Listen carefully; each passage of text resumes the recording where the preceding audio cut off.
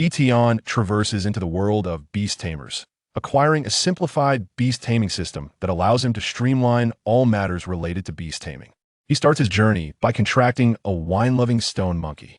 It is rumored that the stone monkey lacks an evolutionary path, hence he resolves to create one. With a stick in hand, donning armor, and riding a cloud, he finds it quite fitting. When the talented individuals witness the stone monkey shattering the heavens with a single swing of its stick, their mental fortitude crumbles. What was promised as a mere stone monkey has transformed into the legendary Yi Tian de Sheng. As divine beasts are conjured from Yi Tian's hands, the entire world descends into frenzy. Chapter 1. The Simplified System. Can drinking lead to advancement? Please, host, contract a beast within 1 hour to activate the system. If the time elapses, the system will automatically deactivate. Countdown begins. 0 hours, 59 minutes, 59 seconds. Yi Tian gazes at the luminous screen visible only to him, feeling utterly bewildered. Have I traversed to a parallel world? The people I know are here, yet this realm teems with beasts, and everyone is a beast tamer, and I possess a system? Today is the day of contracting a beast, and I find myself at the Wushan stone monkey breeding base. After a brief moment of processing the overwhelming information, Yi Tian is filled with elation. A powerful beast tamer equates to power, fame, and wealth. As a man endowed with a system, it would be utterly unacceptable not to become a formidable beast tamer and ascend to the pinnacle of life. Once the fleeting joy subsides, Yi Tian regains his composure. I must complete the contract within an hour. In a world where the beast taming industry is highly developed, there are two common methods to acquire a beast. The first is to purchase one with money. Yet, Yi Tian has no money. He and his older sister, Yi, have relied on each other for survival. Yi, 2 years his senior, has contracted a beast known as the Yang. The Yang grows wool rapidly, and the harvested wool serves as a commodity for textile production. For the past 2 years, the siblings have survived by selling wool. The funds to buy a beast are simply unattainable. The second method involves government subsidies, covering the cost of the first beast for beast tamers. High school seniors undergo examinations to assess their beast taming aptitude. Based on their aptitude, the government determines the range of beasts available for selection. With a notably low aptitude, Yi Tian possesses but one option: the stone monkey. This beast lacks combat prowess, but upon evolving into the stone monkey king, it will inherently acquire the skill of brewing alcohol, which can be sold for profit. Thus, it appears I have no other choice. A stone monkey it is with my system. Even the weakest beast can be cultivated. The countdown: 0 hours, 57 minutes, 54 seconds. Yi Tian, lost in thought, allows over 2 minutes to slip by, with the countdown urging him to hasten his contract with the stone monkey that he steps forth, embarking on a quest to find his destined little monkey. This monkey seems unfit while others gather fruits and flowers in preparation for awakening their brewing skills. This one merely plays with a stick. Brewing is the sole value of the stone monkey. A stone monkey unwilling to brew holds no worth. Several students point and shake their heads at a small monkey, roughly the length of half an arm, perched on a cliff. The little monkey displays a hint of rebelliousness, continuing its play with the stick, seemingly unfazed by the lack of interest from potential tamers. Just then, a handsome young man jogs over. "I s at you, monkey brother." The little monkey, perplexed, turns around, indicating a desire to avoid interaction. However, the young man persists, extending a hand in earnest. "Allow me to introduce myself. I am Yi Tian. Little monkey, I have chosen you as my beast." During high school, each student learns the secret arts of communicating with beasts, so the little monkey comprehends Yi Tian's intentions. Despite the limitation of only being able to contract a stone monkey, Yi Tian does not hastily select one instead. He responsibly explores the entire breeding base. Among the hundreds of contractable stone monkeys, this particular one stands out, evoking memories of a mythical figure. As time wanes, he resolutely decides, "This one it shall be." The little monkey is taken aback. A human wishes to contract me? A feeling of acceptance washes over it, bringing an unexpected sense of joy. Subsequently, the little monkey, in a daze, signs the contract with Yi Tian. "Let's call you de Sheng, shall we?" This name, carefully considered by Yi Tian, embodies his hopes. The little monkey, still in its juvenile stage, finds the name perplexing yet does not oppose it. Yi Tian affectionately pats de Sheng's head. Brimming with excitement, he has completed the task. A mechanical voice resonates in his mind. Congratulations, host, for contracting a beast you have acquired. Simplified Beast Taming System. The system's data panel is now activated. Please explore the system's other functionalities. A simplified beast taming system? Yi Tian tentatively inquires within his mind. System, could you elucidate your functions? Alas, there is no response. It seems he must indeed explore independently. Simplification, as the term suggests, implies distilling complex matters into their essence. With the system bearing the name of beast taming, Yi Tian surmises that it can simplify the intricate processes related to beast taming. Lituis test it. Yi Tian retrieves a textbook issued by the school, titled Na Ling Hushi Fa. Beasts, of course, are categorized into levels: juvenile, bronze, silver, gold, and diamond. Elevating a beast level requires the cultivation of techniques that absorb the natural spiritual energy present in the world. I wonder if the process of cultivating techniques can be simplified. As Yi Tian peruses the technique, he closes the book, only for a prompt to sound. Detection indicates cultivable techniques can be simplified. Target. Sheng. Would you like to spend 1,000 dragon coins to simplify? Yi Tian's eyes widen in excitement. It truly is possible. However, his expression falters. How could it require money? In previous years, through odd jobs, he managed to save a modest sum, just over 1,000. Would one simplification deplete years of savings? Yi Tian, ever rational, understands that without investment, there can be no return. With tears in his eyes, he makes a choice. Immediately, a refreshing prompt resonates. Simplification complete. Naling Hushi Fa. Drink wine. A stream of light bursts forth from the textbook and enters Sheng's body. A hint of confusion appears on Sheng's small face, which is no larger than a palm. Through the mental connection established via the contract with Yi Tian, it conveys a message. Yi Tian translates it, the essence being, Yi Tian, thirsty, drink wine. Yi Tian is astounded that it is well known that the stone monkey is a creature with an insatiable thirst for alcohol. Yet, he did not expect the system to reduce the cultivation process to merely drinking. This implies that the Sheng can elevate its standing through libations. Yi Tian can hardly contain his eagerness to let the Sheng try the entrance of the breeding base. There exists a vendor selling monkey wine. Gritting his teeth, he withdraws his last 100 coins to purchase the cheapest bottle of monkey wine. With a pop, he opens the bottle and presents it to the Sheng. Chapter 2. The absurd rate of advancement. Tempting me to claim first place, the Sheng immediately took the wine and gulped it down. In less than 5 seconds, his body began to sway. Yi Tian hastily reclaimed the bottle, sealing it with the cap. Another sip and Sheng might very well topple over. It was now time to assess the results. When Yi Tian glanced at Sheng's data panel, he was utterly astonished. Name, Sheng. Species, stone monkey. Level, juvenile phase, 1030. Potential, bronze. Just 2 mouthfuls of wine had propelled Sheng's level from juvenile phase 10 to 30. Feeling the weight of the wine bottle in his hand, Yi Tian pondered that if this bottle were consumed, Sheng would likely ascend straight to bronze. This pace was beyond mere speed. In his recollection, his sister Ying had taken 2 months to nurture her woolly sheep to bronze. He hadn't even reached a fraction of that. Yi Tian, why are you smiling? Contracting a stone monkey shouldn't brings such joy, right? Suddenly, someone patted Yi Tian on the shoulder from behind. Turning around, he found it was his classmate Zhao Yang. Stop grinning. The supervising teacher has instructed us to gather at the entrance. Oh, after everyone completed their contracts, they assembled at the base's entrance. The supervising teacher, Lu Zheng, whom Yi Tian knew well as one of his subject teachers, cleared his throat and addressed the somewhat disheartened crowd. Congratulations to everyone. From today onward, you are officially beast tamers. The next month will be a period of free activity. I hope you all remain diligent and encourage your beasts to train. If your beast breaks through to the bronze level, report it to the school immediately, as there will be teachers on duty daily to record breakthrough times. Rankings will be determined based on the order of breakthroughs, with rewards given to the top 100. Upon hearing the word rewards, many students reflexively raise their heads, only to quickly lower them again, their gazes more dejected than before.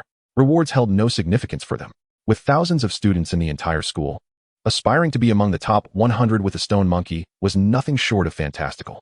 The moment they chose the stone monkey, their futures seemed almost predetermined. Lu Zheng shrugged, somewhat helpless. He understood that most students who selected the stone monkey possessed limited talent and financial resources.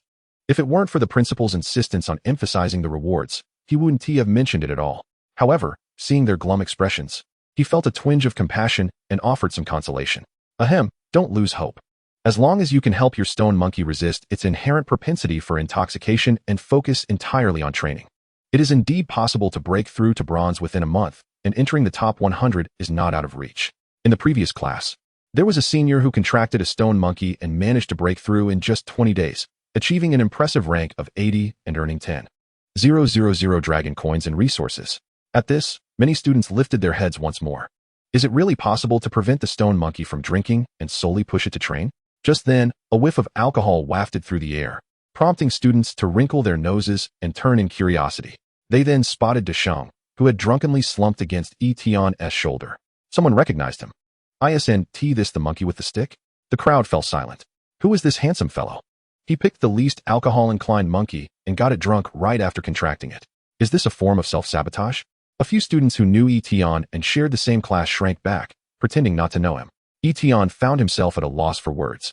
Unable to offer an explanation, Lu Zheng followed the student's gaze to Yi Tian and Desheng, his eyelid twitching slightly. I just finished saying to combat the propensity for intoxication. This is a bit too disrespectful. Based on his understanding of Yi Tian, he was generally a sensible child at school. However, he chose not to comment further.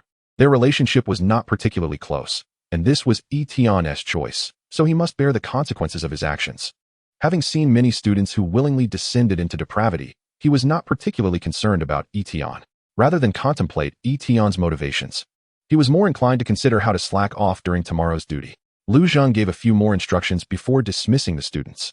Yi Tian boarded the return bus. Feeling his phone vibrate in his pocket, he couldn't help but take it out to check. It was the class group chat, and messages were rapidly appearing, making Yi Tian feel it was rather unusual. His classmates were particularly lively today. Scrolling back to the beginning of the chat, he sought to discover what had transpired.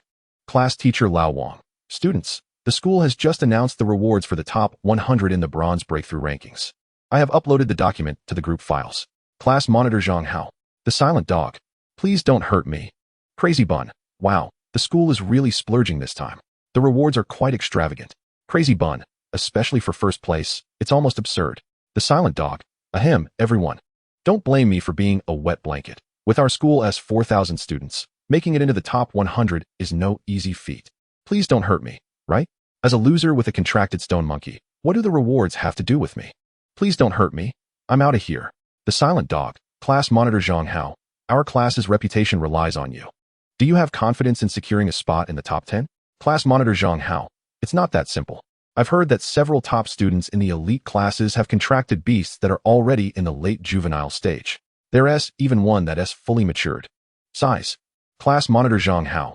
I'm only in the mid-juvenile phase. I can't compete. The levels of the beasts are categorized into early, mid, late, and fully matured stages based on their progress. Levels below 30 are considered early, below 60 are mid, below 90 are late, and above that is fully matured. The silent dog, only mid-phase? I'm out too. In Yi Tian's school, there were 50 students per class, totaling 80 classes, with 2 elite classes. The rest were regular classes. Generally, students in elite classes had superior beast taming talents compared to their peers. Contracting a beast required a significant capacity for mental strength. The previous talent assessments had actually been tests of each individual's mental endurance. Continuing to scroll down, the conversation revolved around similar topics. He opened the group file and downloaded it. Yi Tian exhaled in surprise. The rewards were indeed substantial. The document categorized the rewards into 2 tiers, the first for the top 10 and the second for those ranked from 11th to 100. For the second tier, each student would receive a 100-gram spirit stone. Spirit stones assist in beast training, and at market value, 100 grams are worth over 10,000 dragon coins. The first tier was even more remarkable. The 10th place received 200 grams of spirit stone, the 9th 300 grams, and the quantity increased progressively according to rank. First place boasted a staggering reward of 1,100 grams of spirit stone. But that is not all. The first place winner would also receive an evolution path and evolution materials. When a beast's potential is exhausted and it can no longer level up, the only way to continue advancing is through evolution. A beast tamer must first discover the evolutionary path suited for their beast and gather the necessary materials accordingly. For instance, regarding the stone monkey, after reaching bronze, should one wish to attain silver, it could only evolve into the stone monkey king. The official price for the stone monkey king path is 5 dragon coins, and the bundled price for evolution materials exceeds 20 dragon coins. Yi Tian's eye sparkled, having squandered all his savings on simplification and wine. He was at a loss for how to earn more money. Yet, with the announcement of the rewards, wasn't this an enticing call to strive for first place? Chapter 3. Yi Ying's Concerns. Desheng breaks through to bronze. Yi Tian gazed at the now slumbering Desheng on his shoulder, feeling a twinge of pressure. While Desheng's rate of advancement was astonishing, Yi Tian was not without his competition. Not every beast contract is as extraordinary as that of Desheng. Only during its juvenile phase can it reach level 10. According to the recent discussions in the class group, several students at their school have directly contracted beasts nearing the bronze level. These individuals often possess exceptional talent and come from affluent backgrounds.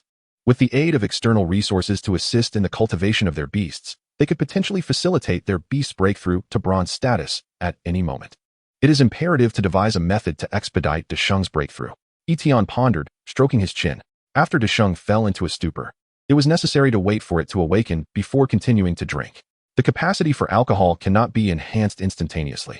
Suddenly, Yi Tian had a flash of inspiration. Indeed, I can shorten the duration of Desheng's inebriation. With that thought, Yi Tian promptly took out his phone to search for information, quickly discovering the answer he sought. A hangover remedy can assist those inebriated, including beasts, to regain their senses swiftly. There are other methods, but the hangover remedy is the most expedient. After searching for prices, Yi Tian's spirits plummeted. Goodness, a single serving of the remedy costs 300 dragon coins. However, there are alternatives. Yi Tian hesitated for only a moment before making a decisive choice. He would borrow money. Given Desheng's rate of advancement, even if he did not secure the first place, the chances of obtaining second or third place were still substantial. Nonetheless, the disparity in rewards between first and second place is exceedingly significant. Taking into account the difference in spirit stones and evolution materials, the first prize exceeds the second by a staggering 26. Yi Tian could not resign himself to inaction. The distinction between 326 was clear to him. He dialed a number, and a gentle, melodious female voice answered. Xiao Tian, have you completed your beast contract? Come back quickly. I have prepared a feast for you. This voice belonged to Yi Tian's sister, Yi Ying. Yi Tian replied, Sister, could you lend me some money? I have an urgent need, and will pay you back tomorrow. 1,000 coins. Yi Ying was quite straightforward.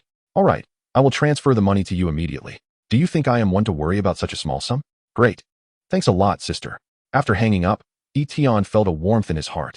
Yi Ying's income is not substantial. After essential expenses, it is commendable for her to save 2,000 coins in a month. Ding. Within a few seconds, a notification signaled the arrival of the funds. Yi Tian disembarked from the bus and hurried into a supermarket. In this world, regardless of the size of the supermarket, there is always a designated area selling resources and materials related to beasts. 2 minutes later, he exited the supermarket, having spent the entire 1,000 coins on 3 servings of the hangover remedy and a bottle of 100-coin monkey wine. Based on Yi Tian's estimation, the difficulty of leveling up would likely increase progressively. The single bottle of monkey wine he possessed might not suffice for Desheng to break through to bronze. Jiaxing Xiaoju. This is the largest affordable housing community in Wushan City. In a somewhat cramped room, Ying anxiously awaited Yi Tian's return. She understood that Yi Tian's dream was to become a professional beastmaster. Unfortunately, reality was harsh. Yi Tian's talent was too weak, allowing him only to contract a stone monkey. The minimum requirement for a professional beastmaster is for the beast to reach silver level, with combat power exceeding gold level. With a stone monkey, this was evidently impossible. Consequently, after the results of the recent examination were announced, Yi Tian had remained in a state of melancholy. Today, he had even uncharacteristically borrowed money from her. Concerned about Yi Tian's emotional state, she lent him the money without a second thought. On the phone, Yi Ying maintained a facade of normalcy, but internally, she was deeply anxious. When Xiao Tian returns, I must offer him proper comfort. He is her only remaining family, and she cannot afford for anything to happen to him. The familiar sound of footsteps approached, growing increasingly near. Soon after, she heard the sound of a key in the lock, followed by the scraping noise of the doorframe against the floor. Yi Tian had returned. Yi Ying forced a nonchalant but warm smile. Xiao Tian, come and eat. Simultaneously, she noticed the bottle of wine in Yi Tian's hand, along with 3 other bottles that were likely also alcoholic. Wine? Is Xiao Tian attempting to drown his sorrows? As Yi Ying observed Yi Tian, he too was taking in her appearance, her long hair, delicate features, and a resemblance to himself. The sensation of their blood connection stirred deep within him. Sister. On the way home, Yi Tian had already administered a few doses of the hangover remedy to Desheng. The effects were remarkable. The alcohol no longer emanated from Desheng's mouth, and it was expected to awaken soon. With nothing else to do until Desheng regained consciousness, he decided to eat first. Yi Tian found the meal rather disheartening. Yi Ying persistently probed into his emotional state. Yi Tian insisted he was perfectly fine. But Yi Ying was unconvinced, casting him a sympathetic glance. The unspoken dialogue in her mind likely conveyed, "This child is putting on a brave front again." Yi Tian remarked, "Sister, I am truly a beast master prodigy. I am confident I can help Desheng break through to bronze within a day. When I achieve the school's rewards, I can help improve our family's quality of life." Yi Ying replied, Yes, my little Tian is the most capable." Yi Tian protested, "Could you please refrain from displaying such insincerity?" He hastily finished his meal and retreated to his minuscule 3-square-meter bedroom. It seemed that Yi Ying would not believe him until he presented results. On the other side, upon seeing Yi Tian enter his room, Yi Ying could not suppress a deep sigh. "Oh no, Xiao Tian has become obsessed with winning. Should I find a psychologist to help him process this?" Approximately 15 minutes passed. At last, Desheng gradually awakened. The stone monkey is a remarkable creature. Alcohol serves as the finest sustenance for them. Upon waking, it was immediately tempted, drooling at the sight of the wine bottle in Yi Tian's hand. "Yi Tian, hungry, drink." Yi Tian promptly obliged Desheng. Gulp, gulp, bang. Desheng toppled over again. Yi Tian fixed his gaze on the data panel, noting that this time, the level had only increased by 19. This was as expected, fortunately. He had prepared in advance. For the next several hours, Yi Tian continuously fed Desheng wine and soup. Although the rate of advancement slowed, by 8 in the evening, he successfully nurtured Desheng to juvenile phase level 100. A burst of white light enveloped Desheng. As the light dissipated, Desheng transformed into a bronze-level stone monkey. Name, Desheng. Species, stone monkey. Level, bronze 0. Potential, bronze. Skill, inebriation. The bronze-level Desheng instinctively comprehended a skill. Focusing his thoughts on the concept of inebriation, he quickly accessed the skill's detailed information. Inebriation, when Desheng is inebriated, he gains a slight increase in speed. This means that a tipsy Desheng runs faster and is more agile. Chapter 4. Is this what you call speed? Yi Tian was astonished to observe that Desheng appeared to have grown somewhat larger. Previously, it measured merely half the length of his forearm. Now, it was nearly 2/3 the size. Simultaneously, its golden fur appeared denser and more lustrous. A woo. Desheng stretched luxuriously. To Yi Tian's delight, an inexplicable warmth emanated from his body, spreading throughout him. His bones cracked and popped. When the warmth faded, Yi Tian clenched his fist, feeling a surge of strength. Attempting to lift his bed, an endeavor that typically required both him and Yi Ying's combined effort, he astonishingly raised it with one hand. His health had also improved. Having recently recovered from a cold, he now felt entirely revitalized. Whenever a beast breaks through a significant boundary, it can bestow a portion of its strength back to the beast master, aiding in their own enhancement. It is said that advanced beast tamers not only possess extraordinary strength, but also enjoy a lifespan significantly longer than that of ordinary individuals, owing to the extensive feedback they receive from their beasts. Am I the first to cultivate my beast to the bronze level? A sense of exhilaration washed over Yi Tian. It has not even been a full day since the contract with my beast was established, precisely 5 hours. Regrettably, the school has closed its doors for the day, and he must wait until tomorrow morning to report his achievements. Lying in bed with Desheng, Yi Tian gradually drifted into slumber. In his dreams, he became a revered professional beast tamer, while Desheng transformed into a true great, capable of breaking through the heavens with a single strike. The following morning, eager to ensure he arrived at school before it opened, Yi Tian rose early. However, Yi Ying had risen even earlier and prepared breakfast for him. From childhood, Yi Ying had always cared for him in this manner. With warmth in his heart, he finished his meal and waved goodbye to Yi Ying. "Sister, Desheng has broken through to bronze. I'm heading to school to report my results and claim my rewards. Once I receive the money, I'll treat you to a grand feast. Your 1,000 yuan will multiply tenfold." Yi Ying smiled as she watched Yi Tian depart, but her expression faltered almost immediately. "This is bad. Xiao Tian's situation is even more serious than I anticipated. I have no idea what he might encounter today. I hope nothing goes awry. I must contact a psychologist as soon as possible." After tidying up a bit, Yi Ying left for work, her mind heavy with concern. At Shanwu Erzhong's academic office, 2 supervising teachers were engaged in idle chatter.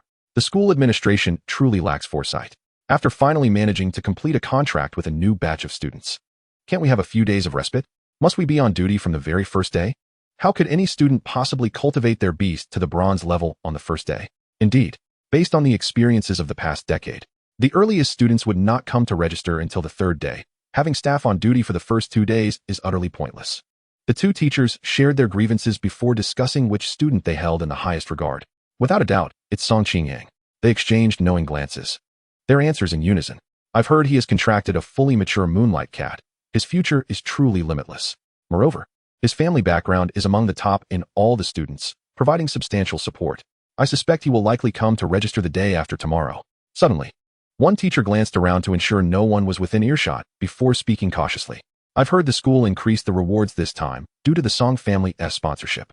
Essentially, the first place reward was tailored specifically for Seqing Hang. The other teacher appeared surprised. Is the Song family that confident? After some contemplation, the response came. Well, they certainly have the capital to be confident.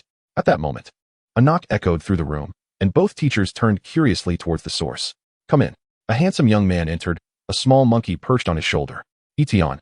One of the teachers recognized him as Lu Zheng, who had led the team yesterday. Yi Tian greeted him politely. Teacher Lu. Lu Zheng, puzzled, asked. What brings you to the school? He had not considered that Yi Tian might be there to register for the bronze level, and assumed he had some other matter to discuss. Ahem, Teacher Lu. I'm here to register. My beast has broken through to the bronze level. What? Lu Zheng raised an eyebrow in surprise, his first reaction being disbelief. Don't joke around. Yi Tian, speechless, insisted, Teacher, I'm not joking. Lu Zheng pressed. When a beast breaks through to the bronze level, it produces a phenomenon. Are you certain you experienced it? Teacher, the phenomenon you're referring to is the white light, right? If so, then my beast indeed experienced it. Lu Zheng glanced at the Sheng on Yi Tian's shoulder, finding the situation utterly absurd. Though reason told him it was impossible, Yi Tian's steadfastness compelled him to fulfill his duty. Lu Zheng picked up the beast-level inspection device from the table and placed it in front of the Sheng. As the inspection proceeded, a screen displayed the results instantly. Bronze. It truly is bronze. The two teachers were rendered speechless, unable to believe their own eyes. Lu Zheng, unwilling to concede, tested multiple times, each result confirming the same. He could not deny it any longer. He recalled clearly that the breeding base's batch of stone monkeys were all in the early juvenile stage. This meant Yi Tian had managed to have the stone monkey break through 3 small levels and 1 large level in less than a day. Had he not witnessed it with his own eyes, who would dare believe such a feat? Wasn't he the stone monkey considered low in potential? A search through the school's history revealed no records of a stone monkey achieving a breakthrough first. Not even the top 50 beast tamers had accomplished such a feat. Seqing Hang, who had been discussed earlier, possessed a beast that was inherently fully mature. Moreover, his beast was a rare specimen with extraordinary potential. If even he had not broken through, what right did Yi Tian have?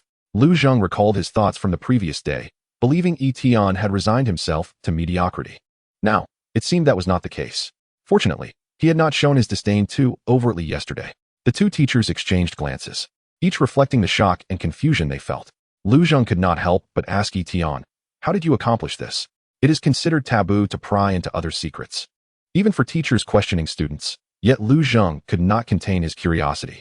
Yi Tian scratched his head, looking earnest. I'm not sure. After I received the cultivation method yesterday, I started training De Sheng at home. Perhaps it was more suited to training, which is why the speed was a bit faster. He could not explain the golden finger phenomenon, so he decided to feign ignorance and attribute it all to talent. The two teachers were left speechless. You call that a bit fast? Chapter 5, Mutated Beasts? Special Talents? Yi Tian not only shattered the highest-ranking record for stone monkeys, but also set a new record for the fastest breakthrough time. The worldviews of the two teachers, built over many years, began to tremble. Noticing their dazed expressions, Yi Tian urged, Teacher Lu, can you assist me with the registration? Lu Zheng snapped back to reality, quickly responding, yes, of course. Yi Tian inquired further.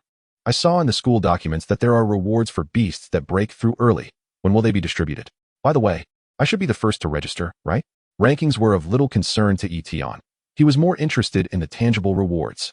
Lu Zheng's expression became peculiar. You are indeed first. After a pause, he added, however, the rewards may take a day or two to process. I need to report your beast species and prepare the corresponding evolution paths and materials. Once the rewards are ready, I will call to notify you. Yi Tian nodded. All right. Thank you, teacher. After exchanging a few pleasantries and witnessing his information being entered into the system, he bid farewell and left. Once Yi Tian was out of sight, the two teachers resumed their animated discussion. Goodness, I can hardly believe it. I almost let out a gasp just now. But thankfully, I remembered not to lose composure in front of the students. Same here. Lu Zheng puffed out his chest with pride. He is truly one of my students. The other teacher shook his head in disbelief. What does that have to do with you? You're not even the homeroom teacher. You're just a subject teacher. Lu Zheng taught the Beast illustration course, managing 6 classes simultaneously, with Yi Tian's class being just one among them. However, to be honest, He felt a tinge of envy towards Lu Zhang. Regardless of Yi Tian's future accomplishments, the record he set today would forever be etched in the school's history, earning him admiration from future generations. Another teacher sighed. Even now, I find it hard to believe. The thought alone seems impossible. Lao Lu, do you think we are both hallucinating? Lu Zhang rolled his eyes. Hallucinating, my foot. Can two people have the same hallucination at the same time? He then speculated further. I have a theory. Perhaps Yi Tian's contract is not with an ordinary stone monkey, but rather a mutated one. The other teacher furrowed his brow in contemplation. Mutated? That is indeed a possibility. Otherwise, it would not explain the absurd speed of cultivation. Mutated beasts are exceedingly rare, and even if a mutation occurs, it can be either benign or malevolent. I suspect that Yi Tian's stone monkey has mutated in a way that enhances its cultivation speed. What a fortunate lad. However, Lu Zhang shook his head. Unfortunately, stone monkeys possess little potential. Even if it evolves into a stone monkey king, it can only reach the silver tier at most. Although its cultivation speed is rapid, it merely allows the stone monkey to master brewing skills a bit earlier. The other teacher sighed, sharing the same sentiment. What a pity. By the way, Lu Zhang suddenly recalled something. I need to call the principal. He instructed me to notify him immediately of the first student to register. The phone rang, and soon a low, aged voice responded. Hello? This is Yi Tian. May I ask who is calling? Hello, principal, this is Lu Zhang, the duty teacher from the academic affairs office. What happened? Yi Tian sounded puzzled. Why would the academic affairs office call him this early? It's about Yi Tian. And Lu Zhang proceeded to inform Yi Tian about the situation. Hello? Principal, are you still there? I can't hear you. After speaking, there was silence on the other end, making Lu Zhang wonder if anyone was still listening. Upon hearing Lu Zhang's voice, Yi Tian finally spoke again. All right, I understand. Then he hung up, his face reflecting the same profound shock. Yi Tian's speed had truly astonished him, and as principal, his insights surpassed those of the two teachers. The possibilities he contemplated were far more numerous. Lu Zhang only considered that the great sage might have undergone a mutation, but Yi Tian pondered another possibility. Could it be that Yi Tian possesses a unique talent? Within the Beast Tamers community, there exists a small fraction of individuals born with extraordinary gifts, capable of assisting beasts in their cultivation or directly enhancing their combat prowess. The rarity of such geniuses is comparable to that of mutated beasts. The mutations of beasts are not entirely random. There are discernible patterns. The lower the potential of the beast, the more challenging it is to mutate. And even if a mutation occurs, acquiring formidable abilities becomes increasingly difficult. Beasts like stone monkeys, considered to be at the bottom tier, have never been reported to undergo mutations. Thus, Yi Tian leaned more towards the belief that it was Yi Tian's innate ability. As he contemplated, his eyes grew increasingly fervent. If this were true, however, this matter requires further confirmation. Just then, a bright and melodious female voice interrupted Yi Tian's thoughts. Dad, what are you daydreaming about? You look rather pleased. Turning towards the source of the voice, he saw a young woman in her 20s, with a well-proportioned figure, shoulder-length hair, fair skin, and delicate features. She was Yi Tian's only daughter, Zhou Qiong. Recently graduated from the Beast Taming Academy, Zhou Qiong now teaches second-year students at her father's school. Yi Tian recounted Yi Tian's situation, and he noticed the same shock reflected on Zhou Qiong's face. Once the astonishment faded, Zhou Qiong seemed to recall something and asked, Dad, will the first place reward be given to Yi Tian? Yi Tian shot her a glare. Isn't that obvious? The documents have already been issued. Do you want me to go back on my word as principal? Zhou Qiong replied. The issue is that the first place reward was specifically prepared for Seqing Hang by the Song family, and the items have already been procured. Just waiting for him to collect them. Yi Tian snorted. That was a misjudgment on their part, and they had also approved the reward plan at the time. Their inability to execute it is not our concern. The items have already been acquired. They can return them if they wish. Furthermore, the Moonlight Cat's evolution costs at least 200 dragon coins, while the Stone Monkey only requires 25, so we are actually at an advantage here. Zhou Qiong nodded. That makes sense. After confirming the reward distribution, the father and daughter began discussing Yi Tian himself. Zhou Qiong shook her head. If, as you suspect, Yi Tian has a special beast taming talent, then contracting the Stone Monkey would indeed be a waste. Yi Tian held a differing view. Although the Stone Monkey lacks potential, if it can be evolved into a Stone Monkey King and break through to silver, once Yi Tian receives the upgrade feedback, he will be able to construct a beast space and subsequently contract a second beast. Contracting a second, high-potential, combat-type beast would still offer great prospects for the future. Yi Tian stroked his beard thoughtfully, narrowing his eyes. When Yi Tian comes to claim his reward, instruct him to come directly to my office. Chapter 6. Zhao Liang's Misunderstanding. The Hope of the Class. On the other side, Yi Tian emerged from the school in high spirits. His steps were noticeably lighter as he turned to the great sage. We are about to become fabulously wealthy. Do you understand? Awu? What does becoming wealthy mean? Can we drink it? Yi Tian rolled his eyes. The great sage's realm is advancing quickly, but evidently, its intellect has not caught up. After some thought, he summarized, becoming wealthy means we can drink. I will buy you good wine. Upon hearing the mention of good wine, the great sage became excited, howling and clapping its hands. Among the rewards, besides evolution materials, there were also 1,100 grams of spirit stones. While this may be significant to others, it held no value for Yi Tian. Spirit stones are used to assist in cultivation, but the great sage does not require cultivation at all. Thus, Yi Tian contemplated selling the spirit stones for money, using part of it to buy wine for the great sage. Some reputable stores have channels for purchasing spirit stones, but the issue is that the buyback price is often significantly lower than the market rate. Before the rewards are distributed, I should see if there are any channels that offer a better price, Yi Tian muttered to himself as he planned. Just as he was about to cross the road nearest the school, he suddenly heard someone calling out to him. Yi Tian. Looking over, he recognized his classmate, Zhao Yang. Zhao Yang, whose online username is Do Not Hurt If You Do Not Love, was the one who had posted in the class group yesterday, claiming he too had contracted a stone monkey. Seeing Yi Tian emerge from the school, Zhao Yang appeared puzzled. Yi Tian, what are you doing at school? After a pause, he smirked slightly and said, You're not here to register your Beast's breakthrough to bronze, are you? Yi Tian nodded. Anyway, the results would be announced in a month, so there was no hiding it. Zhao Yang burst into laughter upon seeing Yi Tian's nod. Haha, you're quite humorous. You're actually serious about that? I just forgot to grab something from the classroom. I assumed you were here for the same reason. He had accompanied Yi Tian to the breeding base yesterday and witnessed Yi Tian's choice of the most rebellious monkey. He also saw Yi Tian let the stone monkey drink until it was intoxicated right after contracting it. Thus, he assumed Yi Tian was joking. A stone monkey breaking through to bronze in a day? Give me a break. Yi Tian felt somewhat helpless. In this day and age, stating a simple truth seems to invite disbelief. However, he had no interest in clarifying. Let them think what they will.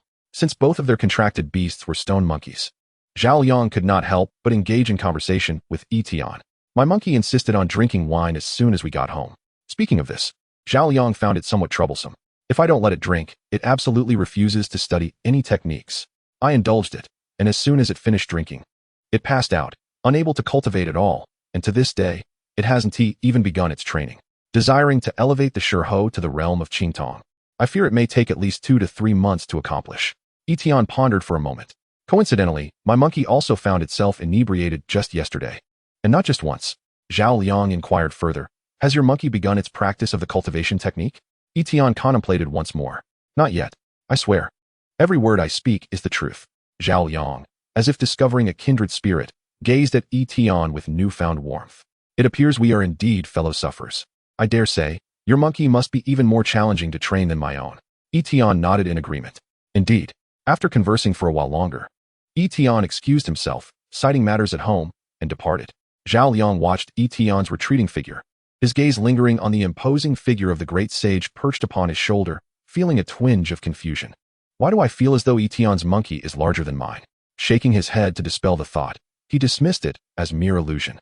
On the other hand, Yi Tian did not return straight home. Instead, he wandered through the largest commercial district nearby, seeking to inquire about the prices of spirit stones. His phone vibrated incessantly along the way, as classmates engaged in fervent discussions that surpassed the enthusiasm of the past 3 years. Heartbroken swordsman, it's so difficult. My Tianine bird refuses to learn any cultivation techniques. What should I do? Green bottle, my sticky slime is willing to learn, but the problem is, it simply cannot grasp it. It's been a whole night, and still no progress. Numerous classmates lamented the challenges of training their beasts. Green bottle, class leader Zhang Hao. How are you faring? Class leader Zhang Hao. My swift wind mantis entered the cultivation technique last night at 8 and has been training all night. Green bottle, impressive, impressive, impressive. Heartbroken swordsman. Is this what it means to be a big shot? I'm so envious. Don't hurt if you don't love. Woe is me. I'm filled with jealousy. I just ran into Yi Tian at school, and we both discovered that our contracted stone monkeys were drunk last night and unable to learn any techniques.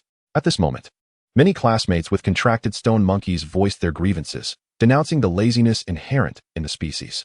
Don't hurt if you don't love. Class leader Zhang Hao. We are relying on you to uphold our class's reputation. If none of us makes it into the top 100, we truly won't be able to hold our heads high before the other classes.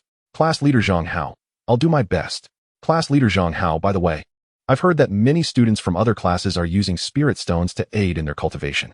I'm so envious, especially of Seqing Hang.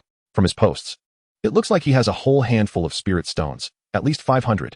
Heartbroken swordsman, envying the wealthy. By the way, how? Your connections are impressive. You actually have Seqing Hang's contact information. Class leader Zhang Hao. Well, it's just like that. No more talk. I need to supervise the training of our beasts and aim for a breakthrough in half a month to bring honor to our class. In the afternoon, Yi Tian returned home, feeling a twinge of pain. After comparing the offerings of numerous trading houses, he discovered that the highest current price for selling spirit stones was 90 of market value. Based on a market price of 100, one dragon coin would yield 100, which amounted to a considerable sum for Yi Tian. Lying on his bed, he contemplated the future.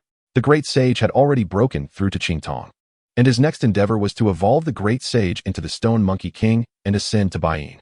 He also needed to devise ways to enhance its combat abilities, hoping to pass the vocational assessment. Only after passing the vocational assessment could he and Ying truly begin to lead a better life. A vocational beastmaster, even without undertaking any tasks, would receive a substantial subsidy of several thousand dragon coins each month.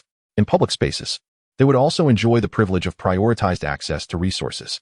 For instance, while ordinary individuals must queue to board trains or planes, professionals could bypass the line entirely.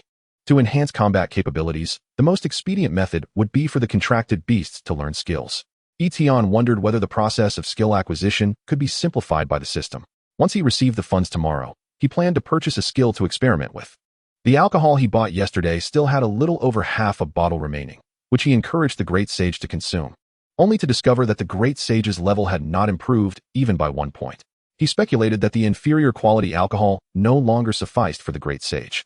Beasts are categorized by levels, and many resources and materials related to beasts are also classified accordingly.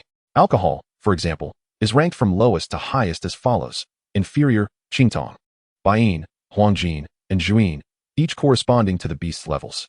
According to Yi Tian's estimation, the great sage would need to consume spirit liquor of at least the Qingtong level to continue its progression. With a resigned sigh, he acknowledged the considerable expenses associated with nurturing the great sage. The higher the quality of the alcohol, the more expensive it becomes. Qingtong level alcohol does not fall below 1,000 dragon coins. After collecting his thoughts and checking the time, he realized Yi Ying would soon finish work. Yi Tian began preparing dinner. Chapter 7. A surprise, an additional spirit stone. Yi Ying's workplace is located in an old office building. Her daily tasks include nurturing fluffy sheep, shearing wool, and recording the quality parameters of the wool. As the workday concluded, Yi Ying stretched and picked up her faded little cloth bag, ready to leave the office. Suddenly, she heard someone calling her name. "Hey, Xiaoying, would you like to go shopping at the mall tonight?" The speaker was Shirna, a peer of the same age who had joined the company at the same time. Their relationship was quite amicable.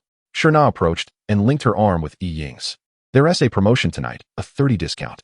Let's get you a new bag. I've spotted one that would suit you perfectly. It's only 78 yuan. You've been carrying that bag since we started. It's time for a change." Yi Ying felt slightly tempted. Every girl desires to look beautiful. However, after a moment's hesitation, she declined. "It's all right, you go ahead. My brother has been in a poor state lately, and I need to be there for him." With a smile, she lifted her bag. "I feel this bag can still last for another 2 years. Shirna urged her several times, but seeing that Yi Ying remained resolute, she had no choice but to relent.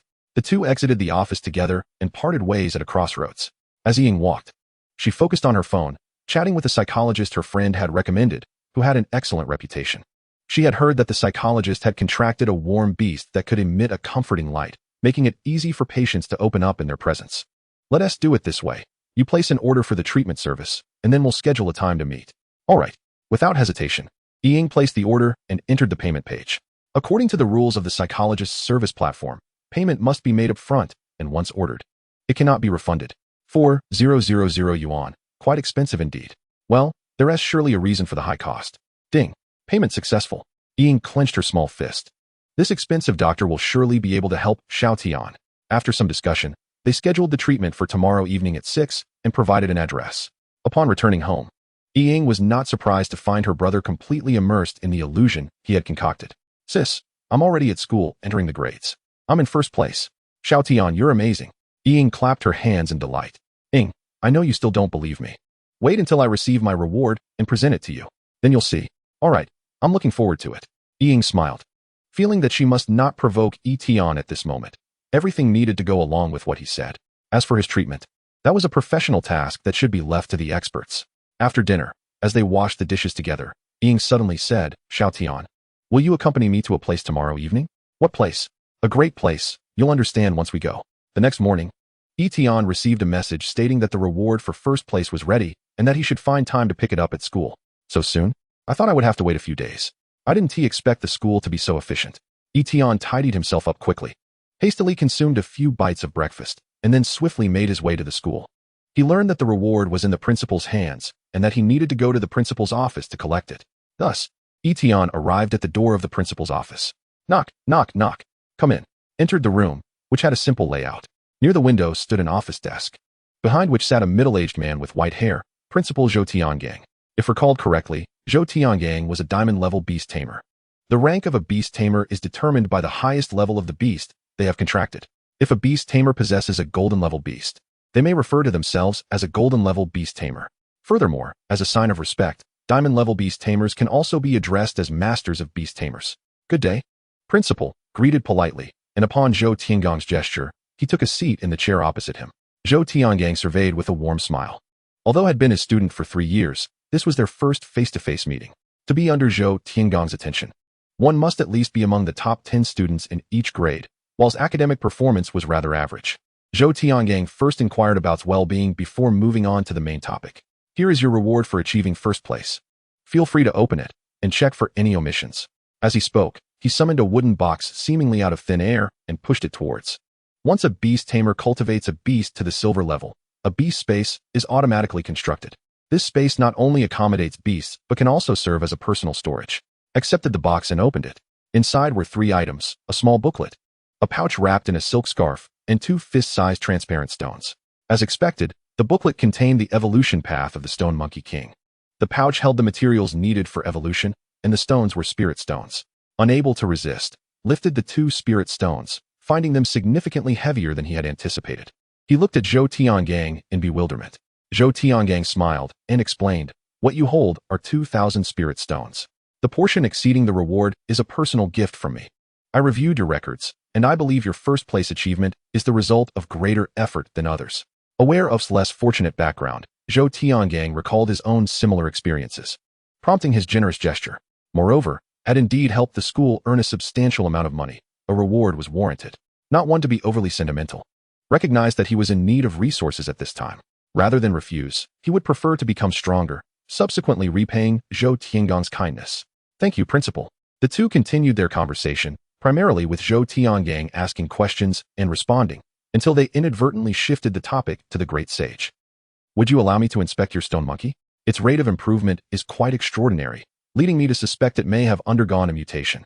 Rest assured, I will not do anything detrimental to your beast. If the results prove favorable, it could be a fortuitous opportunity for you. Of course, you may decline." After a moment of contemplation, agreed. Yi Tian was a master of beast tamers, and it seemed improbable that he would harbor ill intentions towards someone as inexperienced as himself. However, it was likely that he would find nothing of significance, which would not concern in the least. Upon receiving consent, Yi Tian's eyes immediately glimmered with a yellow light. Chapter 8. Exploration of Evolution Factors. Objective: enter the Research Institute. Under Yi Tian's gaze, the great sage felt somewhat uneasy. "Oh well, that human's gaze is strange," placed his hand on the great sage's back, reassuringly saying, "Be good, he means no harm." Moments later, the yellow light receded, and Yi Tian murmured, "A perfectly normal stone monkey, with no signs of mutation whatsoever." Had anticipated that there might be a hint of confusion on Yi Tian's face. Yet there was none. Instead, he appeared somewhat exhilarated. Yi Tian turned his gaze towards, speaking gently, "It feels too formal to call you by your full name. I shall simply refer to you as Yi Tian. Henceforth, you need not call me principal. Just Zhou Lao will suffice." This left perplexed. Why did it seem as if the principal was trying to forge a closer relationship? Surely, it must be a figment of his imagination. Yi Tian continued, "Yi Tian, if I am not mistaken, you possess a unique talent for nurturing beasts." Unique talent? With apparent confusion, Yi Tian elaborated on what constituted a unique talent and its rarity. Nodded, understanding. It was clear that Yi Tian had misunderstood. However, as he described, such talents could not be detected through instruments. Why not let the misunderstanding persist? Especially since it conveniently explained the existence of the system? Zhou Tiangang retrieved another booklet from his beast space and placed it before Xiao Tian. Are you interested in becoming a member of the Institute for Beast Cultivation and Evolution Research? For someone like you with a unique talent, the Institute is undoubtedly the best platform for showcasing your abilities. I am also a member of the Institute and have the authority to recommend you, allowing you to bypass the entrance examination, though you will need to undergo an interview. You merely need to demonstrate the great sage's training speed, and the chances of success are quite high. Picked up the booklet and began to peruse its contents, which provided a detailed introduction to the Institute. The Institute for Beast Cultivation and Evolution Research, abbreviated as the Beast Research Institute, is an organization dedicated to studying methods to enhance beast growth rates and create evolution paths for beasts. The vast majority of evolution paths available on the market are developed by them. The evolution path of the Stone Monkey King, for instance, was created by a researcher known as Dr. Ao 500 years ago, furrowed his brow, contemplating. It just so happened that he had initially intended to seek out the evolution path for the great sage himself. If he could not find it, he would create one. He had not anticipated the existence of a dedicated institution for this purpose. Previously, he had searched online for methods to create a new evolution path for beasts, but had found no answers. It was only after consulting Zhou Tiangang that he learned the procedure. Beasts must learn a technique called exploration of evolution factors to explore the potentials within their bloodlines. Based on the possibilities discovered, they must conduct experiments and refine their methods to have any chance of identifying a new evolution path. However, exploration of evolution factors is exclusive to the Institute and is not permitted to be disseminated to non-members. Attempting to learn it clandestinely could even breach the law. At present, the great sage was merely a bronze-level fledgling, clearly outmatched by a nation. Thus, if he wished for the great sage to evolve once more, there existed only one course of action. He must enter the Institute to acquire the technique. Resolved to pursue this goal, however, being mindful of his circumstances, he cautiously inquired of Zhou Tiangang, Zhou Lao, if I were to enter the Institute, would I be required to work on-site every day? One of his motivations for becoming a professional beast tamer was the allure of freedom. Zhou Tiangang chuckled, not at all. Most researchers merely hold a nominal position in the Institute. You can see that I am doing quite well as a principal, can't you? If you prefer to spend your days in the Institute, you will have access to various instruments and experimental materials. However, you must complete at least one project each year. Rest assured, it is quite simple. With no further hesitation, agreed. Upon hearing's affirmation, Zhou Tiangang picked up his phone and dialed a number. While waiting for the call to connect, he said the Institute is also divided into levels. I am currently classified as a level 2 researcher. I have some prestige there. I'll make a call to get this sorted. Beep. The call connected. Zhou Tiangang's demeanor shifted to one of seriousness. Zhang Lao, it's me. Xiao Zhou. Here's the situation. After several minutes of conversation, Zhou Tiangang's expression grew increasingly grim. Understood the reason, as he could hear the voice emanating from the phone's speaker. What? The stone monkey? Forget it. The referral is off the table. Don't take up our team's referral quota. That's final. If the person you speak of truly possesses great abilities, let them earn their place through their own efforts. Upon concluding the call, Zhou Tiangang's expression was as somber as a still lake. He could not comprehend why Mr. Zhang had been so disrespectful today. Was he not slapping his face? With a hint of remorse, he glanced at Yi Tian, who felt genuinely embarrassed. Yi Tian shook his head. Mr. Zhou, I heard everything. I am grateful for the opportunity you have extended to me. This is not your fault. The atmosphere between the two grew somewhat awkward, prompting Yi Tian to find an excuse to leave. As he observed Yi Tian exit the office, Zhou Tiangang could only helplessly shake his head, thinking to himself that this old fellow would one day come to regret his actions. Just moments ago, he had noticed that Yi Tian remained utterly unfazed in the face of Mr. Zhang's near-derisive remarks. His assessment of Yi Tian rose yet again. Not only did he possess a unique talent, but his temperament also surpassed that of his peers. Children of Yi Tian's age often have a fierce sense of pride, and had it been anyone else, they would have at least exchanged heated words with Mr. Zhang, if not burst into anger. This child has limitless potential ahead of him. On his way out, Yi Tian casually checked the examination schedule for the Research Institute.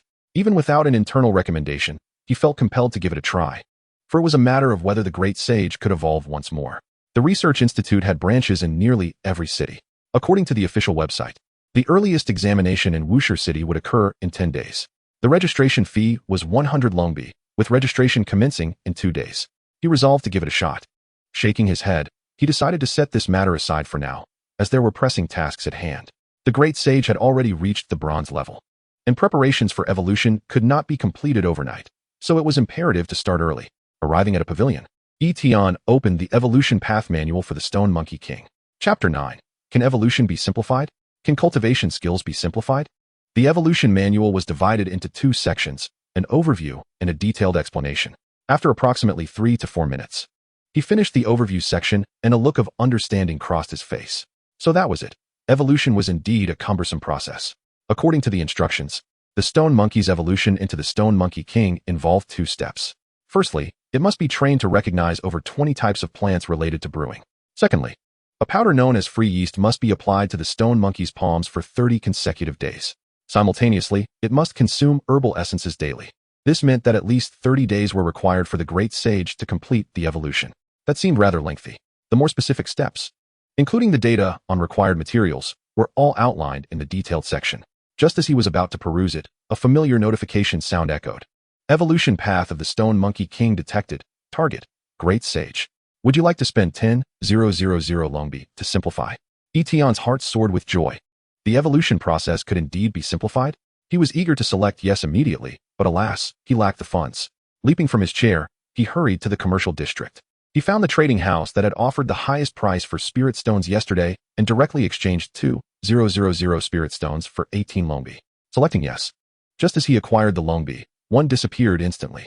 Simplification complete. Stone Monkey King's evolution path. Drinking. Requirements. 1. The great sage must reach bronze level 100. 2. At least 500 silver grade spirits. Bronze level 100. 500 silver grade wines. Yi Tian repeated the requirements for the Stone Monkey King's evolution in his mind. Both requirements did not seem overly difficult. The great sage could raise his level simply by drinking. Moreover, the other requirement for the great sage's evolution was also related to drinking. Yi Tian had previously researched silver grade wine, finding that the cheapest was around 1 Longbi per bottle. He could afford it now, but the great sage still had a long way to go before reaching bronze 100, so there was no rush to purchase. Since the evolution path had already been simplified, the materials Zhou Tiangang provided were rendered unnecessary. Yi Tian returned to the trading house where he had sold the spirit stones, and after some bargaining, he sold the evolution path along with the materials for a total of 21 Longbi. The price for the evolution manual was exorbitant, and selling it incurred a significant loss. Fortunately, he had not yet explored the detailed section of the manual. Once he did, it would trigger an anti-theft mechanism, rendering the evolution path unsellable. Moreover, casually leaking the evolution path information was illegal, and if caught, one would face imprisonment for several years at the very least, including his previous funds. Yi Tian now possessed a total of 38 Longbi, a figure that stirred excitement within him. This was the first time he had amassed such wealth. He could not help but feel joy swell within him. Was this the feeling of being affluent? Time for some spending. After handling the evolution materials and other items, Yi Tian did not head straight home. Instead, he entered a trading house specializing in beast taming skills. He intended to select an offensive skill for the great sage. Skills could be categorized based on how they were acquired: racial skills and learned skills. For instance, the drunken awakening that allowed the great sage to break through to bronze was a racial skill, automatically attained when certain conditions were met. In contrast, learned skills could be acquired through the efforts of the beast. The strength of a tamed beast primarily consisted of 3 components: the beast's realm, its potential, and the skills it possessed. To enhance the great sage's power in preparation for future assessments as a professional beast tamer, acquiring offensive skills was essential. Good day, sir. How may I assist you? A staff member in uniform approached Yi Tian as he entered. I would like to select an offensive skill for my beast. Certainly, sir. Please follow me this way. Skills were categorized into various types, and there was a dedicated room for offensive skills in the shop. Upon entering, Yi Tian found a large cabinet filled with various skill manuals. He could also use a nearby display to input skill numbers and view detailed information. Tiger Roar, bronze level. Description: emits a roar through a special method to intimidate enemies. Learning requirements: feline beasts. Price: 5. Water dragon bullet, silver level. Description: summons water elements to form a water dragon to attack enemies. Learning requirements: must possess affinity for water elements. Price: 30. Skills were indeed categorized by level. Yi Tian desired to purchase a high-level skill, but his finances were insufficient. It seemed he was still a poor man, chuckling to himself. His earlier inflated sense of self-worth, having suddenly acquired tens of thousands of Longbi, had quickly deflated. Anything related to beast taming was exorbitantly priced. In truth, if he were willing to bankrupt himself, he could afford a silver-level skill, but he had not found a suitable one for the great sage among the many options. The higher the skill level, the more demanding the requirements for the tamed beast. However, there was a bronze skill that was quite fitting for the great sage. 8 direction staff, bronze. Description: When the beast uses a staff-like weapon, it can stack staff shadows to attack simultaneously. Learning requirements. The beast must possess upper limbs resembling human hands. Price, 3. He recalled the first time he met the Great Sage. It had been playing with a small stick. Additionally, monkeys perfectly met the learning requirements for 8-direction staff. And the price was reasonable. After sifting through hundreds of skills, Yi Tian finally found the most suitable one for the Great Sage. He promptly made his decision. I'll buy it. After purchasing the skill, he also spent 1 lone bee to buy 10 bottles of bronze-level wine before returning home. Once home, the Great Sage eagerly embraced the newly purchased wine, gulping down several mouthfuls. Sure enough, Yi Tian noticed that the data panel indicated the Great Sage's realm was beginning to rise again, though the rate of increase was not as dramatic as before. After sending the Great Sage off to the side, Yi Tian opened the training manual for 8-direction staff and delved into his studies. It took him about half an hour to finish, so that was how it worked. The acquisition of skills does not merely entail casting a skill manual to the Yusho, expecting it to learn autonomously. Particularly for Yusho of lower levels, their intelligence is profoundly limited. It necessitates the guidance of a Yusho master, who must lead the Yusho step by step. Just as Yi Tian was poised to summon Desheng for instruction, 2 mechanical voices resonated in his ears. Detected the Bafang gun training manual. Target, Desheng. Would you like to spend 10,000 dragon coins for simplification? Skill simplification module activated. Detected drunkenness. Target, Desheng. Would you like to spend 10,000 dragon coins for simplification? Yi Tian was ecstatic. How wonderful. He never anticipated that the system could present him with such immense surprises. The elevation of realms can be simplified, evolutionary paths can be simplified, and even skill training can be simplified. Haha, what doubts could remain? Of course, he chose yes. A total of 20,000 dragon coins, a trivial matter. Upon making his choice, he soon heard 2 melodious chimes. Simplification complete. Bafang gun training. Holding the stick. Note, this simplification plan can only elevate Bafang gun to the proficiency level. Simplification complete. Drunkenness training. Drinking. Observing the prompt for Bafang gun, Yi Tian expressed mild surprise. This was the first time a prompt had appeared during simplification.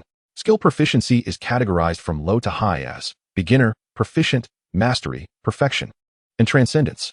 Achieving proficiency is commendable. Yi Tian estimated that elevating from mastery to perfection might require additional conditions. Chapter 10. Proficiency level Bafang gun and the innocent. Pitiful wall. Compared to Bafang gun, the simplification plan for drunkenness was equally straightforward. The absence of prompts indicated that it could be trained all the way to the highest level. However, it was highly probable that, akin to realms, the higher the level, the more challenging it became, necessitating the consumption of superior spiritual liquor. Desheng, come here for a moment. How? When purchasing the skill, a metal rod was included as a bonus, perfectly suited for Desheng to hold. Yi Tian tossed the approximately 1-meter-long iron rod to Desheng, who adeptly caught it. It was evident that Desheng had played with sticks quite a bit before the contract with Yi Tian. Grasping the rod, Desheng exhibited an inexplicable joy, as if he had received a coveted toy. Yi Tian raised an eyebrow. Could it be that Desheng had such a strong affinity for the rod? He then instructed Desheng, for the time being, you must hold on to it at all times. How? Desheng readily acquiesced. And Yi Tian observed as Desheng's skill proficiency surged upward. Race, Stone Monkey. Level, Bronze, 02. Potential, Bronze. Skills, Drunkenness Beginner, 01. Bafang gun not yet entered, 020. Goodness, this speed is remarkably astounding. The innate talent skill was acquired at the beginner level, while the learned skills began from the not yet entered stage. In less than 2 minutes, Bafang gun reached the beginner stage. At this point, Desheng's movements with the rod appeared significantly more pleasing to the eye. Afterward, within merely 2 hours, Bafang gun advanced to proficiency. The rod, measuring 1 meter, was longer than Desheng's own body. Yet it now seemed to transform into an extension of Desheng's arm. While playing with the rod, there was an indescribable sense of harmony. As afternoon arrived, having prepared a meal, Yi Tian awaited Yi Ying's return home while perusing his mobile phone. Throughout the afternoon, he had been scouring the internet for information regarding the Research Institute's examination content. His phone had vibrated incessantly all afternoon. What were these individuals discussing? Habitually peeking at the screen, he considered it a means of relaxation. Class leader Zhang Hao. Unbelievable, classmates. This is absolutely outrageous. Sad little sword. What happened, Hao Ge? Class leader Zhang Hao. I saw Song Qinghang's moments. His Yusho is on the verge of breaking through to bronze, expected to do so by tomorrow morning. Sad little sword hiss. Don't hurt me if you don't love me. Gasp. Sticky slime. Please, let him be reasonable. My precious hasn't even learned the cultivation methods yet, and you're about to break through? Green bottle. Is Seqing Hang cheating? I heard from the previous year's seniors that the fastest in history took 3 days. Green bottle. We contracted 2 days ago, and counting today, Song God has only taken 2.5 days. Has he broken the school record? Pure girl. Heh, has Song God been addressed that way? Did I agree to that? Green bottle. Ugh. The group erupted in exclamations, expressing their astonishment at Seqing Hang's rapid advancement. Class leader Zhang Hao. Sigh. He just contracted at the late juvenile stage, plus his wealthy background allows for nearly limitless resources for his elevation. Hence such achievements are unattainable for others. Class leader Zhang Hao. Forget it, I won't say more. I shall diligently oversee the training of my Yusho. The group then fell into a profound silence, likely in shock after being overshadowed by Seqing Hang's achievements. After reviewing the chat records, Yi Tian's mood undoubtedly improved significantly. If 2.5 days could provoke such a response, how would they react if they knew that Desheng had not utilized even a single day? Yi Tian closed the group chat and opened a local shopping platform. The Research Institute's assessment comprises 2 parts, practical and written. The practical assessments vary each time, rigorously testing the candidate's comprehensive abilities, making it exceedingly difficult to prepare specifically. The written portion, however, delineates the scope. Consisting of 2 books, Comprehensive Guide to Yusho Evolution and Fundamentals of Yusho Cultivation. Notably, these 2 books require joint study between the Yusho and the Yusho master, allowing both to participate in the answering process. It seems that Yusho masters capable of becoming researchers must contract with Yusho of considerable intelligence. Yi Tian could not help but exclaim. He decided to purchase these 2 books and dedicate the remaining days to a crash study. As the saying goes, sharpening the spear just before the battle, even if it's not fast, it will still shine. As for the practical assessment, Yi Tian placed his hopes on the system. He wondered if the simplification system would prove beneficial at that time.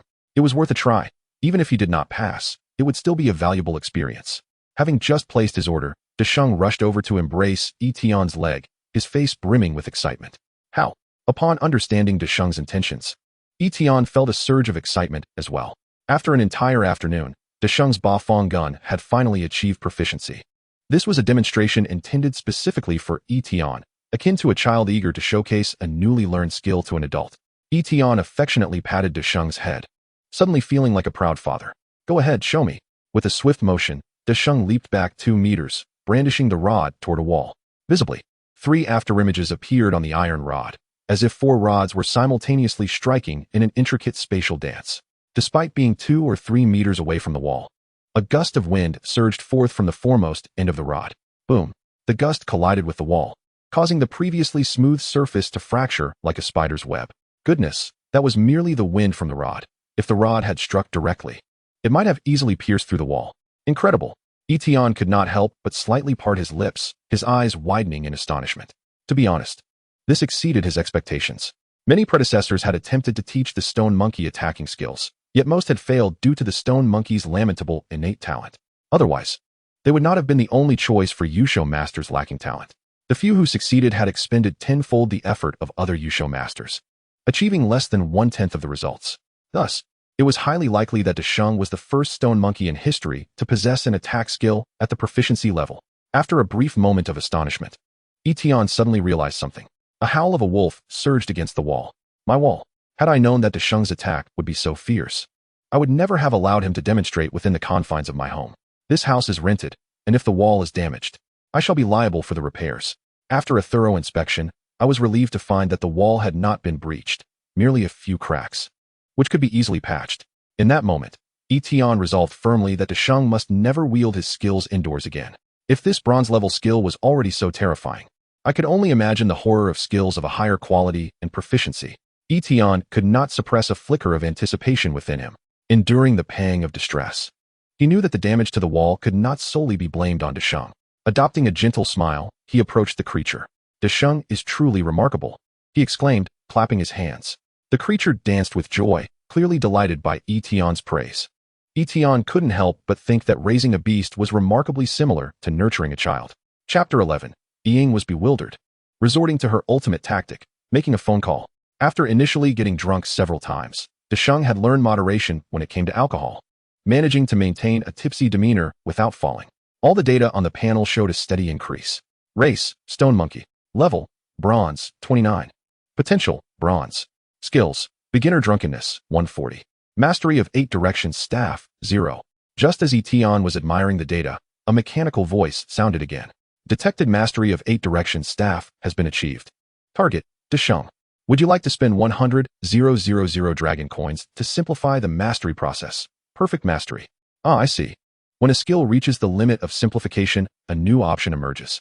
However, 10 dragon coins? That is exorbitantly expensive. Yi Tian felt his heart bleed.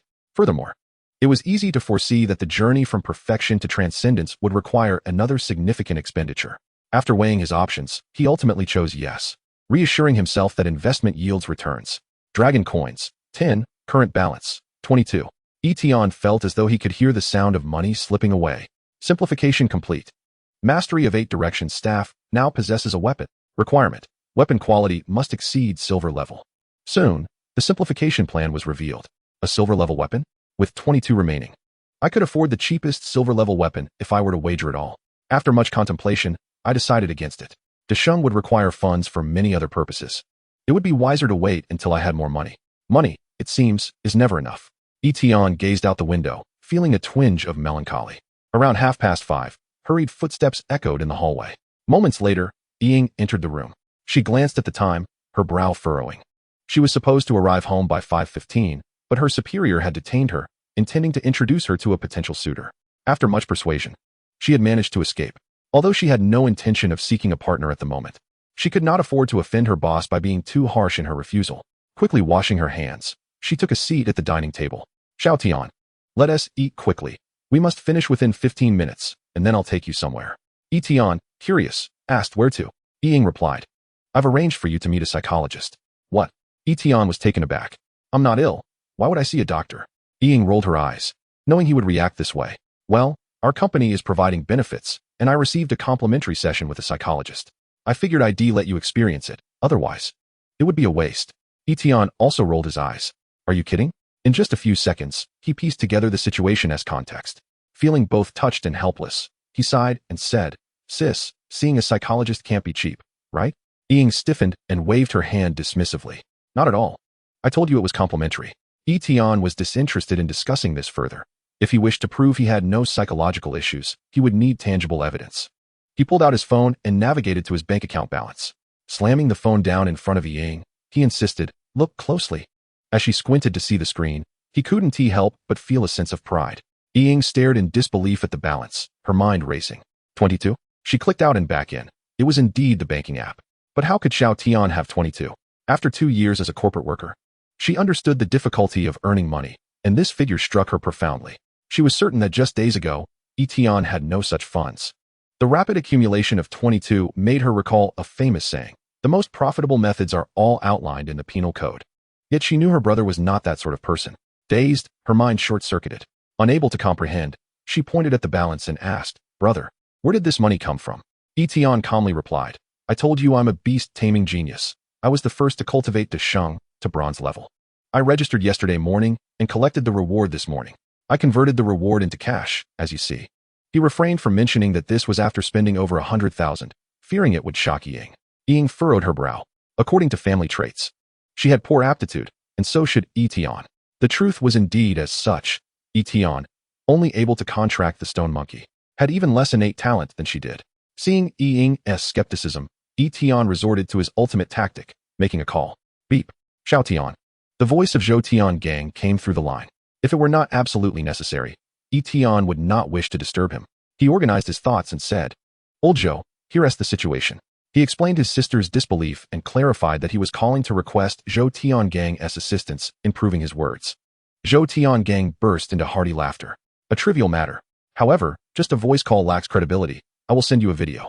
Beep. After ending the call, the video prompt rang. When it connected, Zhou Tiangang's face appeared on the screen. Yi Tian took Ying's hand and placed the phone in her grasp. Zhou Tiangang's voice emanated from the device. I am Zhou Tiangang, and I confirm that what Yi Tian has said is entirely true. Yi Tian retrieved the phone, expressed his gratitude, and hung up. He then turned to Ying. Do you believe me now? At that moment, Ying was utterly stunned. Her mouth agape as if it could accommodate a fist, her jaw nearly dislocated. She and Yi Tian had attended the same high school, so she was certainly familiar with Zhou Tiangang. In her mind, he was a figure of great stature. She had thought that after graduation, she would never cross paths with him again. Yet here was her brother, making a phone call, and suddenly, Zhou Tiangang appeared on the screen, speaking earnestly to her. Could it be that everything Yi Tian said was true? Throughout the entire interaction, Yi observed every detail, finding no signs of deception.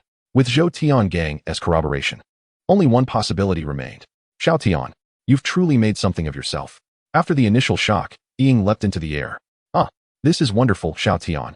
You are exceptional. She grasped Yi Tian's hand, eager to celebrate together. Seeing his sister so joyfully elated, Yi Tian had no desire to dampen her spirits. However, soon enough, loud complaints erupted from the window below.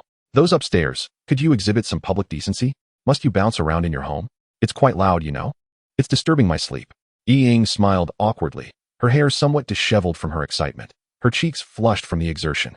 Xiao Tian, please tell me. I am not dreaming. Yi Tian gazed earnestly into Yi's eyes. Indeed, you are dreaming. Bah. Chapter 12. Seqing Hang was bewildered. Is the first place gone?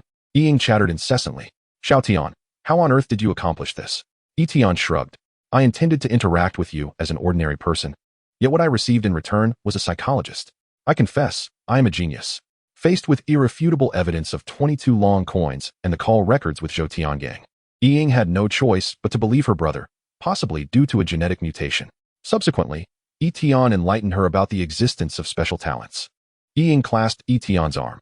Alas, it is all my fault. Had I discovered your special talent sooner, even if it meant taking out a loan, I would have bought you a magnificent beast. Desheng.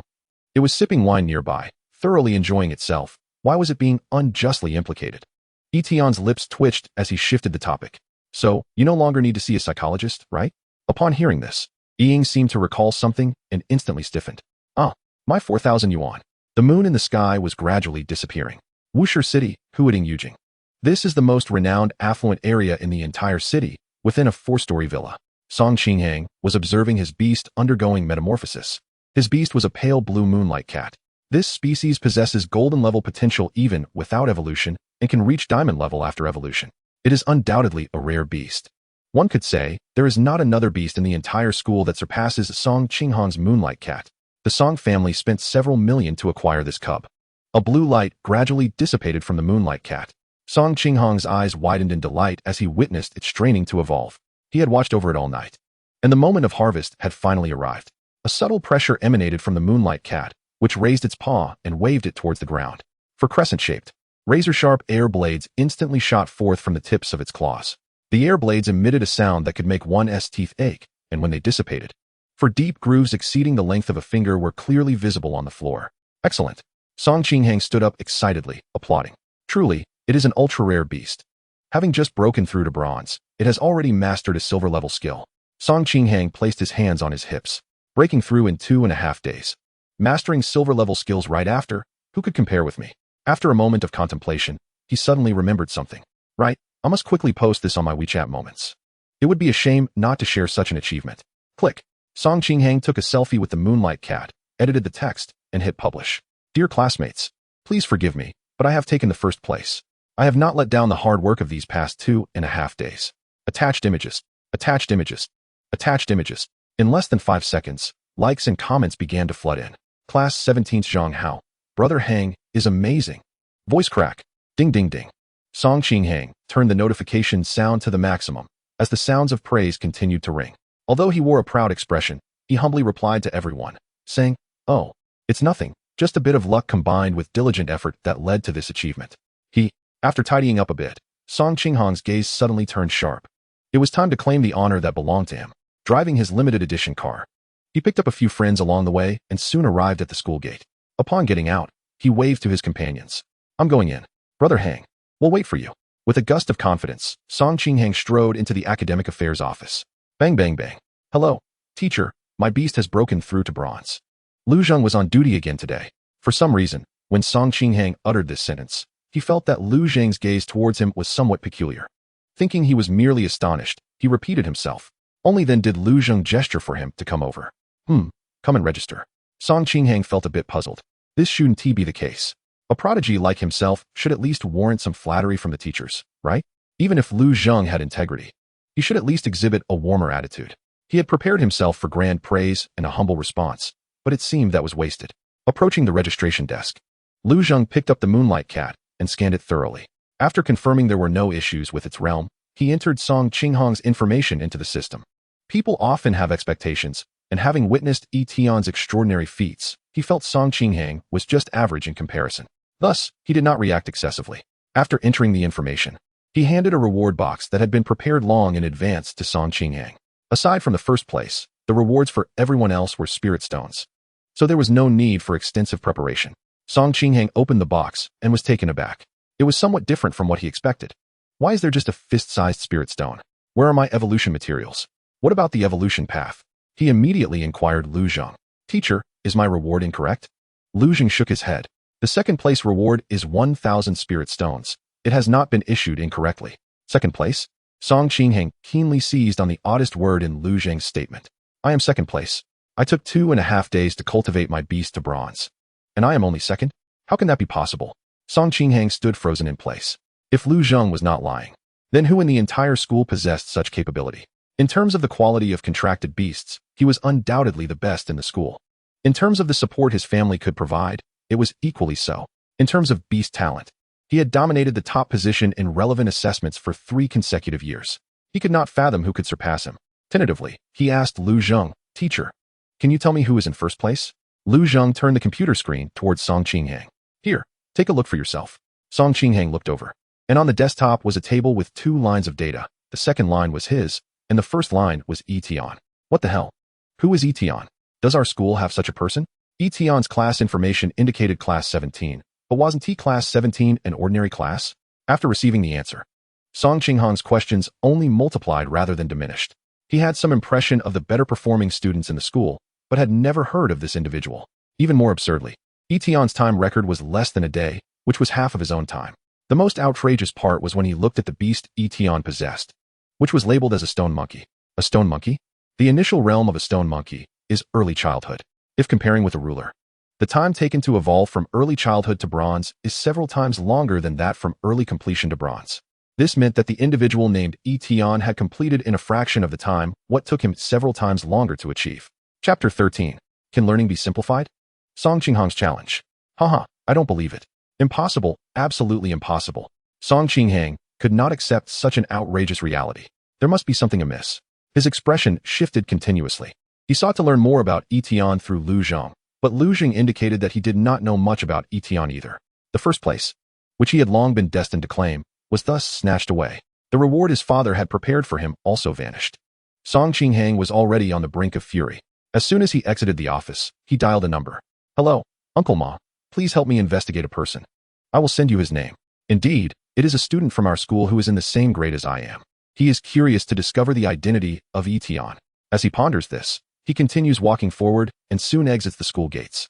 Suddenly, a series of firecrackers explodes in succession. 2 friends accompanying him rush forward, each holding a red banner, congratulating Brother Hang for achieving a remarkable debut ranking first, breaking the historical record since the establishment of the school. Shortly thereafter, a girl approaches, holding a large bouquet of flowers, and presents it to Seqing Hang. Her voice trembles sweetly as she calls out, Brother Hang. To the surprise of the 3, Seqing Hang does not appear pleased. Rather, his expression darkens. He gazes at the 2 banners and the vibrant red flowers, feeling a sense of irony. With a swift motion, he knocks the flowers to the ground and storms off, neglecting even to take a ride, leaving the 3 friends utterly bewildered. What could have possibly affected Brother Hang so adversely? Is it possible to be so unhappy even after securing first place? Yi Tian is awakened by the sound of knocking at the door. The 2 books he purchased yesterday have arrived.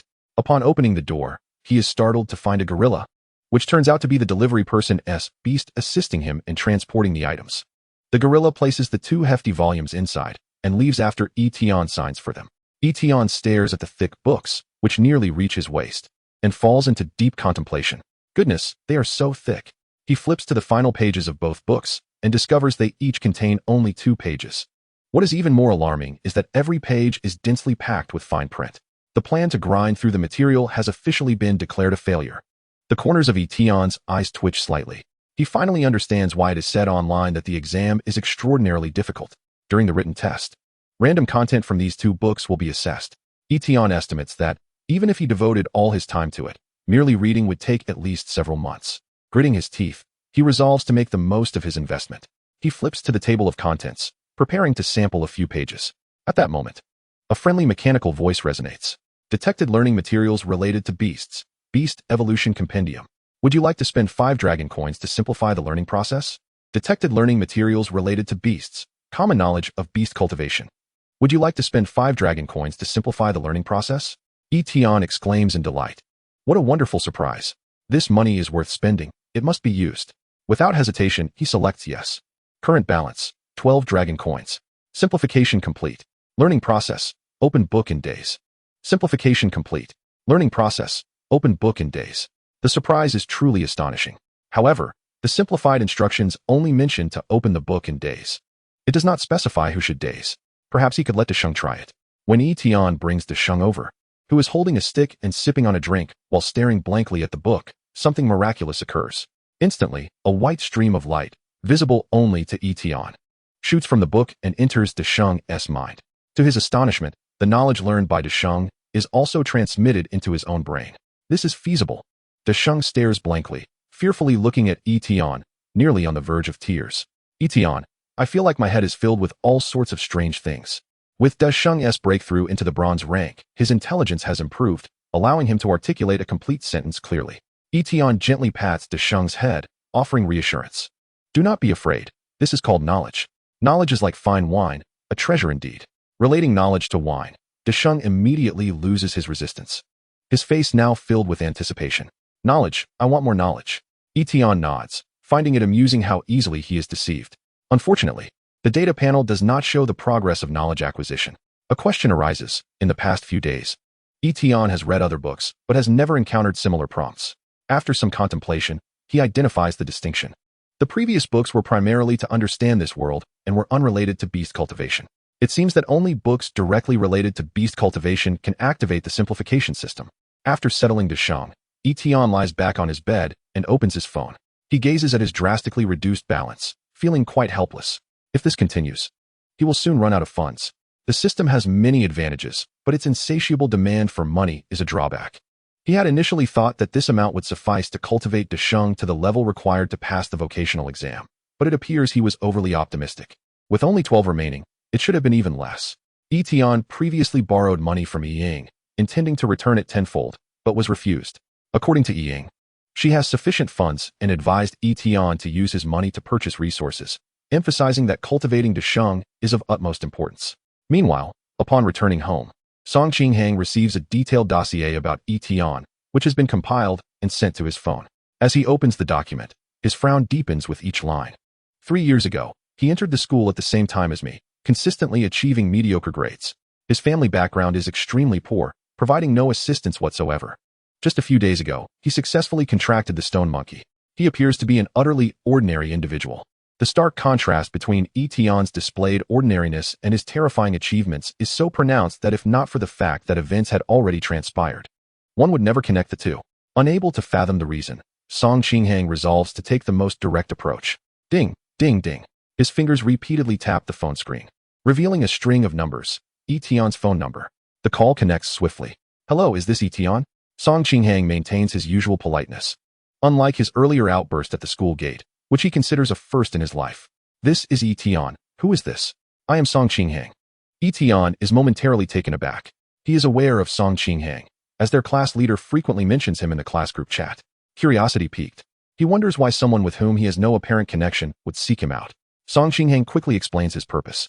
Yi Tian, I discovered today, while registering scores, that you surpassed me in beast cultivation. I feel somewhat dissatisfied, so I would like to challenge you. Yi Tian nods in acknowledgement. Seqing Hang is indeed a candid individual. A challenge? For beasts, practical combat is an essential skill, and Seqing Hang's second-place achievement undoubtedly indicates an extraordinary beast. This presents a splendid opportunity. However, the past few days have made his time rather precious. As he weighs the pros and cons, he hears Seqing Hang add, if you agree to the challenge, regardless of the outcome, I am willing to pay you a fee of 10 dragon coins for your participation. The mention of dragon coins grips Yi Tian's attention. A mere spar should not consume much time, and given his current financial predicament, this opportunity is too good to pass up. Moreover, he is curious about the combat prowess of Desheng, who is proficient in the 8 directions staff. Chapter 14. Through within 10 years? Moonlight Cat. I accept. Yi Tian makes his decision. Please send me the time and location. After exchanging a few more words, they agree to meet that evening at a Song family weapons shop not far from Yi Tian's home. After hanging up, Seqing Hang snorts coldly. The Song family built their fortune through the weapons industry and, under his father's leadership, has grown into the largest weapons chain in Wuxi City, with aspirations for expansion into other cities. 10 dragon coins are insignificant for the Song family, but for Seqing Hang, it represents a considerable amount. Nevertheless, one must risk something to gain something. He gazes at the moonlight cat sharpening its claws, filled with confidence. He cannot fathom how Yi Tian managed to achieve a breakthrough with the stone monkey in less than a day, but ultimately, the stone monkey remains an unremarkable beast. There are no inherent combat skills, and the capacity to learn such abilities later is exceedingly poor. It is unheard of for anyone to cultivate a stone monkey with combat prowess. In stark contrast, my moonlight cat has already mastered entry-level silver-tier martial arts upon reaching bronze rank, ensuring victory in this battle, having lost face in terms of speed. Seqing Hang intends to reclaim it through combat. Ultimately, the prowess of a beast master hinges on their battle capability. I am determined to prove myself through this fight. At the same moment, information regarding Yi Tian lay before Seqing Hang's father, Song Wei. Song Wei, a robust man with a square face, emanated an aura of authority even while seated. Old Ma, what do you think? Beside him stood a tall, slender middle-aged man, Ma Bang, who had been with Song Wei for several decades and served as the family steward. Previously, when Seqing Hang sought to investigate information on Yi Tian, it was Ma Bang he consulted. Ma Bang shook his head. I cannot comprehend this. Wei Go, could this be a ruse orchestrated by the school to swindle our funds? Song Wei countered, Zhou Tiangang is not that foolish. If he were to do so, what would become of his reputation? He pondered, stroking his chin. From what I know of Hanger, he would certainly not back down and would likely challenge Yi Tian. Please confirm the time and place. I will also attend to observe. This Yi Tian seems intriguing. Ma Bang nodded in agreement. Meanwhile, upon arriving home, Ying found De Sheng engrossed in reading, more accurately, staring blankly at a book. Xiao Tian, what is De Sheng doing? Yi Tian replied earnestly, I have asked De Sheng to learn about nurturing and evolution in preparation for the Research Institute examination. According to the rules I've gathered, beast masters can answer questions alongside their beasts, so it is quite reasonable for them to study. Ying nodded, understanding. She was well aware of the Research Institute. Previously, her company had attempted to introduce her to a candidate from there, an outsourced employee earning over 20,000 dragon coins monthly. A formal researcher would undoubtedly earn even more. Moreover, the company had hired a researcher as a technical expert, who needed to intervene only twice a year to enjoy a 5% share of the company's annual profits. Knowing her brother aspired to attend the Research Institute, she wholeheartedly supported him. In truth, Ying had once contemplated taking the Research Institute examination herself, but after studying the content, she abandoned the idea, realizing she and her Rongrong sheep lacked the aptitude for such studies. Thus, she encouraged Yi Tian, keep striving, aim to pass within 10 years. Yi Tian, contemplating, hesitated to reveal to Ying that he had already registered and that the examination was merely 10 days away, fearing a repeat of past events and that Ying might think he had lost his mind. As evening approached, after dinner, Yi Tian excused himself under the pretense of taking a stroll. He rented a small bicycle and headed towards the agreed location. He intended to engage in battle to help De Sheng relax and simultaneously assess his strength. This would be De Sheng's first real combat experience. Turning to De Sheng, he asked, Are you excited about the impending battle? De Sheng, with his slender arms waving excitedly, displayed an expression of enthusiasm. Yi Tian could not help but think that De Sheng was indeed a unique stone monkey. According to descriptions in books, stone monkeys are typically gentle and averse to combat. De Sheng was a true anomaly among them. Arriving at the destination, Yi Tian gazed up at a towering gate adorned with a gilded wooden sign that read Song Clan Weaponry Association. Standing at the entrance, he could see various weapons displayed within. Swords, spears, and staves were all present. Upon entering, staff members promptly approached to inquire about his needs.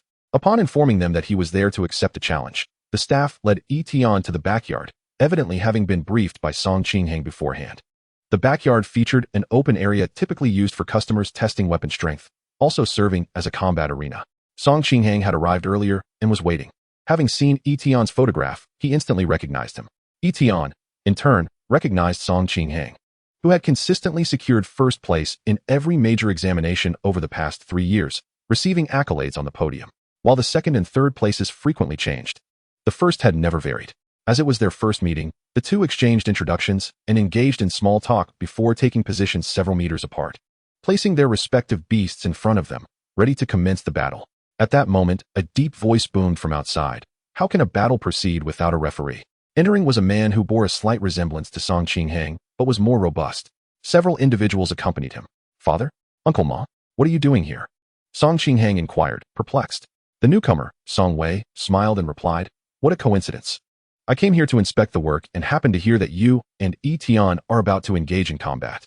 I was curious to observe." He then turned to Yi Tian. "Yi Tian, how about I serve as your referee? Rest assured, I shall remain impartial. Since this is your first battle, it is necessary to have someone oversee it in case either of you loses control." Yi Tian shrugged nonchalantly. He was indifferent to who officiated the match, but politely said, "Thank you, Uncle Song." Seqing Hang, however, was brimming with determination. He did not wish to embarrass himself in front of his esteemed father and resolved to conclude the battle swiftly and impressively. Truth be told, had it not been for Yi Tian's fortuitous advantage in nurturing speed, their paths would likely have never crossed. He naturally regarded Yi Tian as merely an ordinary beast master with a stroke of luck. Once both were prepared, upon Song Wei's command, the battle commenced. Yi Tian assessed the Moonlight Cat before him, recalling the information he had studied in textbooks. Moonlight Cat. Potential, gold. Skills, cat steps, moonlight slash. Chapter 15, Desheng and the Moonlight Cat. Yi Tian was astonished. In terms of potential, the Moonlight Cat surpassed Desheng by 2 tiers. At the bronze level, it possessed 2 innate skills, cat steps for acceleration and moonlight slash for ranged energy attacks. Merely judging by their profiles, the Moonlight Cat would undoubtedly dominate Desheng. The only area where Desheng excelled was skill proficiency. After a day and night of enhancing his drunken state, he had now reached proficiency, while the 8-direction staff remained at mastery due to his inability to afford a staff. Both sides had their advantages, and Yi Tian could not definitively predict the outcome of the battle. He could only urge Desheng to give his all and not underestimate the opponent. Desheng nodded. Retrieving the small wine flask Yi Tian had prepared for him, he took several hearty gulps, instantly entering a state of intoxication. As Yi Tian observed the Moonlight Cat, Seqing Hang was likewise scrutinizing Desheng. However, no matter how he looked at it, Desheng seemed like an exceedingly ordinary monkey. The only distinction was that he wielded an iron staff. Yi Tian could not possibly believe that merely holding a weapon equated to possessing combat capability. A sense of disdain began to swell within him. Is this all? He gently shook his head, determined to conclude the encounter swiftly. Seqing Hang promptly commanded the Moonlight Cat to pounce on Desheng, while simultaneously executing the Moonlight slash skill. Defeating you will suffice. With agility, the Moonlight Cat leapt forward, raising its paw to unleash several beams of light. Not bad, Song Wei nodded, expressing admiration for the Moonlight Cat's displayed abilities. A worthy investment indeed for a rare beast purchased at a high cost. The display of speed and strength far surpasses that of other beasts of the same rank. A warning bell rang wildly in Yi Tian's mind. Even before the Moonlight Cat launched its attack, he could sense its ferocity. Desheng quickly dodged. He immediately transmitted the command through his thoughts. At this moment, Desheng's intelligence was akin to that of a young child, necessitating guidance in battle. Once it matured a bit more, it could fight independently. At that time, the Beast Tamer would play a pivotal role in controlling the situation, merely needing to issue commands at critical moments. Could it dodge? The Moonlight Cat's strike was not so easily evaded. Seqing Hang chuckled lightly. The distance between the cat and the monkey was already minimal, and a normal bronze-level beast would have no chance of escaping. Whoosh! For air blades erupted, slicing through the air and scraping against the specialized flooring, producing a sharp friction sound. Song Wei raised an eyebrow, somewhat surprised by the monkey's remarkable speed. He clearly saw that just as the air blades were about to graze the monkey, it suddenly sidestepped to the right. Desheng, the opportunity has come. Use the 8-direction stick. Ow! Understood. Boom. Desheng swept the stick horizontally towards the small cat. The 4 stick shadows overlapped, striking the air with a thunderous roar. Previously, during testing at home, Desheng had held back a bit, but now, facing an opponent for the first time and unaware of its depth, he unleashed his full power. Seqing Hang, recovering from his surprise, hastily commanded the Moonlight Cat to evade the incoming attack. The Moonlight Cat tapped its feet on the ground, attempting to retreat, but the speed of the stick was truly too swift. Realizing it could not dodge in time, it curled its body as much as possible to withstand the blow. Seeing the Moonlight Cat unable to evade, Seqing Hang furrowed his brow tighter, even more astonished. How could this monkey's attack be so fierce? But he still held on to a glimmer of hope. The Moonlight Cat's body was supple and had a strong ability to absorb force. Surely it could withstand the hit, right? Meow? The Moonlight Cat's fur bristled. Boom. The shadow of the stick approached, instilling a sense of impending doom. Just as the stick was about to make contact with the Moonlight Cat's body, a large hand firmly grasped the stick, preventing it from advancing further. Song Wei had intervened. The slight tremor at the corner of his mouth revealed his inner turmoil. Dad, what are you doing? Yi Tian had yet to speak before Seqing Hang questioned. Song Wei did not look at his son, but instead fixed his gaze on Yi Tian. Classmate Yi Tian, you have won this battle. My rash intervention would be a breach of rules.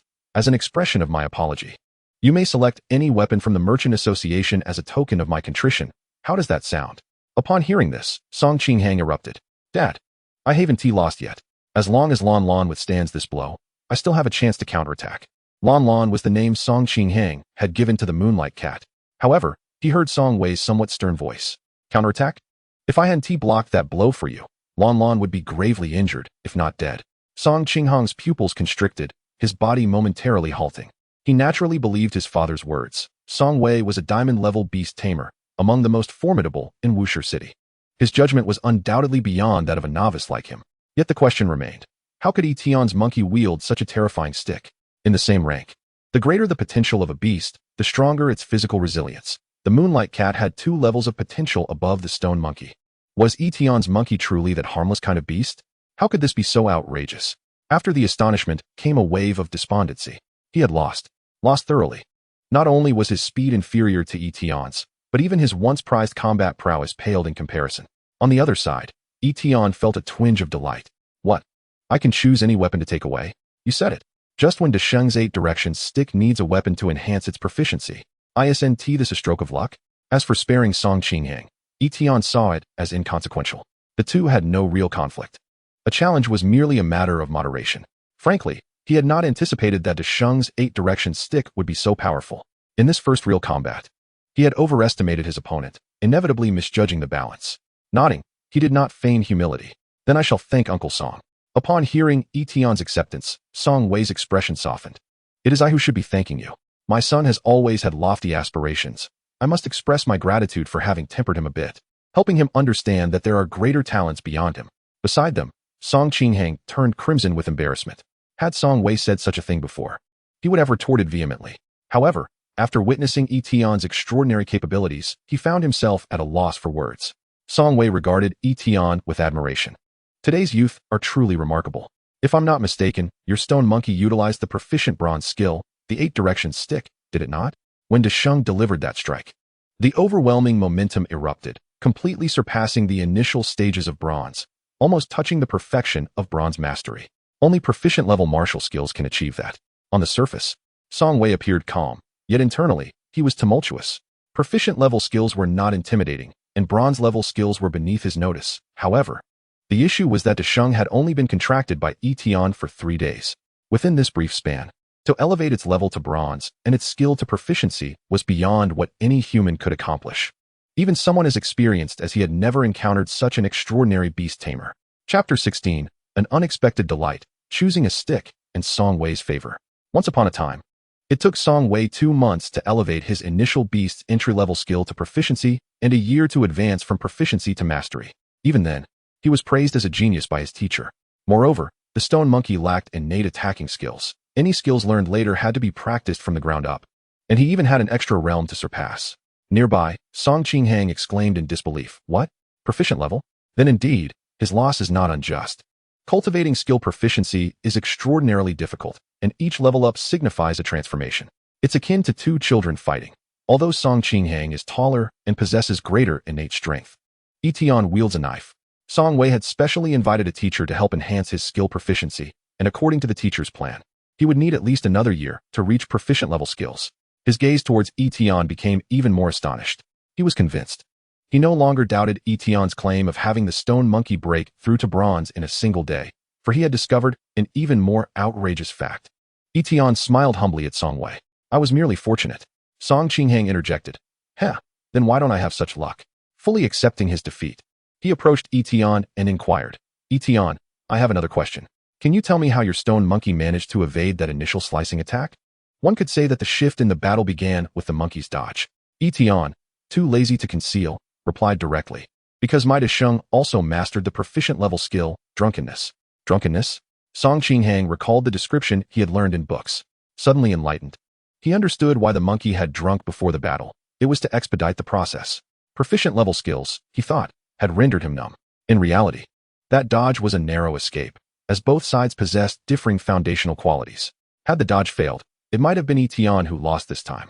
Potential is immensely critical. Facing Seqing Hang now was manageable, But should he encounter an opponent with similar skill proficiency in the future, yet lacking in potential, the odds of defeat would be high. Yi Tian contemplated this, his desire to explore new evolutionary paths for the Sheng intensifying. Song Wei praised Yi Tian once more, and as per their agreement, he prepared to allow him to select a weapon to take with him. Your stone monkey prefers staff-type weapons, does it not, Lao Ma?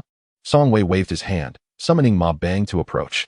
Go and take stock of all the staff-type weapons in our shop, allowing Yi Tian to choose carefully. Understood.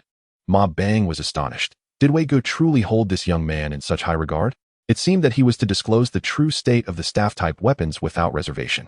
The issue lay in the fact that the shop housed golden grade staves, each valued at over 1 million dragon coins.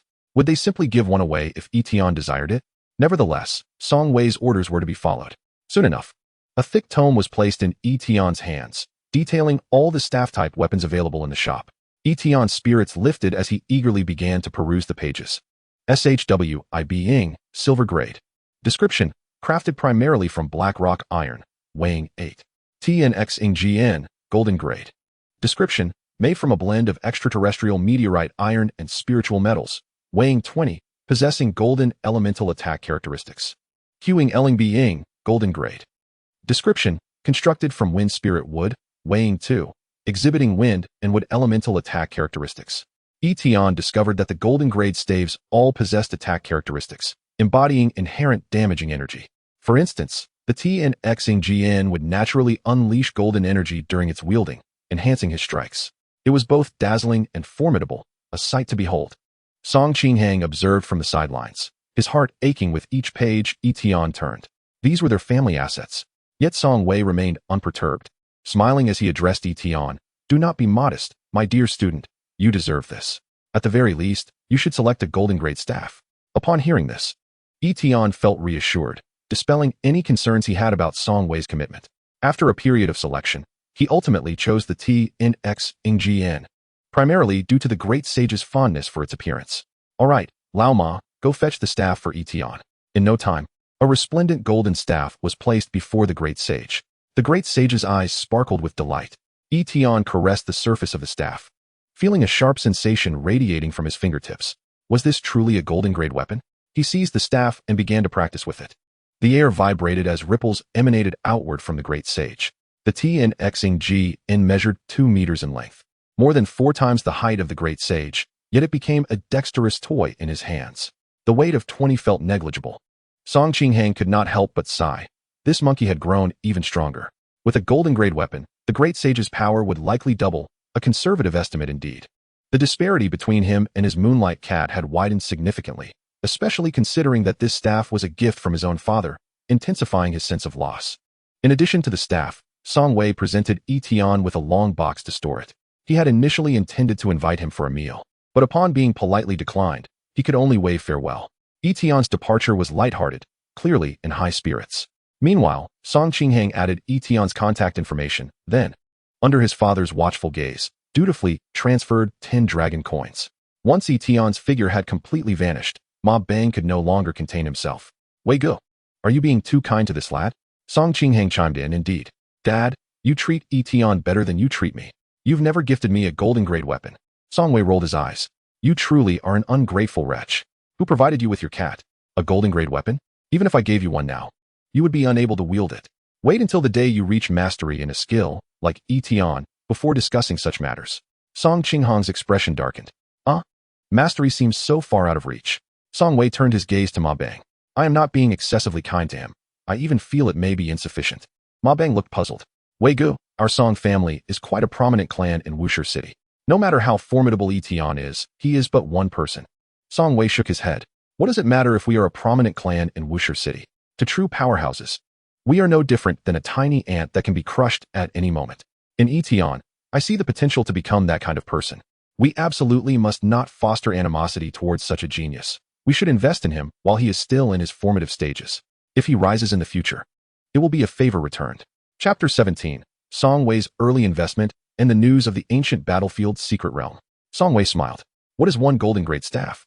Consider it an advance investment in Yi Tian's future. I do not engage in unprofitable ventures.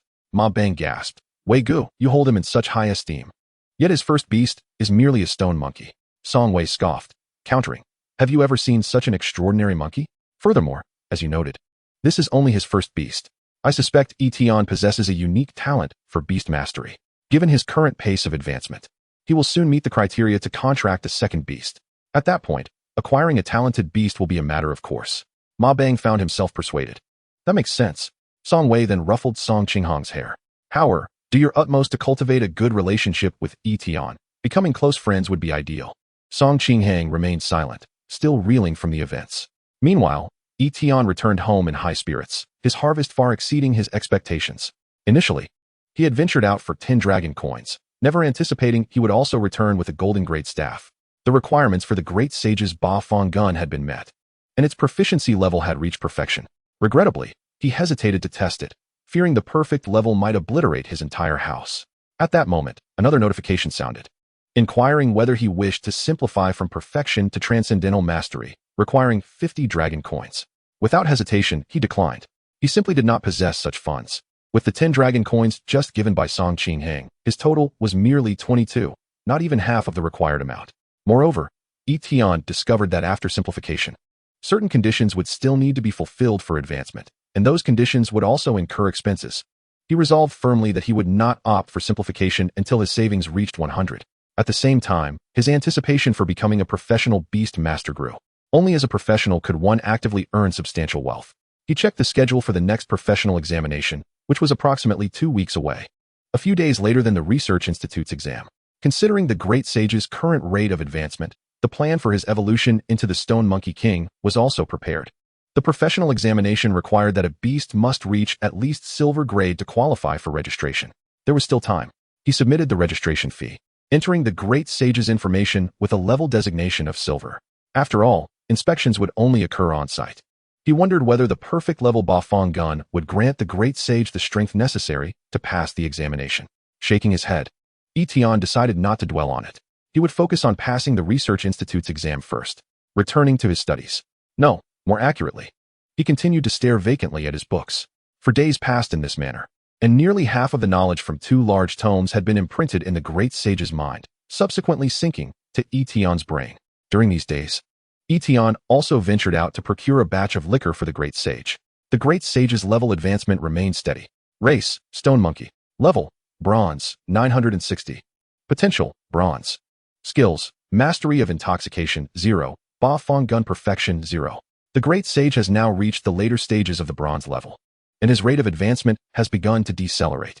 Meanwhile, the state of intoxication has finally transformed into a skill of mastery. The Great Sage, in a state of drunkenness, staggers yet moves with remarkable speed. The diminutive figure of the monkey flits about the cramped room, creating a flurry of afterimages. How swift! Yi Tian cannot help but exclaim, his eyes gleaming with excitement. Had he possessed the mastery of intoxication during his battle with the Moonlight Cat, evasion would have been significantly easier. Even without striking back, the Moonlight Cat would have found it impossible to touch the Great Sage. Observing the Great Sage's joyful antics, Yi Tian's mood also lifts. He ponders. The current residence is rather small, leaving the Great Sage little room to maneuver. Once he earns money through vocational assessments, he must prioritize finding a new place to live. That evening, after dinner, Yi Tian receives a call from Zhou Tiangang. Xiao Tian, how is the training progress of your Great Sage? Do you believe he can reach the silver level within 2 months? This inquiry reflects genuine concern for Yi Tian.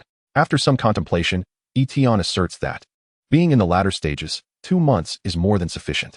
Zhou Tiangang chuckles, pleased to recognize his student's prowess. Only Yi Tian would dare to express such confidence. Others would hardly inspire the same belief in Zhou Tiangang. For most, reaching the silver level within 2 months, let alone transitioning from the early to the bronze level, is a daunting challenge. After their laughter, Zhou Tiangang shifts to the main topic. I have good news. In 2 months, the ancient battlefield secret realm in Wushan City will open, accessible only to silver-level beast tamers. Within, various rare beasts await to be contracted. However, the realm will only be open for 1 day, so you must ensure that the Great Sage breaks through to silver by then. Yi Tian's eyes flicker as he recollects the information he has learned about the ancient battlefield secret realm. This realm exists as a small world independent from the main one, its origin shrouded in mystery. Each discovered secret realm has unique entry rules. For the ancient battlefield, it opens once every 5 years, for a single day. Despite its name, the ancient battlefield bears little relation to combat, as it was named after the desolate landscape seen by researchers upon its discovery, which bore the scars of battle. Over centuries, it has been transformed into a special realm for contracting beasts. Upon entering, one stands on a platform that showcases oneself to the realm. If a beast within finds you appealing, it will approach the platform, allowing you to establish a contract. Yi Tian humorously likens it to a matchmaking platform. Every time a beast tamer ascends 2 realms, they gain the opportunity to contract a new beast. For Yi Tian, the silver level is not far off, and it is indeed time to consider his next beast. However, 2 months may seem lengthy. It could serve as a backup plan. If he finds a suitable beast within that time, he will contract it. If not, he will take his chances in the ancient battlefield's secret realm. Thank you for relaying this information, Zhou Lao, Yi Tian responds, acknowledging the kindness behind the gesture. Zhou Tiangang chuckles, but then sighs. Alas, it is my oversight as principal for not recognizing your talent sooner. Otherwise, I would not have allowed you to contract a stone monkey. After a pause, he adds, Xiao Tian, when it comes time to contract your second beast, you must choose wisely. Your combat beasts naturally fall short by 1 compared to other beast tamers of the same level, making the second beast all the more crucial. Yi Tian feels somewhat resigned. Great sage, have you realized how others underestimate you? If one merely spoke of the great sage's capabilities in battle, Zhou Tiangang would find it hard to believe. To avoid complications, Yi Tian opts for a nonchalant response. All right, Zhou Lao, thank you for your advice. Chapter 18. Becoming the spokesperson for the Song Family Trading Association. Yi Tian is also preparing for the exam. Zhou Tiangang shifts the conversation. My daughter Qiong is also preparing for the research institute. I'll have her send you a copy of her notes. Studying alone will be inefficient. When she adds you as a contact, be sure to accept her request. Yi Tian hesitates, feeling he may not need it.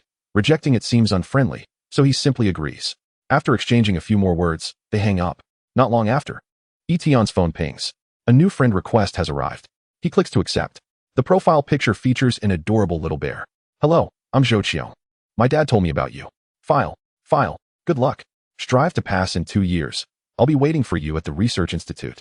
Compared to Yi Ying, who estimates 10 years, Zhou Qiong seems more optimistic, claiming 2 years. Yi Tian types a lengthy response, but deletes it. Ultimately, he sends a simple thank you. Closing the chat with Zhou Qiong, he instinctively opens the class group. Most are still discussing how to begin practicing cultivation techniques. At this moment, Yi Tian is preparing for the vocational exam. He shakes his head. How distant they seem now.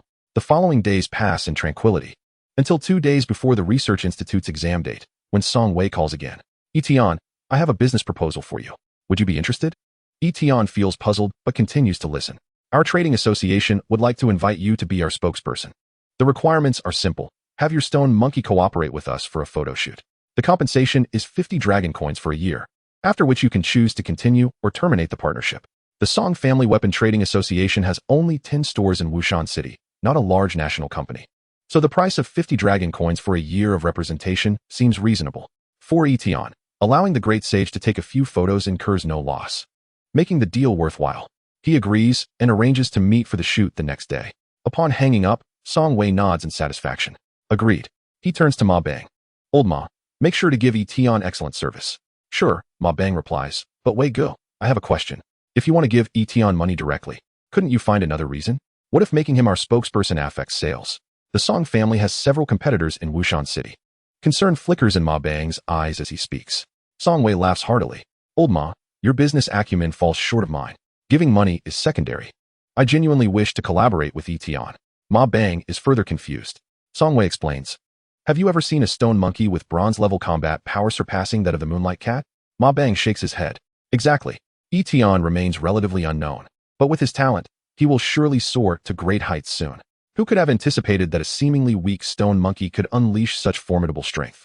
By featuring Yi Tian's stone monkey as our spokesperson, we amplify the hype and contrast. When Yi Tian rises to prominence, we will benefit alongside him. I even consider 50 dragon coins to be somewhat insufficient. That's why I included the clause for a 1-year contract. Ma Bang questions. Then why not secure a longer contract? According to you, Wei Gu, wouldn't that be a surefire profit? Song Wei chuckles. In my eyes, financial gain pales compared to my relationship with Yi Tian. After a year, should Yi Tian's worth skyrocket while still receiving only 50 dragon coins for his endorsement? How do you think he would feel? Even if he is magnanimous, we must avoid giving the impression that we are taking advantage of him. Ma Bang nods, somewhat understanding. The alarm rings, signaling the day of the Research Institute's entrance examination has finally arrived. Yesterday, I completed all filming arrangements in just one morning. After which the Song family promptly transferred 50 long coins. After deducting the expenses incurred during this time for purchasing wine for Desheng, Yi Tian currently possesses a total of 70 long coins, and Desheng is increasingly nearing the threshold of bronze 100. Waving goodbye to Yi Ying, he said, "Sister, I am heading out." "Where to?" she inquired. "To participate in the examination at the Research Institute." "What?" Yi Ying exclaimed, her eyes widening in confusion. On the other side, after Yi Tian stepped outside, he opened his phone to navigate, and within half an hour, he arrived at the Research Institute. The Yusho Cultivation and Evolution Research Institute, Wushan branch, awaited him. However, he still needed to ascend a steep flight of stairs to reach the entrance. The structure was grand and imposing, stretching over 100 meters wide, though it appeared to be only 5 stories tall. As he passed through the entrance's security check, he was immediately approached by a staff member who inquired about the purpose of his visit. After identifying himself as a candidate, he was directed to a designated room, where his information was verified before he officially arrived at the examination venue. The first round of assessments took place in an expansive auditorium, capable of accommodating thousands. While waiting in the designated area, Yi Tian found himself lost in thought until he heard someone call out to him from behind. "Xiao Tian, what are you doing here?" Turning around, he was greeted by Zhou Tiangang, who was accompanied by a girl resembling him, whom he deduced to be Zhou Qiong, the same one with the adorable bear avatar. "Zhou Lao," Yi Tian greeted him, then added, "I registered to participate in the assessment." Zhou Tiangang raised his eyebrows slightly, surprised. It had only been 10 days since Yi Tian learned about the Research Institute's information, and here he was, so bold? Glancing around, Yi Tian realized he was undoubtedly the youngest among all the candidates. Most individuals his age were still struggling to cultivate their Yusho to break through to bronze. However, he soon understood that Yi Tian must be seeking to gain experience and immerse himself in the examination atmosphere. This thought made his motivation quite reasonable. With a smile, Zhou Tiangang remarked, "It's good that you can come early to experience it." Yi Tian merely acknowledged with a sound, disinterested in elaborating. Zhou Tiangang then pointed to Zhou Qiong beside him and introduced her. "This is my daughter. I am accompanying her for the examination." They exchanged greetings. Zhou Qiong curiously scrutinized Yi Tian. Was he truly the prodigy her father spoke of? Aside from his handsome appearance, he seemed rather ordinary. However, upon noticing the imposing Desheng perched on Yi Tian's shoulder, she couldn't help but express her astonishment. What a peculiar stone monkey. Desheng perpetually maintained a drunken demeanor, much like other stone monkeys. Yet, there was a sharp glimmer in his eyes, a trait typically possessed by combat-oriented Yusho. In summary, Zhou Qiong's initial impression of Yi Tian was favorable. He appeared to be a polite young man. Thus, she smiled and said, "I am 6 years your senior, so you can call me Zhou Jia or Qiong Jia." "Xiao Tian, if you have any questions regarding the cultivation and evolution of your Yusho, feel free to ask me." With hands on her hips, she displayed a hint of pride. "I have been studying these subjects since entering the Yusho Academy, and it's been 6 years now. I scored above 60 in the last 2 examinations. Unfortunately, my practical skills did not meet the standards, which is why I did not pass." Yi Tian felt a bit puzzled upon hearing this. "Qiong Jia, is it difficult to score 60? Zhou Qiong rolled her eyes internally, thinking, is this even a question? However, considering it was Yi Tian's first examination, it was reasonable for him to be unaware of the difficulty. Of course, the full score is 100, and you need to exceed 60 to enter the second round. Typically, over 90 candidates are eliminated in the first round. You must have seen those 2 ridiculously thick books. Although the main content of the examination only comprises 10 of the books, the volume of material to memorize is overwhelming." "What? The key content only constitutes 10 of the book? No one informed me," Yi Tian exclaimed. However, upon reflection, it made perfect sense. When he received the books, he had thought that memorizing both volumes was far beyond what any Yusho could achieve. "Xiao Tian, since this is your first time, you may not know the specific rules of the examination," Zhou Qiong began to explain. "The examination is divided into 2 rounds. The first round is a written test, where questions will be randomly drawn from the books. There are 100 fill-in-the-blank questions, each worth 1 point, and you must answer 60 correctly to proceed to the next round. The first round merely serves as a ticket to enter. The second round consists of practical assessments, which are the main focus. In this round, you can choose to cultivate or evolve in any direction, select exam questions, and complete them to pass. Each set of questions varies, so I cannot provide you with much guidance." At this moment, Zhou Tiangang chimed in to elucidate the structure of the Research Institute for Yi Tian. The institute is divided into 2 departments, the Yusho Cultivation Department and the Yusho Evolution Department. Each department has its own responsibilities. The Cultivation Department studies how to enhance Yusho cultivation, while the Evolution Department researches the potential evolutionary paths of Yusho. Therefore, The second round of assessments is divided into two directions. Completing the corresponding assessments is necessary to enter the respective department. Yi Tian nodded in understanding. So, if I refine my goal, I aim to enter the evolution department of the research institute. Zhou Qiong remarked. My father is a member of the cultivation department, and my goal is also to enter that department. Yi Tian, intrigued, asked, why not aspire for the evolution department? Zhou Qiong replied, because it's too difficult.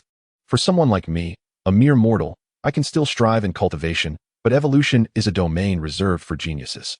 Meanwhile, in the monitoring room of the research institute, a group of individuals sat before the large screen, occasionally glancing up and flipping through the papers in their hands.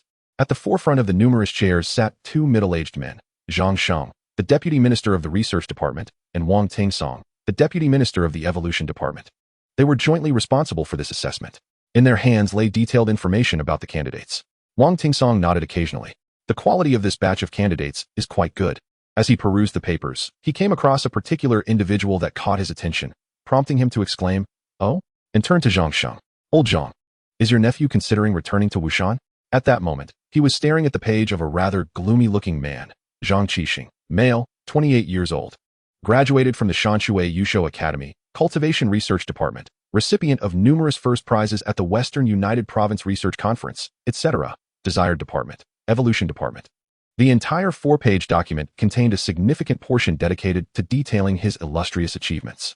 Upon reaching the conclusion, Wang Tingsong couldn't help but chuckle. Oh, so he wishes to join our evolution department? Such an outstanding talent would surely be most welcome. Every candidate is required to indicate their desired department upon registration.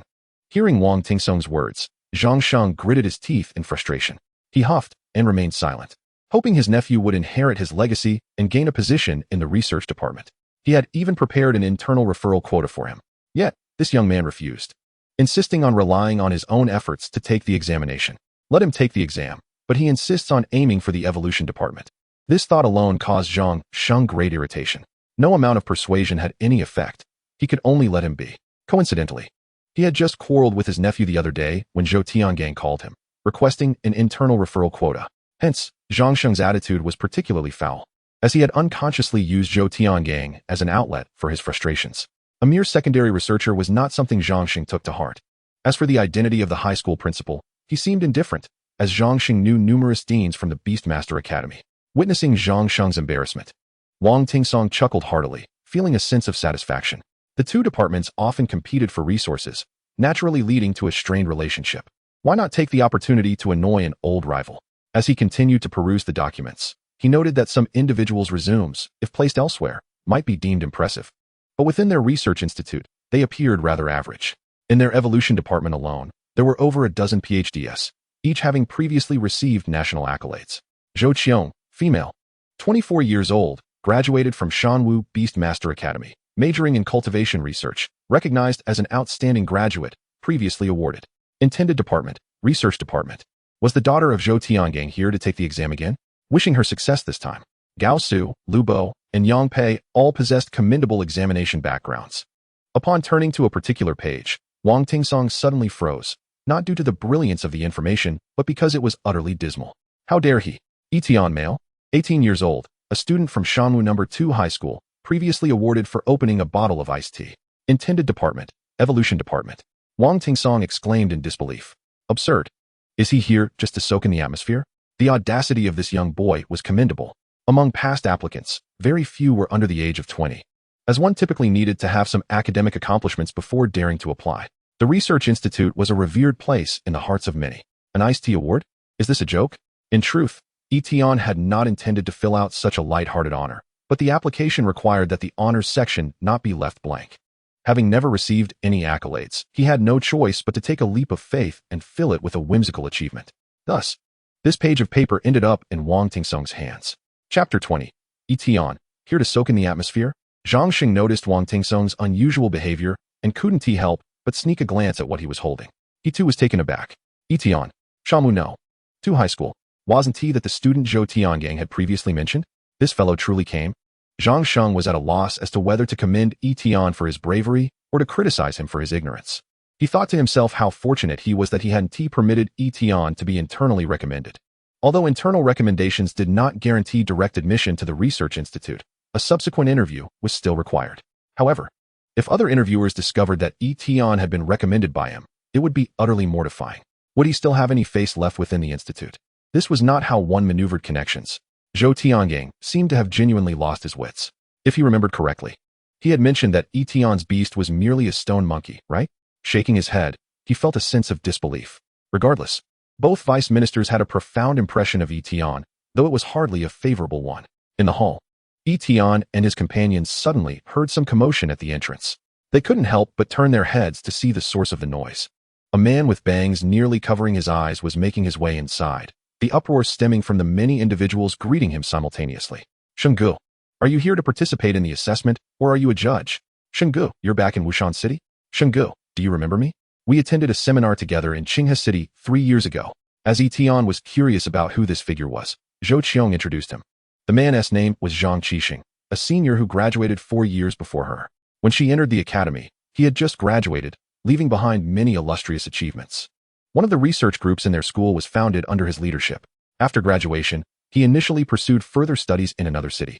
Later, hearing that he had entered the local research institute, yet surprisingly chose to resign and return to Wushan City for another assessment. As she spoke, admiration and a hint of envy gleamed in her eyes. If anyone among the candidates could guarantee their success, it would be him alone. Yi Tian nodded, finding it indeed impressive. Zhang Qixing politely greeted everyone before moving to a wall, picking up his phone to engage in some activity, seemingly uninterested in socializing, while the others tactfully refrained from interrupting. The examination would last an entire day, with written tests in the morning and practical assessments in the afternoon and evening. Soon, it was time for the examination. Those accompanying the candidates could only continue to wait in the rest area, while the candidates took their respective seats at the front of the hall according to their numbers. Qiong, don't be nervous. You've taken the exam twice already. You will surely succeed this time. Zhou Tiangang waved his hand, entirely devoid of the authority of a principal, resembling a kind-hearted father instead. Zhou Qiong clenched her fists. Yes. Zhou Tiangang then turned his gaze to Yi Tian. Little Tian, you must immerse yourself in the examination atmosphere to prepare for the future. Yi Tian nodded, reluctant to elaborate. Very well. This was not an entirely fair examination. At the very least, a silver-level beast master held a significant advantage over a bronze-level counterpart. There were no restrictions on the number of beasts during the test. In other words, a silver-level beast master could simultaneously summon 2 beasts alongside themselves to answer questions. Seated at his position, a test paper was quickly handed down, and the timer started for 2 hours. Only those who passed the first round could progress to the second. For the sake of Great Sage's evolution, he was determined to give it his all. Engaging in test mode. From the very first question, he observed candidates scratching their heads alongside their beasts. When a ginseng flower reaches the silver level, it will sprout 3 colored petals, with the red petals swaying, indicating that it desires sunlight.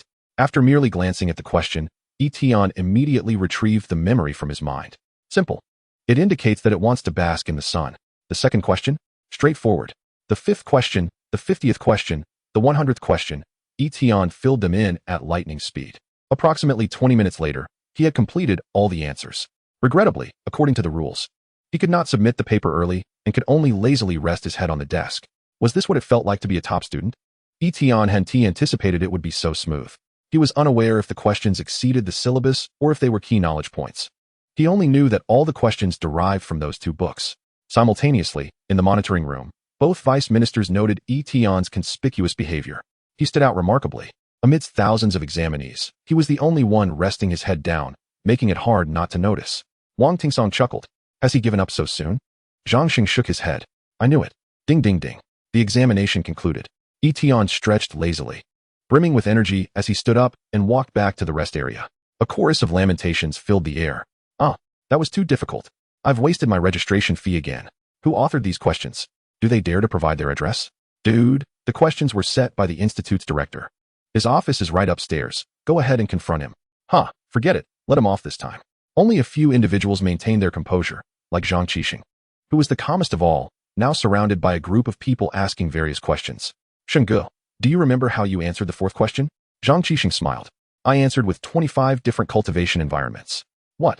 25? I only listed 8. I'm done for. Many had the habit of comparing answers, with Zhang Qixing evidently becoming the standard answer. Another person inquired.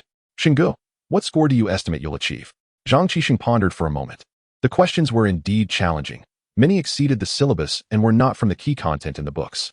I am uncertain about approximately 10 questions. I anticipate scoring around 90 points. A collective gasp arose. Shingu, you're truly impressive. 90 points. I find myself unable to achieve such scores even in an open book examination. Why do I feel that the questions have become increasingly difficult? Alas, I fear I may never succeed. If only I possessed even half the intellect of Shingu. At long last, Yi Tian reunited with Zhou Qiong amidst the crowd. Zhou Qiong's delicate face bore an expression of unease.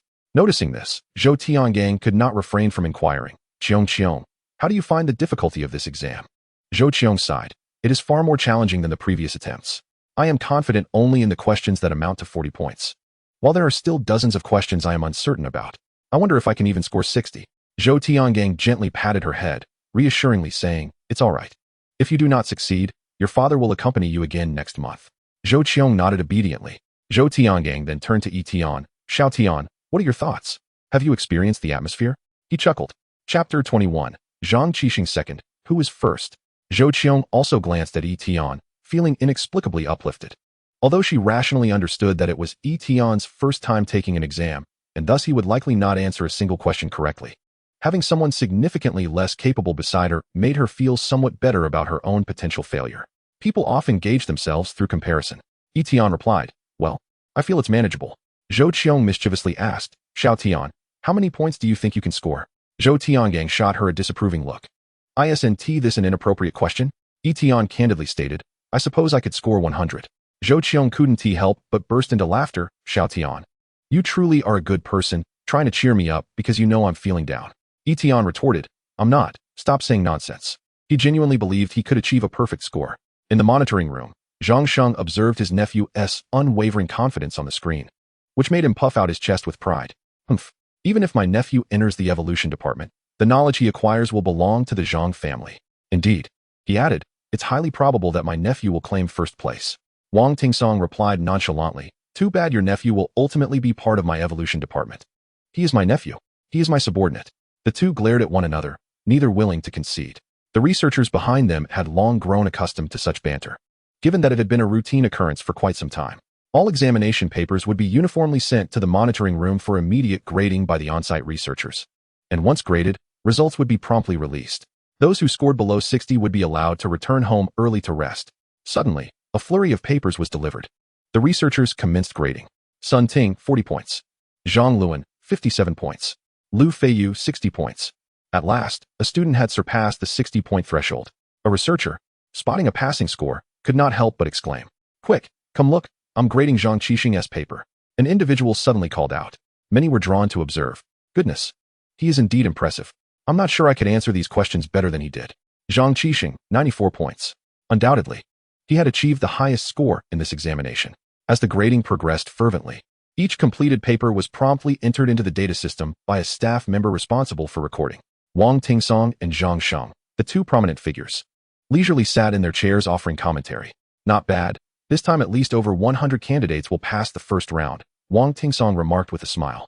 Our evolution department has such high standards. We are always short on personnel. I hope this time we can have a couple more advance to the second round. Zhang Sheng dismissed Wang Tingsong's boastful remarks. Oh, high standards? Isn't that just implying the evolution department is superior to the cultivation department?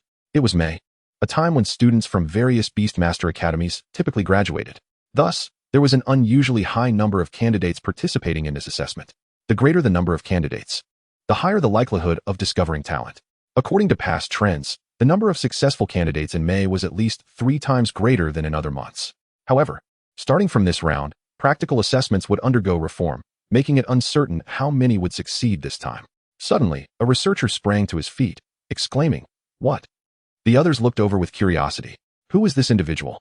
Remarkable. A crowd stood in stunned silence. Even Wang Tingsong and Zhang Sheng were drawn to the commotion. They approached the central researcher, perplexed. 100 points. Both raised their eyebrows simultaneously. On the paper, correct answers were marked in red, while incorrect ones were marked in green. In the researcher's hands lay a sea of red. Both men were bewildered. This could not be right. Upon reviewing the candidate information, they had not encountered any exceptionally talented individuals. Who could it be? They snatched the paper, glancing at the name in the top left corner, and were instantly taken aback. It's him. In the hall, the wait was excruciating. Many candidates could not help but pace back and forth to alleviate their anxiety. At this moment, Zhou Qiong found herself envious of Yi Tian. Just look at how calm he is, having never expected to pass. He naturally held no expectations and thus remained indifferent to the results. In previous assessments, grading had not taken this long, so results should have been released by now. Zhou Qiong nervously clenched her fingers, murmuring to herself. She did not wish to be eliminated without even having the opportunity to practice. Just then, she heard someone shout, "It's out, it's out!" At the front of the hall, a massive screen displayed the results, with each line representing a candidate's score. Only those scoring above 60 were showcased, scrolling from lowest to highest. 121st, Zhou Qiong, 60 points. Yay! Zhou Qiong leaped up in joy. This is fantastic. Her score had just crossed the 60-point mark. Although she ranked last, passing was all that mattered. The results continued to unfold. Some candidates, aware of their own limitations, began to exit in an orderly fashion. Others, like Zhou Qiong, had attempted many questions but were uncertain of their answers. They were the hopeful majority. However, when the scores reached 70, this group quickly realized the harsh truth that they had not passed. A collective sigh of disappointment echoed through the room. 9th, Ma Hang, 70 points. 7th, Gao Su, 71 points. 7th, Meng Jie, 71 points. 3rd, Lu Bo, 75 points. A candidate named Lu Bo was overjoyed. Haha, I passed. As the results continued to be announced, more and more people gathered around Zhang Qixing. Regarding Xinggu, I have no words except to acknowledge his brilliance. Uncertain of who the second place was, they noted that with the third place only scoring 75 points, there was a 15-point gap from Xinggu's anticipated 90 points. Achieving a score of 70 was already quite impressive, and it seemed unlikely that the second-place candidate would surpass 80 points. They had all but accepted that Zhang Qixing was undoubtedly first. Zhang Qixing humbly remarked, "The results are not yet fully released. It remains to be seen who truly occupies the top position." Just then, the screen flickered again, revealing the information for the second place. Second place, Zhang Qixing, 94 points. I guessed correctly. The person who had spoken earlier was momentarily dumbfounded upon seeing the score. Zhang Qixing himself appeared momentarily stunned, though he claimed not to care. He had secretly anticipated claiming first place. Scoring 94 points exceeded his expectations slightly. Yet, how could he possibly be in second place? The entire room fell silent. What? Zhang Qixing scored 94 and is only second? Chapter 22. Who is Yi Tian? Everyone was bewildered. All eyes were fixed on the screen, eagerly awaiting the next update. They were intensely curious about who had overshadowed Zhang Qixing to secure first place. At last, the first place has emerged. First place, Yi Tian, 100 points. A gasp swept through the crowd. 100 points. What an outrageous score. Some candidates who had participated in numerous assessments were left in utter disbelief. They could scarcely dream of achieving such a high score. The higher the score, the more challenging it becomes to improve. Each examination, while predominantly derived from the key content within the textbooks, still contained approximately 20 of questions randomly selected from the material. It can be said that in the entire history of the Wushan Research Institute's assessments, such an absurd score had never been witnessed. This exam relied entirely on rote memorization. To score 100 points from 2 hefty volumes, could one possibly be a reincarnation of a computer? Soon, a common question arose among all. Who is Yi Tian? This circle is not particularly large, and those who have achieved a measure of success tend to possess a certain level of renown. Thus, when Zhang Qixing first entered, many recognized him and greeted him. Yet, the name Yi Tian had never been heard before. Zhang Qixing furrowed his brow tightly, frantically searching his mind for this name, but found nothing. Who could it be? Scanning the surroundings, he eliminated those he recognized and speculated on who could possibly be Yi Tian. He knew Zhou Qiong, his junior. Beside Zhou Qiong stood an unfamiliar young man. He was too young. It couldn't be him. Memorization requires ample time. A person capable of scoring 100 points would not be below the age of 30. As he scanned further, they all appeared rather unremarkable. His focus shifted to a few unfamiliar, yet older individuals. Which of you could it be? At the same moment, Zhou Qiong and Zhou Tiangang fixed their intense gazes upon Yi Tian. Their eyes widened in disbelief. Zhou Tiangang's lips twitched. Xiao Tian, could it be you? Zhou Qiong's composure shattered. Haha, Xiao Tian, you must tell me, did you just happen to share a name with the first place? Yi Tian responded with a slight acknowledgement. If nothing else, that would indeed be me. He had previously claimed he could achieve a score of 100. Did they not believe him? Now, they surely would. For some reason, he felt a sense of triumph swelling within him. Zhou Qiong clutched her head with both hands, her expression one of madness. Impossible, absolutely impossible. I cannot accept this. She had toiled for 6 years to barely scrape a score of 60. While Yi Tian had obliterated her years of hard work in merely 10 days, her worldview crumbled in an instant. It was simply inconceivable. Zhou Tiangang was equally at a loss for words, unable to comprehend. With 2 massive volumes, even a cursory glance in 10 days would hardly suffice, would it? Could it be that someone truly possesses such an extraordinary photographic memory? Both father and daughter felt as though their worldview had been irrevocably shaken. Everyone present scanned their surroundings, inquiring, "Brother, do you know who Yi Tian is?" Regrettably, the vast majority had never heard of the name. Just then, a trembling voice piped up. "I might know." The crowd turned to him, astonished. The individual, his face a mask of shock, continued, "During the exam, a young man sat next to me, and after merely 20 minutes, he fell asleep. I found it strange, so after the exam, I glanced at his name. It was Yi Tian." He accurately pointed out Yi Tian in the crowd, and all eyes followed suit. Was it that girl? No, it was the boy beside her. That boy, is he even 20 yet? A collective gasp echoed in silence. According to the individual who pointed out Yi Tian, this seemingly youthful lad had completed the exam in just 20 minutes and scored 100 points. What a monster. It couldn't be. He must have cheated. Suddenly, someone in the crowd shouted, "Cheating? Yes, if he didn't already possess the correct answers, how could he complete it so swiftly?" The questions must have been leaked prior to the exam. More and more people found this explanation plausible. Zhang Qixing nodded in agreement. It seemed to be the only possible explanation. It appeared that he was still in first place. Conspiracy. Someone began to shout, and soon others joined in. However, just as they gathered to confront Yi Tian with their accusations, a commanding voice resonated throughout the hall. "Who dares to question the integrity of our research institute?" A middle-aged man clad in a flowing robe entered through a small door on the right. His presence alone overshadowed all the candidates. "I am Wang Tingsong, the chief examiner for this assessment. We have verified that candidate Yi Tian exhibits no signs of cheating." A collective deflation swept through many. To them, Wang Tingsong represented authority. And with his declaration, the matter was settled. Yi Tian had not cheated. He had indeed relied entirely on his own prowess. Wang Tingsong snorted disdainfully. "The dignity of the research institute is not to be trifled with. Any further disturbances will result in immediate blacklisting and a lifetime ban from examinations." With these words, the crowd fell utterly silent. Those who had not passed began to exit the venue. In truth, Wang Tingsong felt as astonished as anyone present. When they first saw Yi Tian's score, they too immediately suspected cheating. Subsequently, dozens of them gathered before the screen to replay Yi Tian's exam record. Throughout the examination, cameras captured every moment from all angles. It was evident that Yi Tian's hands remained on the table, and he carried no devices. For those 20 minutes, he remained wholly focused on the questions. No matter how they scrutinized, they could detect no foul play. The examination hall was specially designed with soundproof partitions. Neither modern instruments nor beast energy could penetrate its confines. With all possibilities ruled out, only one remained. Yi Tian had genuinely taken the exam and earned his score of 100 through his own merit. Following Wang Tingsong was Zhang Sheng, whose expression was far from pleasant. Yi Tian's performance had exceeded his expectations, causing him to waver internally.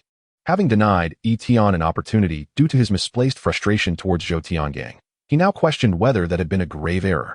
Shaking his head, he banished the thought. Yi Tian was only 18. If he had been studying those 2 volumes since childhood, achieving full marks, while outrageous, was not entirely impossible.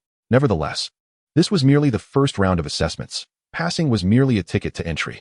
The second round would be where the focus lay. Had Yi Tian harbored genuine hopes of succeeding prior to today, that may have been the case. However, from this point forward, reforms would be instituted, and the examination questions would become increasingly intertwined with beast mastery. Based on the stone monkey Yi Tian had contracted, there was no conceivable way he could pass the exam. Chapter 23. The escalating difficulty of the second round of examinations. After the 2 examiners departed, the atmosphere in the venue became quite peculiar. No one dared to question Yi Tian's score any longer. Yet, faintly, one could hear someone muttering enviously. What does it matter if he scored full marks in the first round? In the end, what's the difference between that and scoring in the 60s, like us? Yi Tian appeared exceedingly youthful, his demeanor exuding a student-like air. He seemed utterly out of place among all present. Yet paradoxically, he was the first in the first round of assessments. This stark contrast compelled many to steal glances at Yi Tian.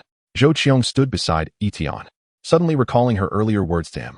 "What about reviewing my notes? There's a chance you could pass in 2 years. If you have questions, feel free to consult me, your senior." She felt an overwhelming sense of embarrassment. How could she have suggested that a top student could ask her for assistance if he had questions? Zhou Qiong, oh Zhou Qiong. Was this not a case of overstepping her bounds? Zhou Tiangang wore a radiant expression, patting Yi Tian on the shoulder and exclaiming 3 times how wonderful he was. Yi Tian was not only his student, but also the reason he had discovered the existence of the research institute. Regardless of the circumstances, He could take credit for his recommendation. The better Yi Tian performed, the more prestige Zhou Tiangang would gain. Having passed the first round, the second round was surely on the horizon. Even if he failed this time, Yi Tian was a uniquely gifted beast master with a few more attempts. He was bound to succeed. Xiao Tian, how did you manage to do it? Zhou Tiangang could not suppress his curiosity after the initial joy had passed. It was, after all, quite remarkable. Just 10 days had passed. Scoring full marks, even with luck playing a role, would require at least having memorized half of the 2 books. If not all. Yi Tian pondered for a moment and replied, perhaps it was just good fortune. The content of the exam paper happened to align with what I had memorized.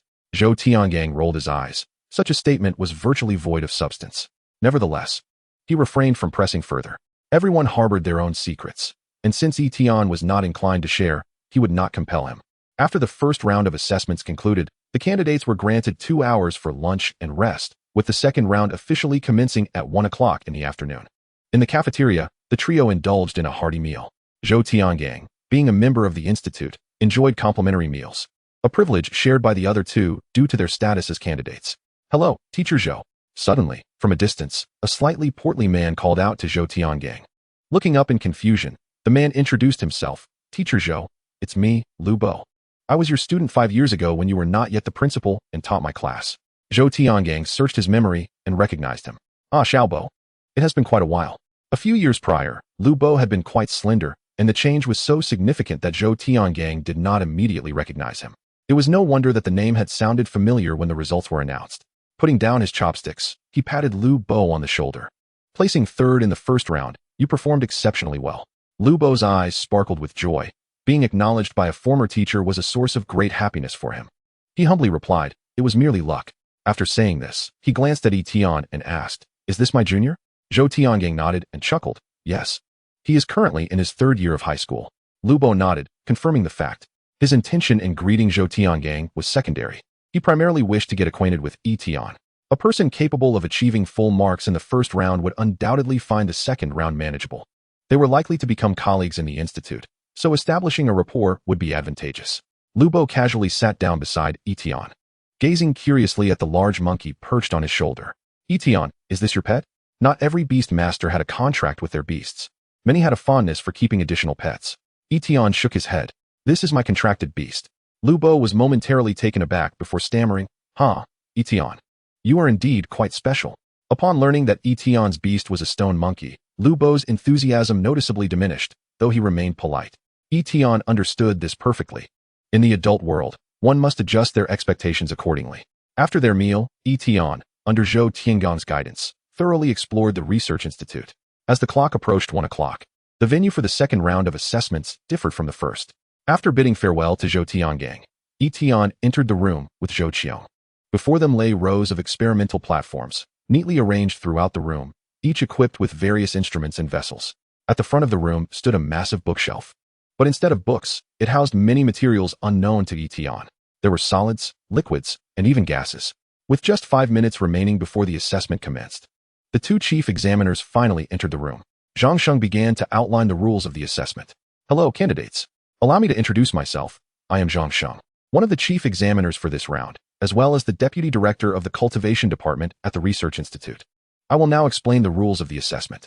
Every candidate listened intently, as the content of each assessment varied, leaving them without prior examples for reference. As they listened, many faces grew increasingly grim.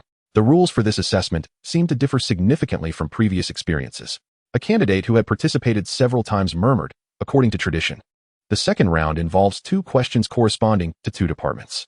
This time, the cultivation question requires candidates to receive a silver-level skill and, within 5 hours, enable their beast to attain a basic understanding while providing a material ratio that can enhance the skill's training speed by over 10. Discussion is permitted for the first 2 hours. Any discussion thereafter will be deemed a violation. The materials on the bookshelf are available for all candidates to use for experimental testing.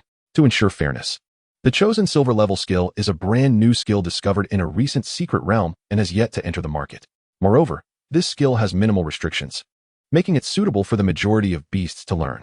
The evolution question requires candidates to receive a skill for exploring evolution factors and demands that within 5 hours, at least one evolution factor be identified.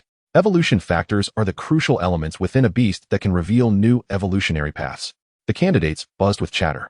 No matter which question we choose, we must have our beasts master the skill within 5 hours. This is simply too difficult. Indeed, we are researchers, not prodigies in beast mastery. My intention has always been to join the cultivation department. I have previously practiced finding material ratios, yet only 2 individuals passed that assessment, which required merely an enhancement of 8 in training speed. Now, with the conditions for mastering the beast skill raised, the difficulty has increased at least 5 or 6-fold. Is there truly anyone who can pass this assessment? Isn't it possible that the Research Institute is already at capacity and no longer needs to recruit, yet they are still going through the motions by subjecting us to this? Right. This is utterly absurd. Previously, I had undergone an evolution assessment that merely required using instruments to simulate the search for evolution factors.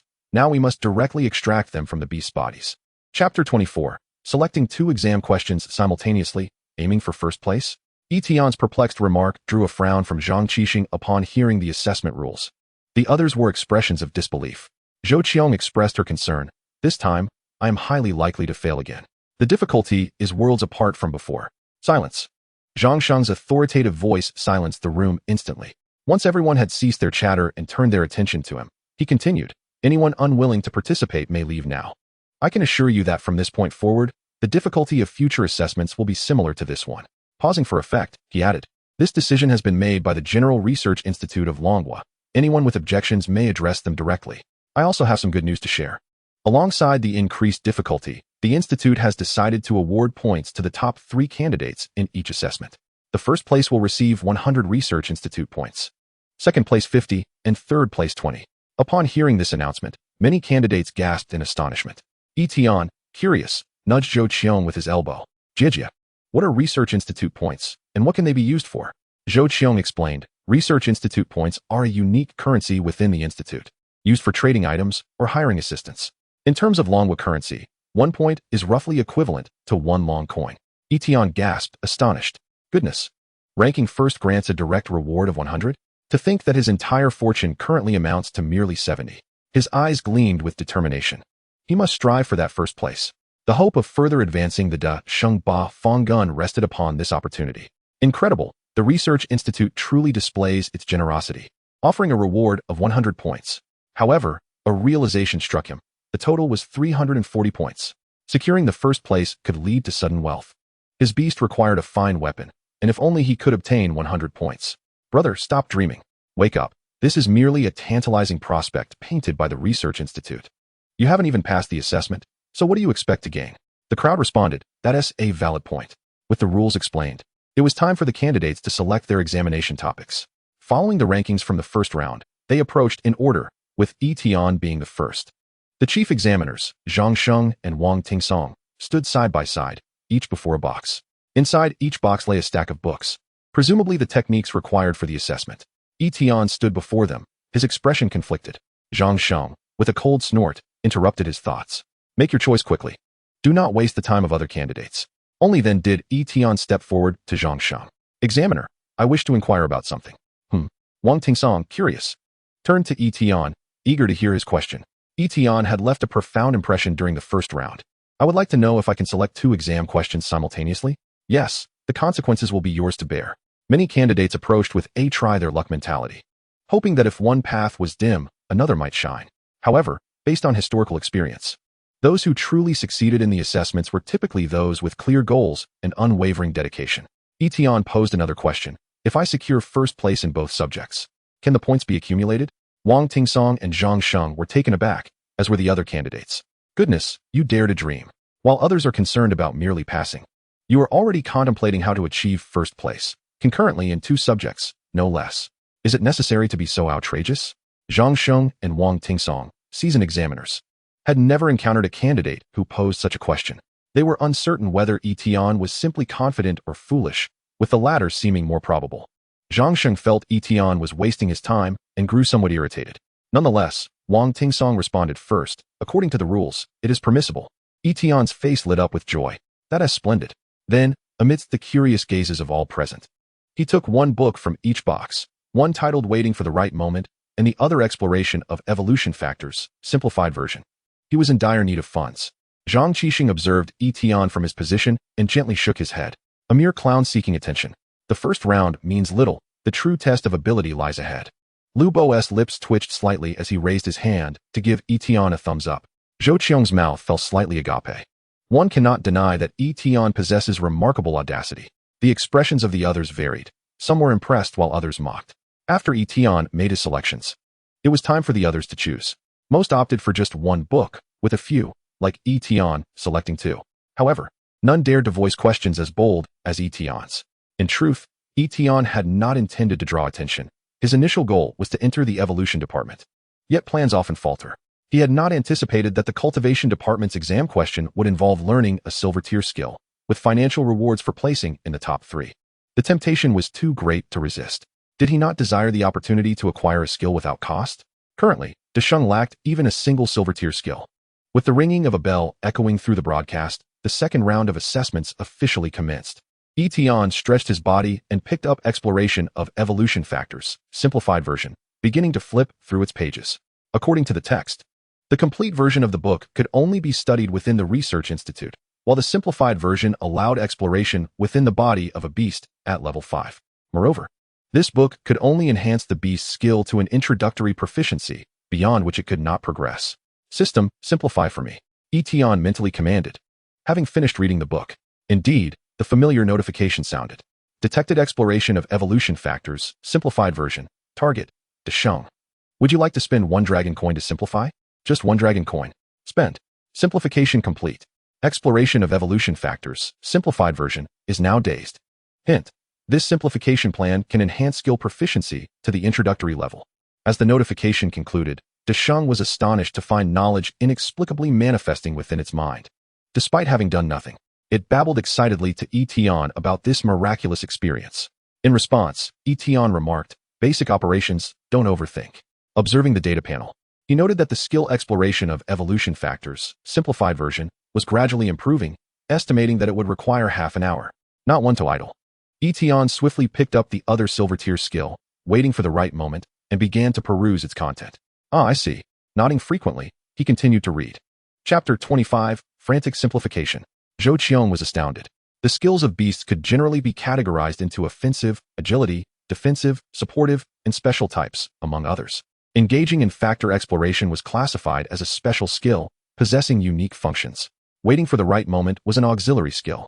It did not directly inflict damage, but rather needed to be used in conjunction with offensive skills.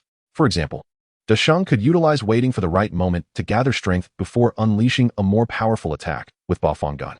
The longer the charge time, the greater the damage boost, with a maximum charge duration of 10 seconds. Detected waiting for the right moment. Target, Desheng. Would you like to spend 5 dragon coins to simplify? The first time he simplified Bafang Gun, it only cost 1 dragon coin. It seemed that the higher the skill's quality, the greater the cost for simplification. Naturally, Yi Tian chose to proceed. Simplification complete. Waiting for the right moment. Crouch and hold your head with both hands. Hint. This simplification plan can enhance skill proficiency to mastery. Following the instructions, Yi Tian commanded Desheng, who began to crouch and hold its head while staring blankly. Race, Stone Monkey. Level, Bronze, 97. Potential, Bronze. Skills, Drunken Mastery 1. Bafang Gun Perfect, 0. Exploration of Evolution Factors, Simplified version, Uninitiated, 03. Waiting for the right moment, Uninitiated, 02. Yi Tian nodded in satisfaction. All right. The cultivation exam also requires identifying materials that can enhance training speed by 10 or more. Previously tested, any study or research related to beasts could trigger the simplification system. The question was how to initiate that trigger. Yi Tian pondered briefly, approached the front bookshelf, and casually selected several materials. Returning to his workstation, he roughly fused the materials together using a container. He silently chanted, "I aim to discover the combination that enhances Desheng's training for waiting for the right moment." To his delight, it actually worked. Detected research on enhancing training speed for waiting for the right moment. Target, Yi Tian. Would you like to spend 20 dragon coins to simplify? 20? That's rather steep. Yi Tian winced at the cost, but ultimately decided to proceed. If I can secure first place, the 100 points will be mine in an instant. What is 20 in comparison? Simplification complete. Research process. Perform 1,000 additions and subtractions within 10. Yi Tian, though somewhat speechless, proceeded to comply. He promptly seized the black pen from the table and began scribbling on the paper, noting down 113, 387, and 9599. The system merely required him to attempt the problems, not necessarily to solve them correctly. Yi Tian thrived on rebellion. With each question he tackled, an uplifting sound echoed in his ears. Research process, current progress 11,000. Research process, current progress 21,000. Research process, current progress 31,000. Progress was being made, akin to a person and a monkey drawing closer to their objective. After approximately half an hour, Yi Tian exhaled deeply, having finally completed his task. The once pristine paper was now densely populated with numbers. As the final notification chimed, a stream of information emerged in Yi Tian's mind. He swiftly jotted down the formula. For units of man-bone powder, 3 units of sunflower, 1,000 units of dark clay, to be evenly mixed and applied to the entire body of the beast. For the cleansing liquid, 200 units, and 4 units of golden cordyceps, to be mixed and consumed 30 minutes before training and 70 minutes after. This concoction was designed to enhance the training speed by 30, far surpassing the requisite of 10 to pass the assessment. Once he had transcribed the formula, Yi Tian finally had the leisure to observe the performance of others.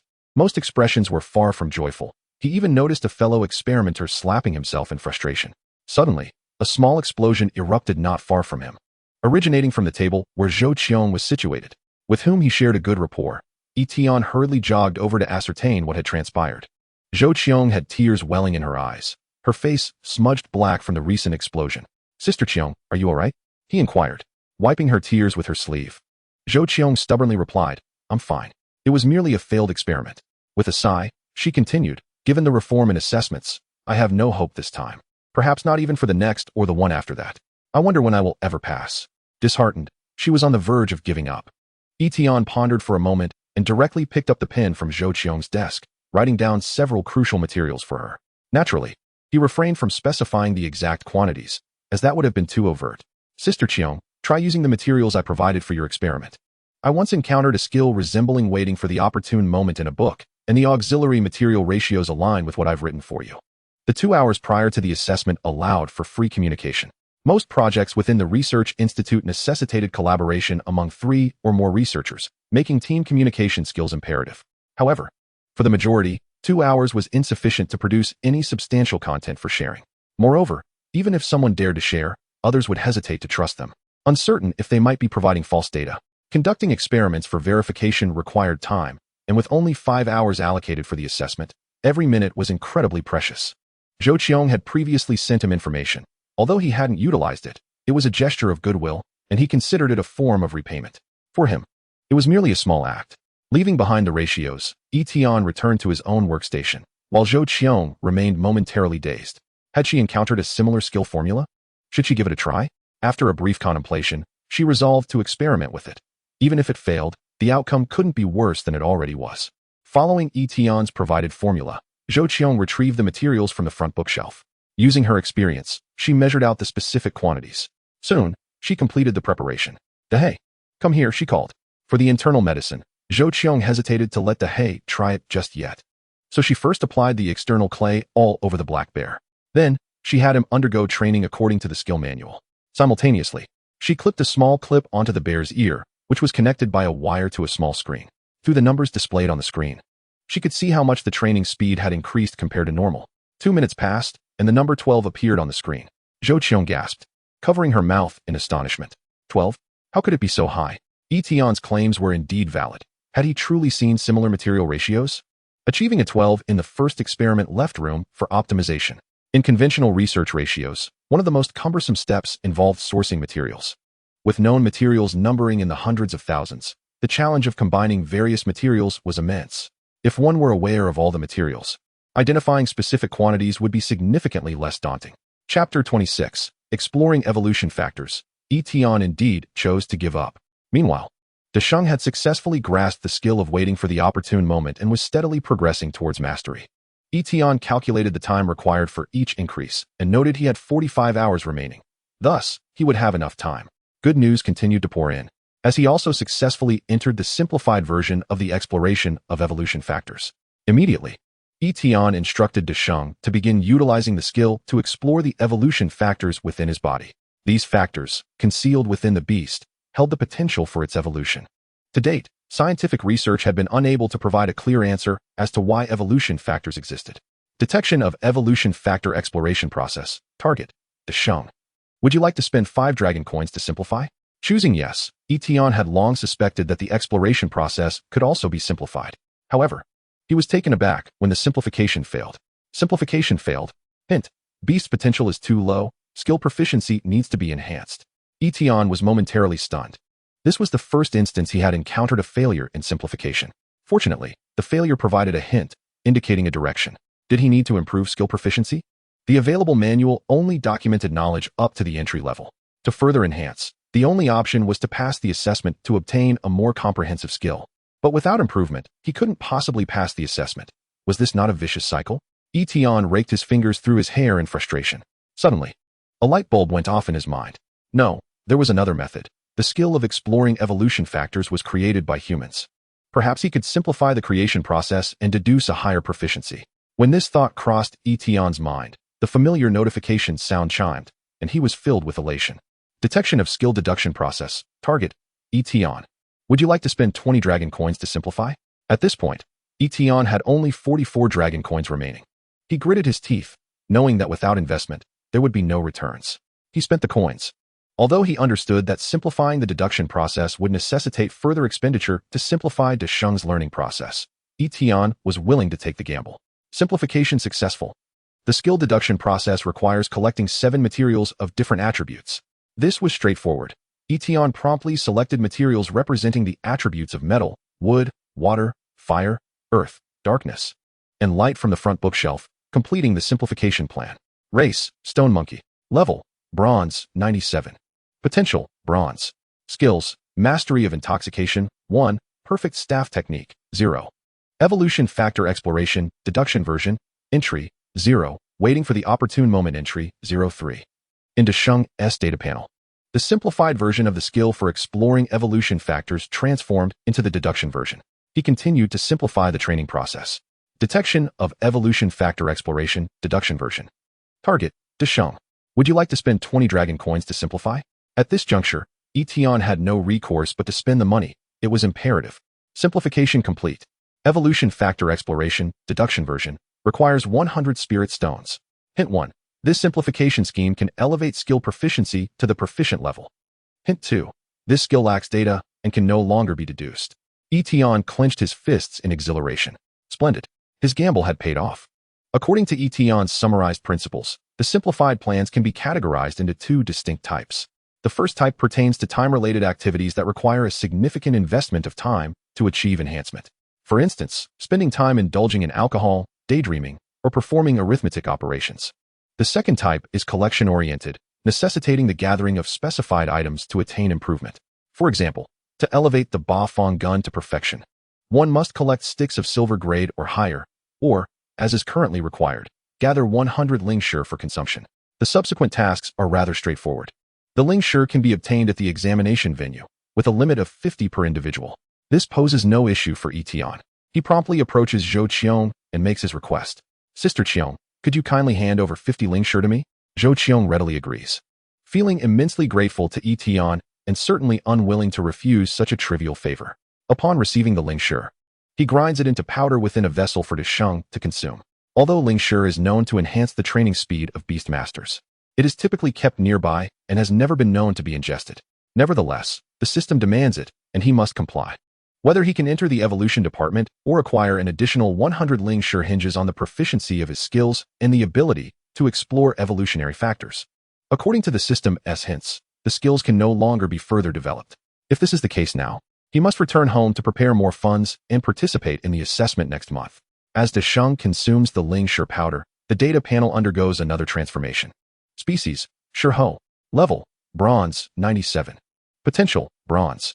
Skills: Mastery of Intoxication, 1. Perfect Ba Fong gun, 0. Evolution Factor Exploration, Deduction Version, Proficient, 0. Waiting for Opportunity Novice, 9. Desheng shuts his eyes and begins to activate the Evolution Factor Exploration skill. This process could also be simplified, but Yi Tian finds himself in dire financial straits. With just over 4 hours remaining, it remains to be seen whether Desheng can discover the evolutionary factors. Approximately an hour passes. Suddenly, Desheng opens his eyes in delight and conveys a mental message to Yi Tian. Oh, I found it. Yi Tian feels a surge of excitement. Realizing that when Desheng employs this skill, he can share the sensations from within Desheng's body. He observes a golden light flickering at the center of Desheng's forehead, visible only to him. Is this the evolutionary factor? The utility of this discovery remains unclear for the moment. It seems he must first enter the research institute to obtain relevant knowledge. Yi Tian exhales deeply, reassured that he will certainly pass the assessment. Excellent. Now he should endeavor to search for as many factors as possible. This assessment has nearly depleted his resources, leaving him with merely 4 long by. He wonders how others are faring. All he can do is fulfill his part and leave the rest to fate. Yi Tian settles comfortably into a chair. To others, this action appears as though he has surrendered to the assessment and chosen to give up. Nearby, Zhang Sheng notices Yi Tian's demeanor and nods in acknowledgement. As I suspected. However, persisting until now before relinquishing is no small feat. He initially thought Yi Tian would abandon the assessment at the very beginning. Now it seems that Yi Tian's earlier actions during the subject selection were indeed intended to draw attention. On the other side, has he given up after less than an hour? Zhang Qixing glances at Yi Tian, chuckling softly before returning his gaze. After all, Yi Tian secured first place in the initial round, which naturally draws more scrutiny upon him. When Zhang Qixing saw that Yi Tian's beast was merely a sure hoe, he anticipated this outcome. Yi Tian's current behavior merely confirms his earlier assumptions. Chapter 27. The test results. How dare Yi Tian stand up? Shenggu, how is your skill progressing? Are you confident in passing the assessment? At that moment, Zhang Qixing hears a low male voice behind him. Turning around, he sees Lu Bo. The two initially had little interaction, but after the previous round concluded, Lu Bo took the initiative to engage him in conversation, sharing insights, thereby establishing an acquaintance. Zhang Qixing smiles, feeling no need to conceal anything, and replies, according to my estimates, I will require another 2 hours to master the skill. With just over an hour remaining, finding an evolutionary factor should not be overly challenging. Lu Bo looks at him with a hint of envy. You truly are impressive. Shenggu, as for me, my beast is projected to need 3 more hours to reach proficiency, leaving me only half an hour to explore. I can only pray for good fortune. Who would have thought the assessment content would undergo reform? I was initially brimming with confidence. Had I known, I would have signed up last time. Zhang Qixing first offers words of consolation to Lu Bo before humbly adding, my beast has previously studied a simplified version of the evolutionary factor exploration skill, allowing for quicker progress. Given that we started at the same point, one cannot definitively say who will advance faster. Among the examinees, only a handful, fewer than 10, chose evolution as their topic. Observing the two in discussion, others gathered around. While Lu Bo's ability to pass the assessment remains uncertain, the rest have essentially resigned themselves to failure. Based on the instrument's calculations, my beast still requires 8 hours to reach proficiency. I need 16 hours. I need 20 hours. With their mindsets completely defeated, this group begins to compare the time required for proficiency. Do you think that if we achieve proficiency in this skill, we will have an advantage in the next assessment, allowing us to skip the learning phase and dedicate all our time to exploring factors? A question is posed, and many nod in agreement, their faces reflecting anticipation. Zhang Qixing, however, douses their hopes with a cold reality. Unfortunately, that will not be the case. The skill of evolution factor exploration has undergone centuries of research and refinement, embodying the lifelong dedication of countless predecessors. It encompasses innumerable variations and complexities. Even extracting a mere fraction of its essence has resulted in the skills we study today. Surely, the question setters would not allow us to exploit loopholes, so even if the next assessment bears the same name, the content will differ vastly. I have previously studied a similar condensed skill, which provides some reference, but it is minimal. Upon hearing this, the crowd erupts in despair. This is a disaster. If that's the case, will I never gain entry to the Research Institute? In contrast to those who chose evolution as their topic, those who opted for cultivation have completely ceased their wandering, let alone engaging in idle chatter. They are fervently conducting experiments, hoping to discover a formula with a higher success rate. Time slips away quietly. Throughout this period, many have chosen to give up, beginning to lounge in chairs like Yi Tian. The only solace they find is that they were not the first to concede. That distinction belongs to Yi Tian. Afterward, when explaining to others, they can still save face, having prepared their lines in advance. The assessment topic was simply too difficult. Even the one who secured first place in the initial round chose to give up. It is worth noting that I lasted longer than he did. The bell rings, signaling the end of the session. Everyone, along with their beasts, halts their actions. Time is up. Zhang Sheng stands at the forefront. The time has come to evaluate the results. First, he will assess the cultivation topic, followed by the evolution topic. Zhang Sheng announces, those who feel confident in their ability to pass, please step forward. The majority fail to meet the passing criteria, and to save time, not everyone is required to participate in the results evaluation. As his words echo, the crowd immediately stirs. Zhou Qiong glances at Yi Tian, smiles at him, and then steps forward. Yi Tian follows suit. The onlookers cast envious glances at the backs of those advancing. Who are these extraordinary individuals? How could they possibly pass such a challenging assessment? 1, 2, 3, 5.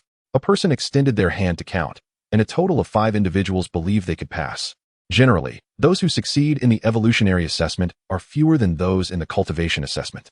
Thus, the combined total would not exceed 10 individuals. Whereas this assessment had thousands of sign-ups. A pass rate of less than 1% is indeed terrifying. Suddenly, someone noticed something amiss. Why was Yi Tian also present? As the top performer of the first round, Yi Tian naturally drew much attention. The issue was that everyone had seen him begin to slack off in less than an hour. How could he muster the courage to step forward and embarrass himself? Could it be that he truly believed he had the confidence to succeed? Zhang Sheng gazed at Yi Tian with confusion and reiterated his statement. I mean, those who are confident in passing the assessment, step to the front. Fearing Yi Tian might not understand, he further explained the rules. There are 2 requirements for passing the assessment. First, proficiency in skills must reach the entry level, and second, one must develop a formula for speed cultivation exceeding 10. The others followed Zhang Sheng's gaze toward Yi Tian, their expressions peculiar, except for Zhou Qiong. Noticing that Yi Tian remained unmoved, Zhang Sheng felt powerless and decided to let him be. The process of verifying results was quite simple. The Beast Master merely needed to connect their beast to the device and use a skill to determine proficiency. The formula had to be written down and submitted to Zhang Sheng, who would employ a beast known as a simulation beast for testing and derive the results. There were only 5 individuals, and Zhang Sheng randomly selected someone for verification. Gao Su, you go first. All right. Gao Su was a bespectacled, well-mannered young man, and his beast was a pitch-black cat. Once connected to the device, the cat used the skill ambush at Gao Su's command. A faint, undulating yet transparent layer immediately enveloped the cat's body. Shortly after, the device lit up with a yellow light. Passed. Gao Su clenched his fist. The appearance of the yellow light on the screen signified that he had reached the entry-level proficiency. Gao Su then handed his developed formula to Zhang Sheng. With a wave of his hand, a blue slime appeared before everyone. This was the simulation beast, specifically cultivated for various experiments. A staff member prepared a vial of potion according to Gao Su's formula and administered it to the simulation beast. It then began practicing ambush. And another device quickly displayed a number. 11. Excellent. Gao Su cheered. Although he had anticipated the result, he couldn't help but feel exhilarated upon its confirmation. Zhang Sheng nodded. Well done. You have passed. Many people in the back couldn't help but exclaim. Impressive. I wish I could take their place. It was said that Gao Su was a prodigy in beast mastery, having already obtained his professional beast master certificate, and was engaged in research out of passion. Thus, it was no wonder he could achieve intra-level proficiency in a silver-tier skill in such a short time. After Gao Su was tested, Zhang Sheng continued to select others. The next 2 young men also passed without incident, their formulas barely reaching a speed increase of 10, just above the passing line. Zhang Sheng expressed understanding, acknowledging that developing a formula of 10 in such a short time was a rare talent. Speaking of which, the skill ambush was the result of his team's research for the best formula. It took 2 months to deduce the optimal ratio of 24. It is known that each increment in efficiency becomes increasingly challenging, especially as one progresses. This score of 24 earned his team the Best Team Award from the previous year. It was now Zhou Qiong's turn. The proficiency light unexpectedly illuminated yellow, while her formula ratio astonished everyone. 20. What? How is it so high? Zhou Qiong raised an eyebrow at Yi Tian, as if to say, aren't I impressive? Today, her luck was off the charts. After receiving the material list from Yi Tian, she managed to derive an excellent formula in just a few hours. Zhang Sheng looked on with uncertainty. Was it luck?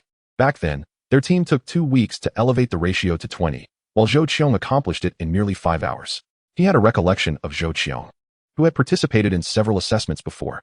Her abilities were reasonable, but Zhang Sheng had anticipated that she would not pass this time. Her standing at the front was already surprising, but to think she could achieve such an outrageous result. Are we truly participating in the same assessment? Many in the back were pulling their hair in disbelief. She must have some kind of cheat. I can't believe it. The few who had passed the assessment previously were also bewildered, although 20 seemed merely double 10. Anyone with a modicum of understanding knew that the difficulty between the two was at least tenfold. Gao Su, initially confident of securing first place, was dismayed by the emergence of such a prodigy as Zhou Qiong. It was truly a disheartening score. Gao Su sighed, his face marked with disappointment. You did well. Zhang Sheng exhaled, calming his emotions, and fixed an intense gaze upon Zhou Qiong. Regardless of the research topic, there exists a factor of luck. However, it still does not overshadow Zhou Qiong's excellence. Zhou Qiong, you have passed. Zhou Qiong merely smiled, not overly thrilled, for she had already experienced her excitement earlier. Now, her heart was filled solely with gratitude toward Yi Tian. Xiao Tian, you have given me an immense gift. Entering the research institute had been her goal for many years. And to achieve it, she had studied while others played, and continued her studies while others indulged in romance. She had dedicated nearly all her time to striving toward this objective. However, due to the reform in assessment content, a goal that had once been within reach suddenly felt distant again. Without Yi Tian, she would have needed at least 2 additional years to prepare anew. Perhaps due to the astonishment caused by Zhou Qiong's results, Zhang Sheng began to engage more with her than with the others. Zhou Tiangang truly has a remarkable daughter. Haha. Zhang Sheng stroked his sparse beard, entirely forgetting the previous unpleasantness with Zhou Tiangang. The optimal formula for ambush is 24. And your score is quite close to that number. Well done, well done. Zhang Sheng's words incited a fresh wave of astonishment. 24? Does that mean Zhou Qiong is only 4 points away from the optimal ratio? Goodness, it seems I have witnessed the rise of a new star in the cultivation realm. Yi Tian was momentarily stunned. What? The optimal ratio is 24? Isn't it 30? He realized that 24 was the limit identified by Zhang Sheng's team, not the ultimate potential of the formula. Listening to the astonished exclamations from all around, Zhang Sheng appeared quite satisfied. Indeed, it is 24. This is the optimal formula my team deduced last year. Zhang Sheng turned his gaze toward Yi Tian. Candidate Yi Tian, it is your turn. He deliberately left Yi Tian for last. You wish to embarrass yourself? Then I shall let you take center stage for that.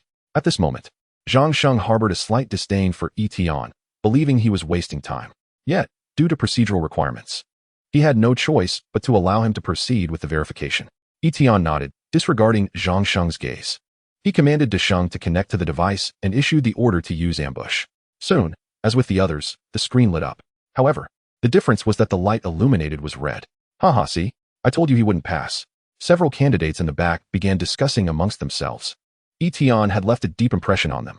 Frankly, they did not wish to see Yi Tian succeed, and upon seeing the absence of the yellow light, many felt a sense of satisfaction. Yet, some candidates began to harbor doubts. If failure were to occur, shouldn't the light remain off? What is this red illumination? Suddenly, someone exclaimed in astonishment, as if encountering a ghost, staring intently at De Sheng. If my memory serves me correctly, when a skill's proficiency reaches mastery, it should illuminate red during testing, right? Everyone was momentarily stunned. Not only the candidates, but also the 2 examiners finally grasped what was transpiring. How could this be possible? Zhang Sheng had never anticipated witnessing a candidate elevate their skill proficiency to mastery during the assessment. Thus, when he saw the red light glowing, he was momentarily at a loss for words. After all, within just 5 hours, even the most gifted beast master would be unable to cultivate a silver-level skill to proficiency. Correct? After a brief daze, Zhang Sheng chose to dismiss it as an impossibility. Surely, it must be a malfunction with the testing apparatus. He then turned to Yi Tian, his voice tinged with urgency. Yi Tian, the instrument may have experienced some issues earlier. Please conduct the test once more. Yi Tian chuckled lightly, sensing the examiner's skepticism. Chapter 29, Surpassing the Optimal Ratio. Through the cultivation assessment, true gold is not afraid of fire. Retrying is merely a formality. The candidates eagerly focused on the screen, many silently wishing that indeed the previous results were due to an error in the apparatus. However, to their dismay, the red light shone once more. Zhang Sheng, still somewhat disbelieving, switched to 2 different devices for testing De Sheng, yet each yielded the same result. This time, he could no longer deny the reality. Could it truly be real? All the candidates were left astonished. The atmosphere felt as if it had been paused. De Sheng's test results were far beyond their comprehension. After all, it was merely a stone monkey. Was it not said that such beasts possessed no potential? In Wuxi City, stone monkeys are a common sight, with the largest monkey wine base in all of Longwa located here. Statistics reveal that 1 in every 10 beast masters contracts a stone monkey. Yet, it was unheard of for any stone monkey to learn combat skills. The most outrageous part was the speed at which they learned. Within an hour, the skill had reached proficiency, and it was a silver-level skill at that. Yi Tian's youthful visage, coupled with the stone monkey's perceived lack of potential, formed a stark contrast to the achievements they had produced. No one present had foreseen the developments unfolding before them. This was utterly irrational. Even Zhou Qiong could not help but widen her eyes, her lips twitching. Since the formula had been provided by Yi Tian, she had anticipated that De Sheng could at least grasp the basics. However, she never imagined that De Sheng would leap directly to mastery. The difficulty of advancing a skill's proficiency increases tenfold with each level. Please, behave like a human being. As Zhang Sheng regained his composure from the shock, he gazed at Yi Tian with eyes akin to those fixated on a dazzling jewel. His heart brimmed with elation. This was indeed a treasure unearthed. His previous disdain for Yi Tian had evaporated entirely. While misunderstandings may have existed between them, it was best to clear them up. As the vice president, Yi Tian would be working under him upon entering the research institute. They would have plenty of time to interact. This extraordinary talent had led Zhang Sheng to resolve that even if Yi Tian's formula fell short of a score of 10, he would admit him regardless. Even if Yi Tian possessed no research abilities, his innate talent as a beastmaster made him a worthy subject for study. Quite impressive. Though astonished internally, Zhang Sheng maintained a facade of nonchalance. Yet, anyone with keen observation could discern the shift in his attitude towards Yi Tian. Just 2 minutes prior, he had sported a stern expression. Now, he wore a smile that crinkled his face with wrinkles. After confirming the skill's remarkable results, Yi Tian produced the formula he had meticulously prepared and handed it to Zhang Sheng. Zhang Sheng harbored a secret hope that Yi Tian's formula would not reach a score of 10. If it fell short, he could admit Yi Tian under special circumstances, ensuring the young man would feel indebted, making future collaboration smoother. Initially, many had thought Yi Tian was merely seeking attention, but now they dared not maintain such assumptions. Each eagerly fixated on the front. They too wished to know whether Yi Tian could pass the assessment.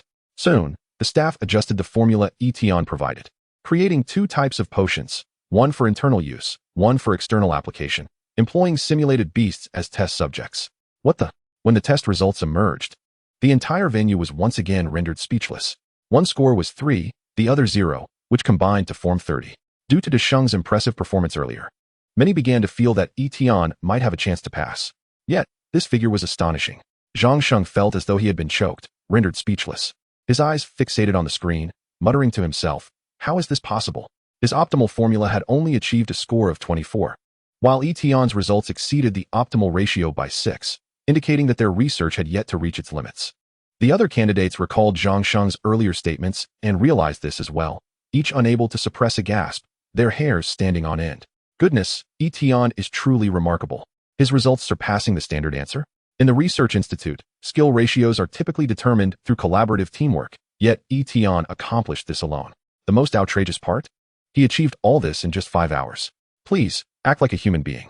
Zhang Qixing felt his worldview shatter, grateful that Yi Tian had chosen cultivation as his topic.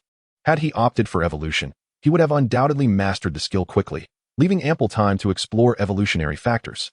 If so, his first-place position might not have been so secure. Initially, he held a sense of disdain for Yi Tian, but now it morphed into a subtle admiration. He thought to seek an opportunity to befriend such a talented individual. Zhou Qiong was also taken aback, even knowing the materials. Achieving such a high ratio within 5 hours was nothing short of absurd. Clenching her fists, she felt a surge of vindication. Before Yi Tian's results were announced, many had been whispering about him, some deeming him arrogant and others accusing him of seeking attention. Upon hearing these remarks, Zhou Qiong felt a surge of indignation. Now you all see how formidable Xiao Tian truly is. Zhang Sheng's expression stiffened, feeling somewhat humiliated. Suddenly, he felt a hand on his shoulder. It was Wang Tingsong. That old fellow. Haha, how does it feel to be slapped in the face? You claimed a score of 24 was the optimal ratio, only to be outdone by a youth under 20 who casually produced these results. You've lost all face. If I were you, I wouldn't dare remain in the vice president's position any longer. Zhang Sheng's face flushed crimson, and he angrily swatted Wang Tingsong's hand away. Yi Tian is about to join our cultivation department. This is an internal matter for us, and has nothing to do with you from the evolution department. Wang Tingsong shrugged, casting an admiring glance at Yi Tian. From the moment he reviewed Yi Tian's resume, the young man had left a profound impression on him.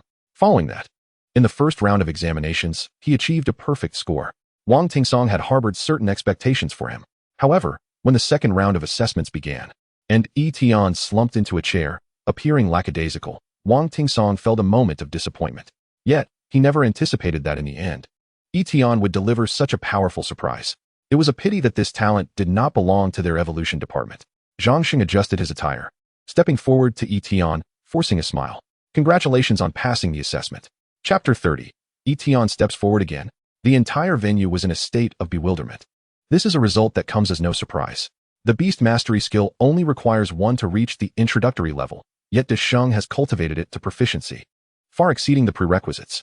The subsequent ratios yielded results that surpassed the standard answers. If Yi Tian were to fail the assessment, it would indeed be unreasonable. Yi Tian nodded. Unperturbed by the outcome, being the last to step forward for the test, he inquired of Zhang Sheng, "Examiner, I am in first place, am I not?" Zhang Sheng replied with a smile, "Without a doubt." Yi Tian continued, "When will the reward for first place be distributed?" Zhang Sheng answered, "It will be given out collectively at the end of the entire assessment, rest assured." Yi Tian felt satisfied and returned to the crowd, awaiting the commencement of the second round of results verification. "Xiao Tian, you are incredible," Zhou Qiong exclaimed as she rushed towards Yi Tian upon his return. "So, we will be colleagues in the same department from now on." However, Yi Tian responded with a hint of melancholy. "It seems we may not be able to be colleagues in the same department." This statement left Zhou Qiong perplexed. After all, Yi Tian had already passed the assessment. Did he intend to forego this opportunity? As she was about to persuade him otherwise, Yi Tian's next words left her utterly bewildered. "I plan to enter the evolution department." Huh. As they spoke, Wang Tingsong had already taken Zhang Sheng's place, standing at the forefront of the crowd, and announced in a clear voice, "Next, we will conduct the results verification for the evolution department. Those candidates confident in their abilities, please step forward." Upon hearing this, Yi Tian waved to Zhou Qiong, "Sister Qiong, I will go ahead." Zhou Qiong was taken aback. Yi Tian's actions provoked a chorus of gasps. Wang Tingsong raised an eyebrow, noticing Yi Tian walking towards him. A ludicrous thought crossed his mind. Could it be that he intended to participate in the evolution department's assessment? Upon reflection, it was true that at the beginning of the second round of assessments, Yi Tian had chosen 2 subjects simultaneously. However, given his remarkable achievements in the research department, how could he possibly have the energy to tackle the evolution department's questions? Moreover, the evolution department had already thoroughly researched the stone monkey, which possessed minimal potential. The exploration skills at the introductory level could not uncover any evolutionary factors. This conclusion had long been established, meaning Yi Tian had no opportunity to enter the evolution department from the start. His actions were undeniably perplexing. Not far behind Wang Tingsong, Zhang Sheng frowned. What does Yi Tian mean by this? He was also aware of the situation regarding the stone monkey. Logically speaking, it was utterly impossible for Yi Tian to pass the evolution department's assessment. Yet, inexplicably, a sense of foreboding arose within him. Wow, Tian Gu is quite bold. He wants to take a shot at the evolution department's exam as well. In the realm of beast mastery, the truly capable always take precedence. Although Yi Tian was the youngest present, this did not prevent admirers from calling him Tian Gu. "That can't be possible," some murmured, rubbing their eyes, convinced they were seeing things. Yi Tian passing the cultivation department's assessment was already astonishing. One could even call it a miracle. Did he intend to create yet another miracle?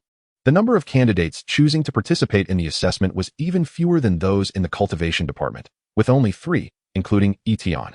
The other 2, Zhang Qixing and Lu Bo, could not help but turn to glance at Yi Tian, standing alongside them, their minds filled with a string of question marks. While they were unaware that the stone monkey had already been thoroughly researched, they understood that human energy is exceedingly limited. How could he possibly have the capacity to tackle the evolution questions after achieving first place in the cultivation assessment? Throughout the history of the Wushan City Research Institute, there had never been an individual who could simultaneously pass 2 assessments. Did Yi Tian aspire to make history? Lu Bo felt a sudden jolt of unease. If it were just he and Zhang Qixing, he would at least secure second place. But now, that was uncertain. Zhang Qixing, although surprised, did not share Lu Bo's sense of crisis. He held absolute confidence in his own strength. Even if Yi Tian could pass the assessment, he would never surpass him. If Yi Tian could indeed manage to explore more factors under such circumstances, Zhang Qixing would rather leap from a building. Wang Tingsong composed his expression, resolving to proceed with the process. Whether Yi Tian could pass the assessment would soon be revealed. Who will go first? He did not take the initiative to call anyone like Zhang Sheng had, but instead entrusted the decision to the candidates. Lu Bo immediately stepped forward. "I will go first." His results were certainly not on par with Zhang Qixing's. If he were to take the assessment after Zhang Qixing, comparisons would be inevitable. Better to go first and set the stage. The test was quite simple, still utilizing connected instruments. At the end of the device was a large screen, and as the instrument connected with the beast, its outline instantly appeared on the screen. Lu Bo commanded his beast to use its skill. Soon, a golden dot appeared at the position near the beast's head on the screen. The function of this instrument was to project evolutionary factors. Wang Tingsong nodded in approval. "Good. Pass." Next, as soon as he finished speaking, Zhang Qixing stepped forward. Confident he was first, he wanted to expedite the conclusion of the test. Having previously been preempted by Lu Bo, Wang Tingsong waved his hand, and staff members promptly approached to connect the instrument to Zhang Qixing's beast. His beast resembled a gray ball the size of a human head, with a pair of small white wings protruding from its back. Yi Tian recalled that it was called Li Ziqiu. The round outline of Li Ziqiu quickly appeared on the screen, and as it utilized its skill, multiple light points began to illuminate swiftly. 1, 2, 5. The other candidates extended their fingers, counting the light points, which only ceased at 13. Zhang Qixing stood proudly, basking in the adoration emanating from all directions. Shenggu is truly formidable. No wonder he resigned from the cultivation department at other cities' research institutes to return and take the evolution department exam. It turns out his talent in evolution is genuinely exceptional. I expect Shenggu will achieve results soon after joining the institute. Zhang Sheng felt a sense of pride. Despite Zhang Qixing's rebellious nature, he was still his beloved nephew. Well done, well done. Wang Tingsong's face, rarely graced with a smile, reflected his delight. The evolution department often faced a shortage of personnel due to high entry barriers. So the recruitment of a genius was naturally a cause for celebration. Zhang Qixing, congratulations on passing the assessment. I look forward to your future performance. Zhang Qixing slightly raised his head. I will not disappoint the deputy director. Congratulations, Shenggu. Several candidates, seemingly premeditated, shouted in unison. Finally, it was time for the last candidate of the entire assessment to undergo testing. With the assistance of the staff, Desheng's outline was swiftly projected onto the screen. Chapter 31. Still first, the competition for the 2 deputy directors. Everyone held their breath in anticipation. Desheng only needed to identify one evolutionary factor to set an unprecedented record. In fact, the value of a single factor could surpass that of the 13 achieved by Zhang Qixing. Although Zhang Qixing maintained an outward appearance of indifference, the fervent glances he cast towards the screen betrayed his inner thoughts. Desheng began to utilize his skill. In an instant, bright points of light appeared on the screen. Impossible. Wang Tingsong's body stiffened. Wow. The other candidates gasped in shock. Zhang Qixing could not restrain himself, lifting his eyelids and leaning towards the screen. The first bright point was merely the beginning. With a whoosh, whoosh, whoosh, a sound resembling the breaking of air emanated from Desheng's body. One by one, light points began to emerge rapidly, soon coalescing into a vast expanse. There is no need for numbers. One glance suffices to reveal that there are at least hundreds more than Zhang Qixing. Everyone was left in a state of bewilderment. Zhang Qixing's complexion turned pale, while Zhou Qiong's mouth hung open wide enough to accommodate a fist. Wang Tingsong slapped himself to confirm he was not hallucinating and immediately turned his gaze toward Yi Tian. How did you accomplish this? He inquired. This is impossible. How could an entry-level exploration skill uncover the evolutionary factors of the stone monkey? Zhang Sheng also fixed his gaze intently on Yi Tian. The notion that an entry-level skill could not unearth the potential of the stone monkey had long been established through research. What on earth was happening? The other candidates, witnessing the 2 examiners' intense reactions, also turned their eyes toward Yi Tian. With calmness, Yi Tian responded, indeed, entry-level exploration skills cannot discover the evolutionary factors of the stone monkey. After a brief pause, he added, thus, the skills I employed are those of a proficient level. The crowd was left even more perplexed. Wang Tingsong furrowed his brow. But the skills provided in the exam can only be cultivated to an entry-level standard. Yi Tian affirmed, correct. Therefore, to pass, I independently derived a more advanced skill. If I wish to succeed, such matters cannot be concealed. I chose to express them openly. The crowd was left dumbfounded, and Wang Tingsong, Zhang Sheng, and others were equally bewildered, questioning whether their ears were deceiving them. How could one evolve a skill, limited to entry level, into a proficient one to pass the examination? Zhang Qixing's mouth twitched. He considered himself a genius with extensive knowledge, yet Yi Tian's words undeniably encroached upon his intellectual blind spots. Wang Tingsong's voice trembled. In theory, this is feasible, but if it weren't for the evidence before him, he would never believe it, even under duress. The assessment time is not 50 years or 5 years. It is merely 5 hours. Moreover, Yi Tian not only completed the evolution department's examination, but also required time to refine the skill to explore the factors. The examination hall was enveloped in silence for 2 full minutes before candidates gradually recovered from their shock.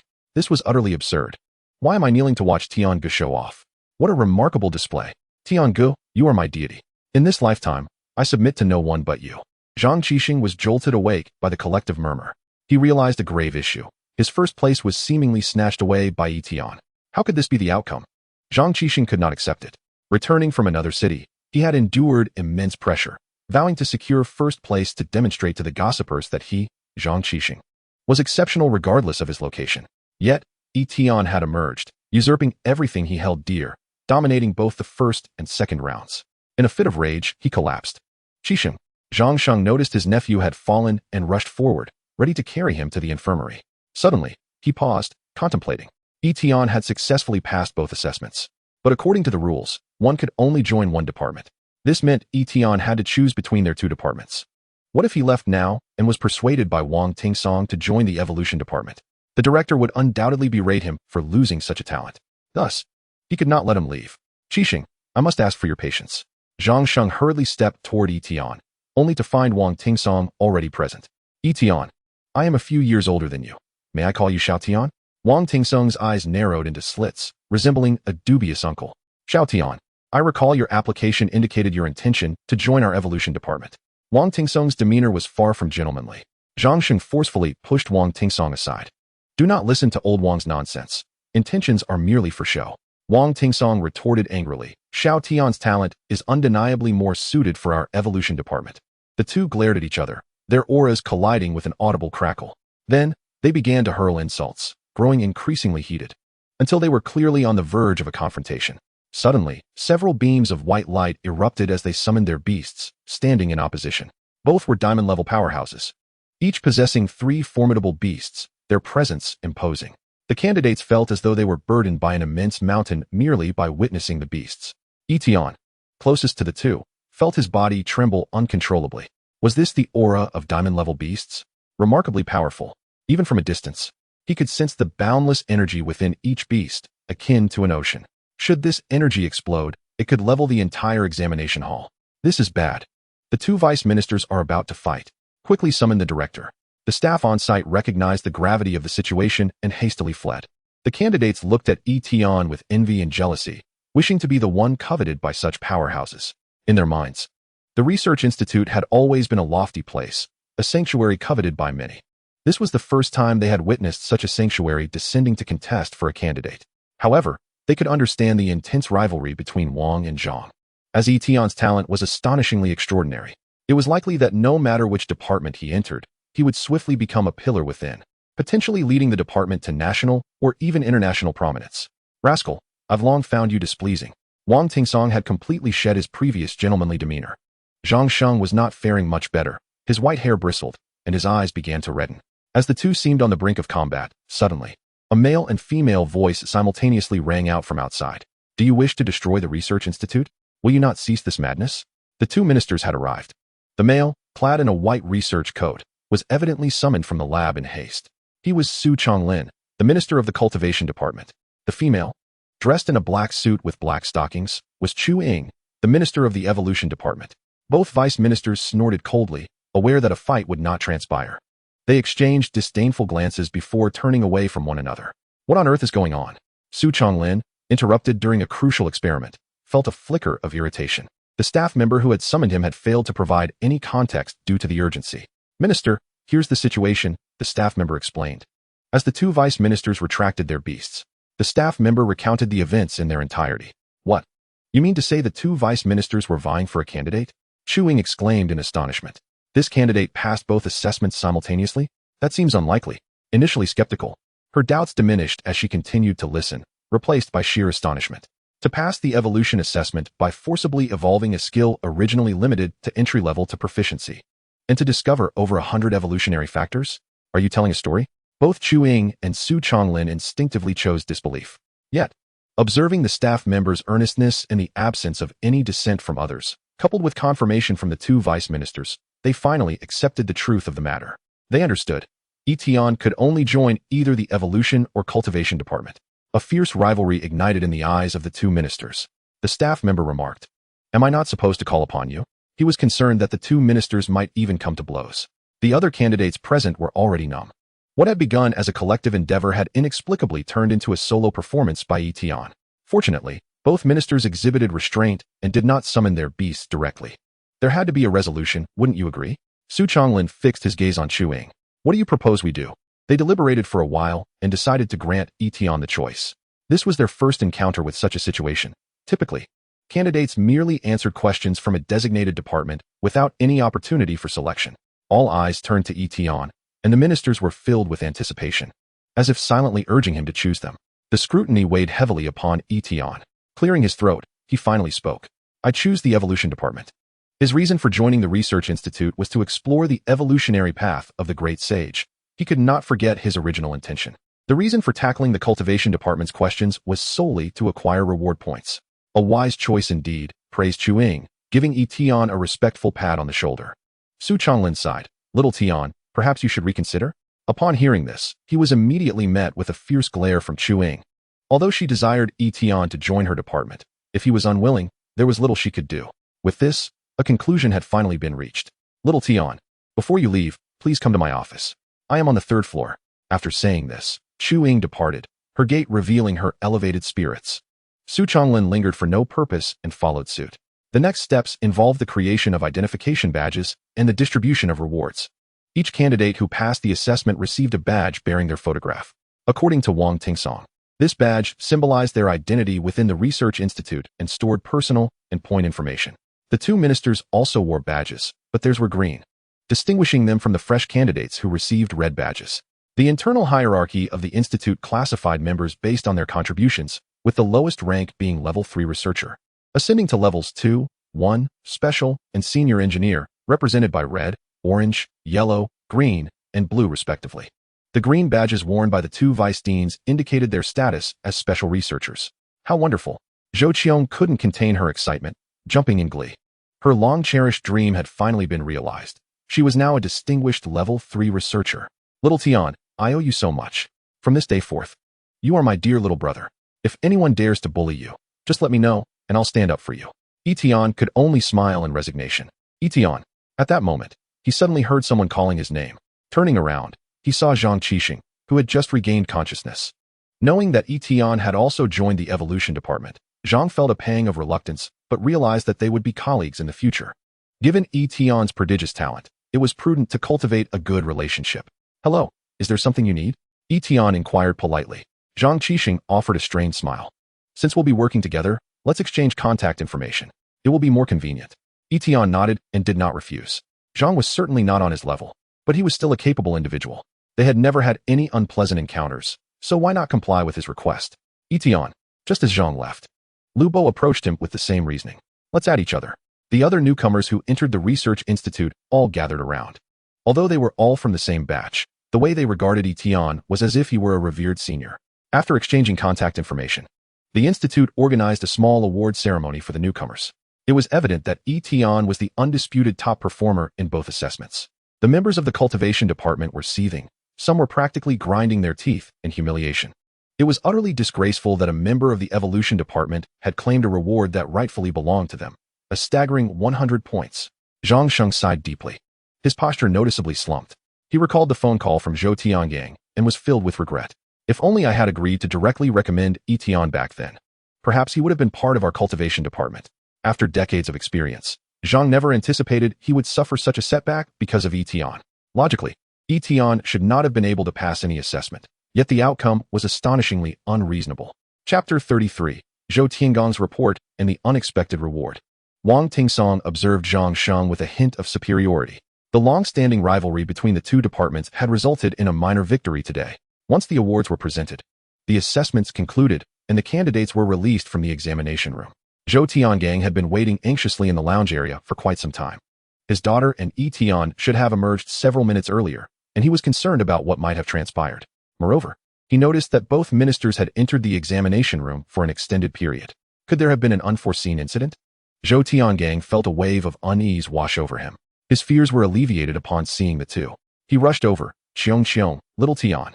Earlier, while waiting in the lounge, he had engaged in casual conversation with others and learned about the recent reforms in the assessments, which had increased their difficulty. Based on his estimations, he was almost certain his daughter had not passed.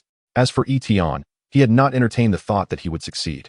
Thus, he refrained from inquiring about their results, fearing he might inflict further disappointment upon them. However, to his astonishment, upon seeing him, his daughter rushed over and appeared genuinely joyful.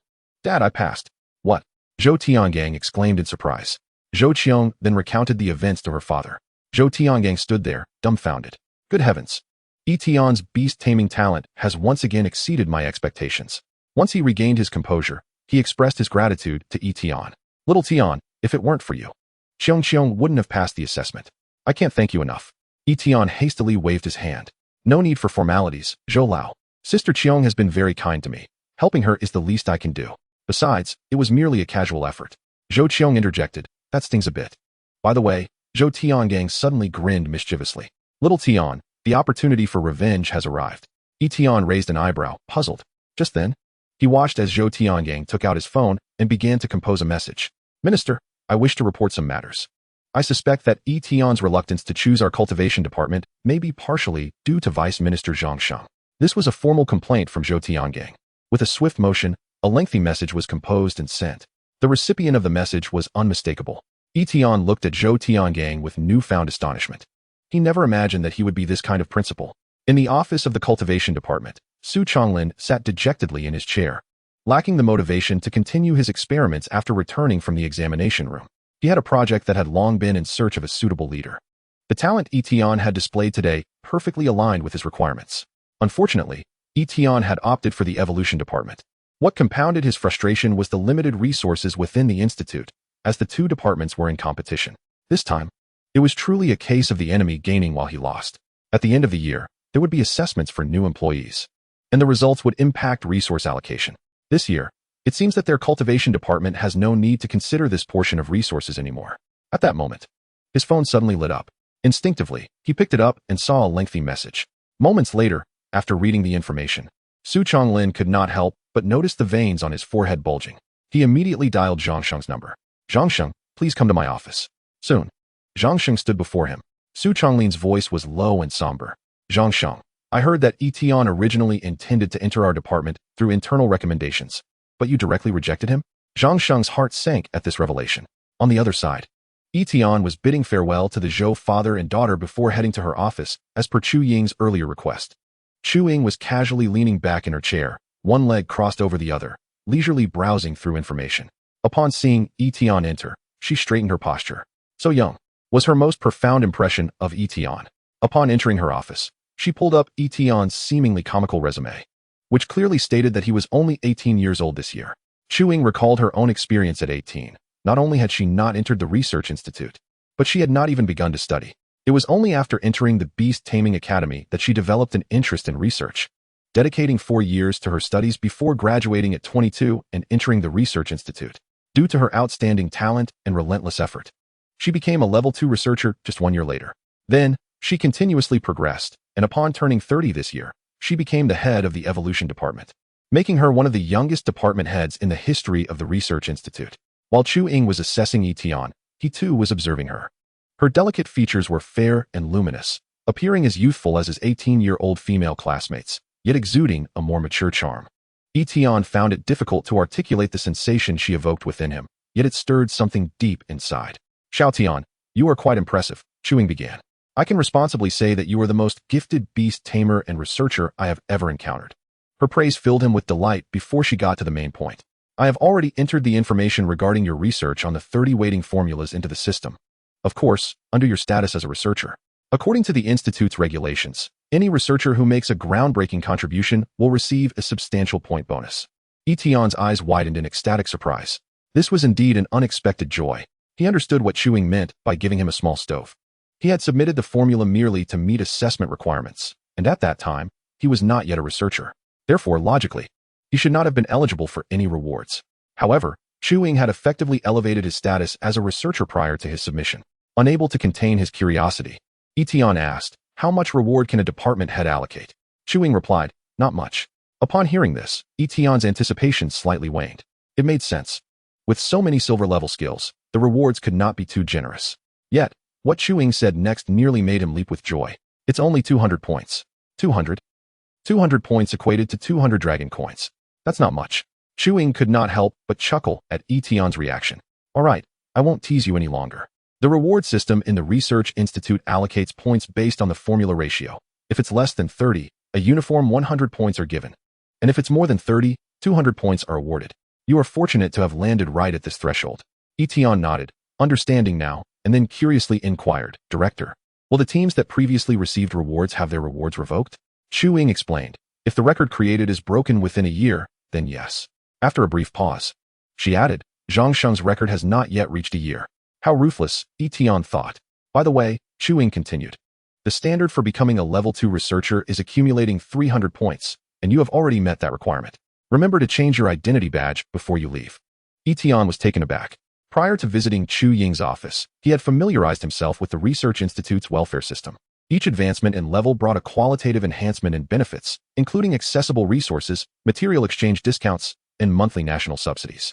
For instance, a level 3 researcher would receive 4,000 dragon coins monthly, even without doing anything, while a level 2 researcher would earn 1,000 dragon coins a month. Although the subsidy was just a small part of a researcher's income, he would now also be receiving a government salary. What a delightful surprise. After chatting a bit longer, Yi Tian exited the office. He first picked up a handbook on the Research Institute's protocols, intending to study it further. Then he acquired the complete version of Exploration of Evolution Factors. Finally, he downloaded the Research Institute's mobile forum app, listing his points on the trade section for 1 point per dragon coin. In less than 2 minutes, they were all scooped up. Within the Research Institute, points are tradable. But traded points do not count towards a researcher's accumulated points. They can only be used for material exchanges, yet even under such circumstances, points were still in high demand. Walking out of the Institute's gates, Yi Tian felt a profound sense of fulfillment. His goal for taking the assessment at the Research Institute was to obtain the Exploration of Evolution Factors, allowing Desheng to learn and identify its evolution path. That goal had been flawlessly achieved. In addition, he had also gained the status of a level 2 researcher. Zhou Tiangang had worked for over a decade and was only a level 2 researcher, while Yi Tian had just arrived and was already on par with him. It made sense considering the reform in assessments, which increased point rewards, and Yi Tian had also achieved dual firsts. Even more fortuitously, the formula he submitted brought him a 200-point reward, while others had to share points within their teams. Yi Tian alone reaped the benefits. The accumulation of points was accelerating rapidly. The most astonishing surprise for Yi Tian was the 400 dragon coins in his bank card. Desheng's Bafang staff required 50 dragon coins for further enhancement, and now he had the means. Moreover, Yi Tian discovered that while the simplification system was excellent in many ways, it was costly. This increased the likelihood of success in future vocational assessments. Feeling elated, he approached the roadside, preparing to hail a taxi. Suddenly, he heard a voice calling out to him. Yi Tian, long time no see, what are you doing here? It was Zhang Hao, the class monitor, who was the most active member in their class group. Zhang Hao was tall and robust, with short hair. Yi Tian pointed towards the massive building behind him. I just came here to take care of some matters. Upon hearing this, Zhang Hao chuckled. I see. You must be here to buy spirit concentration potion, right? Taking care of matters with such mystery. If I didn't know better, I'd think you were here for something big. Spirit concentration potion? Yi Tian furrowed his brows in thought. Oh right. Their SA trading area in the Research Institute that often sells materials to assist in beast taming training. Surely the spirit concentration potion is among them. It was evident that Zhang Hao had misunderstood. However, Yi Tian couldn't be bothered to explain. Even if he did, Zhang Hao wouldn't believe him. So he simply replied, yes. I'm here to buy medicine. Zhang Hao was somewhat puzzled. He knew Yi Tian's circumstances. His family was not well off. So where would he get the money to buy medicine? Furthermore, the stone monkey had no breeding value. Was it necessary to purchase medicine? Yet, there was no other explanation for Yi Tian being here. I heard there are researchers being assessed today. You can't be here to participate in the assessment, right? Zhang Hao asked with concern. How is your stone monkey doing? Have you mastered the breathing technique? Yi Tian replied. Yes, I have mastered it. Zhang Hao chuckled softly, unable to suppress his desire to boast. My Taishan is on the verge of breaking through to bronze. Thus, he had come to the Research Institute to procure medicine, preparing for a final push today, hoping to report the results by tomorrow. Yi Tian clasped his hands in greeting. Congratulations. Oh, it's merely luck, Zhang Hao replied, though the smile on his face was unmistakable. After exchanging a few pleasantries, a taxi came to a halt before Yi Tian, and he bid farewell to Zhang Hao before getting into the car. Watching Yi Tian depart, Zhang Hao shook his head. That kid must have taken a taxi just to save face in front of me. Yi Tian had been thrifty during his 3 years at school, and his home was not far away, with a bus stop nearby.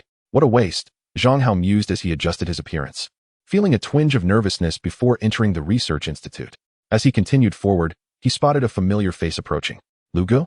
The man addressed as Lu Gu paused, looking at Zhang Hao with a hint of confusion. Zhang Hao continued, It's me, Lu Gu. Don't you remember? 10 years ago, we both lived in Kongxiang Garden. I used to love following you around to play. Oh, now I remember. It's you, Xiaohaozi. It's been a decade, and you've grown so much. Lu Gu, whose full name was Lu Feng, was 10 years older than Zhang Hao. They had lived in the same community, where Lu Feng enjoyed training his beasts in the yard, while Zhang Hao eagerly tagged along, leading to their camaraderie. Curiously, Zhang Hao asked, Lu Gu, what brings you out of the institute? Are you here to buy potions as well? Lu Feng replied, No, I'm here for the researcher assessment. That's impressive. Zhang Hao admired Lu Feng, who had a reputation at the institute. He knew that those brave enough to apply were certainly exceptional. Lu Feng shook his head. Impressive? Not at all. I haven't even taken the exam yet. When this topic arose, he couldn't help but vent his frustrations. I was well prepared.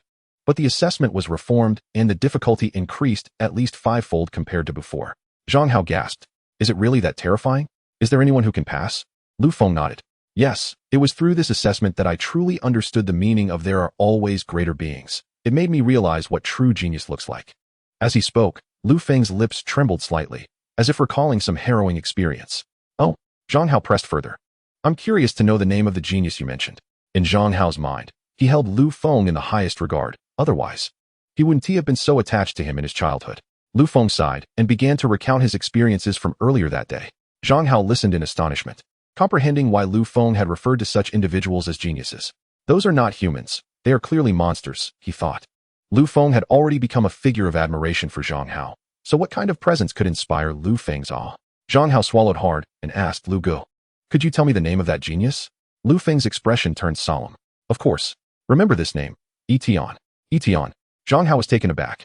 Chapter 35. The Great Sage breaks through to Silver. System upgrade. Yi Tian instructed the taxi driver to drop him off at a nearby large shopping center before heading home, deciding to make a purchase first. In less than 10 minutes, he emerged from the store, a large bag in hand, clearly revealing several bottles of liquor through a translucent film. This was Yi Tian's goal, 20 bottles of silver-grade liquor, each costing 1 dragon coin, totaling 20. Previously, such an expense would have been unfathomable to him. The great sage was on the cusp of breaking through to silver, and at that point, bronze-grade spirit liquor would no longer be effective. Thus, he needed to prepare the silver-grade liquor in advance. The higher the quality of the liquor, the better the enhancement effects for the great sage.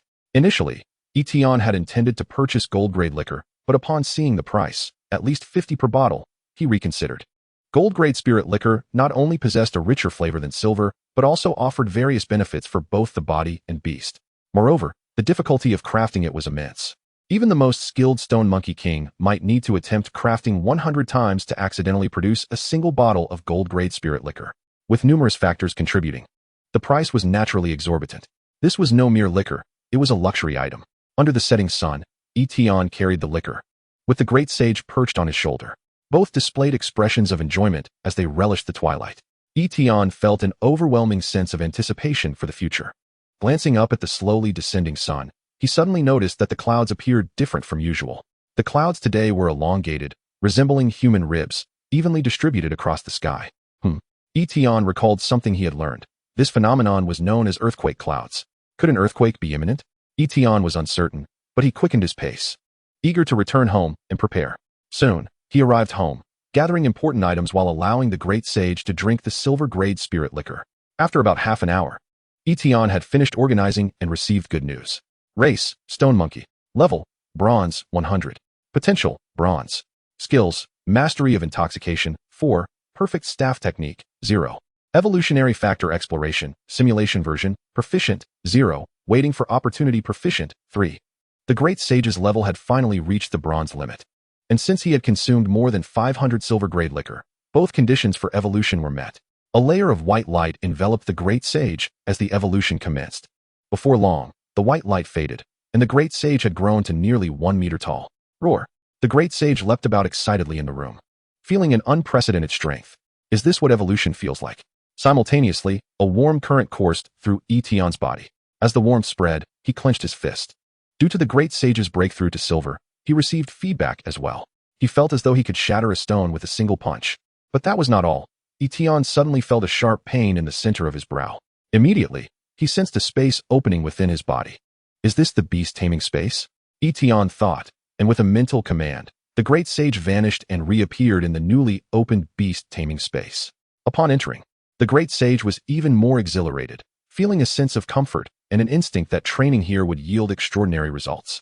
Finally, when taking the Great Sage out, he would no longer have to bear his weight on his shoulder. Come to think of it, the Great Sage is getting heavier. I can barely carry him now. Just when Yi Tian thought it was all over, surprises continued to unfold. A familiar mechanical prompt sounded.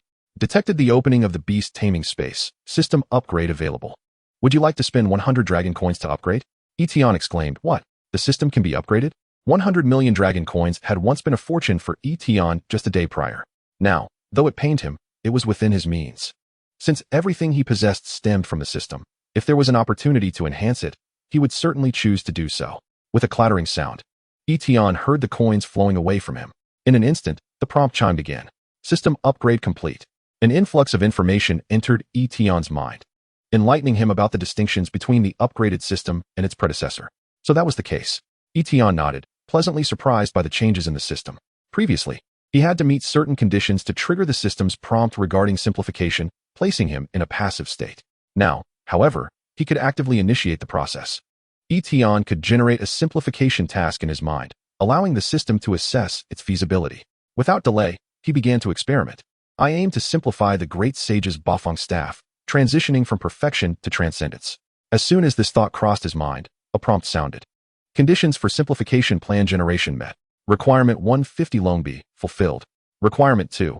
Defeat 100 opponents of the same level, 0-100. Yi Tian nodded, gaining a new understanding of the system after using it. Had this been before, to elevate the great sage's Bafeng staff to transcendence, he would have required at least 2 steps. First, spending 50 Longbi to obtain the simplification plan, and second, collecting materials according to the plan. Now, however, it was consolidated into a single step.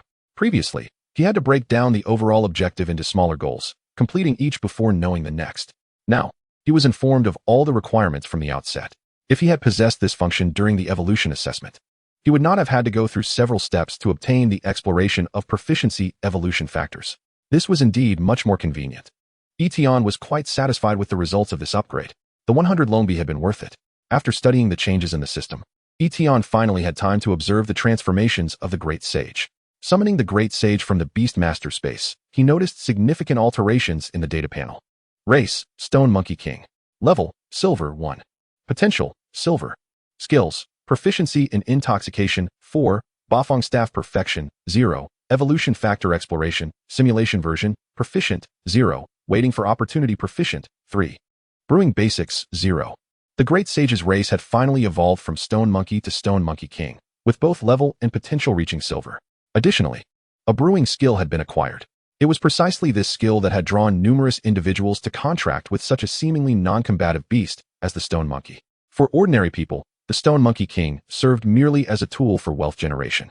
For Yi Tian, however, he surely intended to enhance this skill in the future. The Great Sage required alcohol for leveling up, yet the prices of external brews were exorbitant. Brewing at home would save a considerable sum. Nonetheless, he did not plan to pursue this skill just yet. According to his strategy for the Great Sage, the focus must remain on combat-oriented beasts. Chapter 36, Requirement, Diamond Level Bones. Seqing Hang's fated adversary. A woo. The Great Sage frolicked in the room, lifting a table half his height and a meter in length with a single hand. Previously, such a feat would have been impossible. It appeared that the Great Sage's fundamental attributes had indeed improved significantly. Coupled with the waiting for opportunity skill and the Bafeng staff technique, one could only wonder how formidable the Great Sage had become. Speaking of which, Yi Tian already had ideas on how to further enhance the Bafeng staff. In a few days, he would attend the vocational assessment at the Vocational Beast Master Administration Bureau, abbreviated as Vocational Home.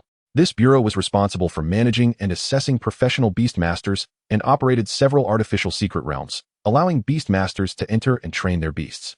The requirement to improve the Bafeng staff involved defeating 100 opponents of the same level, and if Yi Tian were to seek them out one by one, it would be an enormous waste of time. Fortunately, the artificial secret realms could cater to his needs. Although Yi Tian had never been there, he had heard that one could choose the level and number of opponents within. Tomorrow, he would visit the vocational home to scope it out before the assessment. Now that the Great Sage was at the silver level, he wondered if he could elevate the staff technique to transcendence and pass the vocational assessment. Everything remained uncertain, yet one must strive towards their goals. Great Sage, please exercise caution while playing. Yi Tian, noticing the Great Sage's exuberance, couldn't help but remind him. He was slightly worried that the Great Sage might inadvertently demolish the house. At this moment, the Great Sage truly possessed that capability. Perhaps it was time to consider moving. The Great Sage howled, seemingly oblivious to the warning. Tidying up the room, Yi Tian pulled out the complete version of Evolution Factor Exploration. It was a locked booklet requiring a fingerprint to unlock, which would relock itself if untouched for over a minute. According to the Research Institute's regulations, this booklet must not be disclosed to others. If it were to leak, the researcher would be dismissed and never readmitted, potentially facing legal action and compensation. This underscored its preciousness. I aim to simplify the creation of the great sage's evolution path. Yi Tian generated the task in his mind, and immediately a prompt sounded. Conditions for simplification plan generation met. Requirement 1, 100 Longbi, fulfilled. Requirement 2, evolution factor exploration, fulfilled. Requirement 3, diamond level beast bone, 01. This showcased the benefits of the system's evolution. In the past, Yi Tian would have needed to first elevate his skill level, then simplify the exploration process, and subsequently simplify the evolution path generation process. Now, he merely needed to satisfy all simplification conditions to achieve the final goal directly. Yi Tian suddenly felt inclined to attempt a more audacious target. I wish to simplify the great sage's breakthrough to diamond level. After waiting a few minutes with no response, he concluded that it had failed. The system was merely a tool, not an omnipotent entity. Yi Tian shook his head and set aside that thought. To acquire a new evolution path for the great sage, he needed to collect a piece of diamond-level beast bone. Coincidentally, Yi Tian had passed the Research Institute's assessment today, which featured a trading platform. He opened his phone and accessed the Institute's trading platform. After browsing for quite some time without success, he deduced that there were none available. It seemed he would have to seek assistance. Yi Tian first dialed Song Wei's number. "Uncle Song, I have a question." Song Wei, being a merchant and managing a business association, was likely well informed. A minute later, he hung up, his expression not particularly pleasant. According to Song Wei, diamond-level beast bones were exceedingly rare, and if they were from a beast master's personal cultivation, there would be an emotional bond, making it unlikely for them to sell the bones. Thus, the diamond beast bones available on the market were typically from uncontracted beasts found in secret realms. These creatures were treasures in their entirety and would be fiercely contested whenever they appeared in the market. The last occurrence was 2 years ago at an auction in Wuyue City, where the entire collection sold for over 3,000 Longbi. This was quite a predicament. Yi Tian had not anticipated the difficulty in obtaining diamond-level beast bones. Firstly, they rarely appeared in the market, and secondly, even if they did, he might not be able to afford them. The joy of recently acquiring 400 Longbi had vanished in an instant. "Sigh, I guess I am still poor." Yi Tian did not give up and called Chu Ying. "Minister, I would like to inquire about something." "What is it?" "Diamond beast bones. What do you need those for?" Chu Ying's surprised voice came through the receiver. Yi Tian fabricated a curious reason. Although Chu Ying was puzzled, she still explained, "We researchers do not have bones, but we do possess other parts from diamond-level beasts. They are not listed on the trading platform. You need to reach the first-level researcher rank to gain access." Yi Tian sighed. "Does the Research Institute not have any? Do you know where I might find them?" Chu Ying replied, "I recall that Jie Jia managed to secure a portion of it 2 years ago. I am uncertain whether it has been exhausted. They may still possess it." Upon hearing this, Yi Tian's eyes sparkled with excitement. At last, he had a lead. After expressing a few words of gratitude, the two ended the call. Setting down the phone, Chu Ying was enveloped in confusion. What could this young man possibly want with the diamond beast bone? It was already nighttime, and had it been any other researcher calling her, she would have undoubtedly unleashed a torrent of scolding. However, Yi Tian was new and remarkably young, blessed with a prodigious talent that defied belief. Chu Ying was concerned that if she berated him too harshly, it might discourage him. And if Yi Tian were to withdraw from the Research Institute in despair, she would be left distraught. On the other hand, Yi Tian had finally found a target. It seemed he would first need to pass the professional assessment. Having tidied his room, he lay on his bed, exhausted from the day's labor, and began to scroll through his phone. He opened his social media feed. Observing the vibrant lives of his peers, Yi Tian felt a twinge of envy. Today, he had added several members from the Research Institute, and through their posts, it was evident that they lived quite comfortably. They often shared experiences of indulging in exquisite cuisine and breathtaking scenery. Seqing Hang. When Yi Tian spotted a post from Seqing Hang, he couldn't help but grimace. There were no images, only a rather juvenile declaration. "Fated enemy, Yi Tian, I will surely defeat you." Yi Tian thought to himself, seriously? You're 18 years old. Must you be so juvenile? And to be the target of such childishness is utterly embarrassing. With trembling fingers, he closed the social media app, unable to bear the sight any longer. Instead, he decided to check what was being discussed in the class group chat. Upon entering, he saw a flurry of messages directed at him. Chapter 37, Earthquake, Lu Bo's Invitation, Rejection. Class Monitor Zhang Hao. Yi Tian, I must tell you. Today I learned of an extraordinary genius who shares your name. Sad bottle, oh? Class Monitor, please elaborate on this genius. Class Monitor Zhang Hao, blah blah blah. Sad bottle, so terrifying. Poor computer, gasp. Not interested, please don't hurt. This individual possesses the potential of an emperor. Plastic bag. Class Monitor, you mentioned encountering Yi Tian as he left the Research Institute, and then heard about another Yi Tian excelling at the Institute today? Is it possible that our Yi Tian is that genius? Class monitor Zhang Hao. Oh, that's impossible. I asked Yi Tian, and he said he was out buying potions. Plastic bag. Alright then, that's indeed unlikely. Not interested, please don't hurt. Exactly, if that person were Yi Tian, I would live stream myself eating my coffee table. Sad bottle. Haha, stop dreaming. Just then, Zhang Hao shared a screenshot in the group. Yi Tian was taken aback. Wasn't he this from Seqing Hang's social media? Class monitor Zhang Hao. Yi Tian, your name is quite common. Here comes another Yi Tian. Haha, not interested. Please don't hurt. Who is this new Yi Tian who has caught Seqing Hang's attention? Judging by his tone, he likely feels inferior and wishes to surpass you. Class monitor Zhang Hao. I'm curious too, so I asked Seqing Hang, but he hasn't replied. At that moment, the conversation in the class took an unexpected turn. Class monitor Zhang Hao. Whoa, I feel my bed shaking. Not interested, please don't hurt. Wicked grin. Wicked grin. Wicked grin. How goo? Are you being unseemly? Is that something to say? Not interested, please don't hurt. Wait, no, my bed is shaking too. Plastic bag. Me too, could it be an earthquake? Yi Tian looked up at the ceiling as he watched the chandelier sway side to side, recalling the sky he had seen upon returning home. It was indeed an earthquake. He sprang from his bed in a leap, intending to flee with his packed bag without even putting on his shoes. However, just as he reached the door, the shaking ceased. Checking the class group again, he saw a plastic bag. Oh, it seems to have stopped. Class monitor Zhang Hao. Same here. Has it really stopped? Yi Tian restrained his urge to escape. The earthquake had come swiftly and gone just as quickly, indicating it likely wasn't very powerful. After standing for a moment without experiencing any aftershocks, he chose to return to his bed. No sooner had he lain down than he received a call from Zhou Tiangang. Hello, Xiao Tian. Did you feel the earthquake just now? I did. I have some unfortunate news to share. I just received word that due to the earthquake, the opening time for the ancient battlefield relic has been moved forward. Yi Tian's brow unfurled. This seemed to be favorable news for him. Do you know when it will specifically open? Zhou Tiangang replied. Currently, it is detected to be in 6 days. 6 days? Yi Tian calculated the timeline in his mind. The professional assessment would occur in 4 days, allowing him a day of rest before entering the ancient battlefield relic. Zhou Tiangang expressed further concern for Yi Tian before hanging up. Yi Tian's gaze burned with determination.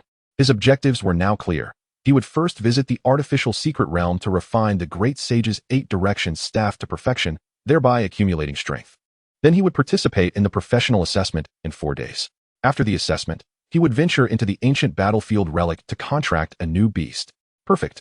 That evening, Ying returned home and sat at the dining table, preparing to have dinner with Yi Tian. Unable to resist teasing him, she asked, Xiao Tian, was today's assessment smooth? Yi Tian nodded. It went very well. I am now a level 2 researcher. Ying laughed heartily. Unlike before, she no longer suspected that Yi Tian had psychological issues. She merely thought he was joking. In her eyes, a level 3 researcher was an unattainable status, let alone a level 2. However, her younger brother was a genius, and perhaps after a few years of experience, he truly had a chance of passing. Yi Tian felt helpless. Alas, I suppose I am just too exceptional. If he were in Yi Ying's position, he would likely have the same reaction. It was akin to a primary school student claiming to have completed a doctoral degree. Who would believe that? He estimated that if he produced his identification badge, it would be dismissed as a forgery. To prove himself, he would have to wait a few days for the Research Institute's official website to update the researcher information. By the way, Xiao Tian, I won't be home for dinner tomorrow night. Please take care of yourself, Ying suddenly said, her expression somewhat troubled. Sigh. My supervisor insists I meet a blind date. They mean well, but I have already turned them down several times, and it would be rude to refuse again. I plan to have dinner with them to clarify things, to prevent further entanglements. Yi Tian frowned. What kind of person are they? Ying replied.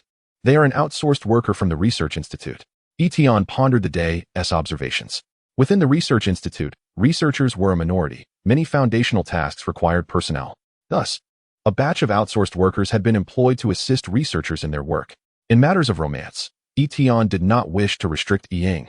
As long as she made the choice, he would not oppose it, barring any grave character flaws. He inquired, do you want me to accompany you? No need. I can handle it. The following morning, Ying left for work while Yi Tian prepared to visit Jia. Just as he was about to step out, he received a call from Lu Bo. Puzzled as to why Lu Bo was reaching out to him, having provided his contact information purely out of courtesy, he answered the call to hear what was on Lu Bo's mind. Yi Tian, it's Lu Bo. After exchanging pleasantries, Lu Bo got to the point. Our evolution department has a new project. Are you interested? If the project succeeds, there is a reward of 200 points. We can collaborate and split the earnings 50-50. I have already sent you the project materials via email. You can review them when you have time. Lu Bo's tone carried a hint of anticipation.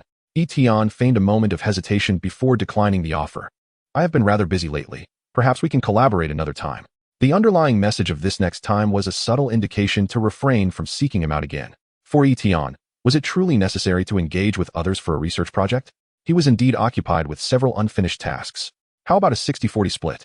You take 6, and I take 4. Lu Bo remained persistent. Yi Tian reiterated his stance. I apologize, but I genuinely lack the time. In Chapter 38, Artificial Secret Realm.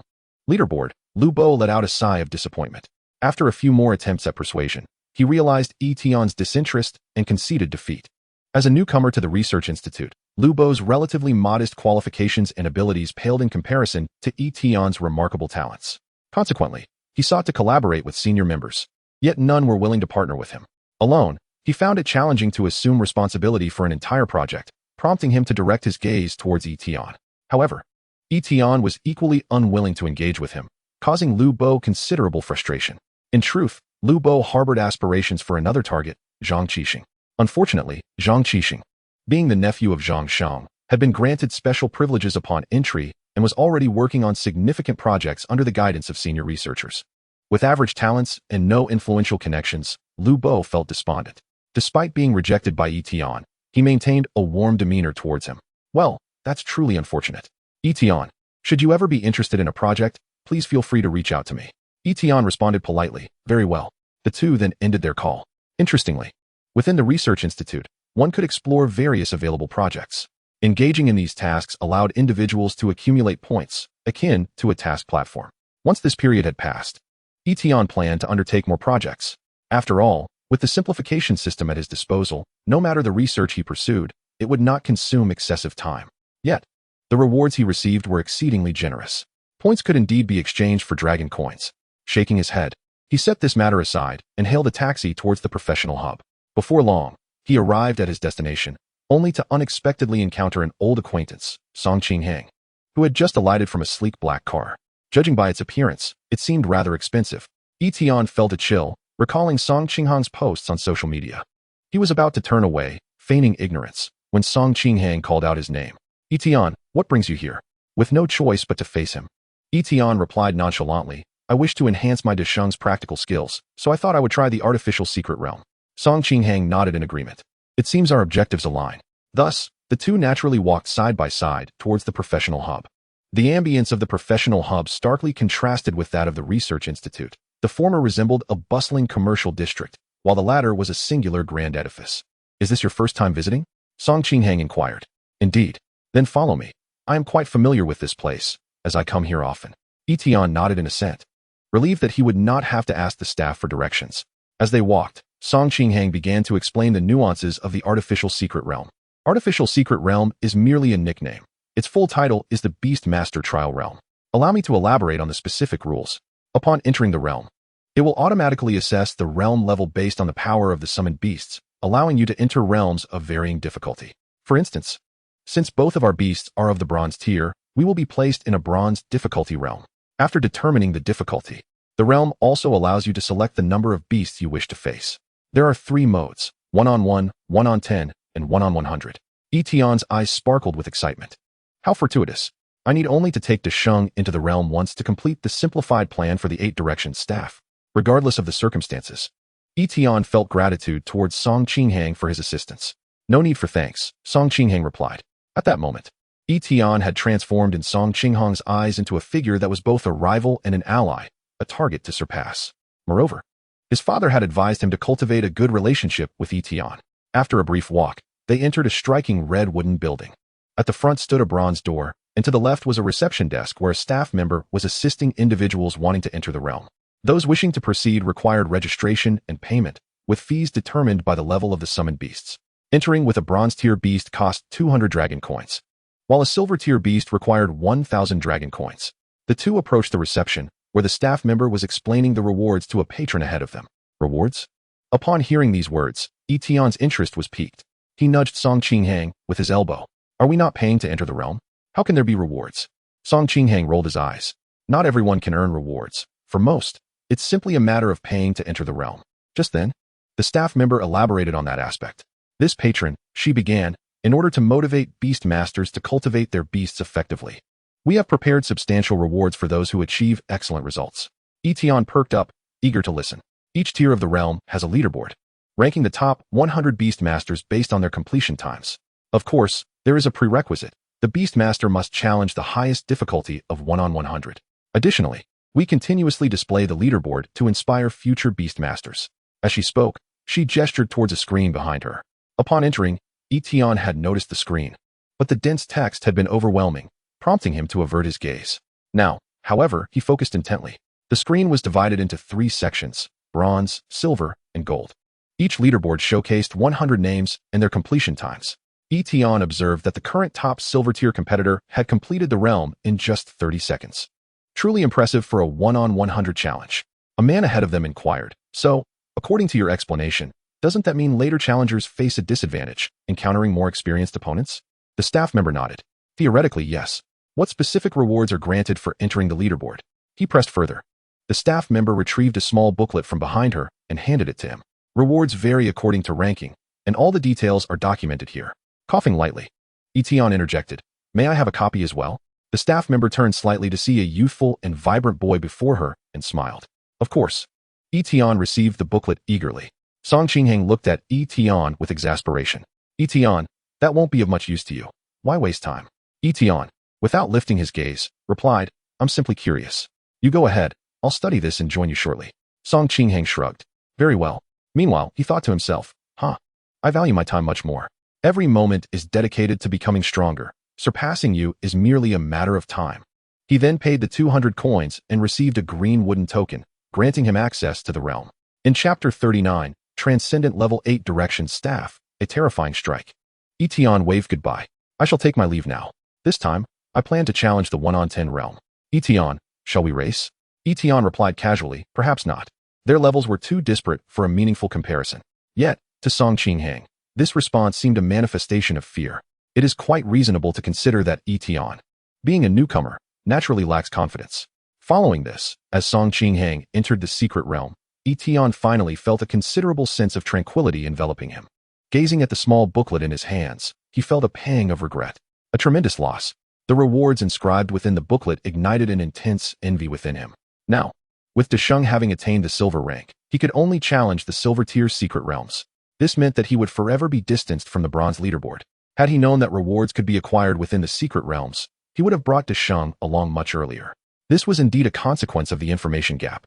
Quickly, Yi Tian adjusted his mindset. Given the circumstances, the absence of the bronze-tier rewards was a minor setback. The silver-tier rewards were even more enticing. According to the booklet, each individual only had one opportunity to receive rewards per level. This meant that one could go 10 times without entering the leaderboard, but upon the 11th entry, rewards would be granted. If one achieved a better score on the 12th attempt, although the ranking would change, no rewards would be issued again.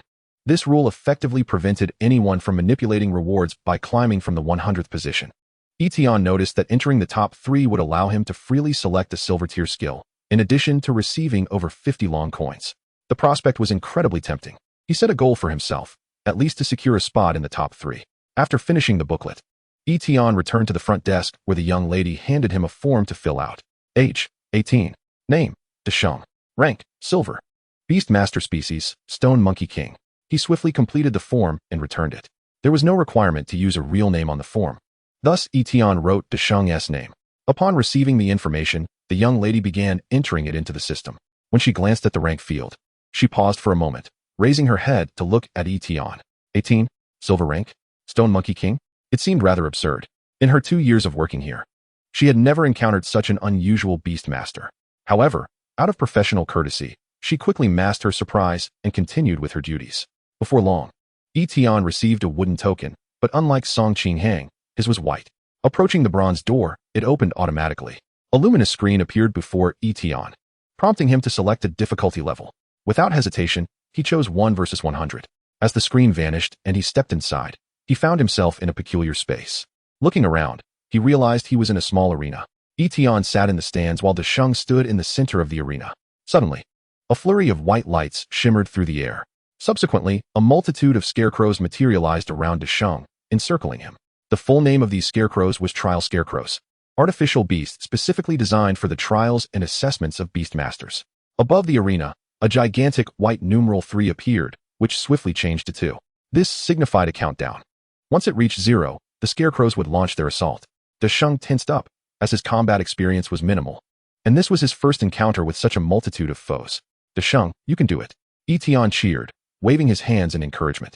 Desheng summoned his staff from Yi Tian's Beastmaster space and gripped it firmly. Raising it high, he let out a roar, ready for battle. As the countdown concluded, the battle officially commenced. 100 silver-tier scarecrows charged simultaneously towards Desheng. He had already prepared a strike during the countdown, and now, in perfect harmony with the 8-direction staff technique, he unleashed a powerful attack. With a sweeping motion, the staff cut through the air with a thunderous sound, striking the nearest scarecrows. The scarecrows that made contact with the staff shattered like eggs struck by a stone, their bodies disintegrating in an instant. The force of the staff continued to wreak havoc upon the scarecrows behind them, causing several more to explode. Excellent. Yi Tian stood up, his fists clenched, pride swelling within him like that of a father. Desheng's prowess exceeded his expectations. He never anticipated that the combination of the prepared strike and the 8-direction staff would yield such remarkable results. Of course, the contribution of the golden tier staff could not be overlooked. If other beasts had witnessed Desheng's terrifying blow, they might have felt a sense of trepidation.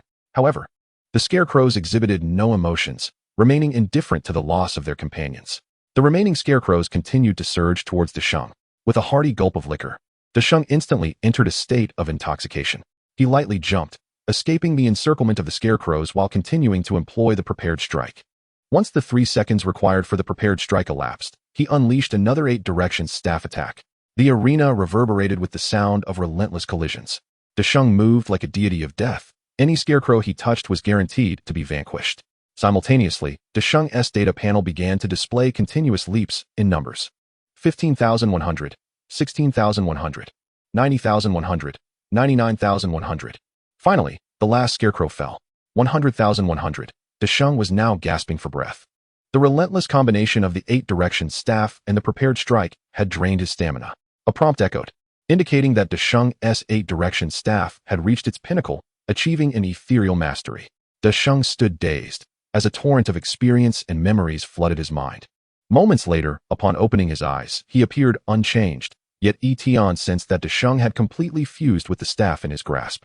At that very moment, a female voice resonated from above the arena. Congratulations, Beastmaster, for completing the challenge. You will return in 5 seconds. Yet, Yi Tian had one last endeavor in mind. He wished to test the maximum damage Desheng could unleash. Once he exited, finding a suitable location to demonstrate would become challenging. Desheng, can you deliver another blow? Oh woo, I can. Just after achieving a skill breakthrough, Desheng remained in an exhilarated state. The 3 seconds for the prepared strike commenced. A shadow of the staff seemed to slice through time itself. Yi Tian's entire being was captivated by that singular strike. It felt as if an infinite number of staff shadows entwined with the staff, yet simultaneously, it seemed as if nothing existed. A thunderous explosion erupted. A fierce wind surged outward from the point where the staff connected with the ground. Even from dozens of meters away, Yi Tian's clothes whipped wildly, and his hair stood on end, blown backward. How terrifying! As the sound gradually subsided, a massive crater had formed at the site of Desheng's attack. Visible cracks began to extend from the edges of the pit, multiplying rapidly. Yi Tian's heart sank. Oh no, Desheng would not cause a disturbance in the secret realm, would he? In just a second or two, the cracks had expanded to nearly half the size of a soccer field. Chapter 40. The Harvest of Skills. Seqing Hang's exultation. Did I win? Just as Yi Tian pondered this, the 5 seconds elapsed, and he was transported out of the secret realm. The young lady at the front desk, who had not yet attended to any new beast masters, noticed Yi Tian's reappearance. She was momentarily taken aback. Wasn't he inside for less than a minute? Why was he back already? If a beast master concedes defeat or their beast is injured, they would be deemed in danger by the secret realm and subsequently transported out. In less than a minute, he emerged, a rare occurrence indeed. Even if he couldn't prevail, surely he could endure for a while, couldn't he? There was another possibility. Unless Yi Tian had undertaken a challenge far beyond his capabilities. As Yi Tian stepped out, he approached the young lady with a sign in hand, which recorded the results of his challenge. Unable to suppress her curiosity, she inquired, "Did you challenge a 1 against 100? Yi Tian was somewhat taken aback. How did she know? It was impossible to conceal, so he nodded slightly. The young lady displayed an expression of "I knew it." This made perfect sense. However, when she placed the sign against the recognition machine, it leapt up in surprise. He passed. Shouldn't Yi Tian have been teleported out due to failure? How could he have succeeded? As she processed this, the young lady recognized a horrifying truth. The record on the sign could not possibly be erroneous, which meant Yi Tian had indeed succeeded. Moreover, he achieved this in less than a minute. More specifically, in 45 seconds. The screen behind the young lady began to glow automatically, displaying a name that appeared in second place on the silver tier leaderboard, Desheng. He was 2 seconds faster than the current third place and 15 seconds slower than the first. Desheng had only just broken into the silver tier. If he were to wait until he reached the silver limit before challenging again, he would have a significant chance of securing first place. However, for Yi Tian, there was no need to wait. The difference in rewards between first and second place was minimal. Both offered silver grade skills, but first place awarded 70 dragon coins, while second place offered 60. The young lady rubbed her stiff face. The Beastmasters Guild had existed for 500 years. While artificial secret realms were a product of 200 years ago, this meant that those on the leaderboard were silver-tier Beastmasters accumulated over 2 centuries in Wushan. In her 2 years of work, this was the first time she had seen someone make it onto the board, and to land directly in second place was astonishing.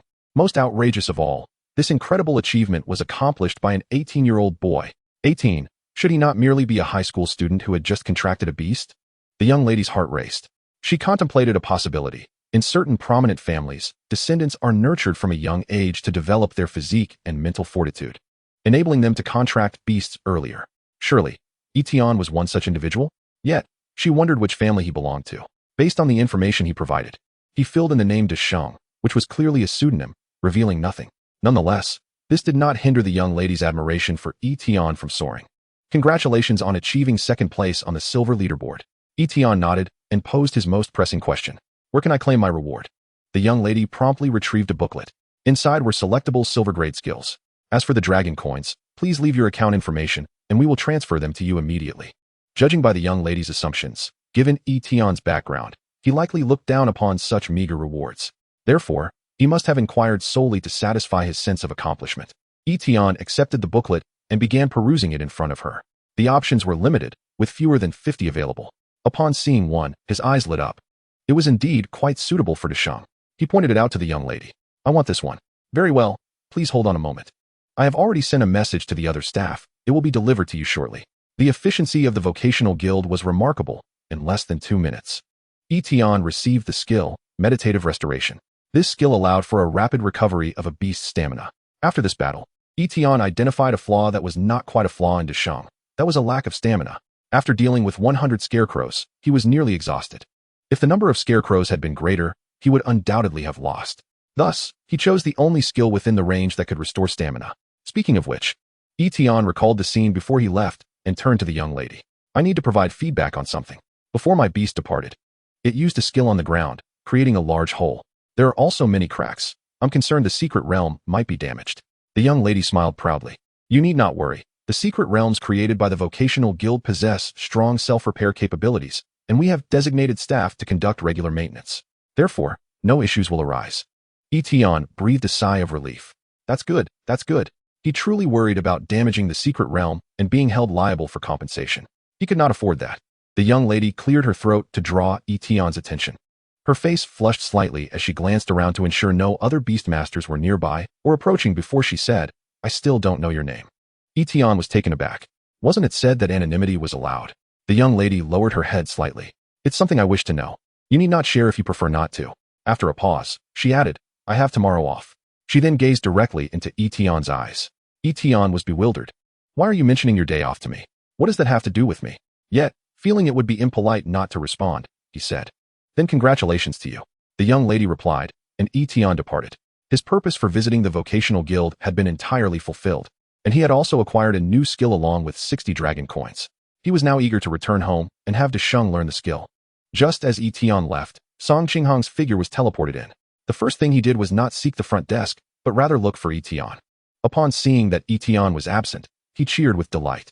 Haha, I won. Although Yi Tian was unwilling to compete with him, he secretly compared himself. To have surpassed Yi Tian in some aspect was certainly worthy of celebration. After reveling in his triumph, he approached the front desk, proudly presenting his sign. Hello. Please record my results and print a certificate. Although he had challenged a 1 against 10 and could not make the leaderboard, he still wanted the front desk to print a completion certificate. Seqing Hang was eager to post on social media to boast. At 18, he could command beasts and defeat 10 equal-tier beasts in 4 minutes. Was that not worthy of bragging? He was prepared to bask in the adoring gaze of the front desk lady. Young geniuses like himself must be quite rare, right? Chapter 41. Seqing Hang's sense of superiority. The secret realm destroyed by a gold-tier beastmaster? However, contrary to Seqing Hang's expectations, the young lady did not even lift her head. She casually took the sign, placed it against the device, and soon a paper certificate was printed out. She slapped the certificate onto the desk and continued to stare at the computer screen, clearly disinterested in conversation. Seqing Hang frowned. Could you exhibit a bit of professionalism? Before he entered the secret realm, this young lady had been perfectly fine. How could she emerge looking as if she had just suffered a heartbreak? Shaking his head, he decided not to dwell on it. With the certificate in hand, Seqing Hang left the vocational guild with a sense of satisfaction. Before departing, he cast one last glance at the bronze-tier leaderboard and vowed that one day, he would surely make it onto the list. Just as he stepped outside, Seqing Hang froze. He spotted a figure he least wished to see at that moment. Yi Tian was hailing a taxi at the curb. Yi Tian, what are you doing here? Seqing Hang exclaimed. Shouldn't Yi Tian still be trapped in the secret realm? Yi Tian wore a puzzled expression. Am I not allowed to be here? Seqing Hang's face shifted dramatically, as if a myriad of emotions had spilled forth. He understood. He had lost again. No, not necessarily. Seqing Hang approached Yi Tian, fixing his gaze intensely upon his eyes. Yi Tian, be honest with me. Did you choose the difficulty of 1 to 10? Yi Tian, feeling helpless, replied, no. A sigh of relief escaped Seqing Hang. So that's the case, it makes sense now. No wonder Yi Tian had exited so swiftly. It turned out he had opted for the 1-to-1 challenge. A sense of superiority returned as a smile graced his face.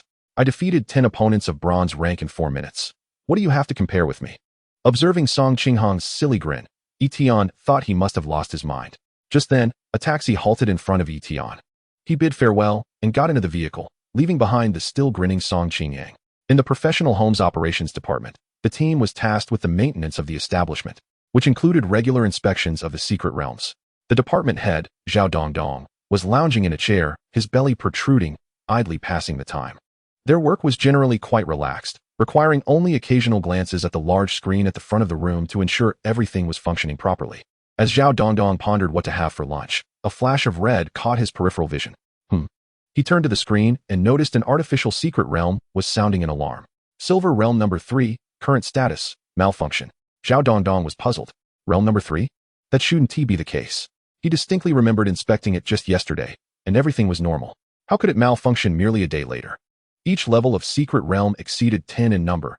A single malfunction was not a significant issue, but regulations dictated that problems must be resolved promptly. With a resigned sigh, Zhao Dongdong stood up, grabbed his toolkit, and hurried towards the artificial secret realm. Before long, he arrived at the front desk of the secret realm. Xiaoxia, take down the sign for Silver Realm Number 3. There's an issue inside, and I need to investigate. For beast masters who paid to challenge the realms, the realm signs were distributed randomly. However, as an operations staff member, Zhao Dongdong could directly designate a realm for entry. The front desk attendant was taken aback, recalling that the realm had been assigned to Yi Tian earlier. How curious that Zhao Dongdong arrived just after Yi Tian had left. Suddenly, she remembered Yi Tian's earlier words about possibly causing damage to the realm. A ridiculous thought crossed her mind. Could it be that Yi Tian was telling the truth? The attendant quickly handed the sign to Zhao Dongdong, who proceeded to enter the realm. Upon entry, he was taken aback. What on earth happened here? The realm had crumbled into fragments, leaving little room to stand. Zhao Dongdong pulled out a blue rectangular device and pressed a button, causing a number to appear on a small screen. The cause of collapse is due to exceeding the threshold of attacks? Could it be the prank of some golden-ranked beastmaster? That seems to be the only possibility. Frustration bubbled within him. It was evident that the realm's malfunction was man-made, which only added to his workload. His good mood had been shattered. People like this must pay the price. I must find him and make him compensate. While grumbling, he summoned his beast. His companion was a blue orb-like creature. The moment the blue orb appeared, miraculously, the space ceased to collapse. Clearly, the blue orb and Zhao Dongdong shared a deep bond. With just a glance, the creature understood what was required of it. Instantly, a blue mist emanated from its body.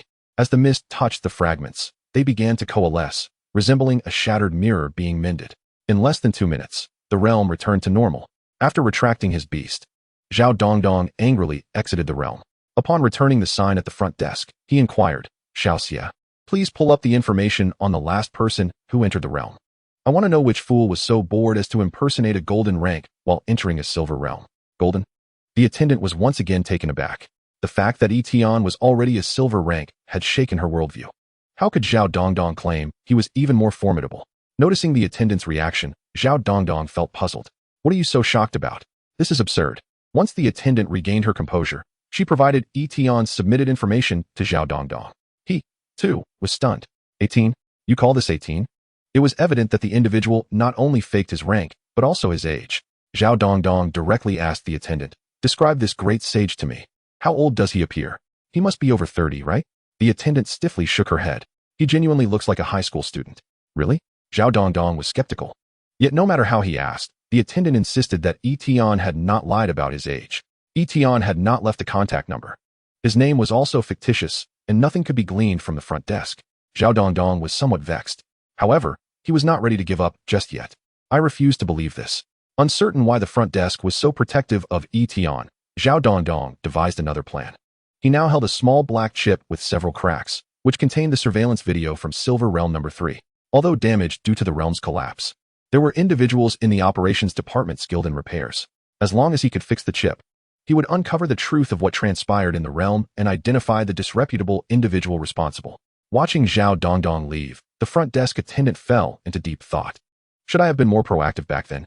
She felt a twinge of regret. Chapter 42. The Director's Shock. This genius must be found. Meanwhile, Zhao Dongdong located a professional technician, and within half an hour, the small black chip was repaired. He inserted it into the playback device, and a video appeared on Zhao Dongdong's computer screen.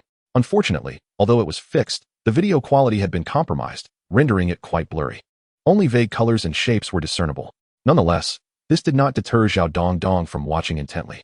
Within a minute, the video concluded, leaving him frozen in place. It was not until the burning ash on his finger startled him back to reality that he exclaimed, "What on earth kind of beast is that?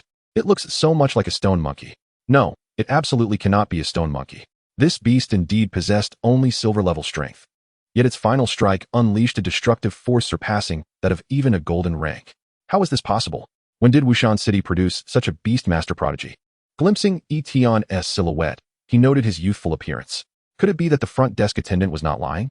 Zhao Dongdong sprang to his feet, his eyes gleaming with excitement. At this moment, he had completely abandoned any thoughts of blaming Yi Tian. He murmured to himself, "This matter must be reported to the director. He will undoubtedly be in need of a beast-master prodigy at this time." In a certain office within the professional home, Director Wang Lin was troubled as he gazed at the list on his computer screen. The quality of this batch of young professional beastmasters from Wushan City was mediocre. Not only did they fall short compared to those from larger cities, but they also lagged behind several neighboring cities. The exchange competition was approaching, and poor performance would mean fewer resources available next year.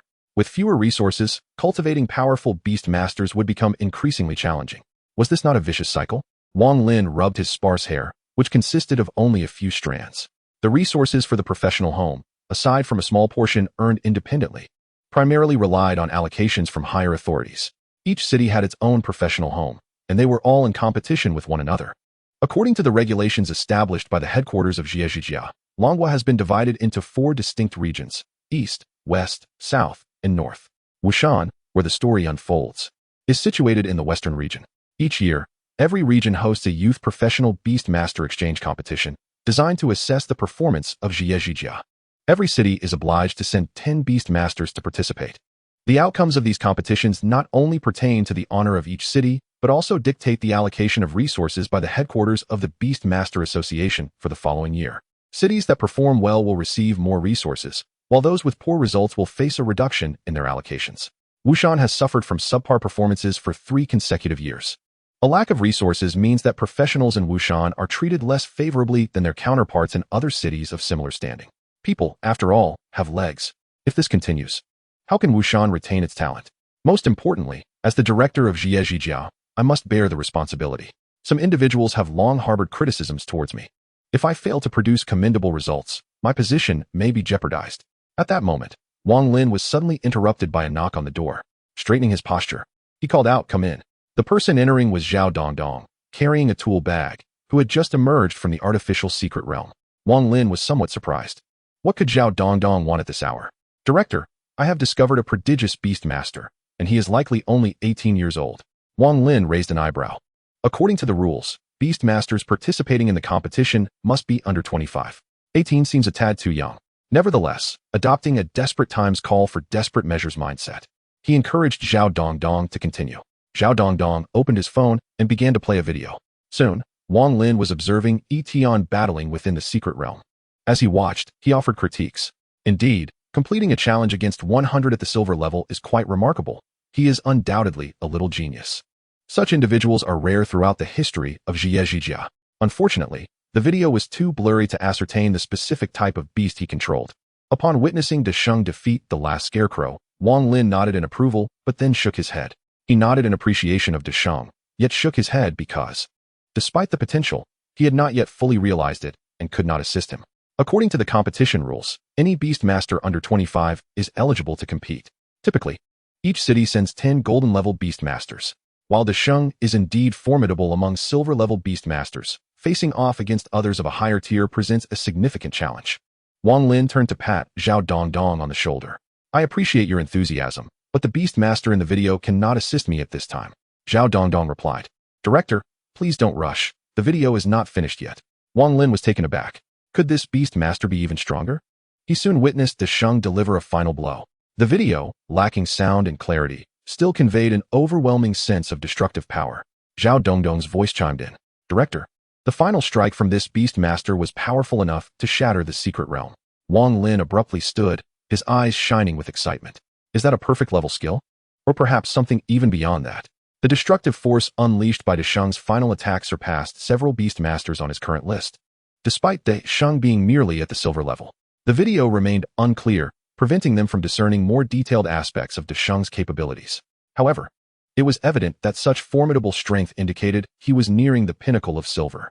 With time remaining before the competition commenced, there was a strong possibility that Desheng could break through to golden level during this period. Each substantial elevation in rank signifies a qualitative transformation.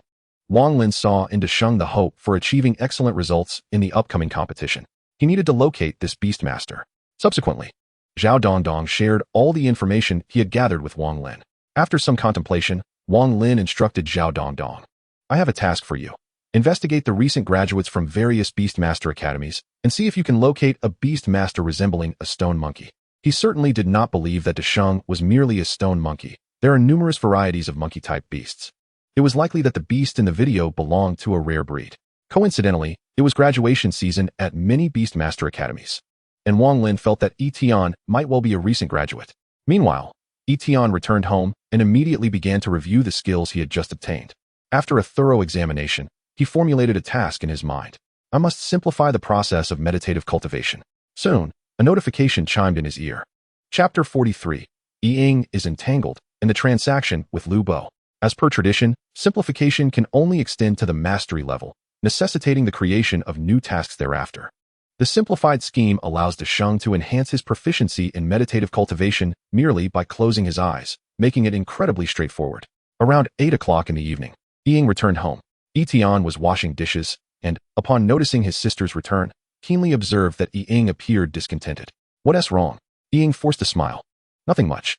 As she spoke, her thoughts drifted back to the dinner gathering that evening. From the outset, she had clearly expressed her lack of intentions for romantic pursuits. Yet, the other party seemed to have taken an inexplicable liking to her, behaving as if he would marry no one but her. This left Yi Ying feeling quite distressed. She could already foresee a prolonged period of relentless pursuit ahead. However, there was no need to burden Yi Tian with such matters. He was still a student and could not assist her. The other party worked at a research institute, although not officially employed. He claimed to have built up considerable connections over 5 years, including several esteemed researchers. Moreover, Yi Ying worried that Yi Tian might act impulsively. Yi Tian's future should not be compromised because of her. At that moment, Yi Ying's phone emitted a notification sound, indicating a new message. Instinctively, she hastily pressed the power button to turn off the screen, but Yi Tian still caught a glimpse of the sender's name. Who Xiang is it? Based on his understanding of his sister, Yi Tian knew he could not pry the truth out of her. However, having learned the name of the individual involved and observing Yi Ying's distress, he felt compelled to intervene. After washing the dishes, he settled on the sofa to peruse the news while simultaneously composing a message on his phone. Lu Bo, have you found project members for your research topic? Sigh. Not yet. I would like to join.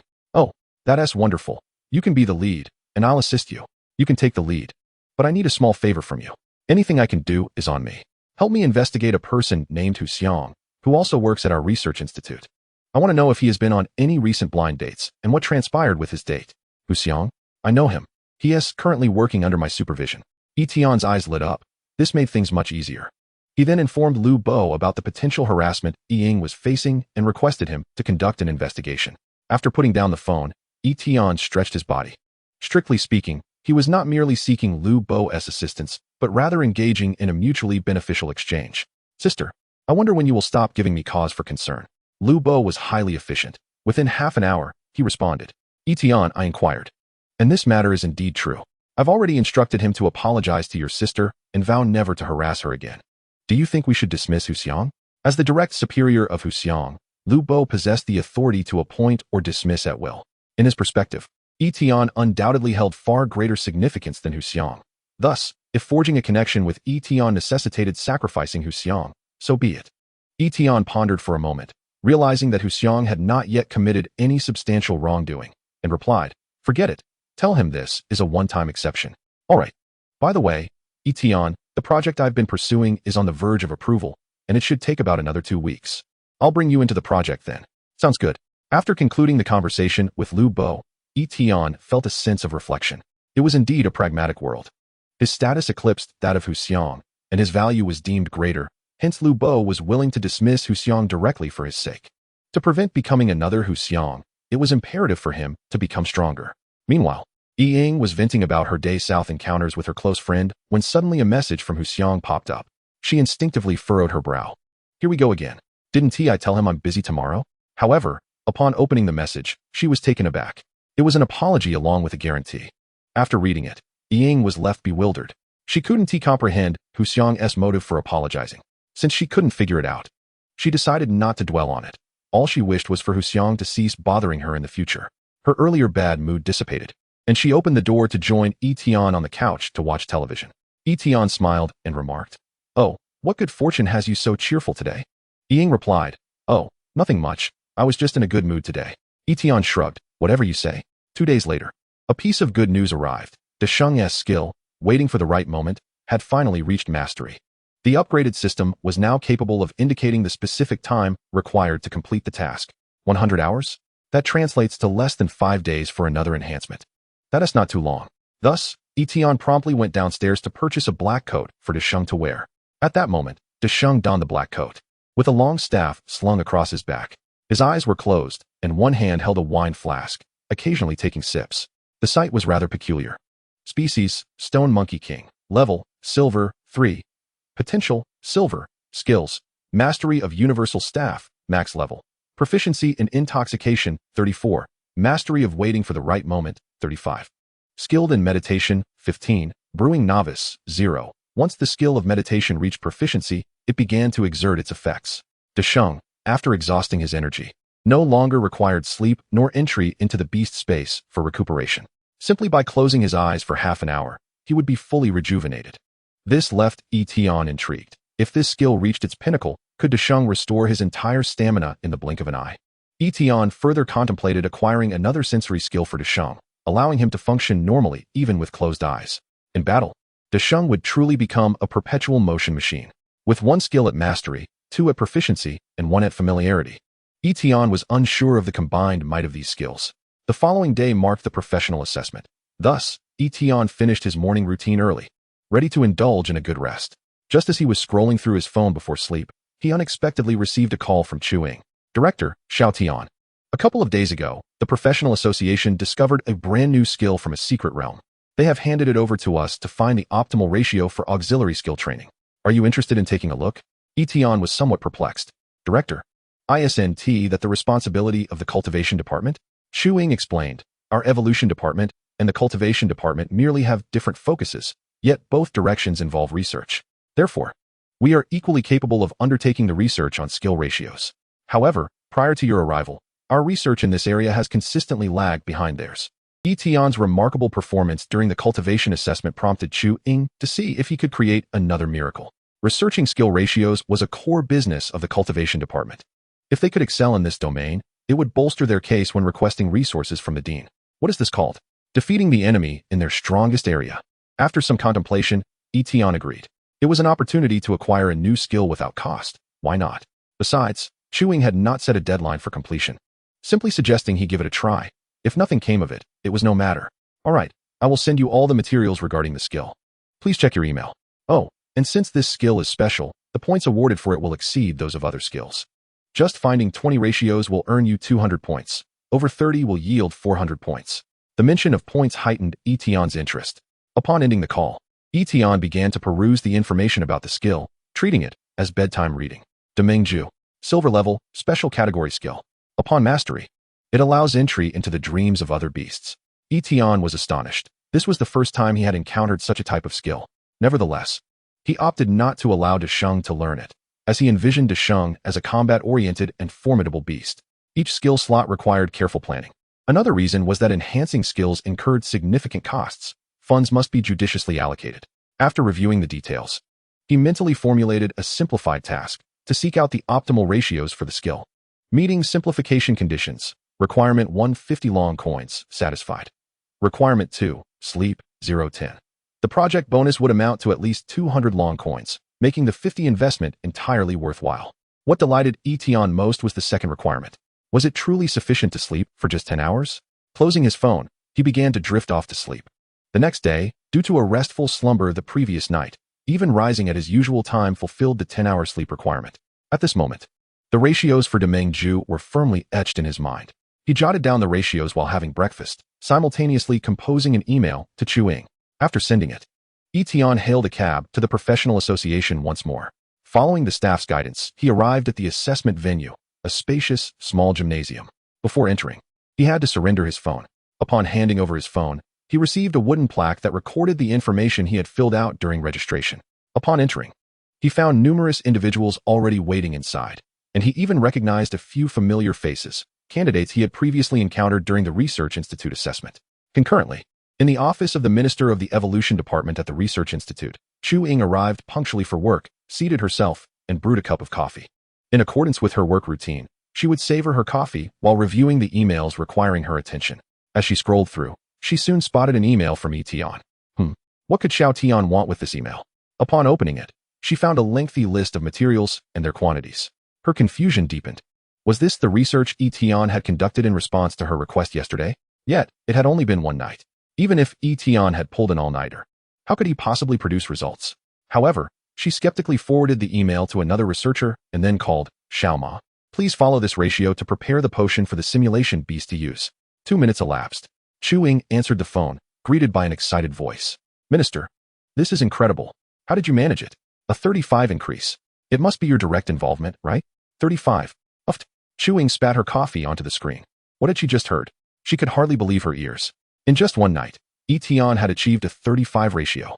Even if it wasn't the optimal proportion, it was likely very close. According to the requirements from Jiejias, surpassing 28 was already deemed satisfactory. This meant the project could be concluded immediately. Unbelievable. After hanging up the phone, Seqing quickly dialed Yi Tian again. Her heart raced with a flurry of questions she wanted to ask him. Beep. The number you have dialed is currently unavailable. Please try again later. Seqing huffed. She instantly stood up from her chair, disregarding the coffee on the screen, and put on her coat before leaving the room. Yi Tian had left his home address while filling out the information. She decided to go directly to his house to find him. While walking, she called the earlier contact again. Xiaoma, take this formula and finalize the project. Be sure to wrap it up today. Understood, Minister. Who should I list as the project leader? Put Yi Tian. Huh. Xiaoma exclaimed in surprise over the phone. Seqing replied sternly, you fill it out as instructed. All right, Minister. Who should I list as the project team members? There are no other members. Huh. Xiaoma gasped again. Meanwhile, Yi Tian was unaware that Seqing was on her way to apprehend him. Leaning against a wall in a designated area, he summoned Desheng and stroked its back. Desheng seemed to enjoy Yi Tian's attention, occasionally emitting contented sounds. Yi Tian, what are you doing here? Suddenly, he heard someone calling his name. Lubo? Are you here for the professional beast tamer assessment as well? Lubo's lips twitched slightly. The use of the term here was quite apt, reflecting Yi Tian's intent. The question was, wasn't Yi Tian's beast a stone monkey? But upon reflection, Yi Tian's stone monkey was indeed unlike any other. However, wasn't Yi Tian only 18 years old the last time he saw the stone monkey? It was merely at the bronze level, right? Upon further sensing, oh, it had already reached silver. To dare participate in a professional assessment at the onset of silver? Lubo found it hard to comprehend and couldn't help but say, Yi Tian, The requirements for the professional assessment stipulate that the strength of your beast must reach at least gold level. Yi Tian nodded. I understand. Lu Bo observed Yi Tian's confidence and felt a twinge of existential doubt. If it were about research, he would admit that Yi Tian was a genius. Otherwise, he wouldn't have wanted to involve him in the project. However, the professional assessment didn't care if you were a research prodigy. It only considered one thing, the combat capability of the beast. Lu Bo, at 18 years old, had contracted a beast and, by the age of 23, spent 5 years nurturing a thunder leopard to gold level before daring to take the assessment. Therefore, he truly couldn't understand how Yi Tian had the audacity to do so. Chapter 45. Don't get involved until you're mid-gold. The powerful Dragonman Guardian. Now both were members of the Research Institute, sharing the same department. Out of goodwill, Lu Bo advised Yi Tian, although your stone monkey has reached silver, meeting the assessment's registration criteria, it has only recently broken through to silver. During the assessment, if it faces a gold-level beast and something goes awry, your stone monkey could easily get injured or worse. He patted Yi Tian's shoulder. I'm a few years older than you. Heed my advice and at least wait until your beast reaches the pinnacle of silver before attempting the assessment. Yi Tian felt a bit helpless, but, considering Lu Bo's good intentions, replied, Thank you for the reminder. I'll be cautious. Having come this far, it feels regrettable not to try. I will heed your words, and if I encounter danger during the assessment, I will surrender immediately. Seeing Yi Tian's resolute attitude, Lu Bo refrained from further persuasion and shifted to another topic. By the way, Yi Tian, regarding the project we discussed a few days ago, the rewards have been finalized. Thanks to my vigorous efforts, there will be 200 points upon completion. After saying this, Lu Bo scrutinized Yi Tian's face, but unfortunately, he did not see the reaction he had hoped for. A bit disappointed, he thought, this is 200 points. Even after splitting it evenly, that's 100 each. Yet, recalling Yi Tian's miraculous gains during the assessment, he had to concede that there were indeed differences among individuals. At least, in terms of nurturing beast combat strength. Yi Tian surely could not surpass him. This thought brought him a sense of balance. Outside the examination venue, Wang Lin was leading Zhao Dongdong toward the assessment location. Wang Lin's brow was furrowed with anxiety. The deadline for the registration list was approaching, and they had yet to locate that beast tamer. Not even a shred of a clue. As they walked, he inquired of Zhao Dongdong, who responded somberly, no. Over the past few days, he had done nothing but search for that Desheng. Initially, he had focused on graduates from the Beast Tamer Academy, but upon finding nothing, he shifted his attention to current students. A talent like Yi Tian could not have emerged from thin air. Chances were he was a prodigy nurtured by that academy. However, after poring over student records until his eyes nearly crossed, Wang Lin still couldn't find anyone who met the criteria, not only in Wuxi City, but also in nearby cities. He had scoured through every academy. There was simply no luck. Now, there was only one hope left, the professional assessment taking place today. That beast tamer might show up to participate. Zhao Dongdong, originally the head of operations, had no connection to the professional assessment. However, as the first to discover Yi Tian, he was appointed by Wang Lin as a deputy examiner for this assessment, tasked with identifying candidates among the participants. Wang Lin took on the role of the chief examiner. According to usual protocol, such matters typically required only the lower ranks to handle. As the clock approached 10 a.m., the candidates were all prepared, each receiving a digital tag. They would be examined in the order of the numbers drawn. There were approximately 500 candidates present. Lu Bo was number 10, while Yi Tian held number 223. The assessment was about to commence. The rules were straightforward. At the center of the gymnasium stood a fighting platform. Candidates would take turns stepping onto the platform to battle against the beast tamer responsible for assessing combat strength. As long as they could endure for 1 minute beneath his control, they would be deemed successful. Wang Lin and Zhao Dongdong sat on the judging platform, both displaying anticipation. If they still couldn't find anyone, they would essentially have to concede defeat. Wang Lin silently prayed for their luck. The beast tamer on the platform was ready. With a grand gesture, a humanoid creature with a dragon's head appeared before the crowd. Its exposed skin bore upright triangular scales, and it wielded a large sword. Wow! The beast for this combat strength assessment is a Dragonman Guardian, and its gold level? A voice from the candidates exclaimed, recognizing the beast species. Yi Tian recalled the knowledge he had learned. Dragonman Guardian. Potential, gold. There is a common understanding in the beast realm. Any beast with dragon in its name is not to be trifled with. Our luck is truly abysmal. Indeed. During every professional assessment, to ensure fairness, one of 8 types of beasts is randomly selected for evaluation. The Dragonman Guardian is the strongest among them. The formidable prowess exhibited in terms of offense, defense, and speed is nearly unparalleled, devoid of any apparent weaknesses. It is indeed a daunting challenge.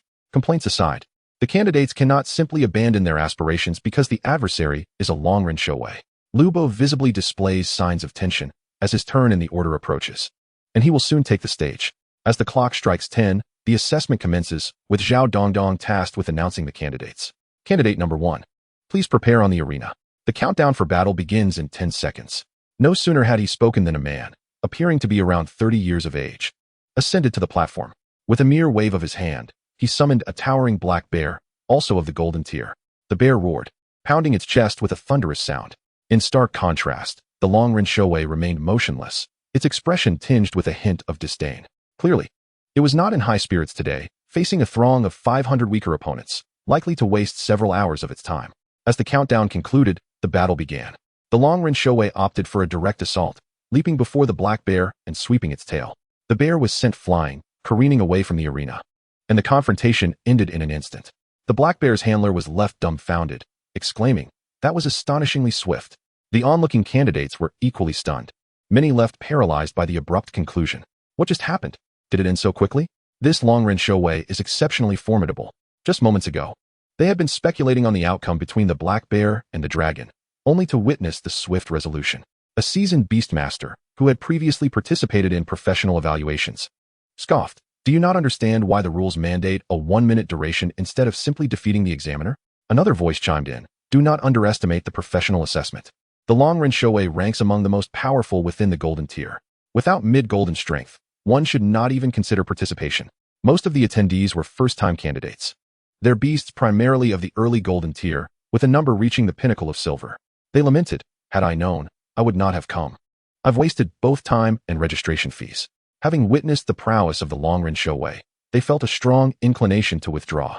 Lu Bo, too, was taken aback, his eyes twitching involuntarily. As a first-time candidate himself, he mused, "Perhaps I should return to the research institute and continue as a researcher." The advancement in beast mastery becomes increasingly arduous at higher tiers. His Thunder Leopard had exhausted its potential to reach the golden tier. Initially, he had aspired to obtain a professional beastmaster badge for some supplementary income, but it now appeared that such benefits would not come easily. Chapter 46. This monkey is astonishingly swift. Candidate number 2, please prepare on the arena. The countdown for battle begins in 10 seconds. Zhao Dongdong continued to fulfill his duties, yet his voice rang harshly in the ears of the candidates. Like candidate number 1, candidate number 2 was also dispatched in the blink of an eye. The subsequent candidates fared similarly. Even the strongest among them lasted but a single exchange before being sent flying. Soon, it was Lu Bo's turn, and as anticipated, he was eliminated in an instant. Upon exiting the arena, his expression was grim. After regaining his composure, he offered a word of caution to Yi Tian. "Yi Tian, my Thunder Leopard has reached the golden tier, and even after sustaining a blow from the long-range showway, it suffered significant injuries. I estimate it will take at least a week in the beast space to recover fully. The beast space also possesses healing properties for beasts. Your monkey is merely at the silver tier, and if it receives a strike from the dragon, it could very well perish on the spot. I urge you to reconsider." This was his final counsel. Should Yi Tian disregard it, he would face dire consequences. The assessment continued, and many candidates, having witnessed the misfortunes of their predecessors, opted to withdraw.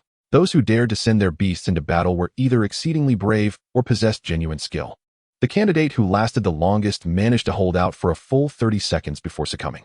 His beast was a swirling cloud, capable of diffusing enemy attacks, but ultimately succumbed to the relentless assault from the dragon, exceeding its limits.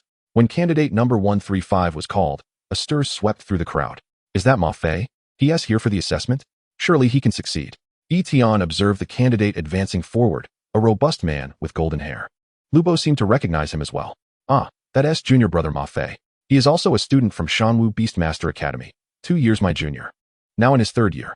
However, he is from the combat department and reportedly ranks among the top 20 in combat capability at the school." Yi Tian nodded in understanding. That was indeed impressive. At Shanwu Beastmaster Academy, with over 1,000 students in each cohort, being among the top 20 is a remarkable achievement. Ma Fei's beast was a rainbow horse. As the countdown concluded, they engaged in battle with the long-range showway. Remarkable. The rainbow horse can actually contend with the dragon. Many spectators marveled. Ultimately, the rainbow horse held out for 2 minutes before being defeated, and Ma Fei thus became the first candidate to pass this assessment. Upon his exit from the arena, the crowd erupted in cheers. The assessment continued, and following Ma Fei, 3 more candidates succeeded, albeit all barely crossing the 1-minute threshold. The distinction in merit was clearly substantial. On the chairman's platform, Wang Lin sighed. We are nearly halfway through, and yet, where is he? With each candidate that completed the assessment, the likelihood of locating that particular beastmaster diminished. Zhao Dongdong reassured him, Director, there is good news. I believe Ma Fei is quite exceptional, and his choice of Wushan City as a testing ground indicates his intentions. He is worth cultivating, perhaps in a few years. He will shine in an exchange competition. Beastmasters have the freedom to select different cities for their assessments, wherever they take the test. They are recognized as professionals from that locale. Since Wushan City is not particularly renowned for its beast mastery prowess, most outstanding young beastmasters tend to opt for other cities. In essence, they cannot retain talent. Wang Lin felt a sense of relief. Ma Fei is a good lad, yet he shook his head, alas. He cannot assist us at this moment. Zhao Dongdong continued his responsibilities as candidates ascended and descended the platform. Finally, it was Yi Tian's turn. As he summoned the great sage, both Wang Lin and Zhao Dongdong instantly stood up. Is it him? However, upon seeing the appearance of the great sage, they both sat back down with a bitter expression. It cannot be him. That beastmaster as contract could not possibly be with an ordinary stone monkey. Interestingly, Yi Tian's physique bore a resemblance to that of the beastmaster in the video, but that was where the similarities ended. A stone monkey? Aren't they considered functional beasts? Indeed. I often enjoy the wine brewed by the stone monkey king. What a remarkable fellow. I shall henceforth refer to him as the strongest of the day. Laughter erupted. How audacious. Is he courting death? Did you see? The two examiners were so astonished they stood up. The great sage wielded a staff, raising questions about whether it was indeed his weapon. Lu Bo covered his face, muttering, I am not acquainted with him. I am not acquainted with him. This is utterly embarrassing. Below the arena, discussions erupted. Even the Longren Shouwei seemed momentarily taken aback, contemplating whether to hold back its strength. It glanced back at its beastmaster, who conveyed the message, proceed as before, do not hold back. Those who choose to ascend the stage must bear the consequences. One dragon, one monkey, stood opposed to one another. In truth, both Yi Tian and the great sage felt a tinge of nervousness. The Longren Shouwei undoubtedly ranked among the strongest opponents the great sage had ever faced. It was crucial to maintain a state of intoxication at all times. Desheng, seize the opportunity and strike with all your might. If you feel overwhelmed, I shall promptly assist you in conceding defeat. It is preferable to prevail. But if that is unattainable, we may attempt again in the future. Owl. Understood. The countdown has concluded. The battle commences. The Dragon Guard, originally stationed in place, instantly generates afterimages. A fierce beam of yellow light lunges toward Desheng. Such a terrifying assault. I had presumed the Dragon Guard might show leniency. It appears that the little monkey is in dire straits. The audience below expresses sympathy for Desheng, lamenting his association with an unreliable master, predicting a high probability of demise. Even some timid beast tamers cover their eyes. Desheng evade. Yi Tian clenches his fists at his sides. Boom. A dragon's tail slices through, crashing into the ground. The Dragon Guard senses something amiss and glances at its tail, then turns its head to discover Desheng has surprisingly leaped and maneuvered behind it. What the? He evaded it? The speed of this monkey is astonishing. The audience is in shock. Wang Lin gasps and rises once more. This monkey is unlike an ordinary stone monkey. The dragon's speed is significantly greater than Desheng's. However, it lacks speed-related abilities. In contrast, Desheng has mastered the skill of drunkenness. Comparatively, their speeds are nearly equal. But Desheng possesses an additional advantage. His smaller size grants him greater agility. What was expected to be a decisive blow has not materialized, inciting mild irritation in the Dragon Guard. Boom, boom, boom. The tail strikes at Desheng again. Desheng, continue to evade. Yi Tian commands. The skill ready to strike is not yet prepared. At the mastery level, it requires 5 seconds to ready. The reward is nearly double the explosive power. Chapter 47. It is him. It is him. Indeed, it is him. Desheng appears to effortlessly leap backward, dodging the Dragon Guard's tail. In a succession of moves, the Dragon Guard has yet to lay a finger on Desheng. Why? Zhao Dongdong is perplexed. Even a stone monkey king should not possess such swiftness, should he? Wang Lin's voice interjects. No, not necessarily. Stone monkeys inherently possess a skill called drunkenness, which enhances their speed. I once encountered a 50-year-old stone monkey whose drunkenness had reached the mastery level, comparable to this little monkey's speed. Zhao Dongdong's eyes widen. Director, are you implying that this little monkey's drunkenness has also attained mastery? Wang Lin concedes. That is the only explanation. Desheng's performance astonishes him, yet regrettably, he still falls short of the monkey in the video. The audience, who previously mocked Yi Tian, now realizes that Yi Tian indeed possesses strength.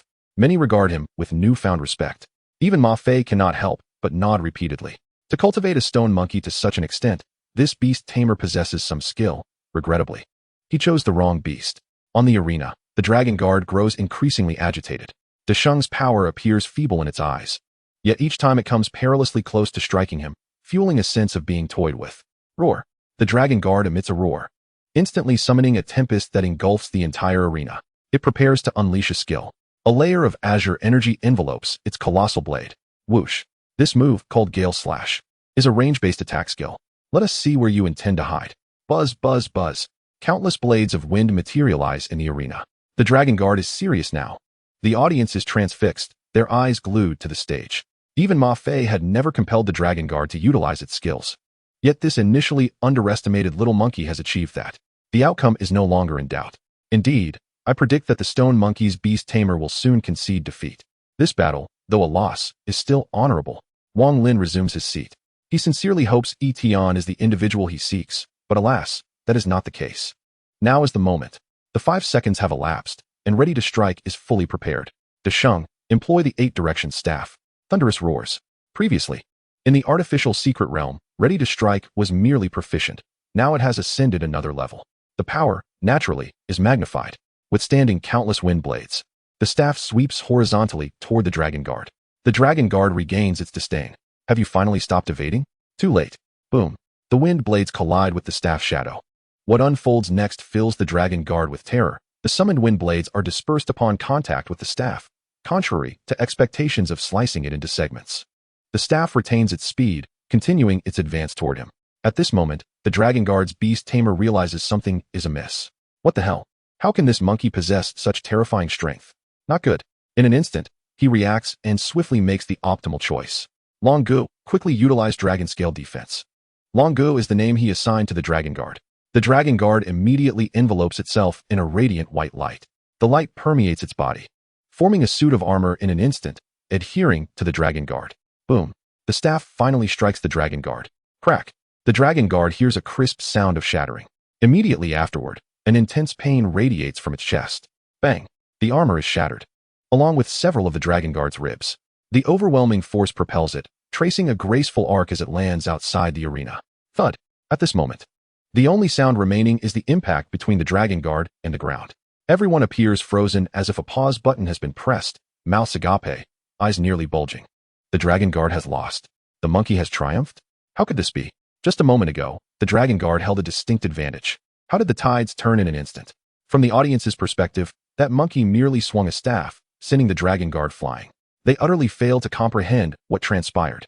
The examination rules stipulate that one must endure for 1 minute against the dragon guard's attacks. Could there be a misunderstanding of the rules? Lu Bo slaps himself.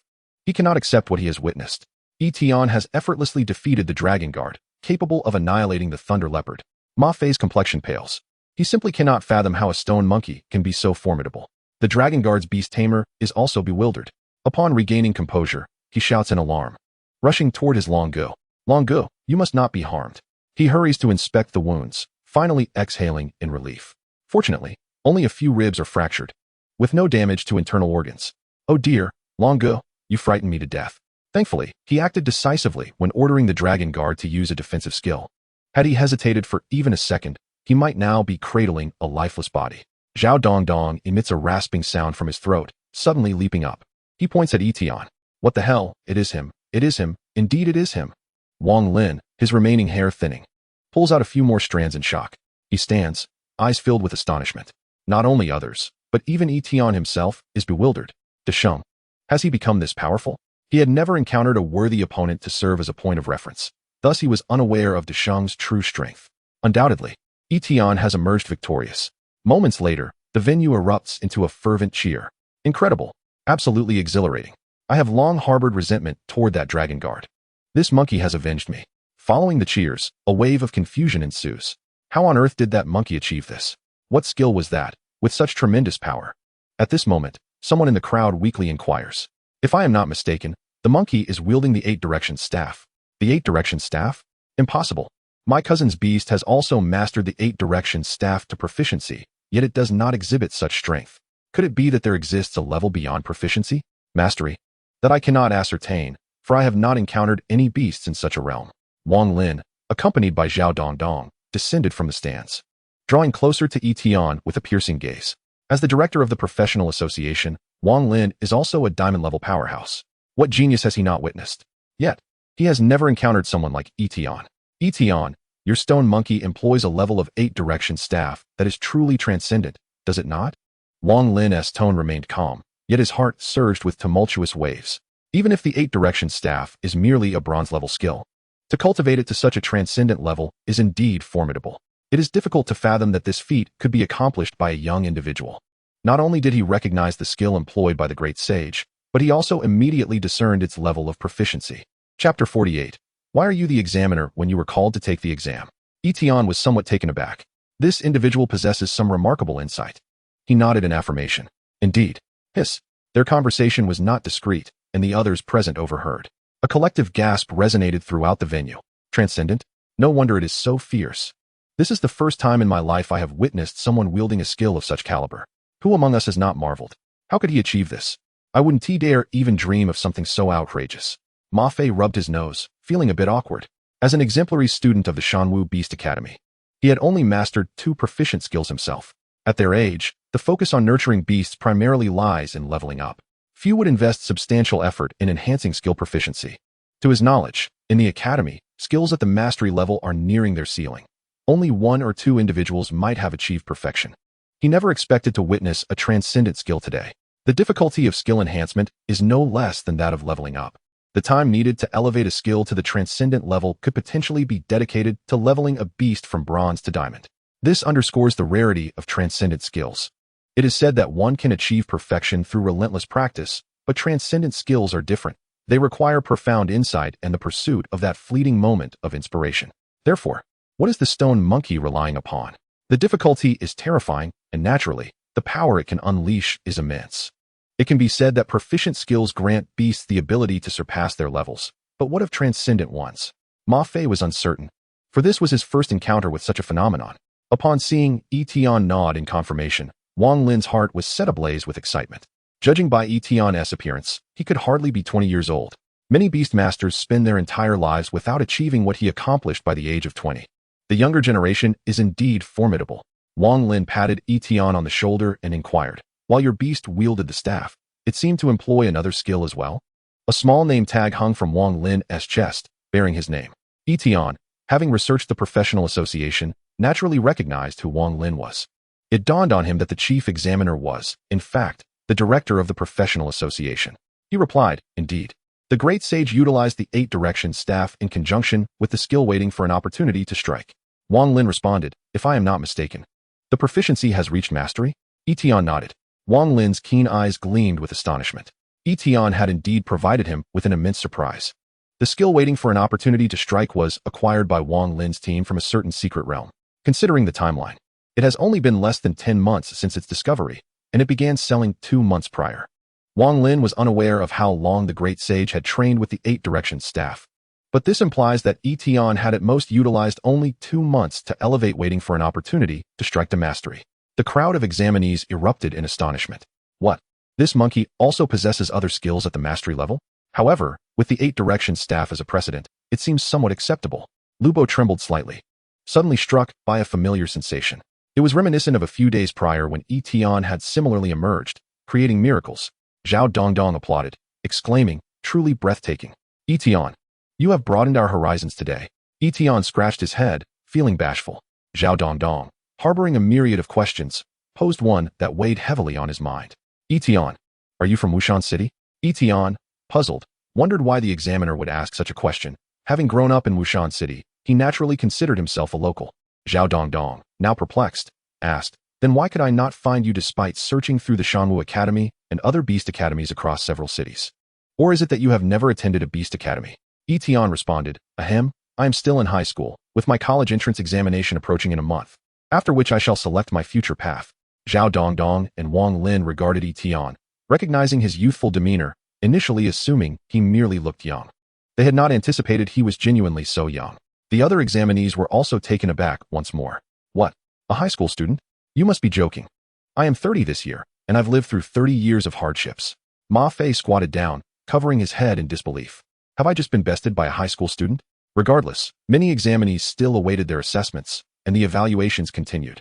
However, a new issue arose. The examiner responsible for assessing the candidates approached Wang Lin, lamenting, "Director, my colleague Long Gu can no longer serve as an examiner." Wang Lin, somewhat speechless, recognized this as a genuine problem. He turned to Zhao Dongdong and instructed, "Quickly contact those beastmasters who have previously served as examiners. Anyone available should be summoned." 2 minutes later, Zhao Dongdong returned with a grim expression. "Director, all those who have served as examiners have entered a secret realm. Should we summon other golden-level beastmasters?" Wang Lin shook his head. "Forget it." He then looked at Yi Tian. "Yi Tian, how about this? You take on the role of examiner, and I shall reward you with 50 points. Yi Tian, the Dragon Guard Beastmaster? Why does my beast only earn 10 points for being an examiner?" Wang Lin felt slightly embarrassed as he glanced at the Dragon Guard Beastmaster. Ahem, the situation is urgent, necessitating special treatment. In truth, he sought to find a reason to bestow some favor upon Yi Tian. Such a Beastmaster prodigy must be kept close. Furthermore, calling upon other Beastmasters who lack examiner experience would waste time. It is better to let Yi Tian take charge. Yi Tian hesitated. "Isn't this a bit inappropriate? Just 2 minutes ago, I was still an examinee, and now I am to become an examiner. It feels rather strange." Wang Lin shook his head. "What is inappropriate about this? Your strength is entirely sufficient to serve as an examiner, and you have already passed the assessment, officially becoming a professional Beastmaster." Yi Tian then nodded in agreement. The point redemption ratio of the professional association is akin to that of research institutes, at a 1-to-1 exchange rate, with long coins. For the sake of points, he decided to go for it. "By the way," Wang Lin interjected suddenly, "you must be mindful to suppress your beast's strength, keeping it at a level similar to that of the previous Dragon Guard." Yi Tian nodded. "Understood." The Dragon Guard Beastmaster felt a peculiar sense of humiliation. When Zhao Dongdong announced that Yi Tian would continue serving as the examiner, the audience erupted in chaos once more. Everyone was astounded. Am I dreaming? This is all happening too swiftly. The Beastmaster, who had just passed the examination, suddenly became an examiner, which seems rather unreasonable, does it not? Some individuals spoke in defense of Yi Tian, asserting that his strength speaks for itself. If one is dissatisfied, they should strive to surpass him. Then they could become an examiner without question. For those candidates who had already completed their tests, it was tolerable, but for those still in the midst of their evaluations, despair echoed throughout the venue. They lamented their fate, as they could barely withstand the Dragon Guardian for a mere minute, and now a stronger contender had emerged. In Chapter 49, the City Exchange competition offered a diamond-grade Beast Master Bone Powder as a prize. Regardless of the crowd's thoughts, the examination persisted. Candidate number 224 stood before Yi Tian, visibly anxious, yet managed to raise a hand in greeting. "Good day, Examiner." Yi Tian responded with a warm smile. "Hello, Examiner. Please show mercy." Yi Tian indeed showed mercy, allowing only De Sheng to utilize the 8-direction staff and forbidding any ambush tactics. On the arena, one golden-grade Beast Master after another was bested by a silver-grade Beast Master, creating a scene that was peculiar yet strangely harmonious. Wang Lin's mood appeared quite splendid as he stroked his beard, his eyes narrowing into slits. "Excellent, excellent," Zhao Dongdong chimed in at an opportune moment. "Congratulations, Director." Not to mention, De Sheng's displayed power was even greater than that seen in the videos. The top contenders in the current drafted list of 10 were not far behind. Even if De Sheng did not elevate in rank, he was still more than capable of representing Wushan City in battle. Moreover, the information being displayed indicated that De Sheng learned skills at an impressive pace. Wang Lin had already begun strategizing how to optimally combine De Sheng's abilities. As long as Yi Tian was willing to remain in Wushan City and represent the professional guild, Wang Lin suddenly felt that even a mediocre performance this year would not matter much. He could endure another year in this position without losing face. He was confident that, given De Sheng another year, his strength would undergo a tremendous transformation.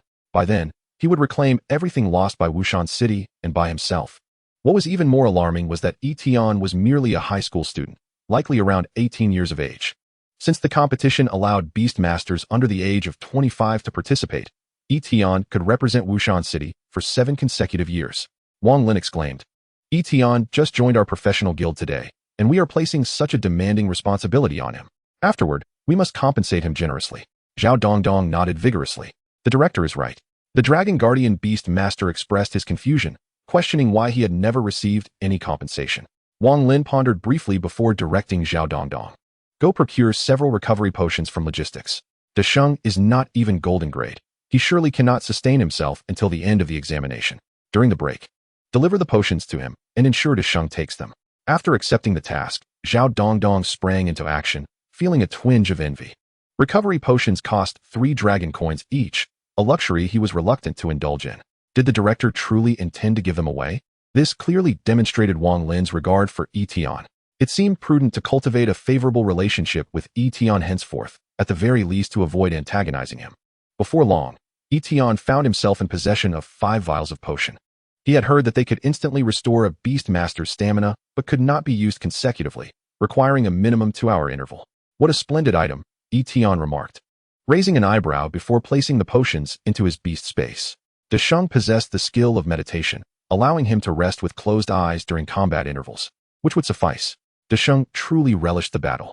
Although more than half of the beast masters chose to concede, the remaining candidates still numbered over 100, each with diverse beasts. Ultimately, only 5 succeeded. The other candidates were grateful that De Sheng had refrained from unleashing his full power against them. Yi Tian was indeed a kind individual. Once all candidates completed their assessments, a total of 9 passed.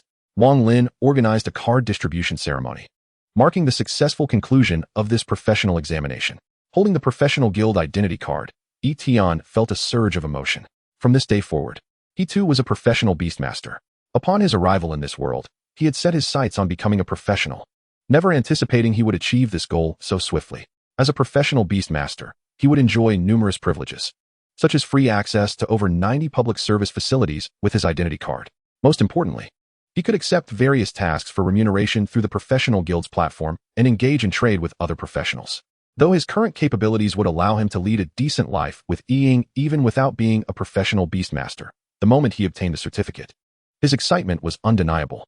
Of course, the professional ranks were tiered, similar to researchers, categorized into 3 levels: third, second, first, and special. Yi Tian was currently at the 3rd level. After receiving his certificate, each individual was given a booklet detailing the responsibilities and obligations of a professional. Yi Tian skimmed through it and noted that upon reaching the 2nd level, one could apply for a free apartment. Naturally, the benefits improved with higher ranks. After the card distribution ceremony concluded, the other candidates returned to their respective homes, while Yi Tian accompanied Wang Lin to his office. The other candidates now understood Wang Lin's status, and they were filled with envy and jealousy at Yi Tian's ease of conversation with him. Xiao Tian, Wang Lin said as he settled into his chair, pouring tea for both of them. Although your beastmaster level is merely silver, its strength is on par with an ordinary golden grade beast. Would you be interested in representing Wushan City in the City Youth Beastmaster Exchange Competition? City Youth Beastmaster Exchange Competition? What is that? Yi Tian inquired, and Wang Lin proceeded to explain the nature of the competition and the rewards for achieving good results. After a moment of contemplation, Yi Tian responded, certainly. He vowed that it was for the honor of Wushan City and not merely for the allure of the 500 points reward for placing in the top 10. Such an opportunity to enhance De Sheng's practical abilities while gaining experience and earning money was one to be seized wholeheartedly. Wang Lin beamed with delight. Excellent. However, Xiao Tian, do not place too high expectations on this competition. Treat it as an experience. Your true potential lies in the next competition. Yi Tian remained noncommittal. After Wang Lin offered some encouraging words, Yi Tian recalled a pressing matter he needed to address. Director, I would like to inquire whether our professional guild possesses any diamond-grade beastmaster bones. Wang Lin paused for a moment, replying, we do. But why are you inquiring about that? Diamond-grade bones shouldn't be something you need to concern yourself with at this stage. Yi Tian's heart soared with joy. That is wonderful. How can I obtain it? Wang Lin explained. 10 points can be exchanged for 1 bone powder. Yi Tian felt a sense of relief wash over him. It was affordable. It turned out that the professional guild had already ground the bones into powder for sale. The simplified requirements only demanded the bones from diamond-grade beasts without stipulating weight. Completing the task for 10 points was a tremendous relief. The two continued their conversation for a while before Yi Tian exited the office. The first thing he did upon leaving was to download the professional guild app and register as a member using the identity card he had just received. In Chapter 50, Yi Tian rejected the academy, pondering the identity of his potential little girlfriend. He gazed at his personal center, which displayed 50 points. He navigated to the marketplace, searched for bone powder, filled in the delivery address, and placed the order. Perfect. According to the instructions, the item would be delivered to his home within 2 hours. As Yi Tian stepped out of the professional abode, his feet seemed to glide, filled with a delightful buoyancy. At the age of 18, he was both a researcher and a professional. It felt as if a radiant future was beckoning him. Upon exiting, he noticed Lu Bo waiting for him, accompanied by 2 others. One was a blond man, whom he recalled as Ma Fei, while the other, though somewhat familiar, remained unknown to him. Lu Bo waved. And as Yi Tian approached, Lu Bo promptly introduced Ma Fei and the other individual. These two are my junior colleagues from the Yusho Academy. This is Ma Fei, currently in his third year, and this is Song Yuan, a freshman. It was evident that Song Yuan appeared somewhat nervous upon seeing Yi Tian. Yi Tian finally recalled why the young man looked familiar. Song Yuan had come with Ma Fei to broaden his horizons and had also reached the silver rank in Beast Mastery, which is why he enrolled. Unfortunately, he had drawn a high registration number, being one of the candidates Yi Tian would assess. Under normal circumstances, Yi Tian would not mind engaging in some light conversation. However, at this moment, he was eager to return home and complete the simplification task for Desheng, curious about the evolutionary path that awaited him. Thus, he directly inquired, "Is there something you need? Please be brief, as I am pressed for time." Ma Fei, displaying no signs of irritation, smiled. "Yi Tian, I noticed that you know my senior, and I asked him to introduce us. My purpose is quite simple. I wish for you to join us at the Shan Wu Yusho Academy. You are preparing for your college entrance exams, correct? If you choose to join us, you would be granted direct admission, and someone of your caliber would receive generous enrollment rewards." Song Yuan looked at Yi Tian with a hint of envy. Admission to the Yusho Academy was not attainable for everyone. Statistics revealed that the average acceptance rate nationwide last year was less than 1%. Reflecting on his arduous journey through countless competitors to secure an opportunity, he felt disheartened that it was so effortlessly presented to Yi Tian. Nonetheless, he genuinely admired Yi Tian, who, despite being a senior in high school, was already vastly more formidable than himself in the first year. Yi Tian frowned, realizing they were trying to recruit him into the academy. After a moment of contemplation, he politely declined. "I appreciate the offer, but I am not considering it at this time." Did he still need to attend school? Yi Tian felt he did not. Moreover, even if he were to attend a Yusho Academy, it did not have to be Shanwu. There were several superior institutions throughout Longhua. If he were to pursue it, he would aim for the best. Ma Fei shook his head, seemingly unfazed by Yi Tian's response. "All right. I anticipated that a talent like you might not find our academy appealing." He scratched his head. "Please don't hold it against me. I am merely fulfilling my duties. I joined the student council and bear some responsibility for recruitment. If the head learns we encountered a genius without making an effort to recruit him, I might face repercussions." Yi Tian nodded. "No worries. I shall take my leave now." He turned to depart, and Lu Bo quickly followed. "Wait for me, Yi Tian. Let us discuss the project." As the two figures receded into the distance, Ma Fei's expression relaxed. Today was another day of diligent responsibility. Beside him, Song Yuan rolled his eyes. You clearly didn't make a genuine effort to recruit him. Rationally, he understood that the chances of successfully recruiting Yi Tian were slim.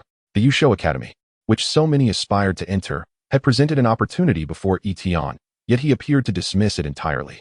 Life seemed undeniably unfair. Meanwhile, as Yi Tian walked, he powered on his phone, and dozens of notification sounds erupted. The screen displayed a series of missed calls. Goodness, has the head gone mad? The caller was Chu Ying, who had been unable to reach Yi Tian. Lu Bo also noticed the unusual activity on Yi Tian's phone, but failed to read the contact details. He teased, "Oh, could it be a little girlfriend? Searching for you all morning. Are they that anxious?" Yi Tian, disinterested in engaging, promptly returned the call to inquire about her urgency. Beep.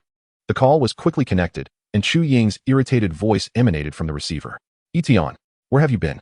Why have you been unavailable all morning? I couldn't find you at home." Yi Tian sighed. "I was at the professional abode participating in the Beast Master assessment." Chu Ying scoffed. "Are you kidding? With your little stone monkey? You should content yourself with being a researcher and not fantasize about becoming a professional Beast Master." Yi Tian remained speechless, indifferent to her disbelief. At that moment, Lu Bo finally recognized the familiar voice. "Wait a minute. Isn't that the head's voice? Yi Tian's little girlfriend is the head?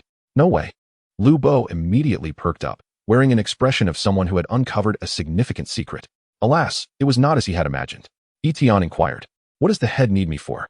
Chu Ying replied, "Of course, it's about the formula you provided. Is there an issue with it?" "An issue? There is a significant issue. Tell me honestly, how did you achieve this?" Yi Tian pondered briefly. "Well, the Demeng Ju is related to sleep. So I slept for 10 hours. When I woke up, the formula had simply appeared in my mind." Yi Tian could swear that everything he said was the truth. However, it was evident that Chu Ying did not believe him.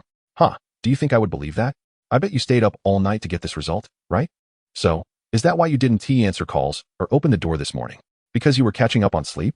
Yi Tian sighed. "Why does it always turn out this way? I speak the truth, yet no one ever believes me." But he had long since become accustomed to such circumstances. The head is indeed perceptive. He flattered her, and Chu Ying's tone softened considerably. "You've worked hard. For the sake of the research institute, this little effort is nothing. Alright, you're quite impressive. After a few more compliments, Chu Ying finally got to the point. I have uploaded the formula, and the results have been recognized by the professional abode. This afternoon, I plan to hold a concluding meeting. As the project leader, you need to attend. Additionally, I would like to introduce you to the other researchers in our department. Upon hearing this, Lu Bo understood. Clearly, Yi Tian had achieved something remarkable. His gaze towards Yi Tian was filled with envy. Are you even human? Chapter 51. Towards the evolution of Yi Tian de Sheng. Yi Tian responded, Head. Is it possible for me to skip the meeting? I have something else this afternoon. Nothing was more crucial than discovering the evolutionary path for de Sheng. Lu Bo was momentarily taken aback, unable to comprehend Yi Tian's refusal. Was this fellow addicted to declining invitations? It was one thing to refuse Ma Fei, but how could he dare to decline the head's request? In Lu Bo's mind, Chu Ying was an authority whose words were not to be dismissed. He could not help but think darkly that the head would surely be furious and would henceforth hold a grudge against Yi Tian, regardless of how talented Yi Tian was. He was merely a newcomer in the research institute. Offending a leader was tantamount to sabotaging one's future. However, to Lu Bo's surprise, Chu Ying's next words directly countered his thoughts. You have something else? Very well, I shall chair the meeting. Rest well, that is settled. Goodbye. Thank you, head. Yi Tian replied. Beep. The call ended, leaving Lu Bo bewildered. That's it. The head is so accommodating. Yet, in the next moment, his thoughts shifted. He received an email from Chu Ying. Dear colleagues, greetings. All researchers in the evolution department located in Shanwu City. Please gather at the conference room on the 3rd floor of the Research Institute at 2 p.m. today. Colleagues who are unable to attend the meeting, please send me an email detailing the reasons. Lu Bo was left in a state of confusion, as the Research Institute was rather lax in its management and such formal emails were quite rare. The moment an email was sent, it signified a significant matter. What on earth had Yi Tian done that was so outrageous? Moreover, based on Chu Ying's wording, she was hardly an easy person to deal with. Why was it that Yi Tian could simply utter a vague excuse while she required a formal email to justify her absence? Did genius afford him special privileges? Frustration bubbled within him.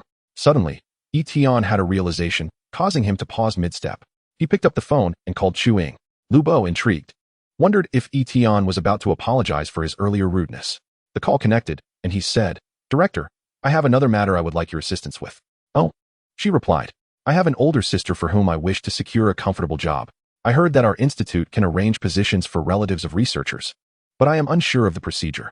Previously, the institute had distributed a benefits booklet, which Yi Tian had perused and discovered included provisions for arranging jobs for relatives. However, the booklet did not specify whom to contact, so he reached out to Chu Ying. Is that all? Chu Ying's clear voice came through. I understand. Please send me your sister's information, and I will arrange it for you. Delighted, Yi Tian felt even happier than he had after passing a professional examination. Yi Ying was reluctant to use his money, insisting on saving it for cultivating his beast and eventually for finding a wife. She wished to be independent and earn her own living. Thus, he sought to find her a better job. Lu Bo was nearly grinding his teeth in frustration. What did Yi Tian think of the director? How could he approach her with such trivial matters? The director's time was invaluable. Did he not realize this? The most absurd part was Chu Ying's overly accommodating attitude, even willing to personally handle such mundane affairs. Lu Bo stood rooted to the spot, gazing skyward, wishing he could transform into Yi Tian. When he snapped out of his daydream, he discovered that Yi Tian had already vanished without a trace. Bang! Yi Tian finally arrived home, closed the door, and drew the curtains. He then silently murmured, Complete it for me. As the 100 dragon coins and bone powder disappeared, he finally heard that familiar and melodious voice. The requirements for generating the evolution path have been met. Target evolution path not detected. Please customize the evolution direction. Yi Tian was momentarily taken aback. What did customization mean? But in the next moment, he understood. A light and shadow appeared in his mind, embodying the great sage. The great sage's appearance could change according to his thoughts. How marvelous, Yi Tian pondered.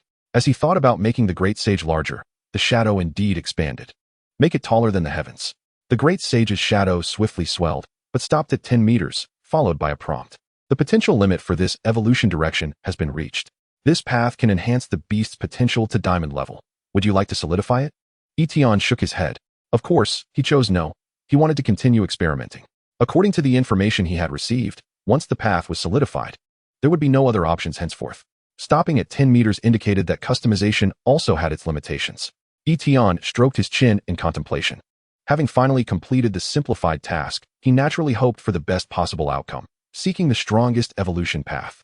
After much thought, the most formidable image of a monkey in his mind crystallized into one. Yi Tian licked his lips. The light and shadow in his mind rapidly morphed. Riding on a cloud, wielding the Rui Jingu Bang, clad in golden armor, with a red cape billowing behind him, eyes ablaze, and adorned with 2 long feathers atop his head. This was it, Yi Tian de Sheng. However, the shadow of Yi Tian de Sheng only lasted for less than a second before rapidly fading. A prompt then sounded. The evolution target's potential is too vast. Evolution energy is insufficient. Yi Tian did not feel disheartened by the failure. Rather, he was exhilarated. This meant that evolution in that direction was indeed possible. The prompt did not indicate a limit as before, but stated that the potential was too great to achieve at present. A grand plan began to form in Yi Tian's mind. Since the goal was too distant, he would break it down into smaller objectives, completing them one by one. With a thought, the shadow of Yi Tian de Sheng reappeared, but this time without the cape. The result was still failure. He discarded the feathers atop his head. Still a failure. The golden armor was unnecessary. Failure. The cloud was also unnecessary. This path can elevate the beast's potential to diamond level. Would you like to solidify it? Yi Tian was overjoyed. Solidify it. Immediately solidify it. Since the great sage could not evolve into Yi Tian de Sheng all at once, it would evolve multiple times. Yi Tian was confident that one day it would transform into the form he envisioned. Please name the beast species. The evolution path Yi Tian created did not exist in this world, granting him the privilege of naming the species. The light and shadow retained the Rui Jingu Bang and the fiery eyes. After some contemplation, he thought, Jingu Bang Huoyan Huang? No, that sounded unappealing. Jinhua Huang? No, still unappealing. After trying dozens of names, he ultimately decided on Rui Huang, which also represented Yi Tian's hopes for the future. May all things go as desired. The simplified version of the Rui Huang evolution path is being generated. Estimated time, 30 minutes. The full version of the Rui Huang evolution path is being generated. Estimated time, 48 hours. Yi Tian raised an eyebrow, realizing that there were indeed simplified and full versions. The simplified version was akin to a version only he could utilize, requiring only the fulfillment of simplified conditions to complete the evolution. The full version, however, was a complex process similar to those sold externally. Chapter 52, The Simplified Plan is released. Wang Lin, let me share something interesting. I wonder if the evolution path of the stone monkey is valuable. Yi Tian's eyes gradually brightened. Anticipating the outcome, half an hour swiftly passed. With a chime, a new simplified task popped up before Yi Tian. Simplified plan generation conditions met. Requirement 1, 1000 diamond level active metals. Requirement 2, 10 fire spirit stones. Requirement 3, achieve a realm of silver 100. As long as these conditions were met, the great sage could evolve into Rui Huang. The third condition was manageable, a necessary step, but he had never heard of the first 2 requirements. Opening a search engine, he entered the trading platforms of the Research Institute and the Professional House. Oh no, Yi Tian's eyes twitched. He had anticipated that evolution would be costly, but he did not expect it to be this exorbitant.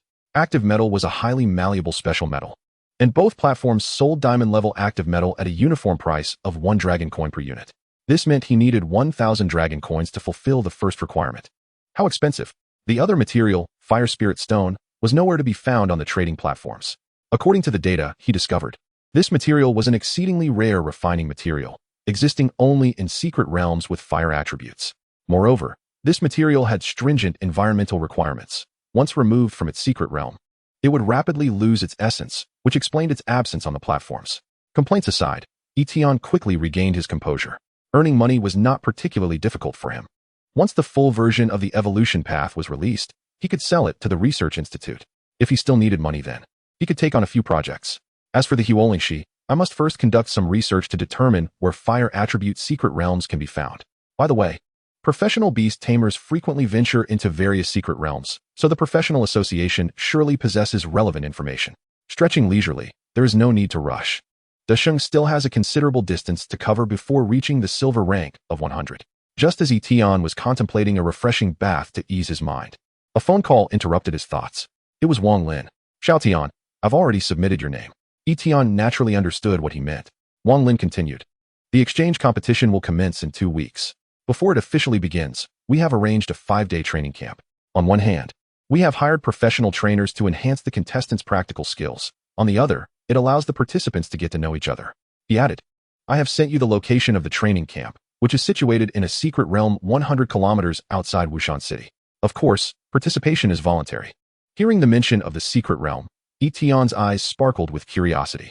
Director, What type of attribute does the secret realm for the training camp possess? Wang Lin replied. It includes gold, fire, and wood attributes. Very few secret realms are of a single attribute. Most are a mixture of various attributes. Yi Tian nodded thoughtfully. A secret realm containing fire attributes aligns perfectly with the growth conditions of Huolingshi, suggesting a potential presence of it. So should I attend? Wang Lin remained silent, awaiting Yi Tian's decision. Furrowing his brow, Yi Tian pondered the drawbacks. If he attended, he would have to wait a few more days before the school year commenced, followed closely by the imminent college entrance examinations. The training camp would encroach upon his school time. However, he soon realized this might not be a disadvantage. The purpose of the college entrance examination was to gain admission to the Beast Taming Academy. As long as he desired, he could enter without taking the exam. Moreover, continuing his studies at school seemed to hold no significance. He could simply request a leave of absence from old Zhou, who would likely understand. The benefits of attending, on the other hand, included free access to the secret realm, where he might find what he sought, while also enriching Desheng's experiences. After considering it from every angle, he concluded that attending was indeed the more advantageous choice. All right, Director, I will definitely participate in the training camp. Good. Wang Lin's joy was palpable even through the phone. After encouraging Yi Tian a few more times, Wang Lin suddenly chuckled. By the way, Xiao Tian, I encountered something interesting today that relates to you. Yi Tian was perplexed. What? Haha, you know the Research Institute, right? Yes. Our professional association and the Research Institute are considered sister organizations, often engaging in business exchanges. For example, when we discover new skills in secret realms, we pass them to the Research Institute to identify the optimal ratios for training these skills. Recently, we found a skill called Demeng Ju and submitted it. To our surprise, within a week, they provided the best ratios. However, that is not the main point. The crux is, do you know the name of the person responsible for completing this project at the Research Institute? Yi Tian fell silent. As he seemed to have an inkling, Wang Lin's voice continued. Haha, the name is Yi Tian, just like yours. Yi Tian chuckled awkwardly, intending to reveal something. But Wang Lin interjected, Xiao Tian, let's find an opportunity to invite the researchers out for a meal together. I assure you, fostering a good relationship with them will yield only benefits, not drawbacks. All right, that will be all for now. I have other matters to attend to. So I shall hang up. The call ended, and Yi Tian dismissed Wang Lin's subsequent words, rubbing his temples. Ever since becoming a beast tamer, his life had become increasingly busy. Yet, this busyness did not evoke anxiety. Rather, he felt fulfilled each day. Reflecting on his tasks, he noted that tomorrow he must venture to the ancient battlefield secret realm to contract a new beast.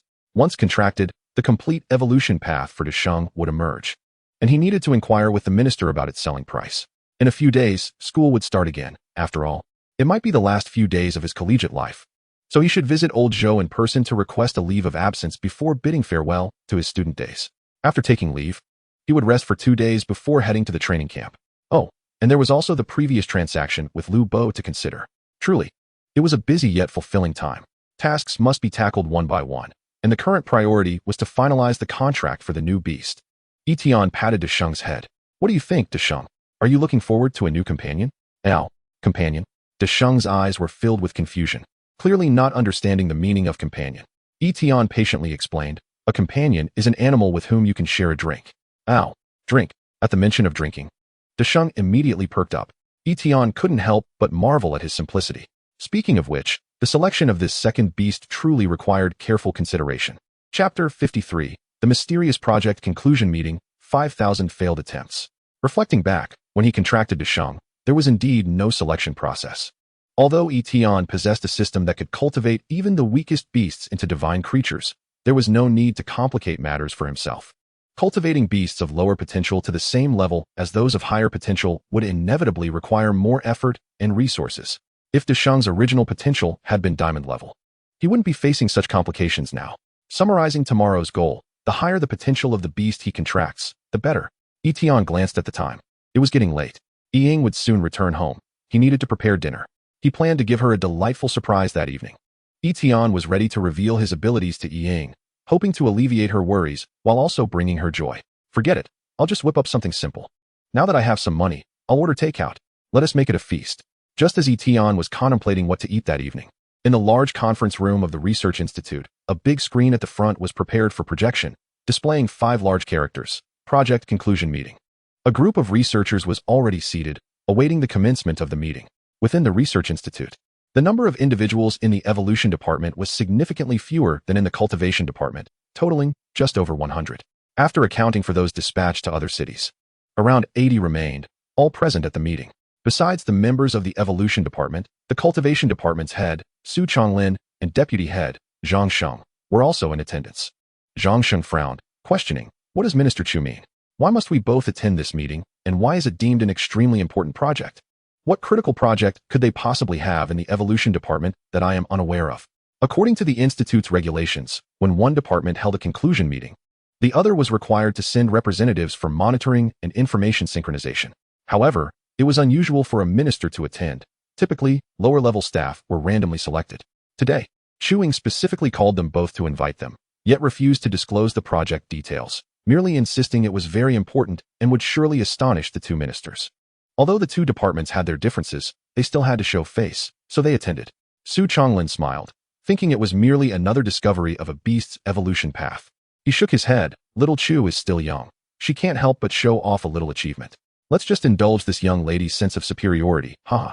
Given that Chu Ying was younger than the two, they referred to her as Little Lady without any hesitation. Zhang Sheng scoffed, what a waste of time. The skills sent from the professional association have already reached a critical research phase. Speaking of this matter, Su Chonglin couldn't help but inquire, what is the current progress? The Demengju skill is considered a special skill. Researching the optimal ratio for it holds greater significance than for other types of skills. It represents a splendid opportunity to showcase the capabilities of their cultivation department. Zhang Sheng smiled proudly. Yesterday, the figure reached 245, and barring any unforeseen circumstances, it is anticipated that today it will surpass 25. Within a week, we are expected to meet the delivery standard of 28. Su Chonglin patted Zhang Sheng on the shoulder, expressing his gratitude. Old Zhang, your hard work during this period has been invaluable. He then shifted the conversation. By the way, I heard that Chu also took on this project yesterday. Zhang Sheng responded with a smirk. Rest assured, Minister. Based on my understanding of the capabilities of the evolution department, even if given 2 months, they won't reach our current level, let alone complete the project faster than us. Good, that's all I needed to hear. The other members of the evolution department began to murmur among themselves, puzzled by the minister's intentions. As the meeting's theme was not shared via email, merely emphasized as important. Indeed, who among you knows what is truly happening? They exchanged glances, their faces adorned with confusion. Lu Bo had some insight, but was currently deeply engrossed in his work, feeling dejected. Being a part of the same cohort as Yi Tian, he couldn't help but feel disheartened by Yi Tian's significant accomplishments while he himself felt stagnant. The more he pondered, the more despair he felt. Not far away, Zhang Qixing exhibited signs of agitation. To his right sat a middle-aged man with a pale complexion and glasses, who was bald. Another failure. What is the correct path? Zhang Qixing had just experienced a failed experiment. The middle-aged man advised, Young Zhang, what does one failure mean? Experiments are like this. We must learn to accept failure. I once failed 5,000 times before discovering the correct evolutionary path. 5,000. Zhang Qixing's eyes widened in disbelief as he gasped. The man chuckled. Yes, you heard correctly. It was a path that transformed gem corals from silver to gold. Although I faced numerous failures over 5 years to find it, the outcome was splendid. Because of this path, I advanced from a level 2 researcher to a level 1 researcher, garnering countless accolades. When reporters interviewed me, my heart brimmed with a sense of achievement, a sensation cultivated through 5,000 failures. Zhang Qixing nodded, somewhat understanding. His frustration dissipated. If this man could endure 5,000 failures without giving up, then so could he. Zhang Qixing. I have decades, even a century ahead of me. I can afford to wait. Indeed, the quest for evolutionary paths is inherently arduous. Did he not realize this when he decided to join the evolution department? The search process often spans years, and he had only faced a mere dozen failures. In comparison, what did that amount to? With his spirits lifted, Zhang Qixing surveyed the room, seemingly searching for someone's presence. He frowned. Where is Yi Tian? Why hasn't he shown up? Researchers enjoy the freedom of movement, yet the Institute undoubtedly provides the best research environment.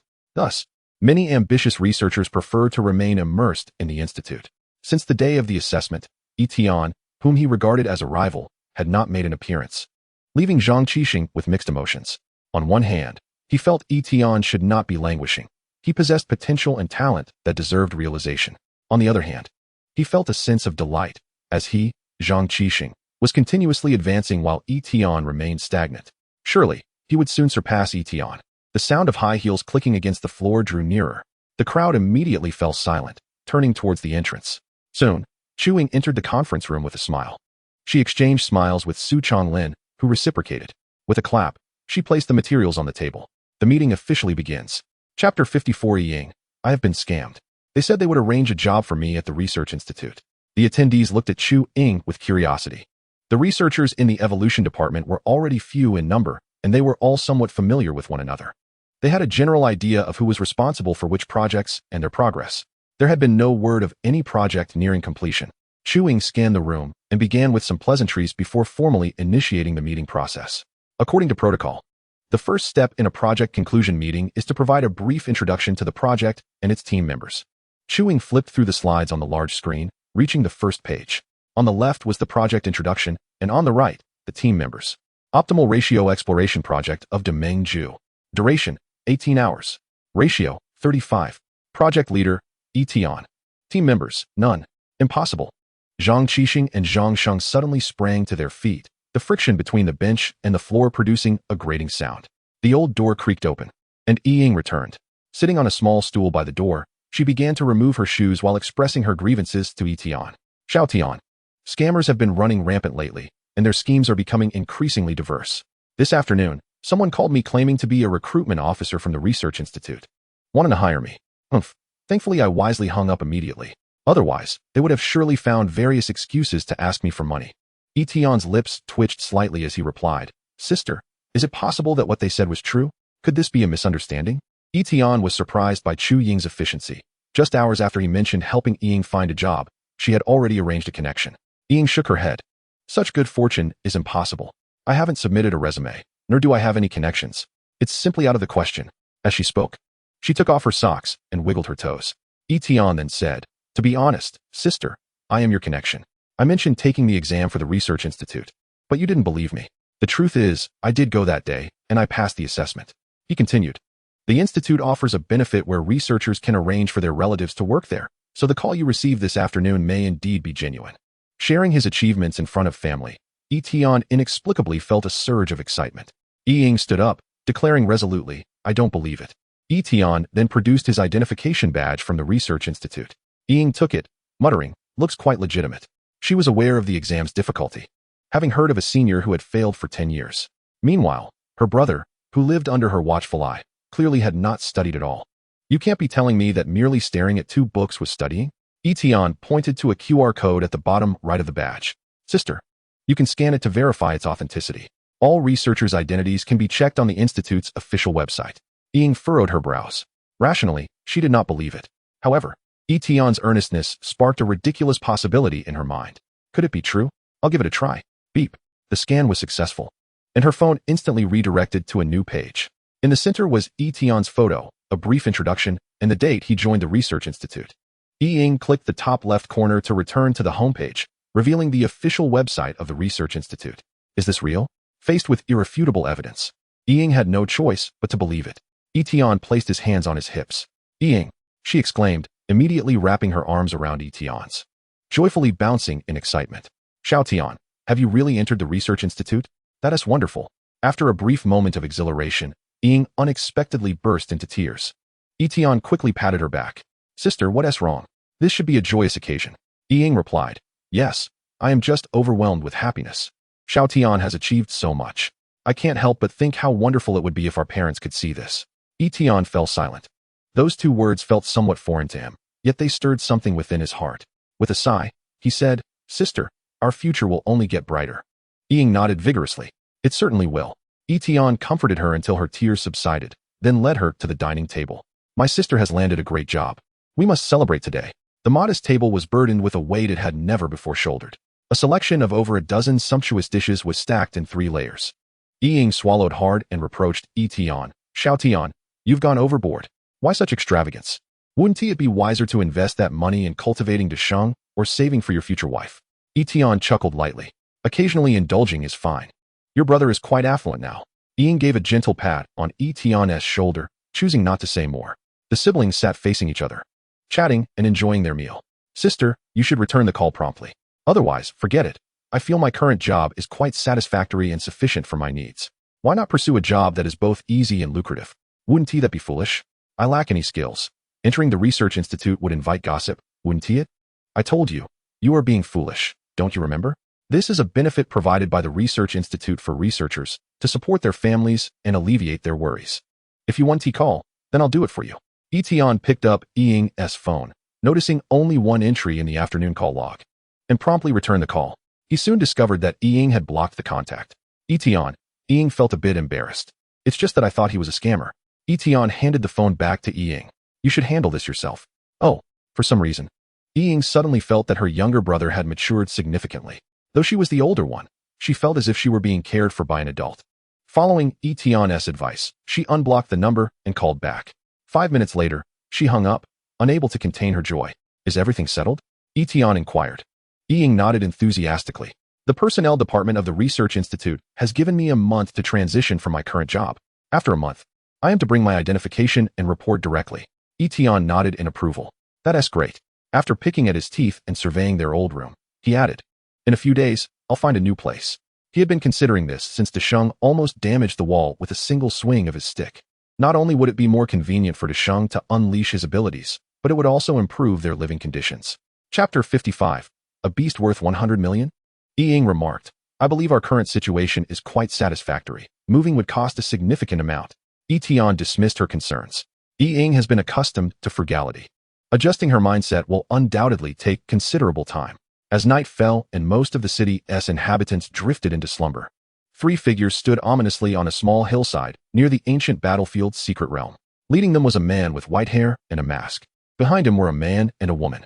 The man was robust, bare-chested, his front and back adorned with intricate tattoos. The woman sported large, red waves of hair, and her delicate face, with red lips, glimmered enticingly in the moonlight. The burly man gazed towards the ancient battlefield's secret realm, puzzled, and questioned the man at the forefront. Boss, is it really necessary to send both me and Zhaixing for such a simple task?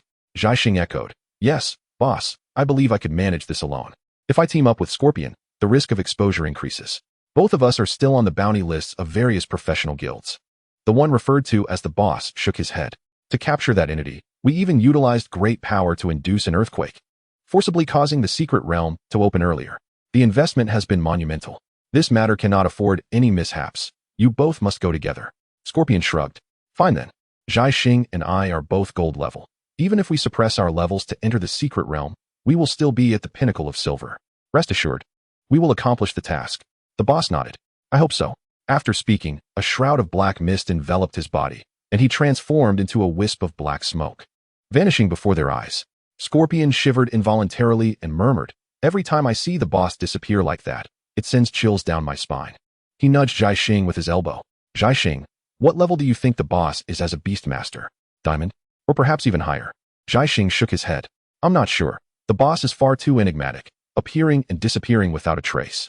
We only receive our assignments from him, with no opportunity to interact. After that, Zhaixing changed the topic.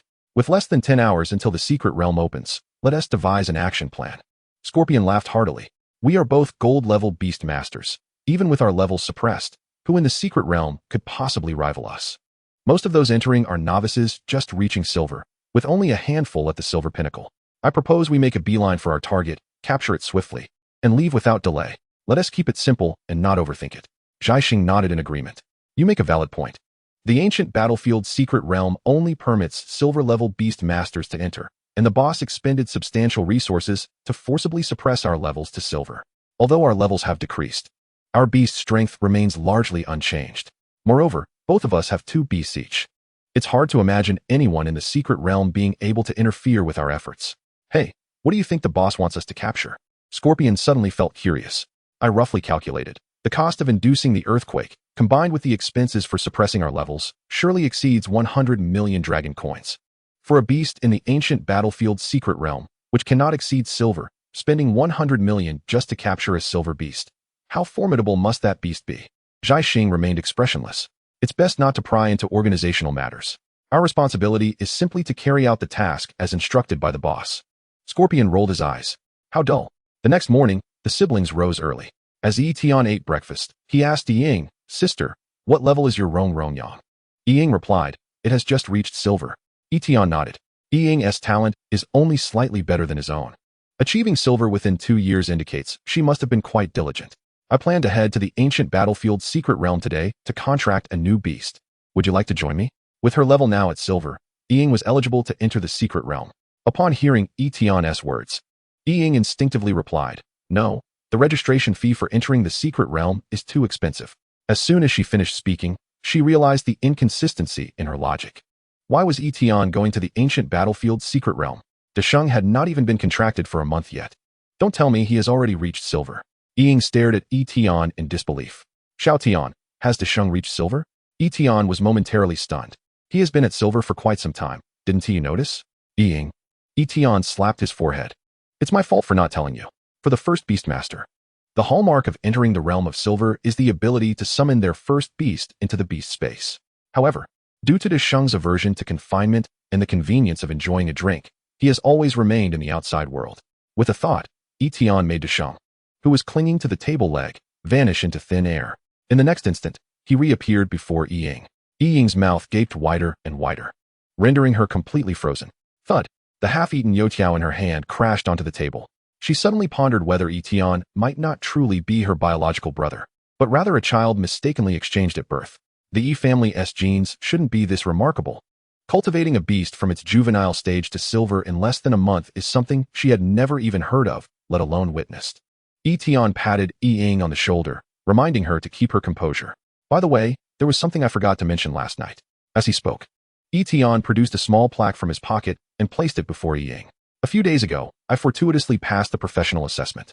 I am now a professional beastmaster. Yi. Isn't Desheng merely a stone monkey? Isn't it required for a beast contracted by a professional beastmaster to possess at least golden-level combat prowess? Yet, Yi Tian's achievements seemed to defy all logic. Thus, the information that should have raised doubts in her mind instead left her speechless. Xiao Tian, you? Yi pointed at Yi Tian, taking a deep breath. It seemed she wanted to say something, but in the next moment, Yi Tian heard a thud. Yi had fainted from excitement, collapsing from her chair. Alarmed, Yi Tian rushed to support her. It was a breathtaking breakfast. In the end, persuaded by Yi Tian, Yi decided to accompany him to the ancient battlefield's secret realm. Entering the ancient battlefield's secret realm requires 1 dragon coin, and if a beast is contracted, an additional fee must be paid based on the beast's level upon exit. Bronze level costs 5 dragon coins, and silver level costs 20 dragon coins. Chapter 56, Song Wei, My Exceptional Nephew. Entering the ancient battlefield secret realm could either be a lucrative venture or a costly mistake. Taking the silver level as an example, the market price for silver level beasts starts at 5, with no upper limit. The ancient battlefield secret realm indeed harbors many rare beasts, yet it also contains a multitude of ordinary ones. If one contracts a beast worth only 5 outside, only to find that exiting requires 20, the pain of loss would be unbearable. Moreover, Yi was well aware of her own talent and doubted that any rare beasts would find her appealing. Thus, her original plan was to save 5 coins to purchase a beast in the market for contracting. However, after enduring Yi Tian's relentless persuasion, she ultimately resolved to accompany him after he showcased his wealth of several million dragon coins. Wuxi City is considered a medium-sized city, yet their residence is located near the outskirts. After boarding a dedicated bus, they arrived at the entrance of the ancient battlefield secret realm in less than an hour. In the expansive area stood a towering bronze gate that exceeded 10 meters in height. Near the gate, several staff members from the professional association held equipment in hand. Before entering the secret realm, everyone must undergo a check by the staff. To the right of the gate, there was a small room. To enter the secret realm, one must first register inside the room and pay the necessary fee. The professional association manages professional beastmasters while also overseeing some of the secret realm's operations. When the two arrived, there were already many people present, roughly estimated to be over 300. Some were queuing outside the small room, while others lined up in front of the bronze gate. Not every silver-level beastmaster without a contracted beast chooses to enter the ancient battlefield's secret realm. For instance, Yi would not have come had it not been for Yi Tian's insistence. The secret realm opens only once every 5 years, and unless by chance, very few beastmasters are willing to adjust their schedules to coincide with its opening. Additionally, the beasts within the secret realm are highly random before entering. No one can guarantee that they will contract the desired beast. Come, let us join the queue as well. Yi Tian pulled Yi toward the small room. But halfway there, they were unexpectedly intercepted by a person. Uncle Song, is that you, Xiao Tian? Song Wei was taken aback, never expecting to encounter Yi Tian here. Hadn't Yi Tian just recently contracted a stone monkey? Yet recalling Yi Tian's remarkable feat of cultivating Desheng from juvenile to bronze in a mere day, It didn't seem so implausible. After all, Yi Tian indeed possessed a special talent for beast cultivation. Still, he sought confirmation. Xiao Tian, what brings you here? Yi Tian replied honestly. I had some luck. My beast has broken through to silver, so I came to the secret realm to give it a try. Oh, by the way, Yi Tian pulled Ying closer, introducing her to Song Wei. This is my sister, Ying. She will accompany me inside. He then introduced Song Wei to Ying. This is Uncle Song, the father of my classmate, Seqing Hang. Song Wei appraised Ying and offered her a few compliments. Ying, however, was momentarily stunned. She recognized Song Wei, as he had visited her company due to a collaboration with her boss. She remembered that Song Wei was the head of the Song family's weapon association. How could her brother know him? And they seemed to share a close rapport? Haha. Xiao Tian, I must thank you. My boy has been striving to surpass you, diligently cultivating his beast every day. I have never seen such perseverance in him. Song Wei patted Yi Tian on the shoulder. Yi Tian humbly responded, and Song Wei continued. By the way, how is the weapon de Sheng chose working out for you? If it's unsatisfactory, let me know, and I'll get you another one. I just received a new batch of golden level staffs. Would you like to take a look? Yi Tian quickly replied. Uncle Song, you are too kind. De Sheng has taken a liking to the stick he chose last time and clings to it every day. Their exchange left Yi Ying in a daze. It was evident that Song Wei held great esteem for his nephew. In Yi Ying's eyes, Song Wei was an unattainable figure. The owner of a business association. The fact that her brother garnered such respect from someone like him filled her with pride. My brother Yi Tian is truly exceptional. As they conversed, the topic turned to why Song Wei was here. I have a nephew who is also at the silver level. I am accompanying him. As he spoke of his nephew, a proud expression emerged on Song Wei's face. Xiao Yuan is in line right now. I will introduce you to him shortly. He is currently a freshman at Shanshui Beast Academy, at the peak of silver level. In fact, he could have broken through half a month ago, but he held back for this opportunity in the secret realm. Yi Tian agreed. That is indeed quite impressive. He wasn't exaggerating. According to official statistics, the average time for a bronze beast to break through to silver is around 20 months. Transitioning from silver to gold averages 18 years. Furthermore, this data excludes individuals with no hope of breaking through. Song Wei's nephew, being a freshman, has traversed in just over a year what takes others nearly 20 years. Clearly pleased by Yi Tian's praise, Song Wei chuckled and added, You two should exchange contact information. If you have any questions about cultivation, feel free to ask him. My nephew even has experience with the professional assessment. Although he didn't pass, the experience is invaluable. Xiao Tian, you aspire to become a professional as well, right? Hearing the term professional assessment, both Yi's siblings froze momentarily, their expressions quickly transforming into something peculiar. Recollected that her younger brother had seemingly passed the professional assessment. Meanwhile, was fervently rummaging through his memories, trying to ascertain who might be his nephew. Just then, suddenly lifted his eyelids and waved in a certain direction. Come here quickly. I have someone to introduce to you. Following the direction of his gaze, turned his head and beheld who had been shivering beside. Oh, it was him. Did not immediately notice until he approached, at which point he was taken aback. What is doing here? Oh right, it seemed that Monkey was also of the silver rank. So it was entirely reasonable for him to be here. Just as he was about to greet, he felt a hefty hand patting his back, followed by his voice ringing out. Let me introduce you. This is a fellow student of your cousin. Technically, he is your junior. Has some inquiries regarding the professional assessment that he would like to discuss with you, so please exchange contact information with him later. Chapter 57. Is a candidate? Testing the beast mastery talent. Eyelids twitched uncontrollably, a myriad of question marks forming above his head. Uncle, are you joking with me? Has questions regarding the professional assessment? Me? Was nearly driven to madness. Uncle, do you even hear yourself? Appeared somewhat dissatisfied with his reaction and increased the force of his pat. Speak up. Why are you frozen? Felt quite embarrassed. It was who chuckled softly, alleviating the awkwardness. So your nephew is? I have already met him. Oh, is that so? Cast a grateful glance at, and quickly added, Yes, I have known for quite some time. After exchanging pleasantries, waved his hand. My sister and I will head to the queue now. The two then departed. Puzzled, inquired of, Be honest with me, how did you come to know?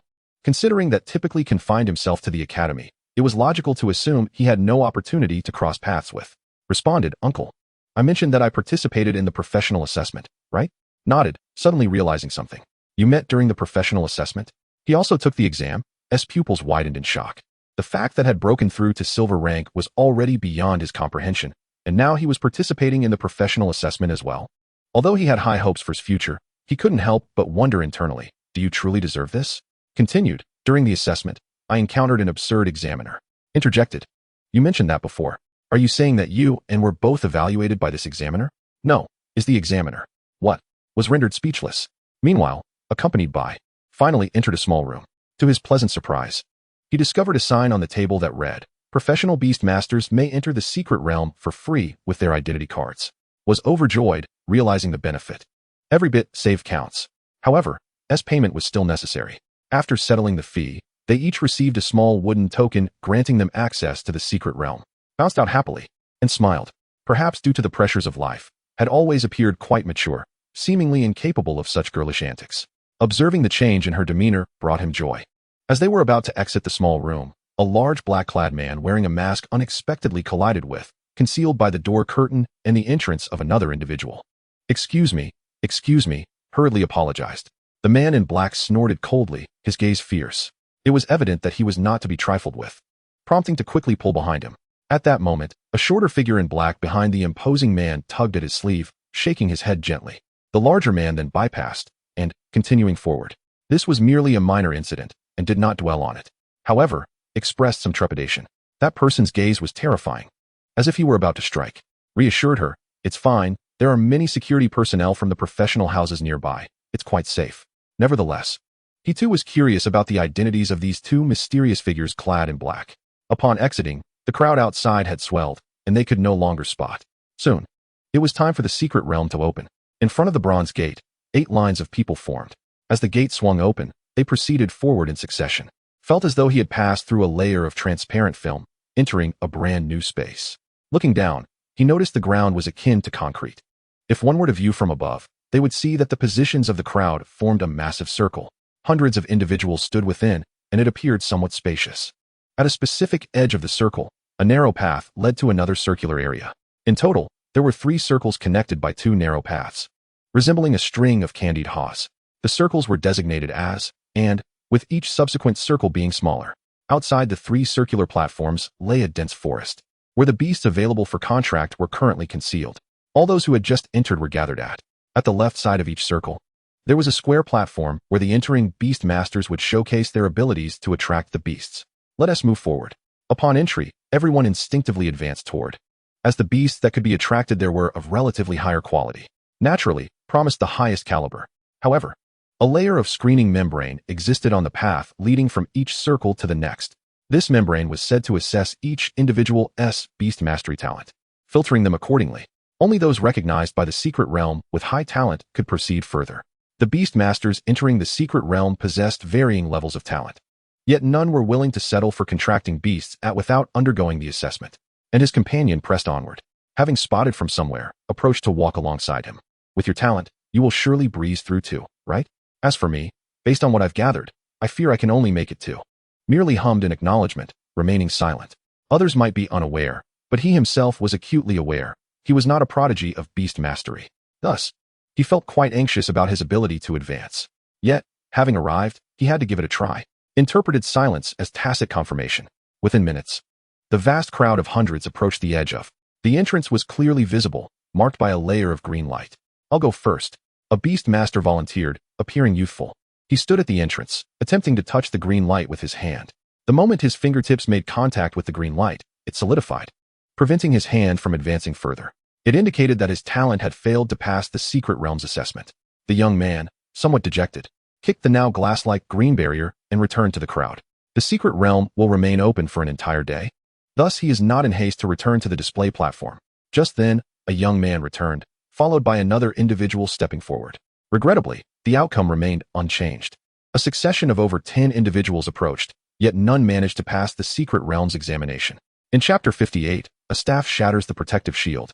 The initially disheartened young man found some solace in witnessing the collective failures around him, remarking coldly, "It seems no one can pass the examination." However, at that very moment, a figure clad in black effortlessly traversed the barrier.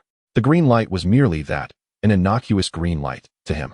The young man, Yi Tian, raised an eyebrow. Recognizing the individual who had just passed, it was the enigmatic person he had encountered previously.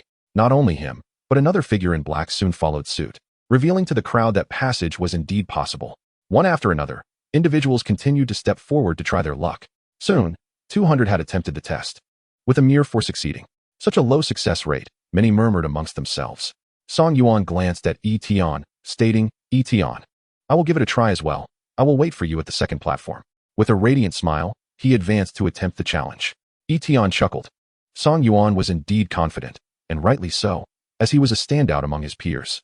As anticipated, he easily passed the examination, raising the number of successful candidates to 5. Let us go, we should try as well, Yi Tian urged, leading Ying forward. Ying stepped up first and, as expected, failed. Yi Tian followed suit and, predictably, also failed. Is it truly impossible? Yi Tian mused, shaking his head. Ying, somewhat perplexed, wondered. This shouldn't be the case. My brother is so talented. Is the secret realm blind? To everyone's astonishment, after his failure, Yi Tian did not retreat immediately. Instead, he remained rooted in place, extending his hand to feel the substantial texture of the protective shield before him. Hey, big guy in front, if you failed, return quickly and don't waste everyone's time, came a voice. Yes, it's futile to resist. Lacking talent means you simply cannot enter the second platform. Yi Tian pretended not to hear and summoned Desheng. He yearned to test whether he could forcefully breach the protective shield. Desheng, give it your all. Employing the ambush technique alongside the 8-direction staff. With a fervent battle spirit igniting in Desheng's eyes, the crowd erupted in a cacophony of astonishment. What is this guy planning? Has he lost his mind? I've heard the protective shield possesses formidable rebound strength.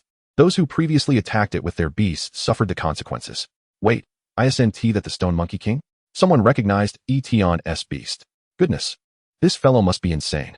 The ancient battlefield secret realm has existed for centuries, with countless predecessors establishing ironclad rules through their experiences. If one fails the talent examination, they must accept their fate. Yi Tian's actions were undoubtedly a provocation of this iron rule. How arrogant and foolish, many shook their heads, casting disparaging remarks at Yi Tian. Yet, they no longer urged him to return quickly. They were eager to witness the consequences of his defiance against the secret realm's laws. Xiao Tian, what are you doing? Ying, having limited knowledge of the secret realm, gleaned from the others' comments that Yi Tian was undertaking a perilous endeavor. Yi Tian turned to her, reassuringly stating, "Don't worry, I'm just testing." With that, Desheng's ambush technique was fully charged. Boom. The staff swept across the protective shield, creating a thunderous clash. Many were compelled to cover their ears from the sharp sound. Then, amidst the crowd's horrified gazes, a white hole appeared at the point of contact between the staff and the shield. Upon closer inspection, numerous fine cracks could be observed surrounding the hole. Roar. Desheng continued to exert force. The sound of cracking glass gradually emanated from the protective shield, the fissures expanding to the naked eye. What? The protective shield has cracked? Many exclaimed in disbelief. This was not the end. Soon, the cracks proliferated across the entire shield. Then, everyone present heard a resounding bang. The protective shield shattered into countless fragments. The entire scene felt as though time had been halted. All mouths gaped and eyes widened at this unfathomable spectacle. He truly shattered the protective shield? A person slapped themselves hard, confirming they were not trapped in an illusion. Yi Tian, pleasantly surprised, had merely wanted to test the waters and was astonished that it truly worked. It seemed the protective shield had its limits. Estimating roughly, he concluded that one needed to unleash power nearing the peak of the golden stage to shatter it. With Desheng in tow, Yi Tian took a bold step into the passage. He did not proceed directly, but called out to Ying, "Sister, you should try again." Ying, still in a daze, had never witnessed her brother's prowess before. This astonishing strike exceeded her comprehension. Upon hearing Yi Tian's call, she hurriedly took a few steps forward. Yet, just as she was about to cross the shattered hole, another new protective shield materialized. Yi Tian furrowed his brow. Is it impossible? It seems the secret realm, besides testing talent, offers a path for those with lesser abilities to surpass their limits. Those who can achieve this may also pass. However, one cannot assist others in cheating. Yi Tian, undeterred, had Desheng shatter the shield once more. Yet, as soon as Ying approached, another protective shield formed. Xiao Tian, you should go on ahead. I am content to have entered the secret realm, Ying declared. Yi Tian shrugged. Very well. Wait for me at the first platform. We shall exit together later. Ying smiled broadly. All right. Then, Yi Tian advanced, while Ying returned to the crowd. At this moment, the other attendees, recovering from their shock, erupted into jubilant cheers. They had never anticipated that the protective shield could be breached. Wonderful, wonderful. If that young man can do it, we have no reason not to succeed. The crowd surged forward, determined to challenge the shield. What loomed over them, besides the protective shield, was the iron rule forged over centuries. However, this rule had been shattered by Desheng's staff. Consequently, the previously defeated beast tamers reignited hope within their hearts. We are all human. Why should Yi Tian be able to achieve what we cannot? Excuse me, beautiful lady, may I befriend you? Ying, having lost interest in the unfolding events and preparing to head towards the display platform, was intercepted by a man in his 30s. Surrounding him were several others gradually closing in on her. Yi shook her head, bypassing the man. Sorry, not interested. She recognized their intentions. They merely sought to ingratiate themselves with her brother. After all, they had stood by for so long without approaching, only to flock to her now that Yi Tian had demonstrated his prowess. Determined to leave, Yi found that the others dared not impede her further. They were genuinely intimidated by Desheng's formidable strike. In Chapter 59, Capturing the Target, the Scorpion, Yi Tian had walked for about 5 minutes before finally passing through the passage. Song Yuan awaited him at the entrance. Yi Tian, I knew you could do it, he exclaimed while making exaggerated gestures. Yi Tian felt somewhat speechless, but chose not to elaborate. Just call me Yi Tian, no need for titles, it feels odd. Alright, Yi Tian. The two continued onward as Song Yuan pondered whether he might be able to enter the third platform. The area of the second platform was considerably smaller than the first, allowing a clear view of the entire scene. Yi Tian counted the number of individuals. 2 fewer than those who had previously entered the second platform, those 2 mysterious figures. An irresistible curiosity towards them began to stir within. Who exactly were they? Soon, the 2 individuals arrived at the passage between the second and third platforms. Song Yuan stepped forward to attempt the challenge, only to be defeated within a second. Alas, I knew it. He took 2 steps back and looked at Yi Tian. Yi Tian, esteemed one, it is your turn to perform. Yi Tian appeared somewhat speechless. You seem to have great confidence in me. Just before attempting, Yi Tian suddenly patted Song Yuan on the shoulder. Song Yuan, do you know what it means when I say, my fate is in my hands, not in the heavens? Song Yuan was somewhat perplexed, unsure of Yi Tian's meaning. Then, within 10 seconds, he witnessed the great sage shatter the protective barrier with a single strike. Yi Tian then leisurely walked inside, waving his hand as if bidding farewell. Though the words were inaudible, the lip movements clearly indicated a goodbye. Song Yuan exclaimed, what the heck? Esteemed one, you're incredible. Yi Tian departed, leaving Song Yuan in awe. His eyes sparkled with admiration. How infuriating, he thought, to have been so thoroughly impressed. Previously, Song Yuan had not dared to even consider the possibility of breaking the barrier. Seeing Yi Tian succeed, he felt a surge of discontent and stepped forward once more. Unfortunately, his own beast suffered an injury. The passage was eerily silent, with only the sound of Yi Tian's footsteps echoing. At the third platform, the 2 cloaked figures finally removed their masks. They were none other than Scorpion and Star Plucker, who had been surveying the area the previous night. In truth, based on their talents, they should not have been able to judge the passage. However, the organization possessed a remarkable technology that could simultaneously seal levels and mislead the secret realm into misjudging the ceiling level as the potential of a beast master. Naturally, employing such technology cost several million for each use. Under normal circumstances, it was hardly worth it. Let us begin, Star Plucker declared, removing her black coat, causing a wave of trapped heat to escape, revealing her impressive figure. All right. Scorpion promptly retrieved a star chart, approximately 1 meter in diameter, along with a red candle from the beast's space. The 2 made their way to a nearby display platform, placing the star chart on the ground and inserting the candle in the center before lighting it. An unusual fragrance immediately permeated the air. As the boss said, we should wait for about 10 minutes, Scorpion remarked, his eyes displaying a glimmer of anticipation. He was eager to see what a beast worth $1 billion looked like. As time ticked away, neither of them showed any impatience. Just as the candle burned halfway down, a rustling sound emerged from the nearby forest. Attention, attention. The target is approaching, Scorpion said, his demeanor turning serious. Prepare to summon the beast. Received. The rustling grew louder, signaling the target's proximity. Suddenly, a small red dot burst forth from the bushes. As the small red dot drew closer, Scorpion finally discerned its form. It was a tiny red bird, about the size of a palm. Is this it? Scorpion instinctively felt that the little red bird was not their target, merely a misplaced beast. Just as he contemplated driving it away, Star Plucker urged, that's it. The star chart has reacted. The previously dark star chart suddenly illuminated. Apart from the 2 of them, only the small red bird was present, indicating it was indeed responsible for the reaction. Although baffled, Scorpion proceeded with the original plan. As the little red bird was drawn to the star chart by the candle's fragrance, he summoned his beast, the ice sprite. Tiny sparks flickered from the little red bird's wings, revealing it to be a fire attribute beast. At that moment, Scorpion finally understood why the organization had sent him to act. It was common knowledge that ice countered fire. Once summoned, the ice sprite infused its ice attribute power into the star chart under Scorpion's command. The star chart immediately transformed to a deep blue, emanating a net that ensnared the little red bird. Is it successful? Scorpion pondered, feeling somewhat bored.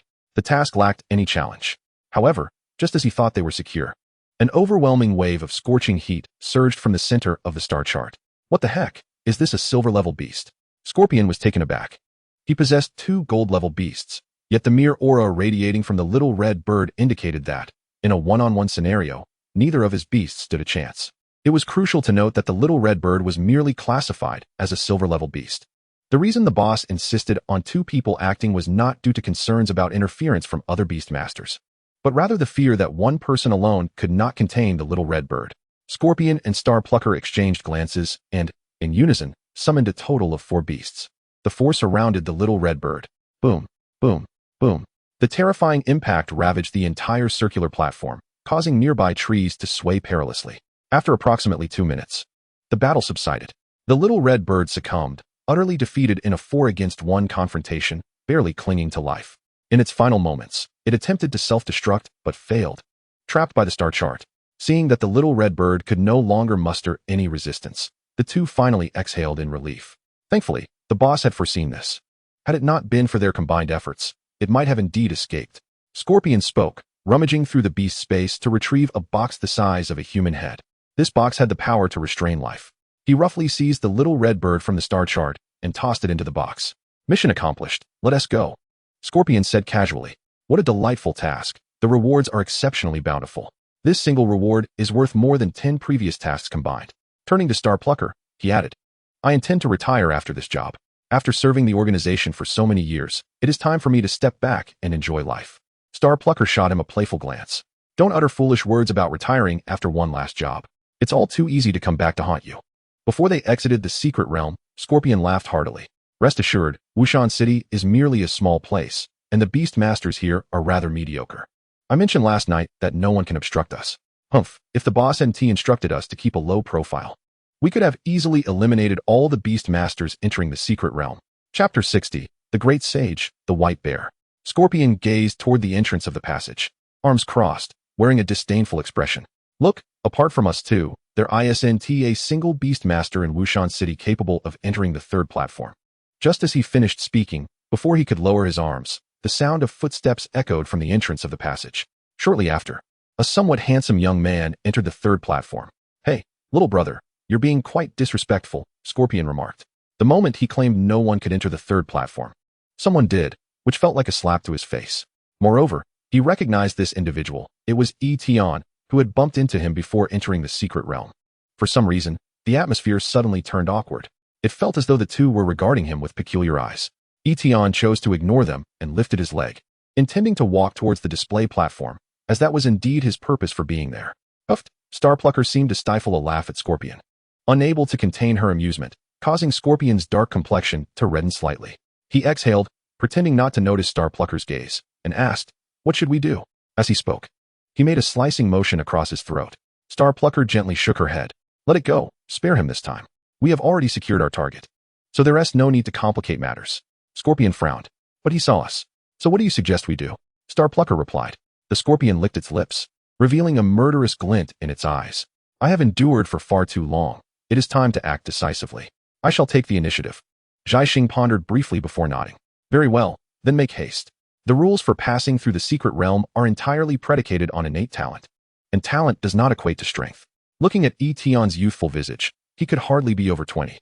He would undoubtedly be no match for the Scorpion. Zhaixing felt a twinge of sympathy for Yi Tian. If all goes as expected, his future will be boundless. Alas, he has encountered the most bloodthirsty member of the organization, the Scorpion.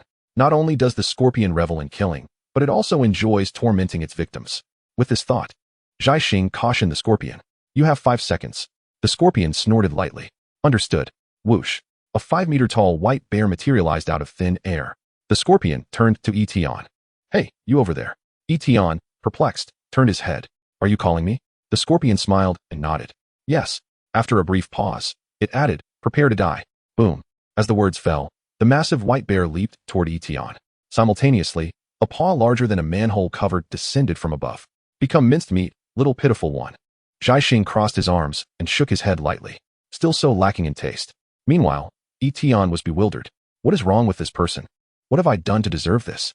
He quickly issued a command to Desheng. "Desheng, save me." "How?" Before him, His beast master intended to kill him. Desheng could not tolerate it. Even if Yi Tian did not speak, it would not allow the white bear to prevail. Buzz. Without waiting for an opportunity, it unleashed the divine transformation 8-direction staff. Still wish to resist? The scorpion chuckled. Since you were so loyal, you may die first. The bear's paw was even larger than Desheng itself. The scorpion envisioned the tragic demise of Desheng in the next moment. Boom. The staff collided with the bear's paw. The ensuing shockwave made the entire platform tremble. To everyone's surprise, the beast that resembled a stone monkey managed to temporarily hold back the bear's paw. The disdain on the scorpion's face slowly dissipated. Interesting. No. The scorpion's eyes widened suddenly as it heard its beast's anguished howls. In the next moment, to its astonishment, the staff shot upward. Boom. Splurt. A horrifying column of blood erupted from the back of the bear's paw. Desheng had actually pierced a large hole through the bear's paw. The scorpion stared at the wound on the white bear's paw, struggling to comprehend. What? Yi was equally stunned. What on earth is that monkey? How could it withstand an attack from a golden-level beast, and even counterattack? The secret realm restricts the level of beasts. Could it be that besides the two of them, others have employed similar tactics? Immediately, the scorpion retracted its previous contempt, and an inexplicable regret began to fester within. Perhaps they should not have provoked Yi Tian. Desheng. Charge. Yi Tian was furious. He was suffering from an undeserved calamity. The opponent was intent on killing him, and he would show no mercy. Kill. Desheng seemed to sense Yi Tian's rage. With a leap, it soared into the air. Boom. The 8-direction staff swept horizontally, striking fiercely at the bear's head. This is bad. Quickly defend. The scorpion swiftly made the best decision. The white bear, lacking agility, could not escape the range of the staff's attack in time, and could only choose to defend. Fortunately, the white bear's defense was exceptionally strong. It believed it could withstand the monkey's strike. Simultaneously, the scorpion summoned its ice spirit. It awaited the bear's successful defense before launching an attack in tandem. Roar. The bear let out a terrifying roar. Its intact paw immediately rose to shield its head. At the same time, a layer of ice armor rapidly formed around its paw. Desheng, go around. Howl. Desheng, perpetually in a tipsy state, exhibited remarkable agility. It maintained its attacking posture, leaping onto the bear's paw and then jumping to the bear's shoulder. Now is the time to attack the bear's eyes. Howl. Received. Boom. The staff thrust out like a spear. No. The scorpion's heart raced with a foreboding feeling. It then witnessed the staff brutally penetrate the bear's eye. Roar. The bear emitted a pained howl. Its two paws desperately flailed at its body. Yet this agony lasted only a few seconds. Boom. As the staff was withdrawn, the white bear fell backward. Its body struck the ground with a resounding crash, creating a deep crater. The bear was dead. Moments before the scorpion intended to strike Yi Tian, it had never anticipated that the seemingly weak monkey would be so terrifying. In just 2 confrontations, it had slain the beast it had nurtured for many years. I will have you dead. The bear's demise caused the beast master, the scorpion, to spit out a mouthful of blood. Its eyes were bloodshot, voice hoarse, and it glared at Yi Tian with hatred. Yi, let us attack together. At this moment, his heart brimmed with fury. Very well. Yi also realized that the scorpion alone could not contend with that monkey. They had thoroughly offended Yi Tian, and judging by his decisive demeanor, it was clear that this matter could not end amicably. Hastily, he summoned his 2 beasts. One was a large azure bird, and the other a dandelion. Both retained the combat prowess of a peak silver-level beast. Chapter 61, 1 against 3? A decision. Evil God, go. With the scorpion's command, the 3 beasts surged forward simultaneously. 1 against 3? Yi Tian felt a mix of tension and excitement. He now discerned that the opposing beasts were not ordinary silver beasts. Desheng, are you confident? Howl. Then let us go? Buzz, buzz, buzz. The air crackled with tension as both sides clashed. Wait, something is off. Just as the 2 sides were about to collide, Yi Tian suddenly raised an eyebrow. This situation seems far from simple. He noticed that the woman with the red waves had somehow moved to stand beside the scorpion. Give it here. She snatched the wooden box from the scorpion's hands. Immediately, she retreated. Along with her, the 2 summoned beasts followed suit. Yi Tian. Scorpion. The scorpion was bewildered, turning in disbelief. At that moment, Desheng's staff struck the ice spirit, having begun to prepare for a counterstrike after finishing its attack on the white bear. Desheng unleashed its maximum strength in this blow. Boom. The ice spirit was shattered to pieces. Splurt. The 2 beasts perished in quick succession, delivering a terrifying backlash to the scorpion. It coughed up blood, collapsing to the ground. Yi had just mounted his beast when he saw the ice spirit's tragic fate. His eyes widened, lips turned pale, and he trembled uncontrollably. He had not anticipated that the previous monkey's attack that killed the white bear was not even its full strength. Reacting quickly, he urged his beast. Shaoqing, flee now. As he spoke, Xing gritted his teeth in frustration. It was all the scorpion's fault. A foolish blunder that led to disaster. Had he heeded his advice and not provoked Yi Tian, they might have already escaped the third stage. Clearly, Yi Tian had no intention of attacking at that time. How could a beast master capable of entering the third stage be ordinary? Moreover, from the initial battle between Desheng and the white bear, Xing had already discerned that the monkey's combat strength even surpassed that of the little red bird. With one combatant lost, the two of them would likely be defeated even if they joined forces. The scorpion, realizing that his beast had perished, quickly discerned that Xing was unwilling to accompany him to death. Thus, he made a swift decision to sell out his companion and flee alone.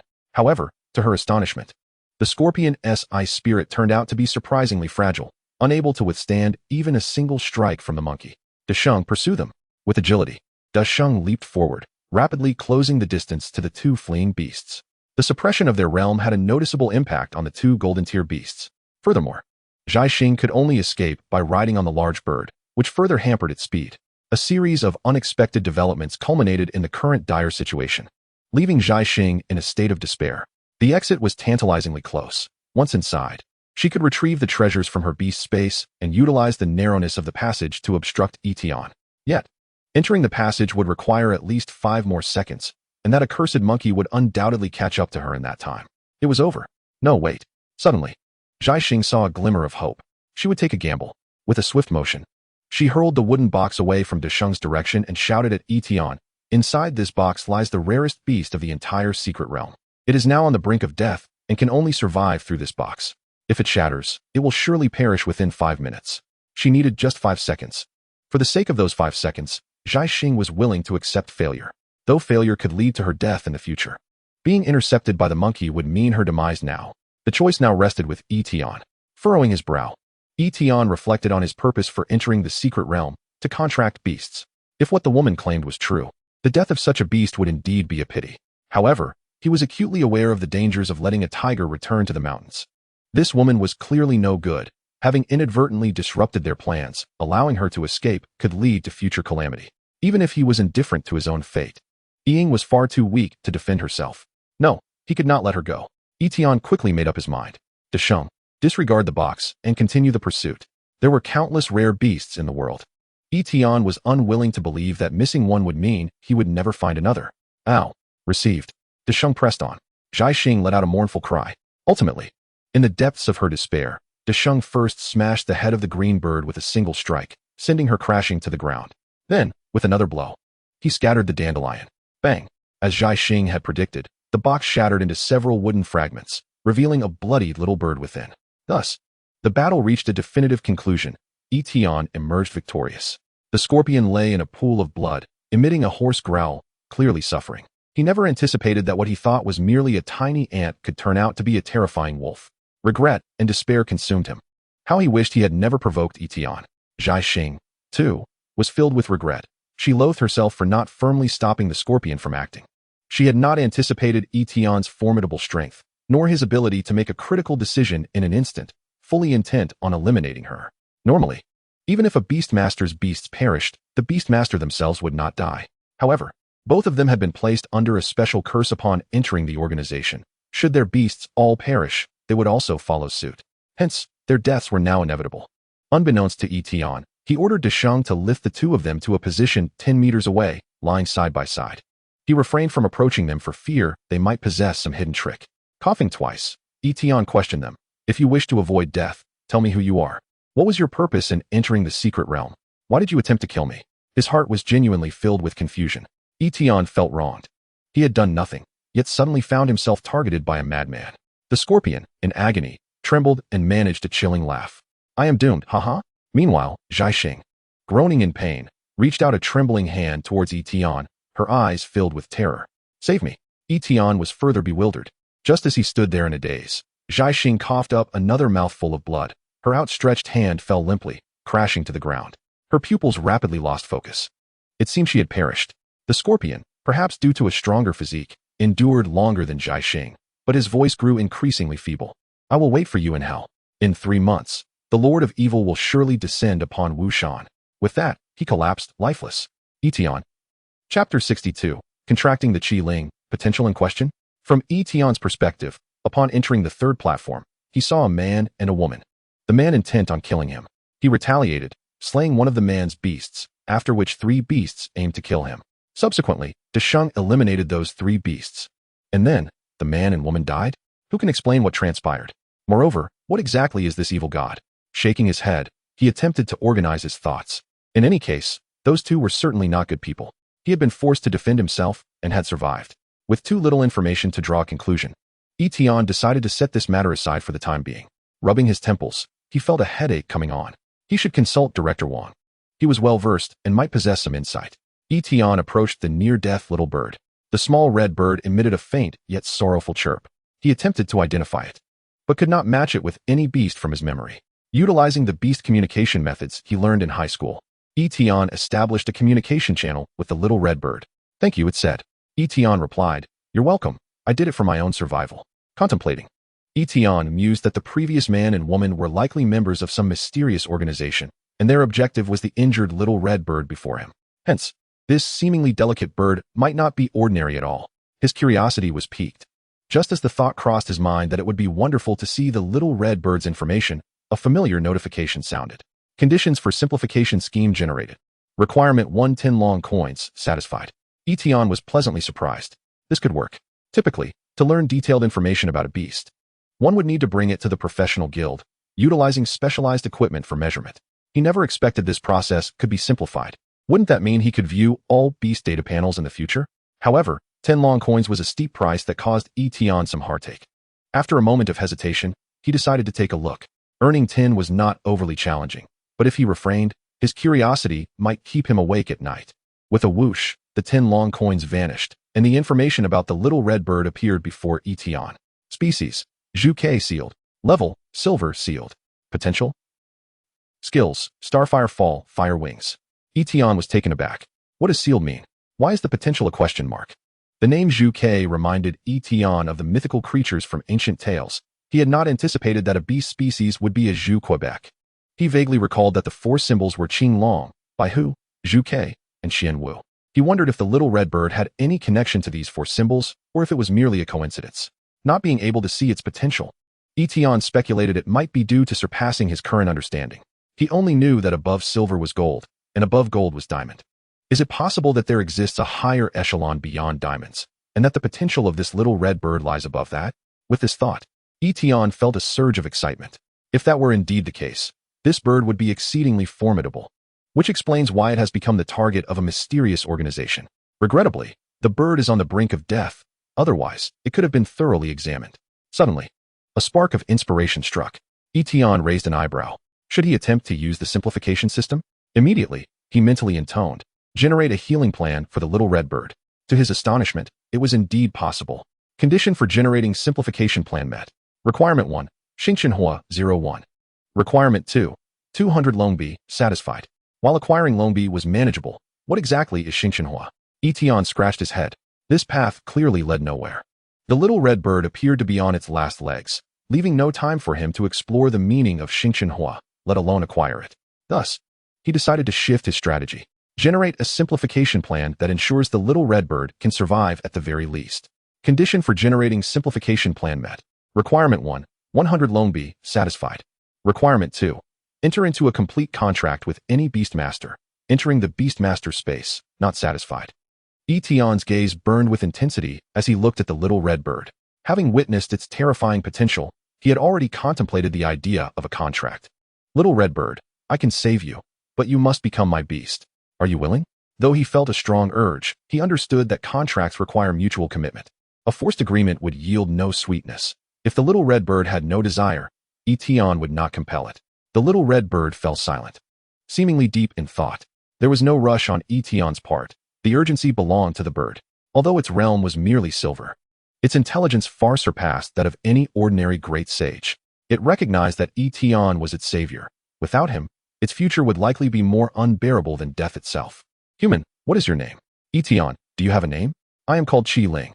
After a brief pause, Qi Ling continued, Yi Tian, I wish to contract with you, but my life is swiftly fading. I cannot survive. Thus, even if we enter into a contract, you will only receive a corpse. Qi Ling's tone was filled with sorrow. Yi Tian smiled gently. As long as you contract with me, I will ensure your survival. That is impossible. I can sense your current weakness. You cannot save me. Yi Tian's lips quivered slightly. Do you, a mere bird, look down upon me? This is intolerable. Trust me. Qi Ling seemed to let out a sigh. Still not giving up? Very well, I will grant you your wish. Rest assured, before I perish, I shall voluntarily dissolve our contract, allowing you to bond with another beast. To voluntarily dissolve a contract is no simple matter, especially for Qi Ling at this moment. It could have survived for a few more minutes, but once it chose to dissolve the contract, it would inevitably perish in an instant. Yet, Yi Tian was its benefactor. It would consider this a means of repaying gratitude. Upon seeing Qi Ling's agreement, Yi Tian was overjoyed.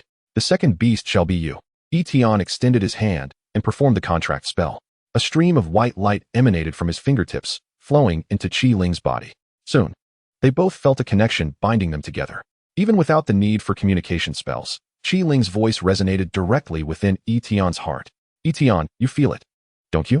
My life has reached its end. An overwhelming sadness spread through Yi Tian's heart. Lastly, thank you. Farewell, and I wish you find a better beast. A red light flickered at Qi Ling's heart, preparing to dissolve the contract. Just then, Yi Tian swiftly grasped Qi Ling. Oh no, you wish to die? I do not consent.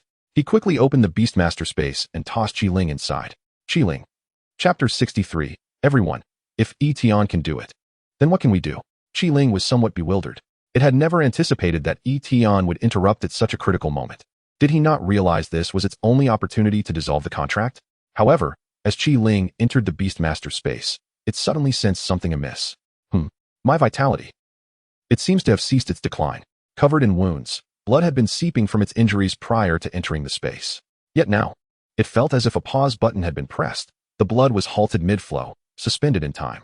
Qi Ling's eyes widened slightly as it sensed a mysterious force curbing the loss of its life force. What an odd power. Qi Ling recalled Yi Tian's words. Could it be that he truly could save it? Curiosity towards Yi Tian began to blossom in its heart. Its instincts could not be mistaken. Yi Tian was merely an unremarkable silver-level beastmaster. Yet, he had achieved what even diamond-level beastmasters struggled to accomplish. Just then, Yi Tian's voice echoed in its heart. I told you I could help you. For now, just stay put. Once I exit the secret realm, I will find a way to restore you completely. Qi Ling felt a surge of gratitude. What it had believed was an inevitable demise had suddenly turned into a flicker of hope. Thank you. Yi Tian chuckled. You are now contracted to me. From this day forth, you, I, and Desheng are family. There is no need for thanks. Suddenly, Desheng's voice chimed in. Yi Tian, why aren't we all monkeys? It was only after contracting with Qi Ling that Yi Tian discovered he could communicate simultaneously with all his contracted beasts. Much like a chat group. Hearing Desheng's remark, Yi Tian's lips twitched. See, Qi Ling doesn't question why we aren't all birds. Yet, he patiently explained to Desheng. Desheng, I was merely using a metaphor. Who is this metaphor? Yi Tian, why did you hit him? After a brief exchange, Yi Tian decided to abandon the discussion. He pulled out an unopened bottle of wine from the Beastmaster space and tossed it into the air. Desheng leaped up to catch it. With wine to drink, Desheng seemingly forgot that Yi Tian had yet to answer its question. With a chuckle, Qi Ling smiled.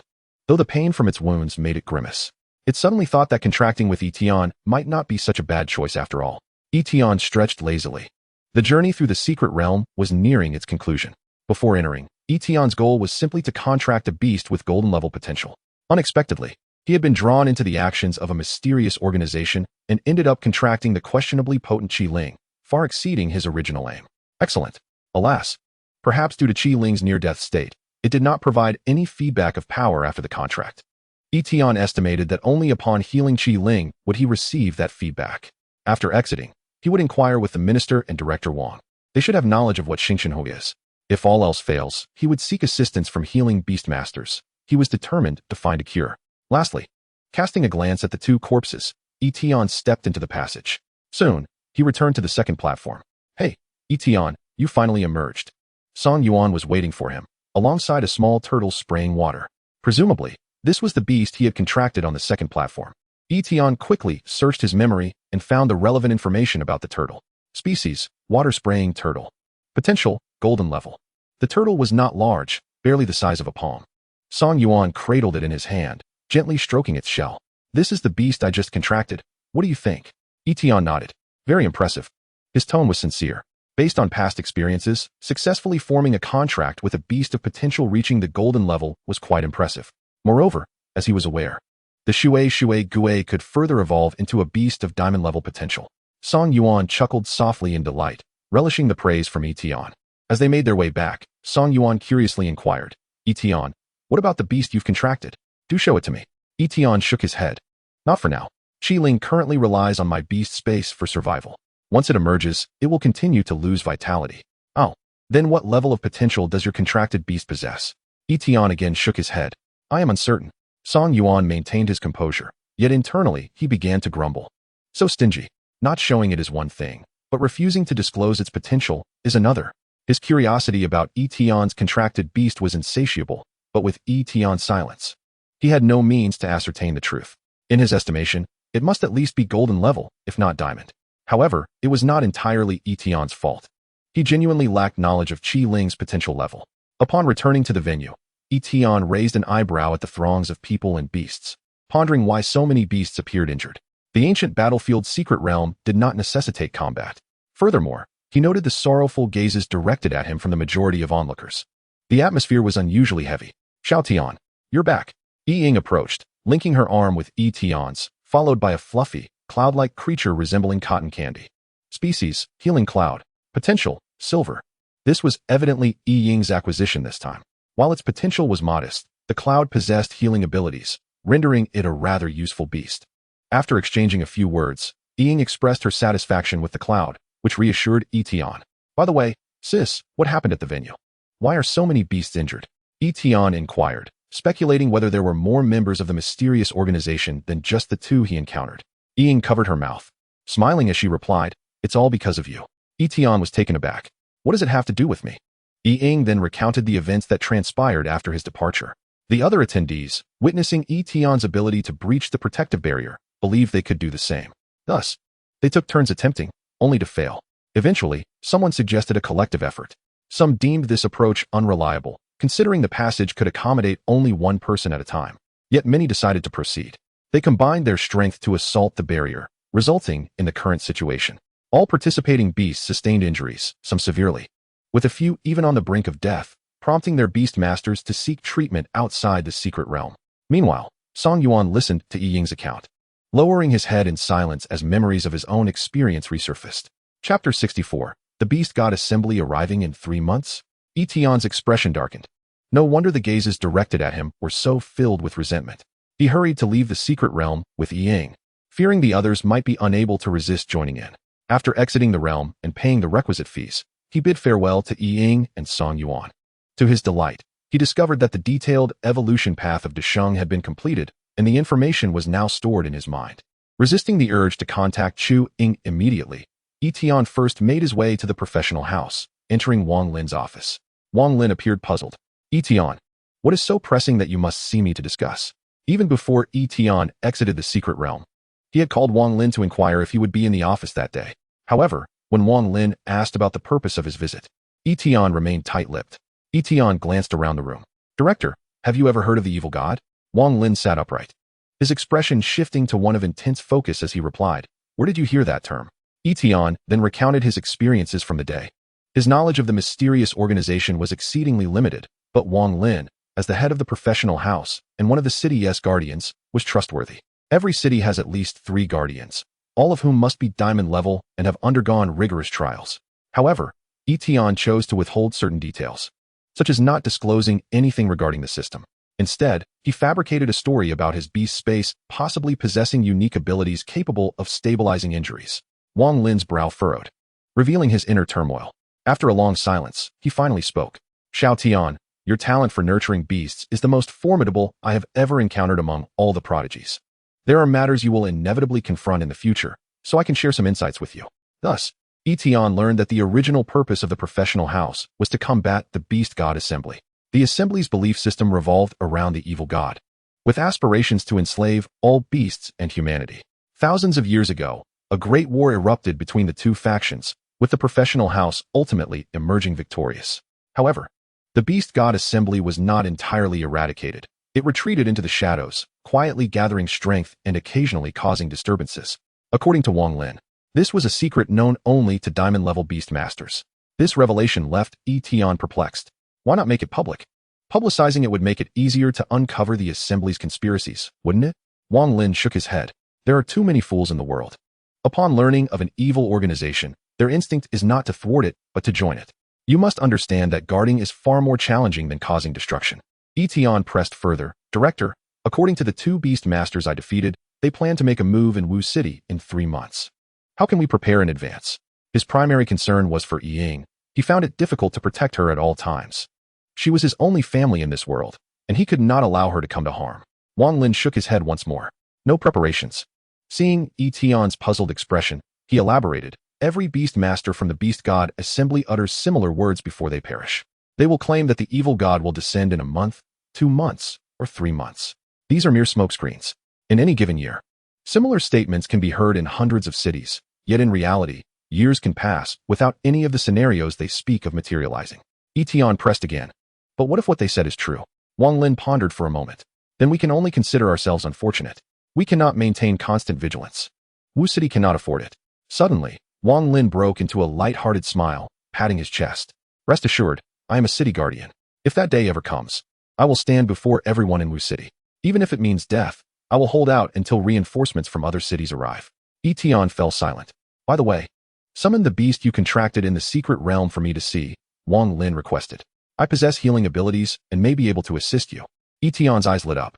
That would be splendid. If Qi Ling were in the outside world, it could still survive for a few minutes.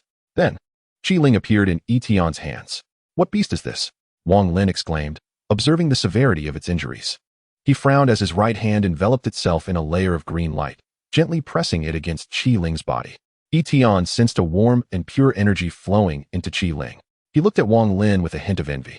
Once a beast master reaches the diamond level, they gain access to a portion of their beast's abilities.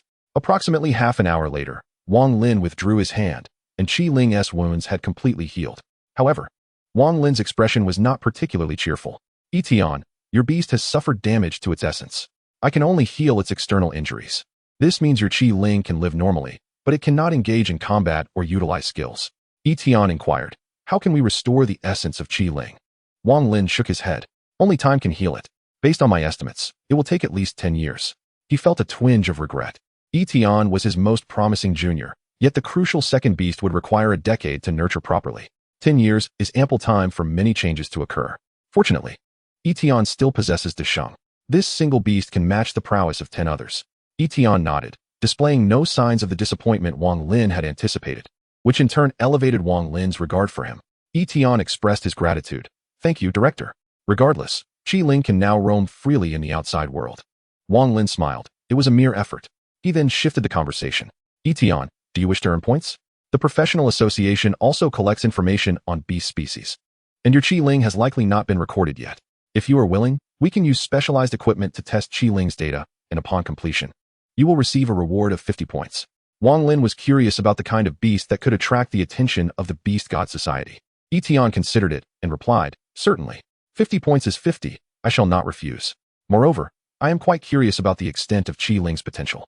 He did not conceal his thoughts regarding Qi Ling's potentially formidable abilities. Firstly, as Qi Ling grows, its potential will inevitably become apparent. Secondly, perhaps revealing its potential will lead to further nurturing. Seeing Yi Tian agree, Wang Lin immediately called Zhao Dongdong. Dongdong, please bring over a beast measuring device. A meter in size will suffice. Soon, Zhao Dongdong arrived, carrying a square mechanical box. He explained that by placing the beast inside and switching it on, they could view detailed information about the beast on the outer screen of the box. Yi Tian followed his instructions. As Zhao Dongdong activated the device, the screen indeed flickered to life. The three of them were filled with anticipation. Suddenly, with a loud bang, the machine exploded. Yi Tian, Wang Lin. Zhao Dongdong scratched his head awkwardly.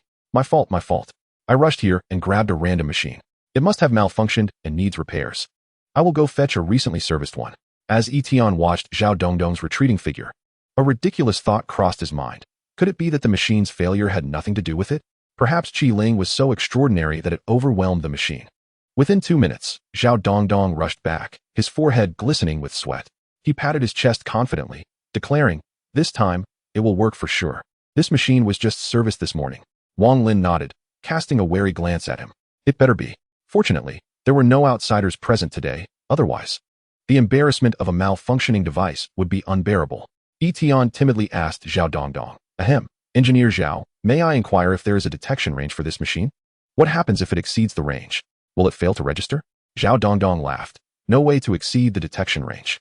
This model has been in use for over 20 years without any issues of failure. Yi Tian nodded, reassured.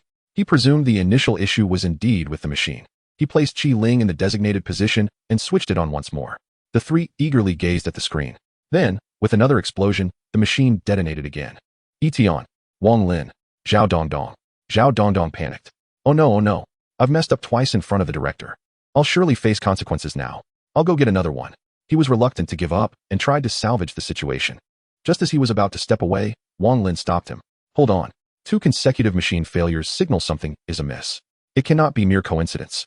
Perhaps the test subject, Qi Ling, is the issue. He turned to Yi Tian. Yi Tian, did you overhear any other information about Qi Ling from those two? Yi Tian, being honest, replied, yes. When I entered the room, they were facing away from me and chatting. I believe I heard them mention something about potential exceeding diamond level. Yi Tian certainly had no intention of revealing the system's ability to check information. Wang Lin was taken aback. Exceeding diamond level? Zhao Dongdong, puzzled, interjected. Isn't the highest level for Beast Diamond? Yi Tian looked at Wang Lin, equally curious. Director, is there a level higher than Diamond? Wang Lin nodded. Indeed. If that is the case, it explains why the machines are malfunctioning. These machines can only detect potential up to the Diamond level. Beyond that lies the Wang Beast. Zhao Dongdong gazed at Yi Tian in shock. Although he did not fully grasp the concept of a Wang Beast as a golden-level beast master, he understood that achieving Diamond status was already a dream for him, and a Wang Beast surpassed even that dream. Yi Tian was indeed becoming increasingly extraordinary. Although potential does not equate to strength, Yi Tian had undoubtedly forged a path to greatness, needing only to continue progressing along it. For most, however, the road ahead was blocked. Indeed, after Wang Lin uttered the words Wang Beast, Yi Tian noticed that the potential section of Qi Ling's data panel finally transformed from a question mark to the words Wang Beast. It turned out that Qi Ling could reach the Wang Beast level. However, both the species and level of Qi Ling were marked with seals. Yi Tian was still unaware of what this meant or whether these seals would impact Qi Ling's potential. He wished to ask more. But Wang Lin merely stated that in due time, Yi Tian would naturally understand, and he refrained from elaborating further. Later, Yi Tian inquired about Xing Chunhua. Wang Lin was familiar with it, but mentioned that the professional association did not currently have it, suggesting that perhaps the research institute might. Due to the lack of machines capable of measuring Qi Ling's information, the recording would have to be postponed for now. Nevertheless, Wang Lin awarded Yi Tian the 50 points and scheduled for him to be notified when the testing could be redone. After Yi Tian departed, Wang Lin dismissed Zhao Dongdong and could no longer contain his overwhelming joy. This is fantastic. Our Wushan city has finally produced a beast with the potential to become a Wang Beast. He realized he needed to report this immediately. A beast with the potential to become a Wang Beast is even rarer than a benign mutated beast. Initially, Wang Lin had felt regretful for Yi Tian, thinking he would have to wait 10 years to begin nurturing his beast. However, he no longer held that view. If only I had a beast with Wang Beast potential, I would gladly wait 20 or even 30 years. For the vast majority of beasts, Diamond represents the pinnacle of their evolution. Wang Lin's own beast was no exception. The potential to become a Wang Beast is purely a matter of innate talent. Effort has no bearing whatsoever. He felt a profound envy. Wang Lin gritted his teeth. Since becoming the director of the professional association, this was the first time he had experienced such emotions toward a junior. 10 years from now, it will be Yi Tian's time to soar. Wang Lin mused. Meanwhile, Yi Tian exited the professional association and, feeling somewhat restless, entered the trading mall via his phone. A quick search confirmed the absence of Xing Chunhua. Through Wang Lin's explanation, he learned that Xing Chunhua was essentially a stone imbued with the power of fire attributes. However, there were other discoveries during my visit to the shopping mall. In the recently launched section, I stumbled upon a bottle of premium elixir priced at 50 points. Without hesitation, I seized the opportunity. I then accessed the Research Institute's marketplace and searched for items, only to find XNGCH in Hu. I was filled with joy, as this would enable me to fully heal my CHLing.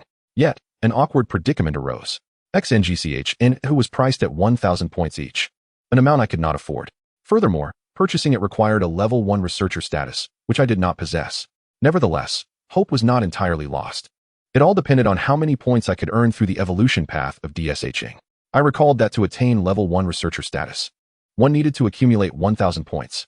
I certainly could not afford to wait a decade for CHLing to gradually recover. I picked up the phone, ready to call CHYing, just as she was calling me. Upon answering, I heard her melodious voice emanating from the receiver. YTN, Do you wish to enter SHNWYSHU Academy? I replied, Minister, I currently have no plans to continue my studies. Yi clarified. That is not my intention. I meant, do you wish to become a teacher at SHNWYSHU Academy? What? Chapter 66. ZH stood up again. According to CHY, the Research Institute and the Beast Taming Academy were in a cooperative relationship. The institute provided a quota for sending teachers to the academy each year. Having only recently joined the institute and currently being a level 2 researcher, I worried about my ability to command respect. CHY smiled and reassured me, considering the ratios you've developed during previous assessments, you have independently completed 2 projects, both yielding an outstanding ratio above 30. Not only in our evolution department, but very few in the cultivation department can achieve such a level. Competence precedes all.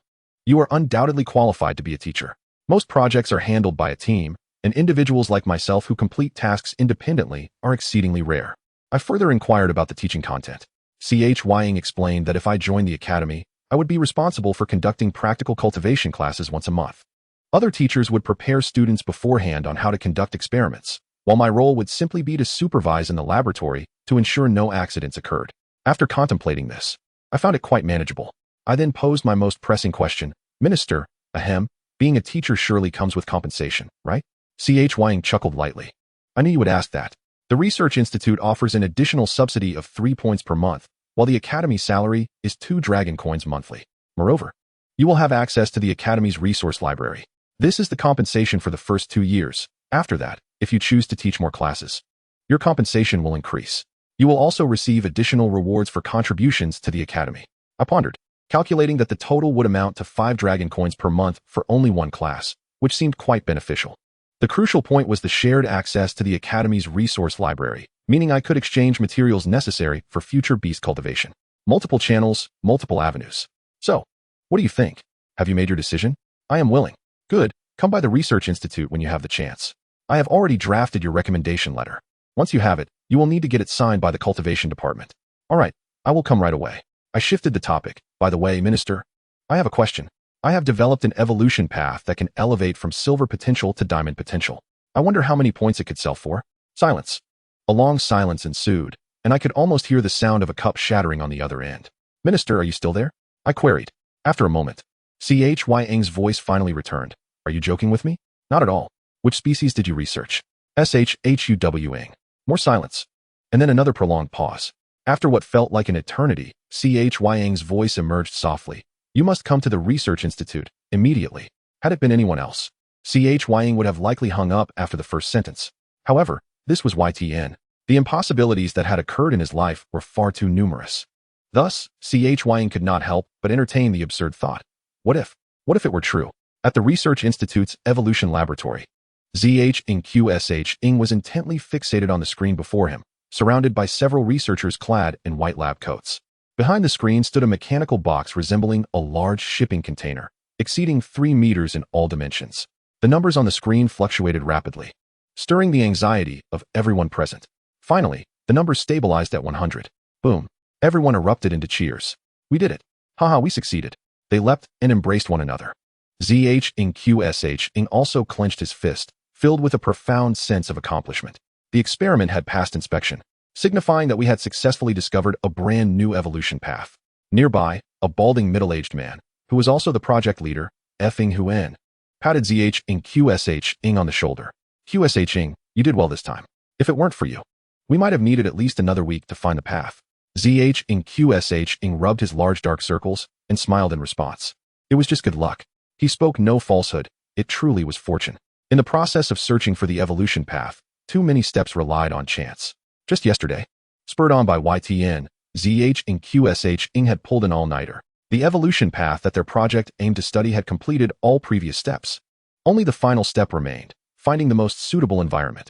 Out of thousands of simulated environments, ZHNQSH was exceptionally fortunate, discovering the correct answer after testing only 10. What they had just accomplished was to validate the entire process. The machine before them could simulate the evolution process of beast taming, costing 20 dragon coins per use. The number 100 on the screen indicated that the evolution path was viable. Fing Huan chuckled. In experiments, luck is indeed a part of skill. QSH, you must not be modest. ZHNQSH lowered his head slightly. I must thank you, Brother Fing, for giving me this opportunity. Nearby, a bespectacled researcher heard this and pursed his lips. While his expression remained unchanged, he inwardly scoffed. You ought to thank your uncle, Seqing. Project team members are generally predetermined from the outset, and changes are rare. However, in this project, others had been working for several months, and it was only near the end that Seqing had inserted himself. Moreover, he had immediately engaged in the experiments, an opportunity that would be impossible for other newcomers. Other novices would need at least 2 months of assisting before they could gain practical experience. To say that there was no influence from Seqing behind the scenes would be hard to believe. The step of finding a suitable environment for beast growth contained no technical difficulty. It relied purely on trial and error. Even without Seqing, they could have figured it out in a short time. To put it bluntly, Seqing was merely there to reap the rewards. Thus, aside from the bespectacled man, the other researchers harbored resentment towards him. Nevertheless, outwardly, everyone maintained a cordial demeanor. Huan smiled again. Every year, our department assesses the best newcomer, and I predict that this year's best newcomer will undoubtedly be you. Seqing humbly replied. I believe the best newcomer is Yi Tian. Huan scoffed dismissively. We are in the evolution department.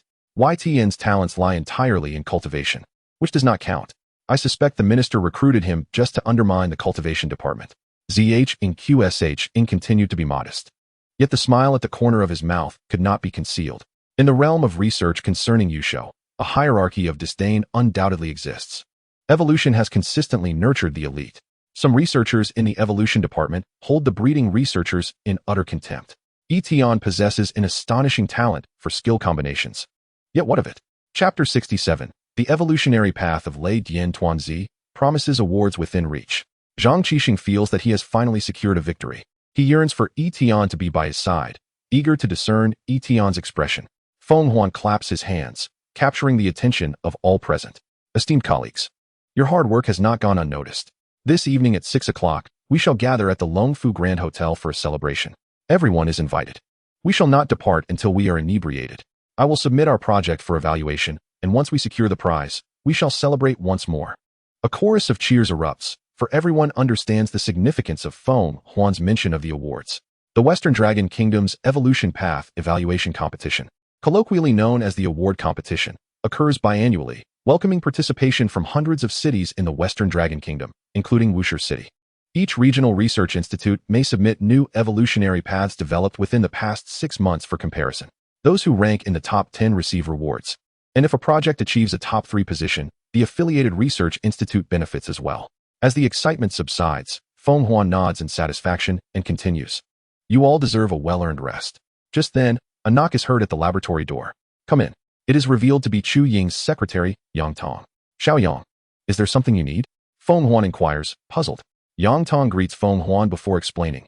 Engineer Feng, the minister requires the laboratory for an experiment, and I've come to see if it is available. Have you finished your work here? Feng Huan replies, we are done, and, curiosity piqued, asks, do you know what experiment the minister is conducting? Yang Tong shakes her head, I cannot say. However, it seems the minister is rather anxious. Unable to glean any further information, Feng Huan concedes and exits the laboratory with his colleagues. The bespectacled researcher glances at Feng Huan with concern. Brother Feng, do you think the minister's experiment will affect our project's evaluation? Feng Huan chuckles, it shouldn't. I haven't heard of the minister overseeing any projects. Perhaps it's merely a whim to conduct an experiment. Besides, you ought to have confidence in our accomplishments. The researcher nods, recognizing the wisdom in Feng Huan's words. Their discovered evolutionary path involves evolving a Yusho known as Lei Dian Tuanzi from silver to gold, a remarkable achievement indeed. Hence, they are confident in submitting it for comparison in the award competition against other research institutes. It is well known that 2 primary dimensions are considered during evaluations: the degree of enhancement and the application scope. Most paths developed exhibit transitions from bronze to silver. The leap from silver to gold is rare, and from gold to diamond is even less common. Based on historical evaluation experiences, a path from silver to gold is highly likely to secure a place in the top 10. With a stroke of luck, entering the top 3 is a possibility. The second dimension, application scope, hinges on the number of Yusho masters who have contracted the respective Yusho. The greater the number of contracts, the broader the scope of application. If a Yusho is contracted by merely 10 masters, the benefits derived from discovering its evolutionary path are certainly inferior to those of a Yusho contracted by 100 masters. As history progresses, The evolutionary paths of commonly encountered Yusho have largely been exhausted by previous scholars. The Lei Dian Tuanzi they have researched is considered to have a slightly higher number of contracts. According to the latest statistics from the Dragon Kingdom, approximately 1 in 10,000 Yusho masters has contracted a Lei Dian Tuanzi. Though this appears minuscule, it translates into hundreds of thousands of Lei Dian Tuanzi when considering the vast population of billions in the Dragon Kingdom. Feng Huan's eyes gleam with fervor. The economic value behind hundreds of thousands of Lei Dian Tuanzi is an astounding figure, without even mentioning other aspects. The revenue from selling evolutionary materials and paths alone could be calculated in the hundreds of millions. Therefore, whether from the perspective of enhancement or application scope, he holds great confidence in their research findings. This is the most satisfying work of my professional career. As the group disperses at the entrance of the research institute, Zhang Qixing, having taken just a few steps, spots a familiar figure approaching. Yi Tian. Yi Tian responds politely.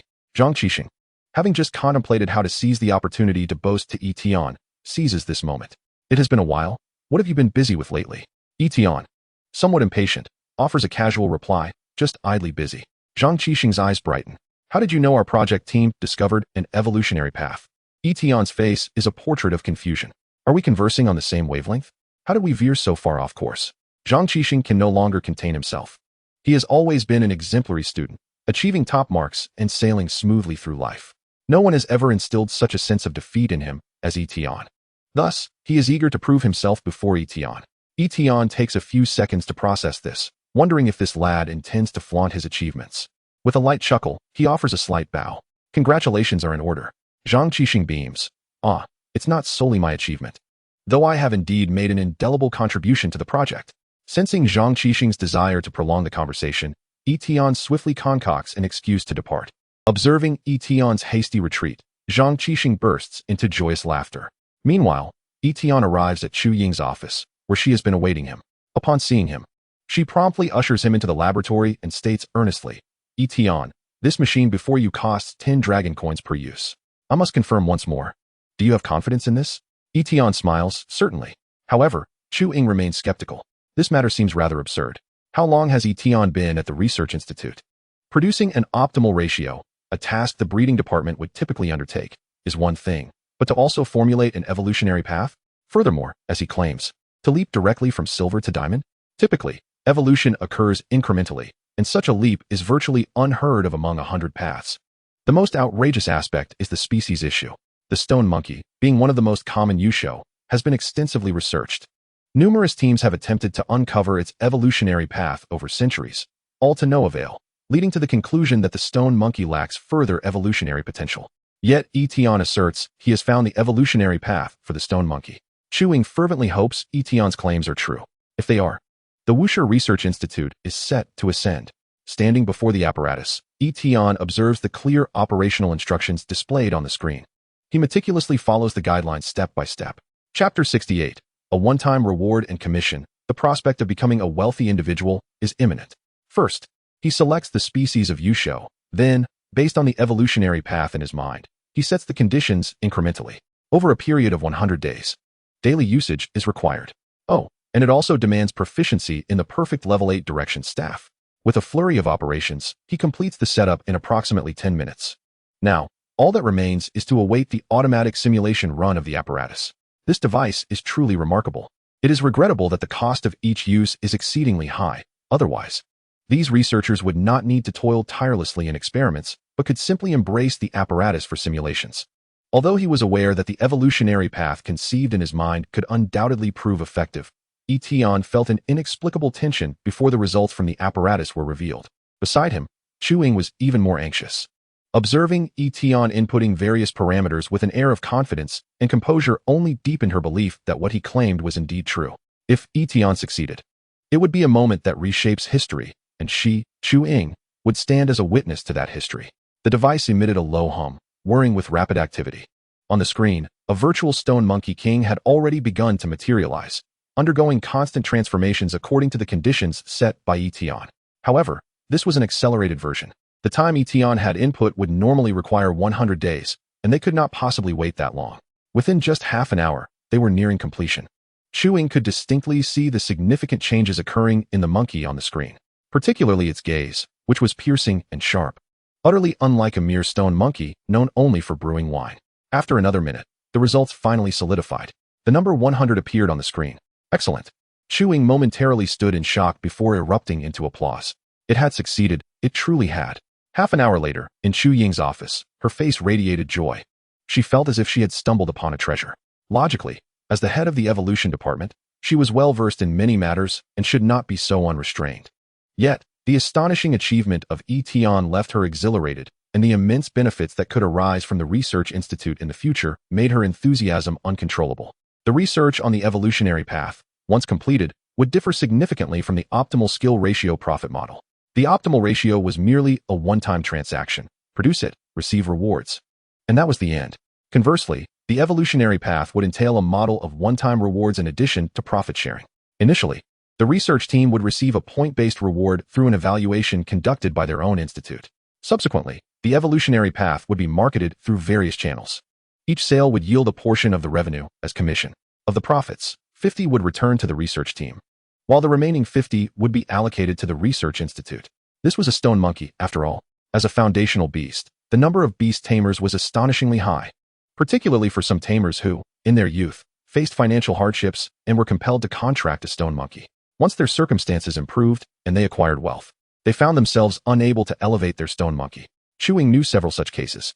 Who could have imagined that this lowly beast would have a chance to turn its fortunes around? During that half hour, Chu Ying also briefed Yi Tian about the award competition. Upon learning that there were additional bonuses for winning a prize, Yi Tian promptly decided to participate. According to Chu Ying, he would only need to spare half a day to present and demonstrate. If he could make a name for himself at the competition, it would facilitate the subsequent sale of the evolutionary path. Such an effortless and highly profitable endeavor was certainly appealing to Yi Tian. Allow me to submit the evolutionary path for you, and I will also register you for the award competition. The awards will be announced in 15 days. And once you've made a name for yourself, we can officially push for the market launch. What do you think? Yi Tian nodded. You are the expert. I trust your arrangements, Minister. Chu Ying added, to maximize your benefits, how about we distribute the one-time rewards after the awards? The amount of this one-time reward would need to be assessed by the Research Institute and its superior. If Yi Tian were to achieve a good standing in the competition, it would give Chu Ying more confidence in securing a greater number of points for him. Noticing Yi Tian's hesitance, Chu Ying inquired, Xiao Tian, is there something troubling you? Yi Tian replied, Minister, it is about the need to purchase a stone worth 1,000 points. He was eager to heal Qi Ling as soon as possible, but the 15-day wait for the points left him conflicted about whether to settle for less in order to expedite the process. Chu Ying chuckled. Is that all? Here's what we'll do. I will purchase the stone for you, and you can repay me once you receive your points. Yi Tian expressed his gratitude towards Chu Ying. Thank you, Minister. This truly is an excellent solution. As always, Chu Ying's efficiency was remarkable. Within 5 minutes, the Xingqianhou was already in Yi Tian's hands. The outer packaging was a jade box, and even a slight opening revealed the intense heat emanating from within. He quickly closed it and stored the box in his beast space. He was uncertain what scene would unfold upon Qi Ling's recovery, so it was best to wait until he returned home to find out. Exiting Chu Ying's office, Yi Tian let out a relieved sigh. Qi Ling, I will soon be able to restore you. This visit to the Research Institute had achieved its purpose. He had successfully acquired the Xingqianhua to heal Qi Ling and learned how to convert the evolutionary path into points. The model of one-time rewards plus commission filled him with excitement. As long as I can continuously sell the evolutionary paths, I'll be able to earn money while lounging at home. Becoming wealthy is just around the corner. Yi Tian stretched his arms. However, with increasing responsibilities, he pondered whether the timing of the award competition would conflict with his subsequent training. If so, he would have to request leave. Yi Tian did not depart the Research Institute immediately. He still had one matter to attend to. At that moment, he held a letter of recommendation provided by Chu Ying. This letter was essential for him to secure a teaching position at the academy. It required the signatures of researchers at the level of deputy minister or above from 2 departments to jointly recommend him. After casually inquiring, he learned the location of the minister's office. He knocked on the door but received no response.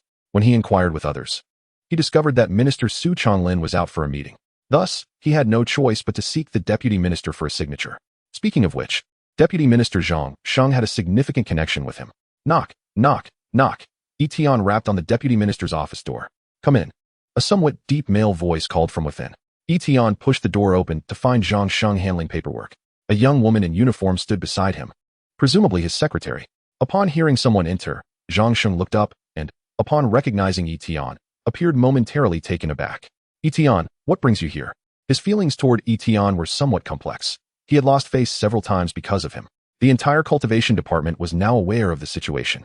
There had once been a cultivation genius who intended to join the cultivation department, but after Zhang Sheng refused to grant him an internal recommendation, the genius, in frustration, joined the evolution department instead.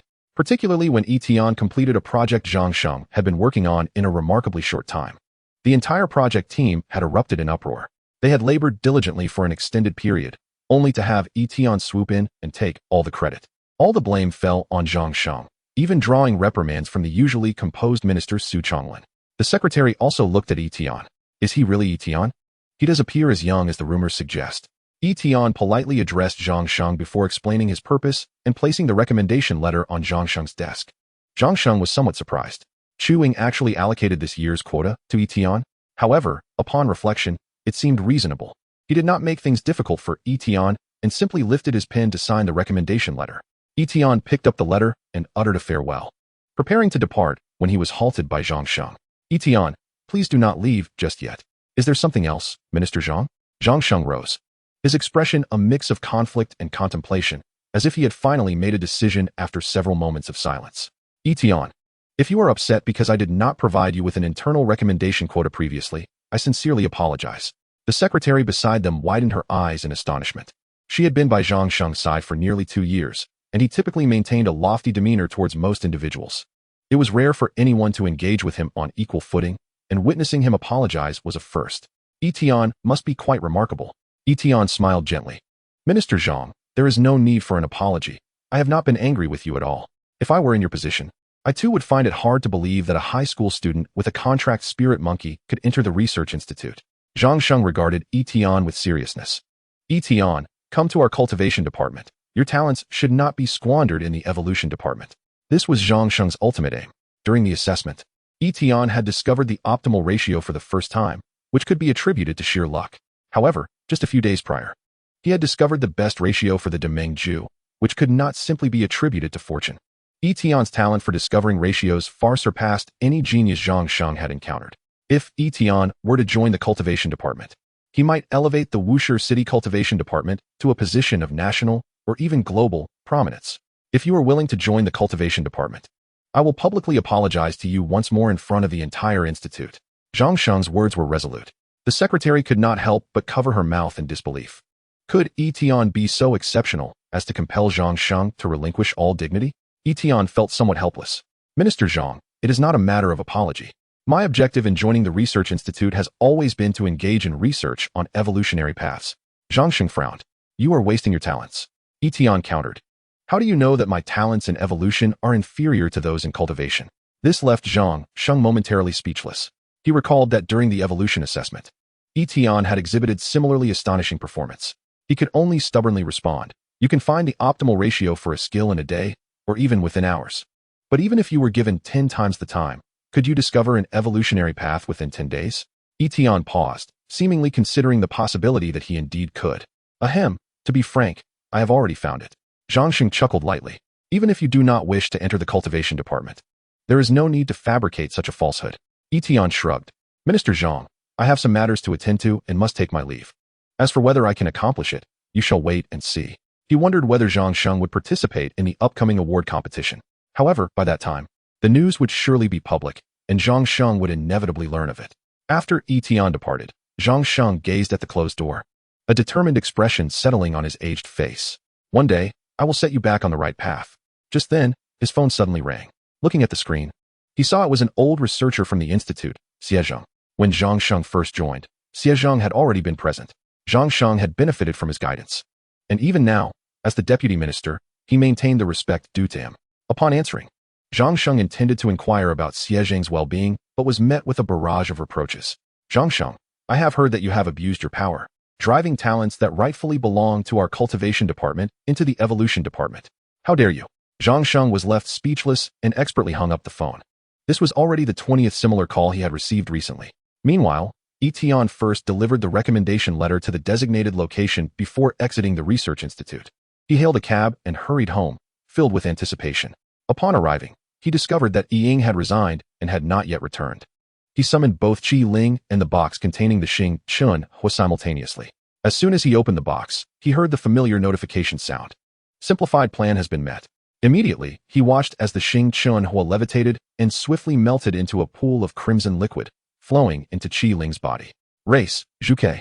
Level, Silver 0. Potential, King Beast sealed. Skills, Starfire Descent Proficiency 3, Fire Wings Initiation 3. It was evident that the race and level displayed correctly on the data panel. However, the potential section still bore the word sealed. Chirp.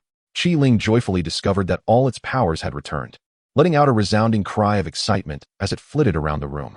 Yi Tian soon noticed the rapid rise in temperature within the room. The meat that had just been taken out of the refrigerator to thaw became limp in no time. So hot. Yi Tian and Desheng both wiped the sweat from their foreheads, finding it unbearable. Who would have thought that the restored Qi Ling would be so intense, effortlessly affecting the surrounding environment without any exertion? Qi Ling, please reign in your powers. Yi Tian extended his hand and called out. Qi Ling flew to Yi Tian's palm. Oh my! Yi Tian immediately flung it away. That is far too hot. I need to wash it with cold water quickly. The sensation was akin to touching boiling water. Qi Ling then realized something was amiss and hurriedly apologized. Yi Tian, I didn't mean to. Chapter 70. Qi Ling's Confusion. How to become strong without training. One person, one monkey, and one bird gathered around a small tea table. Qi Ling had already contained all the overflowing energy and was hanging its little bird head low. Yi Tian held an ice pack in his right hand, applying it to the spot that Qi Ling had just touched. Qi Ling, do not blame yourself. This is not your fault. Qi Ling had never lived among humans, thus lacking a sense of moderation. Yi Tian bore no ill will towards it. After all, Qi Ling's earlier actions had been instinctive, had it consciously controlled its power. Just how potent could it have been? Now that Qi Ling had fully recovered, Yi Tian had time to inquire about its origins. Qi Ling, did you grow up in the ancient battlefield's secret realm? The place where I contracted you? Yi Tian felt that Qi Ling was not a creature that could be birthed from a secret realm. He had reviewed historical records, noting that very few had successfully contracted diamond potential beasts from secret realms. The official conclusion stated that the highest potential within a secret realm was diamond. Qi Ling shook its head. I do not remember. I only recall a vast darkness. I do not know how much time passed in that state. When the darkness dissipated, I found myself in the secret realm. Not long after, I suddenly caught a whiff of a scent that intoxicated me. Following it, I encountered those two bad people. Yi Tian pondered. Forgotten memories? That meant Qi Ling possessed only a brief recollection, and it could not possibly know why the beast gods wanted to capture it. He also recalled the word sealed on the data panel. Could this be related? Shaking his head, he realized that there was too little information to draw any conclusions. Let it be for now. By the way, Yi Tian suddenly recalled, since Qi Ling is sealed, is it possible to unseal it? He immediately focused his thoughts. I wish to simplify the process of unsealing Qi Ling. A notification sound rang out. Simplification failed. Please cultivate the beast to King Beast level first. The bad news was that it had failed, but the good news was that it was indeed possible. King Beast, huh? Yi Tian gently stroked Qi Ling's little bird head. Qi Ling, one day, I will help you break the seal. Qi Ling looked puzzled. What is a seal? It's nothing, Yi Tian suddenly replied. Qi Ling, after dinner, I will take you to a place to test your strength. After much effort to heal Qi Ling, he is eager to discover the true might of a beast chosen by the Beast God Association. Testing strength? A battle? Just the thought of combat excites Qi Ling inexplicably. Sure, that sounds great. Then, a wave of scorching energy suddenly envelopes them.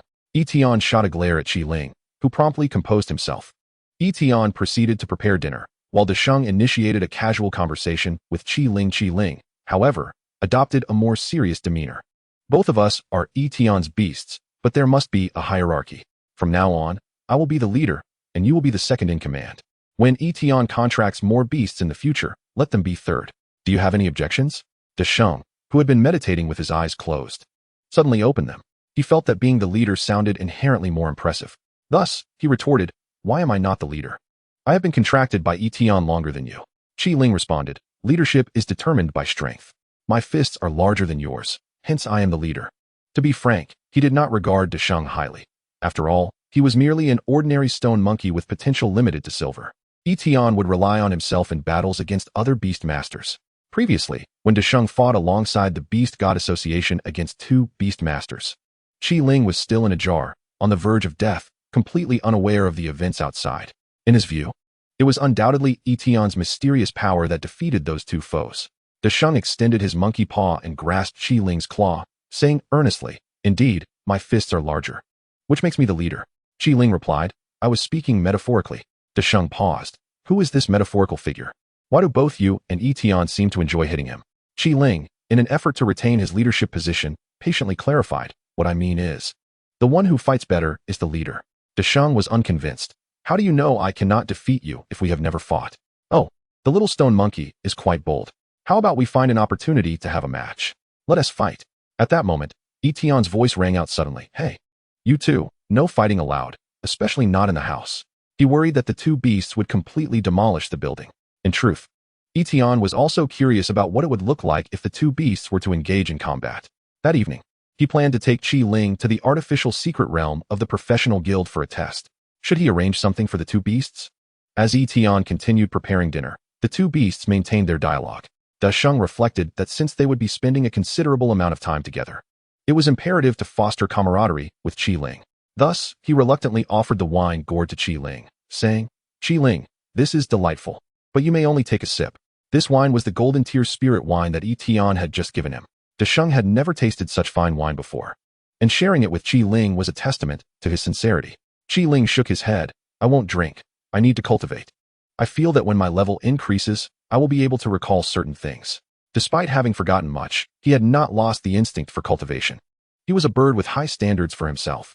Desheng inquired, what is cultivation? Is it fun? Qi Ling responded. Shouldn't you consider your own situation before asking? If you don't cultivate, how did you elevate to silver? Desheng was baffled. Isn't drinking wine sufficient? Qi Ling was even more perplexed. Drinking wine can elevate your level? Desheng nodded seriously. Qi Ling began to waver, questioning whether it was indeed true that drinking wine could enhance one's abilities, as Desheng suggested. However, he had observed other beasts cultivating normally in the secret realm. Perhaps it was worth a try? Qi Ling sniffed the pungent aroma of the wine, feeling conflicted. At that moment, Yi Tian approached, patting his head. I just realized I seem to have forgotten something very important. It turned out he had yet to simplify Qi Ling's cultivation method. Just as Qi Ling was about to touch the wine, Yi Tian swiftly grabbed him. Then, he silently chanted, Simplify Qi Ling's cultivation method. Simplify the skill Starfire Fall. Simplify the skill Fire Wings. Soon, 3 notification chimes echoed in succession. Simplification conditions met. Requirement: devour fire attribute materials. Simplification conditions met. Requirement: 150 dragon coins. Met. Requirement 2. Stargazing 0-100. Limitation: this plan can only enhance proficiency to mastery. Simplification conditions met. Requirement: 150 dragon coins. Met. Requirement 2. Flight 0-100. Limitation: this plan can only enhance proficiency to mastery. Chapter 71. Re-entering the artificial secret realm, Starfire Fall, instantaneously? Similar to Desheng needing to drink wine to enhance, Qi Ling required the consumption of fire attribute materials for his advancement. Stargazing enhances Starfire Fall, while flight enhances Fire Wings. Fortunately, having previously researched the optimal ratio for the Great Dream technique, Yi Tian had accumulated 400 points. Otherwise, with his current expenditure rate, he would likely be in debt to elevate the beast's levels. Yi Tian hoped that once Desheng's evolutionary path entered the market, he would no longer have to fret about finances. 3 distinct pieces of information simultaneously appeared in Qi Ling's mind. It seemed that if he followed the instructions, he could become stronger. Qi Ling was completely stunned. Unlike Desheng, who, as a lower-tier beast, had never encountered cultivation techniques during his time at the breeding base. Qi Ling had been contracted by Yi Tian after much difficulty and didn't need to cultivate, thus seeing these matters as natural. Therefore, Desheng had no inkling of just how extraordinary this power was. But Qi Ling was aware. His wings trembled as he soared into the air, only to be horrified to find a continuous influx of proficiency information for Fire Wings flooding into his mind. What immense and terrifying strength is this? His Fire Wings were merely at the entry level, having undergone minimal training. Based on Qi Ling's estimation, it would normally take several months of rigorous cultivation to advance to the next proficiency level.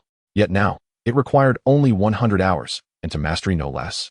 What kind of cultivation is flying? It requires no effort at all. Stargazing is even simpler. Qi Ling had always known that forming a contract with a beast master would aid in his growth. He had believed that his contract with Yi Tian was primarily to repay a debt of gratitude. However, he never anticipated that Yi Tian could provide him with such a delightful surprise. To be able to advance without effort, was this truly acceptable? As night fell, Qi Ling had embraced this nearly effortless sensation. It felt incredibly exhilarating. Leaning against the windowsill, he gazed at the sky outside. Starfire Fall was rapidly advancing. At that moment, Yi Ying returned. She had submitted her resignation letter. Initially, Her supervisor attempted to dissuade her, even threatening to withhold all her performance bonuses. However, upon learning that Ying would soon enter the research institute due to her connection with Yi Tian, he immediately changed his attitude. Thus, Ying successfully resigned, completing the handover process in just one afternoon. After dinner, Yi Tian set out with Desheng and Qi Ling. He intended to take Qi Ling to the professional guild for a strength test and arrange a sparring match between Desheng and Qi Ling. He also planned to purchase some fire attribute materials for Qi Ling to consume. At this point, the bottle of golden tier spirit wine Desheng had acquired was completely drained. To Yi Tian's delight, Desheng's intoxication had finally reached perfection. The golden tier spirit wine truly is a marvelous substance. Race, Stone Monkey King. Level, Silver, 37. Potential, Silver. Skills, Bafong Gun Mastery. Perfectly intoxicated, 0. Mastery of Waiting for Opportunity, 67. Proficient in Meditative Restoration, 79. Beginner in Brewing, Hero. Aside from intoxication, both the mastery of waiting for opportunity and meditative restoration are gradually improving. Before long, Yi Tian arrives at a familiar place, the entrance to the artificial secret realm. The secret realm closes at 9 o'clock in the evening, but fortunately, it is only just past 7. Upon entering the hall, he is pleasantly surprised to find that the receptionist is the same young lady who attended to him last time. She is resting her chin on her hand, lost in thought, and when she hears someone approaching, she instinctively looks up. Her gaze falls upon the face that has lingered in her mind for quite some time. It is you. Last time, her lack of initiative allowed Yi Tian to slip away, and she regretted it for several days afterward. The more she thinks about it, the angrier she becomes, and the more she longs for another encounter. She had thought it might be a long time before she would see Yi Tian again. Or perhaps never at all. To her surprise, fate has brought them together once more. Yi Tian waves his hand. It's been a while. I have come to enter the secret realm again. Please assist me with the registration. The process is the same as before, starting with filling out the form. Since he has already been here before, there is significantly less information to provide. It has been quite some time. How have you been during this period? Yi Tian responds with indifference. Why do you ask? He dismissively replies, not too well. Yi Tian interrupts, ahem, perhaps you should focus on your work first. The young lady feels a mix of disappointment and excitement. Since Yi Tian has appeared again, she must seize this opportunity. Last time she mentioned she would have the next day off, but Yi Tian completely missed her hint. This time, she decides to be more direct. Yi Tian is not only young and handsome, but also a promising beast master with boundless potential. It would be impossible to find anyone more suited to be a boyfriend than him. After completing the form, Yi Tian hands it to the young lady, who then produces a wooden token and offers it to him with both hands. Yi Tian attempts to take it, but notices that she is straining to hold it up. Then he hears her gentle voice. If possible, I would like to wake up beside you and give you a kiss. Is that clear enough? Having said that, she has exerted all her energy. She has never spoken so candidly in her life. To win a man's heart, one must take bold steps. She is determined to pursue Yi Tian, and even if it does not work out, she feels it will not be in vain. Upon hearing her words, Yi Tian pauses for a moment, contemplating. After a few seconds, he replies, I just woke up and Haven tea brushed my teeth. Won't my breath be bad? The young lady is taken aback. Immediately, Yi Tian exerts force and retrieves the token from her grasp before turning to leave. If he wishes to foul his own breath, he is welcome to. The young lady, meanwhile, is left in a state of confusion. Are you out of your mind? I was trying to be romantic. Yi Tian approaches the entrance with the token in hand. Before entering, he calls Zhao Dongdong. Previously, Zhao Dongdong had mentioned that before entering the artificial secret realm again, he must contact him to adjust the realm's capacity to a higher level. The call connects, and after explaining his intention and providing the code on the back of the token, the adjustment is quickly made. By the way, Zhao Gong, can I remain inside after completing the challenge for a while? Yes, I will set it up for you. Is 5 minutes sufficient? That will do. Thank you, Zhao Gong. It's no trouble at all. After hanging up, Yi Tian finally prepares to enter. He smiles at Qi Ling. Let us see if you can break the previous record set by Desheng. Qi Ling responds with a hint of pride. That will be a piece of cake. Desheng's eyes are filled with fighting spirit. I want to be the best. With that, Yi Tian leads his 2 beasts into the secret realm. The vast arena remains unchanged, still filled with 100 silver-level scarecrows. Qi Ling, it's your moment to shine. Qi Ling leaps into the air. Starfire descends. In an instant, the sky of the secret realm is adorned with clouds formed from flames. With a screech, Qi Ling unleashes a powerful attack. The fiery clouds rain down like shooting stars. Boom, boom, boom. It is akin to a bombardment. The scarecrows stand no chance against the fiery onslaught. Any contact would mean certain death. As the sound fades, only 100 charred pieces of wood remain. Yi Tian cannot help but gape in astonishment. Wow. Chapter 72, Desheng and Qi Ling. From the moment they entered the secret realm until the end of the battle, was it even a second? Is this what it means to possess the potential of a royal beast? This is truly terrifying. It is Yi Tian's first time gaining such a visceral understanding of potential. He takes a few steps forward, crouches down, and extends his hand towards the scorching charcoal on the ground. The radiating heat burns his hand. Ling flies onto Yi Tian's shoulder, casting a glance at Desheng. So, do you dare to challenge me again? Desheng replies, bring it on. This surprises Ling. Initially, it thought Desheng would be intimidated by such a terrifying display. Is it not afraid of becoming charcoal itself? Ling feels a bit awkward. I can fight, but you need to wait 3 minutes for me to recover. That last move, Starfire Descend, while impressive, was immensely taxing. Just one attack nearly drained most of Ling's stamina. Moreover, this move cannot be used consecutively. It requires about 3 minutes of recovery time. Desheng wields his staff. All right, I will wait for you. Ling is perplexed by Desheng. Is it truly foolish? The disparity in their potential is vast, spanning 3 major levels from silver to royal beast. If it were any other silver potential beast, it would have long since submitted to its overwhelming aura. How could Desheng maintain such fervent fighting spirit? At this moment, Yi Tian chuckles and turns to Ling. Do not underestimate Desheng. You may not necessarily be its match. Ling is taken aback. Even Yi Tian says so. Its previous disdain for Desheng diminishes slightly. Nevertheless, it maintains an unwavering belief in victory. If Yi Tian were to judge the outcome of the two beasts, he would not dare to provide a definitive answer. Just moments ago, Ling annihilated all the scarecrows in a single strike, setting a time record far exceeding Desheng's. However, Ling possesses group attack skills while Desheng does not. Desheng diligently defeats each scarecrow one by one. The factors influencing the outcome of battles between beasts are numerous, including status, attribute advantages, skill matchups, combat experience, and so forth. Therefore, Ling's previous defeat to Beast God Hui and Desheng's victory do not necessarily imply that Desheng is superior to Ling ultimately. Only through combat can the outcome be determined. Of course, in his heart, Yi Tian still leans toward Desheng. After all, Desheng has been by his side for a longer time. A few minutes pass, and Ling's stamina has recovered somewhat. Its skills are available for use again. The monkey and the bird stand at opposite ends of the secret realm, with Yi Tian serving as the referee. At his command, the battle will commence. Desheng, Ling, let us agree on something. Fighting is allowed, but moderation is key. Competition second, friendship first. Understood? Both beasts respond in unison. Understood. All right, let the battle begin.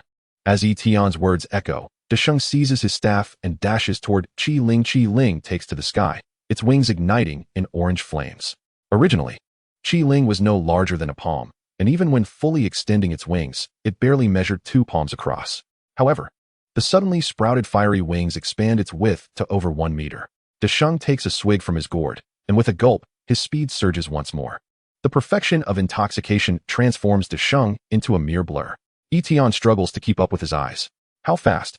Ling is taken aback. Recalling the myriad wonders of Yi Tian, it is no surprise that this monkey dares to engage in battle with me.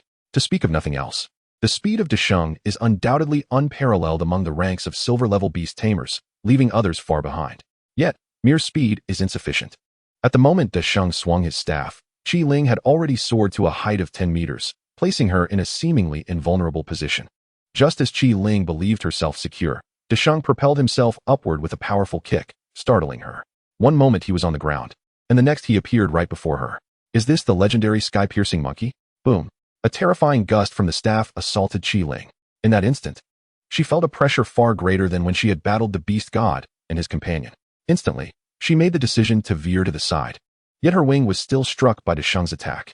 The fiery wing on her right disintegrated into a flurry of sparks, dissipating into the air. Fortunately, as flames are not corporeal, they regrew after escaping Desheng's onslaught. Meanwhile, Desheng plummeted towards the ground under the effect of gravity. In this initial clash, Ling found herself at a disadvantage. Standing on the ground, Desheng planted one hand on his hip while pointing his staff at Ling. Have you come to comprehend my might? Surrender, Ling. The earlier disdain in Ling's gaze had vanished, replaced by a demeanor of seriousness and resolve. Desheng's strength far exceeded her expectations. Not only among silver-level, but even among gold-level beast tamers, he likely had few rivals. However, this was not enough to compel her to concede. This was merely the beginning. Ling flapped her wings, conjuring a fiery orb before her. Go. The fireball descended like a cannonball, hurtling toward Desheng. His response remained the same, a swing of his staff. Bang! The staff collided with the fireball, shattering it into 1,000 sparks. Yet, Yi Tian keenly observed that Desheng's hand trembled slightly upon retracting, indicating that destroying the fireball had not been effortless. The battle intensified, with monkey and bird exchanging blows. Due to her natural advantage, Qi Ling maintained a slight upper hand, continuously launching fireballs while Desheng became her target. Nevertheless, Desheng was not entirely passive. He would occasionally leap and strike Qi Ling with his staff. To ensure the accuracy of her fireballs, Qi Ling could not ascend too high, granting Desheng the opportunity to counterattack. This monkey proved to be quite the nuisance. Qi Ling felt a twinge of regret. She had initially thought she could easily subdue him, which led her to engage in battle despite her waning stamina. Little did she expect Desheng to be this formidable. What left her most exasperated was that after every encounter with the fireballs, Desheng would inexplicably close his eyes, only to open them again and reveal a slight increase in his stamina. After exchanging dozens of blows, Qi Ling's energy began to dwindle. While Desheng remained in peak condition, his immense strength, terrifying speed, and agility, combined with an inexhaustible and rapidly recovering stamina, formed an overwhelming trifecta. Continuing in this manner would undoubtedly lead to her defeat. She resolved to employ her ultimate technique. At the same moment, Yi Tian's urging voice echoed, "Desheng, Qi Ling, perhaps you should conclude this battle another time. Time is running short." Before entering, he had conferred with Zhao Dongdong regarding a mere 5 minutes. Now, that time was swiftly approaching. Both Qi Ling and Desheng protested. "No?" Yi Tian exclaimed. Chapter 73. Has the secret realm been damaged again? Yi Tian discerned a shared trait between his two beasts. They were both combative. Qi Ling gazed down upon Desheng, whom she regarded as an equal opponent. "Desheng, if you can withstand my next attack, I shall concede." Then, the sky erupted with billowing fire clouds. "Is it this technique again?" Yi Tian chuckled softly. "If it is merely this, you cannot defeat Desheng." No, it was not over yet. The fire clouds did not descend immediately. Instead, they converged at a singular point. Meanwhile, Desheng silently prepared himself. In mere seconds, the fire clouds coalesced into a massive firebird, resembling Qi Ling but vastly larger. Even from a distance, Yi Tian could sense the terrifying pressure emanating from the firebird, as if it were poised to incinerate all in its path. Before the firebird, Desheng was drenched in sweat, his fur ruffled and disheveled, yet his eyes remained brilliantly alert. "Desheng, it is still not too late to concede." Qi Ling's voice was melodious, yet infused with undeniable authority. Desheng bellowed in response, "Come." Qi Ling chuckled lightly. "I acknowledge you, my second brother. Go." Boom. The entire sky of the secret realm was cast in hues of orange and yellow. The firebird flapped its wings, racing toward Desheng. Qi Ling, having exhausted her energy, could no longer sustain her fiery wings and reverted to her original form. Just as the firebird was about to land, Desheng did not attack immediately, but rather retreated several meters. Qi Ling smiled. "Fleeing? Do you think you can evade this way?" The firebird was linked to Qi Ling, allowing her to direct its trajectory. Suddenly, Qi Ling's eyes widened in realization as she attempted to redirect the firebird, only to see Desheng charging toward it. Yi Tian's eyes lit up in understanding. So that was it. Boom. Desheng unleashed the wondrous 8-direction staff. The golden staff shadow surged upward with ferocity. The golden and orange energies collided, producing a deafening roar. The ground trembled, and the air warped. Even the sky was cleaved in twain by the two colors. The two terrifying energies clashed in a brutal contest. "I shall be the leader." Desheng grasped his staff tightly, summoning every ounce of strength to roar. Boom. Finally, the battle reached a decisive moment. Bang. The firebird, drained of vigor, could not withstand Desheng's relentless assault. With a mighty strike, it shattered into a shower of sparks. Desheng raised his hands triumphantly, exulting in victory. Yi Tian and Qi Ling gazed in astonishment at the spectacle. The scattered sparks danced around Desheng, some igniting his fur into charred spots, but he paid it no heed. Qi Ling sighed, realizing her defeat. Yi Tian stepped forward, gently patting Desheng's head. "Well done." Desheng relished Yi Tian's affection. Unbeknownst to them, Desheng's height had nearly reached Yi Tian's chest. That final blow was not merely a combination of opportunism and the 8-direction staff. It was also fueled by the acceleration of intoxication. Positioned several meters away, he had prepared to attack, and when his speed peaked, he swung the staff, further amplifying its power. This was a combination technique of 3 skills. Had it not been for this, the outcome might have been uncertain. It was only now that Qi Ling genuinely acknowledged Desheng's prowess. Yet, she stubbornly proclaimed, "Were it not for my fatigue, were it not for my lesser proficiency in skills, were it not for my inability to execute combination techniques, I would not have lost." Desheng scratched his head. "I don't care. I won, so I am the leader." Qi Ling lowered her head, secretly vowing, "In 30 years, the tides will turn. One day, I shall reclaim the position of elder brother." It It was unacceptable for her, a beast of royal potential, to be defeated by a mere silver-level beast. Yi Tian chuckled heartily. After this battle, the bond between the two beasts would surely strengthen significantly. Indeed, Qi Ling proved her royal potential. Both of her skills were at the gold level, yet her proficiency was far inferior to Desheng's, and she still managed to hold her ground. Once her skill proficiency improved, how formidable she would become. Yet, Yi Tian would not neglect Desheng simply because of Qi Ling's terrifying potential. Upon evolution, Desheng's potential would also see a significant rise. On this day, it will not be long. Time is drawing near, let us depart. Yi Tian is preparing to leave the secret realm. However, just before his exit, he unexpectedly notices a peculiar, irregular black line appearing in the air at the location where the great sage delivered his final strike. It is a crack, and it is spreading. A twitch of Yi Tian's mouth betrays his concern. Could it be that yet another issue has arisen in the secret realm? Upon exiting, he must promptly inform Zhao Gong. A few seconds later, the countdown concludes, and Yi Tian is transported out of the secret realm. Upon returning to the real world, he lifts his head and sees Zhao Dongdong standing ahead. Is he waiting for me?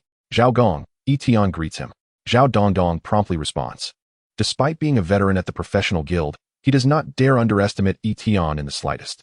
According to Zhao Dongdong, he had come to the secret realm for an inspection. Yi Tian says, Zhao Gong, just in time for you to arrive. I may have caused another problem in the secret realm. Zhao Dongdong is momentarily taken aback and instinctively replies, impossible. I had clearly raised the threshold for the secret realm. As long as the power limit does not exceed the golden level, it should not sustain any damage. Yi Tian's monkey had already caused quite a stir by damaging the silver secret realm. Suddenly, a flash of insight strikes Zhao Dongdong as he remembers that this is only Yi Tian's second visit to the secret realm. He slaps his forehead and realizes the misunderstanding. Yi Tian, it is perfectly normal for battles to cause damage to the terrain. The secret realm possesses self-repairing capabilities. Once the next beast master enters, everything will return to its original state. In fact, this concern is not unique to Yi Tian. Many first-time visitors to artificial secret realms often ask similar questions, such as did I create a massive hole in the ground? Or did I burn all the trees on the mountain? Noticing Yi Tian's lingering unease, Zhao Dongdong chuckles. When I enter to inspect, I will specifically check the area you just exited. You can rest assured. Even if there is a problem, you will not be held liable. Yi Tian nods in agreement. That is good. Sighing in relief, he hands the wooden plaque in his grasp to Zhao Dongdong, bids farewell, exchanges a few pleasantries, and then departs. The front desk attendant watches Yi Tian leave, feeling a tinge of melancholy. Meanwhile, Zhao Dongdong curiously picks up the plaque and walks over to the machine beside the front desk to check Yi Tian's performance. Having secured second place in his first attempt, surely this time he must have achieved first place. Soon, Yi Tian's results appear on the screen. As Zhao Dongdong anticipated, the name Great Sage jumps to the top of the silver-level leaderboard, claiming first place. Yet, Zhao Dongdong is left in a state of shock. In Chapter 74, the disheveled figure in black reflects on whether his cousin's target is Yi Tian. Zhao Dongdong had expected Yi Tian to finish a few seconds, or even tens of seconds, faster than his previous attempt. But what is this 1 second display on the screen? He begins to doubt his own perception, rubbing his eyes. He cannot have misread it. Zhao Dongdong's mouth twitches in disbelief. Oh my goodness, this is history in the making. He has reason to speculate that the record Yi Tian has set may never be surpassed by anyone else. After standing in stunned silence for several minutes, Zhao Dongdong finally regains his composure. This news must be conveyed to the director. Just as he picks up his phone, he realizes that the scheduled inspection time is fast approaching. According to regulations, he must clock in at the secret realm before the time arrives. Otherwise, his salary will be docked. He decides to conduct the inspection first and speak with the director afterward. Grabbing a box of entry tokens, Zhao Dongdong quickly makes his way to the entrance of the artificial secret realm. Bronze 01, all clear. Bronze 02, all clear. Silver 03, all clear. Silver 04.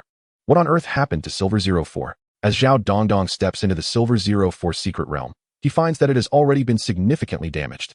Wasn't this the realm Yi Tian entered? No way, he wasn't lying. He truly has caused an issue in the secret realm. Zhao Dongdong is filled with existential dread. He had temporarily reinforced Silver 04. Unless an attack surpassing the golden threshold was unleashed, how could this have happened? Yi Tian's beast seems rather formidable. The dilemma is that Yi Tian is a silver-level beastmaster. Can he not adhere to some basic common sense? After completing the inspection of all secret realms, Zhao Dongdong returns to the hall and immediately calls Wang Lin. The call connects. Director, I have something to report. Zhao Dongdong states.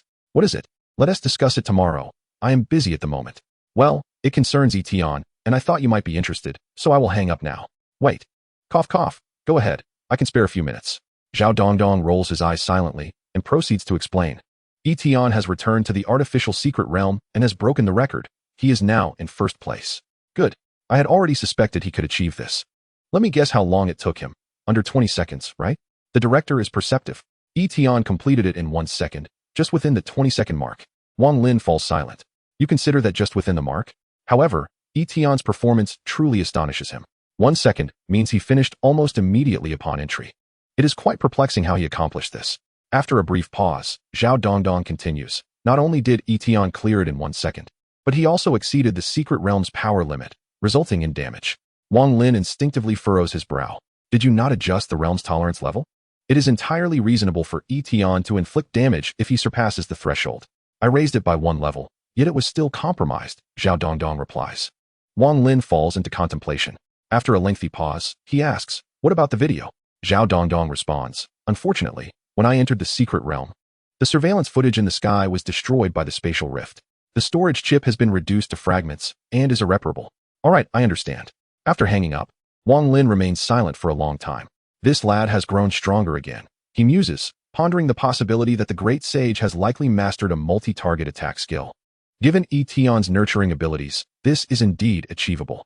As for Qi Ling, he had overlooked her potential. Qi Ling's future lies a decade ahead. This is a positive development. The stronger the great sage, the greater the likelihood of achieving commendable results in the exchange competition. Wang Lin rhythmically taps his fingers on the table. He has already reported Yi Tian's progress. Why has there been no response? Meanwhile, back at home, Yi Tian languidly reclines on his bed. With only a few days remaining before departing from school, he plans to visit Zhou Tiangang on the day of his departure to formalize his withdrawal. Finally, he can enjoy a period of well-deserved rest. Oh, right. He reminds himself to take a moment tomorrow to check on the new house. Opening his phone, he navigates to the class group chat he hasn't explored in a while. The unread messages have long reached 999. After skimming through them, he quickly loses interest. The discussions predominantly revolve around how to cultivate beasts to the bronze level. Class monitor Zhang Hao's beast successfully broke through 5 days ago, placing him among the top 100 in cultivation speed rankings, thus earning some prestige for the class. Additionally, 2 Dark Horse competitors have closely followed Zhang Hao, achieving breakthroughs 2 and 3 days ago, respectively. Yi Tian drifts into a deep slumber. At this moment, outside the ancient battlefield's secret realm, a figure in black is caught in a whirlwind of confusion. The secret realm is about to close. Why have Zhaixing and Xiezi not emerged yet? The figure in black increasingly senses that something is amiss. While Yi Tian sleeps soundly, the figure in black remains disoriented, and in the Song family, Seqing Hang diligently cultivates his beasts. Suddenly, he hears footsteps and the sound of a fingerprint scanner outside his door. Turning around, he discovers that his father, Song Wei, has returned, accompanied by his cousin, Song Yuan. Qing Hang, still training your beasts? Song Yuan inquires as he changes his shoes. I heard from my uncle that you rise early to train, but you haven't stopped since then, have you? Seqing Hang nodded. Yes, I have already had Lan cultivate for an entire day. The diligence displayed by Seqing Hang left Song Yuan somewhat astonished, prompting him to advise, Qing Hang, one must understand the balance of work and rest in beast mastery. The moonlight cat, Lan, who was assuming a peculiar posture to absorb spiritual energy, also glanced approvingly at Song Yuan's words. Seqing Hang shook his head. Cousin, I have a goal that I must surpass. You must work hard. And I must work even harder. Song Yuan chuckled softly. Oh, so that's the case. It seems he was reminded of the past. Once, I had a rival like that. And we competed fiercely, neither willing to concede. In the end, both of us were admitted to the Mountain Mist Beastmaster Academy. Seqing Hang continued to engage in training with the Moonlight Cat. Feeling somewhat parched, Seqing Hang prepared to pour himself a glass of water. As he returned with the water, he noticed a training dummy beside the Moonlight Cat. A note was affixed to the dummy's head. Song Yuan chuckled. Let me take a look at the name of the one whom Qing Hang intends to challenge. Moving closer, he discovered the name Yi Tian. Song Yuan exclaimed. Is the person you wish to surpass Yi Tian? No. It could just be a coincidence of names. Surely, that must be it. However, he recalled when Song Wei first introduced Yi Tian, stating that he was indeed a classmate of Seqing Hang. He tentatively asked Seqing Hang, Qing Hang, the Yi Tian you wish to surpass, is the contracted beast a stone monkey? Seqing Hang was taken aback. Cousin, how do you know? It's confirmed. Chapter 75, The New House. Ying stunned. Yi Tian has another sister? Song Yuan observed the resolute expression in his cousin's eyes, feeling a mix of hesitation and concern. This is indeed the fearlessness of the ignorant, isn't it? He had faced Yi Tian before.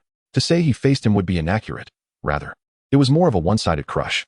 Seqing Hang struggled to keep up with himself, yet he aspired to catch up to Yi Tian. Cousin. Why don't we change our goal? Why? Seqing Hang furrowed his brow. Cousin, do you know Yi Tian? Do you think I am inferior to him? Seqing Hang was slightly angered. I may not be his equal now, but I believe that through hard work, I will gradually close the gap. One day, I will surpass him. Song Yuan thought to himself. I fear the distance will only widen. Just as he was about to share his insights regarding Yi Tian with Seqing Hang, he heard a cough. Song Wei approached, taking hold of Song Yuan. Xiao Yuan. Come on, we need to discuss something. Song Yuan, bewildered, was pulled far away from Seqing Hang. He realized something and asked. You don't want me to tell Qing Hang about Yi Tian, do you? Song Wei nodded. After all these years, this is the first time I have seen such intense determination in Qing Hang. And all of it is because of Yi Tian. If Qing Hang were to know that he could never catch up to Yi Tian, I worry it would affect his state of mind. At least before the college entrance examination. I hope he can maintain his current fighting spirit. Song Yuan nodded, and as he looked back at Seqing Hang, there was a hint of pity in his gaze. That child, if one day he discovers that the goal he has been pursuing is forever out of reach, how great a blow it would be. In just 2 days, Yi Tian successfully secured a new house. A 3-story standalone villa with a yard and a basement, rented, of course. The monthly rent of 3 dragon coins is already considered exorbitant in the 18-line city of Mist City. Its location is not far from the professional home. Yi Tian viewed several houses before settling on this one for 2 reasons. Firstly, his current earning capacity is substantial, and he sees no need to economize on his quality of life. If he is to change, he will choose the best. Secondly, this house is in close proximity to the professional home, offering a high level of safety. Although Wang Lin mentioned that the beast god's descent is merely a smokescreen, Yi Tian still felt a sense of urgency. Better safe than sorry. If the beast god were truly to cause trouble, the vicinity of the professional home would undoubtedly be one of the relatively safer areas in the entire city. The siblings had not accumulated many belongings over the years, so they called for a rideshare delivery truck to move everything in one trip. Standing in the yard, watching Ying bustle about, Yi Tian felt a sense of accomplishment. Sister, let me help you. In the evening, the family reclined on the soft sofa, with Ying completely exhausted yet unable to suppress her smile. Yi Tian sighed. Sister, why don't we hire someone? Ying immediately countered. Why waste money? From now on, I'll handle all the chores. I've inquired. My future job at the research institute will be quite laid back. I get off work at 3:30 every day. You must let me have something to do. She placed her hands on her hips.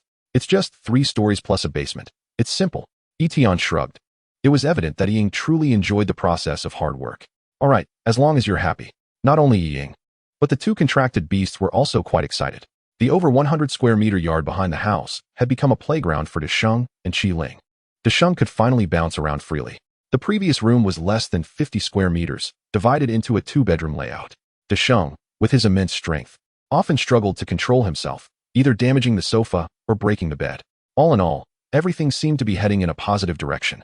After dinner, Yi Tian called Zhou Tiangang. With the start of school just days away, he wanted to give Zhou Tiangang a heads up. Zhou Lao, here is the situation. I plan to drop out. Upon learning that Yi Tian had been recommended by the Research Institute to teach at the Beastmaster Academy, Zhou Tiangang was momentarily taken aback. Indeed, given Yi Tian's current circumstances, there was no necessity for him to remain in school. After some contemplation, Zhou Tiangang replied, Xiao Tian, how about this? You don't need to come to school for the remaining time. I will help you with your leave of absence. When the other students graduate, I will send your diploma to you. This will also serve as a complete conclusion to your student life. Yi Tian raised an eyebrow. Isn't this a bit against the rules? Zhou Tiangang laughed heartily. I am the principal. What I say is the rule. Besides, the purpose of running a school is to cultivate talent. As long as the goal is achieved, the process can be adjusted. Yi Tian nodded. All right, thank you, Zhou Lao. Zhou Tiangang said, there is no need for thanks between us. After a pause, his voice turned serious. Yi Tian, you are the best student I have ever taught. I am proud of you. After hanging up the phone, Yi Tian felt a wave of emotions. He experienced a sense of recognition. Before long, the phone rang again. It was Zhou Qiong. Xiao Tian, I heard you're going to teach at the Mountain Mist Beastmaster Academy? Oh, yes. Yi Tian wiped away the non-existent cold sweat. Zhou Lao is quite a big mouth. I am very familiar with the academy. When are you reporting? If you need anything, I can accompany you and introduce you around. Sigh, speaking of which, I am still a high school teacher, and you are already a university instructor. I feel a bit unbalanced. But overall, I am still very pleased. After all, Zhou Qiong has watched Yi Tian grow to this point. It's absurd How long has it been? In less than a month. Yi Tian has made a remarkable leap from an ordinary student to a genius student, to a member of the research institute.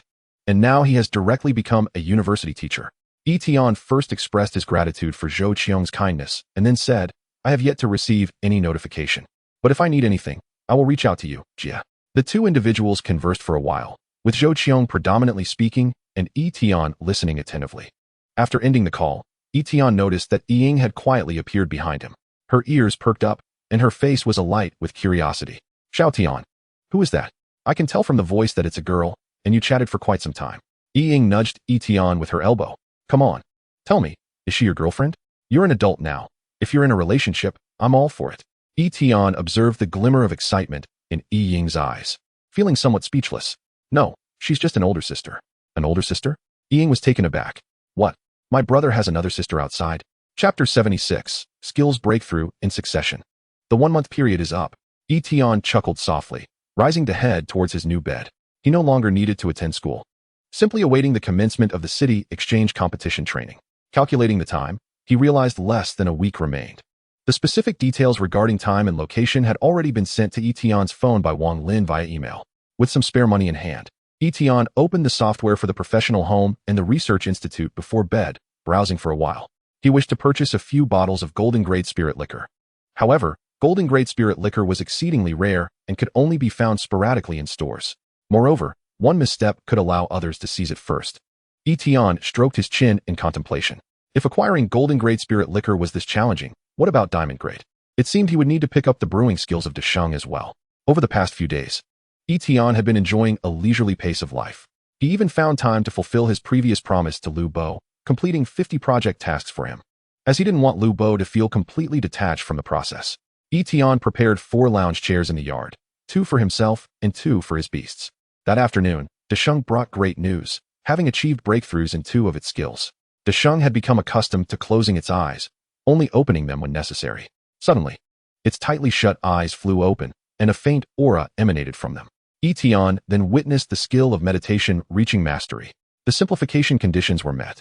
Requirement 1, 100 dragon coins, already satisfied. Requirement 2, defeat 1,000 opponents of the same level while eyes closed, 01000. Enhancement, combat with closed eyes for 100 times to elevate the skill to perfection. Yi Tian was astonished. 1,000 times? Isn't that a bit excessive? He decided to accumulate gradually. Given Desheng's current strength, even with eyes closed, it would be hard-pressed to lose against opponents of the same level. Before half an hour had passed, Desheng trembled again, poised to break through to perfection. The simplification conditions were once again met. Requirement 1, 100 dragon coins, already satisfied. Requirement 2, defeat 1,000 opponents of the same level in the dark, 01000. Yi Tian paused, finding it a rather fortuitous coincidence. The 2 simplification tasks could be accomplished simultaneously. All Desheng needed to do was close its eyes in the dark and defeat 1,000 foes. It was time to grant Desheng a sensing type skill. Regrettably, sensing type skills were exceedingly rare. After a whole afternoon of searching through shops, Yi Tian found none suitable for Desheng. He could only add the contact information of the shop manager, requesting to be alerted at the first opportunity when stock became available. In addition to Desheng, Qi Ling was also steadily progressing. Before it lay a pile of small red stones. From time to time, Qi Ling would pick one up and pop it into its mouth, cracking it like a seed. These were silver-grade fire attribute materials Yi Tian had purchased. Like Desheng, Qi Ling required materials of the corresponding level to consume for effective growth. The money he had earned was running low. Fortunately, he could manage for another 10 to 20 days without issue. 2 days later, shortly before 8 in the morning, Yi Tian was awakened by noise from downstairs. Damn it! How many times have I told Desheng not to frolic so early? It just won't listen. Habitually, he lit up his phone screen. Speaking of which, today was a special day. The 1-month period had come to an end. It was the time for students to return to school. Yet, he thought, what does that have to do with me? He pressed the screen black again, burrowing back under the covers, plugging his ears to continue sleeping. Meanwhile, Seqing Hang had arrived at school early. How good, long time no see. How good morning. As he walked from the school gate to his class, many recognized him. Seqing Hang maintained politeness, responding to each greeting. On his shoulder perched his beast, the moonlight cat, looking exceptionally adorable. Hey, that's a rare beast. It's not just cute. It's powerful. The moonlight cat seemed to hear the murmurs, grinning towards the source of the voices, startling those who had just spoken. Only after Seqing Hang had walked further away did they dare to continue their discussion. Wow, what an impressive presence. My beast has also reached bronze. But compared to the Moonlight Cat, the presence is worlds apart. Sigh, no wonder he's the top student. As a prominent figure in the school, Seqing Hang could not escape the gossip surrounding him. Initially, he entered the school with his head held high, but by the time he reached the classroom, his head had drooped and his face flushed with embarrassment. How awkward. He blamed the school for requiring a month to disclose the complete list of results. The head teacher of Class 17, Sun Chong, was also making her way to the classroom. Teacher Sun, long time no see. You look even more beautiful. A sweet-talking student greeted her, and Sun Chong responded modestly, feeling quite pleased within. Though nearing 40, she believed she still retained her charm. Hey, Teacher Sunday Teacher Lu. Sun Chong and Lu Zhong, both seasoned teachers in the school, shared a good rapport. Lu Zhong clasped his hands in greeting. Haha. I want to congratulate Teacher Sun in advance. Sun Chong looked somewhat puzzled. Congratulations for what? Lu Zhong rubbed his hands together. Sun Chong quickly grasped his implication. The school rewarded not only the top 100 students, but also the teachers. The better the students performed, the greater the teachers' bonuses. Oh, it's just a small amount. However, Sun Chang's face flushed with a rosy hue. She had been lurking in the class group chat and knew that at least 3 students from her class had made it into the top 100, especially the class leader, Zhang Hao, who had performed exceptionally well. Out of the 40 classes in the grade, the top 60 spots were dominated by 2 elite classes, leaving the remaining 38 to compete for the last 40 slots in the top 100. For Class 17 to have 3 students in the top 100 was already a commendable achievement. Lu Zhong raised his eyebrows. That's not just small money. It seems you're still unaware. Let me tell you, on my duty day. He paused. Never mind, I won't spoil the surprise. With that, Lu Zhong departed, leaving Sun Chong in a state of confusion. Shaking her head, she remarked, that old Lu is always full of riddles. Upon entering Class 17, most students were already present. As it approached 9 o'clock, Zhao Liang sat in his seat, glancing at an empty desk at the back of the classroom. Why hasn't Yi Tian come? As a fellow contract stone monkey, he had much to share with Yi Tian. He couldn't possibly have overslept on such an important day, could he? Chapter 77, Seqing Hang. I'll be waiting for you at the Mountain Mist Beast Academy. Sun Chong cleared her throat to capture everyone's attention. All right. It seems everyone is here. Everyone, please line up and follow me to the gymnasium for the awards ceremony. Additionally, I have some delightful news to share. Yesterday, I received a notification that our principal has invited an outstanding alumnus from our school to serve as a guest speaker. Are there any questions? No? Then let us proceed. Class 17, please form a line and prepare to depart. Where is Yi Tian? Almost everyone has noticed his absence. Yi Tian was, during his time in class, rather unremarkable. He had few friends and no enemies. However, after nearly 3 years of acquaintance, the others have retained some impression of him. When someone inquired with Sun Chong, the response was that Yi Tian had taken a long leave of absence. This puzzled everyone. How could he take a long leave so close to the college entrance examination? Yet, considering Yi Tian's usual academic performance and his contracted beast, it seemed that his participation in the exam might not matter much. For the majority of those who had contracted the stone monkey, the future typically involved seeking employment at a local distillery, striving to evolve their stone monkeys into stone monkey kings, and then fervently cultivating brewing skills. Sun Chong shared a similar sentiment. But he was astonished to learn that Yi Tian had a connection with Zhou Tiangang. The information regarding Yi Tian's leave had come from Zhou Tiangang himself. The students chattered animatedly as they made their way to the gymnasium, which soon became filled to capacity with 40 classes. The leaders of the school sat upright at the podium. At the center, beside Principal Zhou Tiangang, sat a seemingly plump young man. He must be the distinguished alumnus. One would presume. The awards ceremony commenced officially, with Zhou Tiangang presiding over it personally. The first segment involved introducing each member of the podium. The students recognized everyone except for the young man, so they listened intently during the introduction. Zhang Hao, the class leader of Class 17, felt a sense of anticipation. I am eager to see just how exceptional this alumnus truly is. Zhou Tiangang announced in a clear voice, this is Lu Bo, a graduate from our school's class of 3018, 5 years ago. Your senior, Lu Bo, is not only an outstanding graduate of the Mountain Mist Beastmaster Academy, but he also passed the assessment of the Mountain Mist City Research Institute nearly a year after graduation. The audience erupted in astonishment. While only a select few could gain admission to the Beastmaster Academy, it was not exceedingly rare.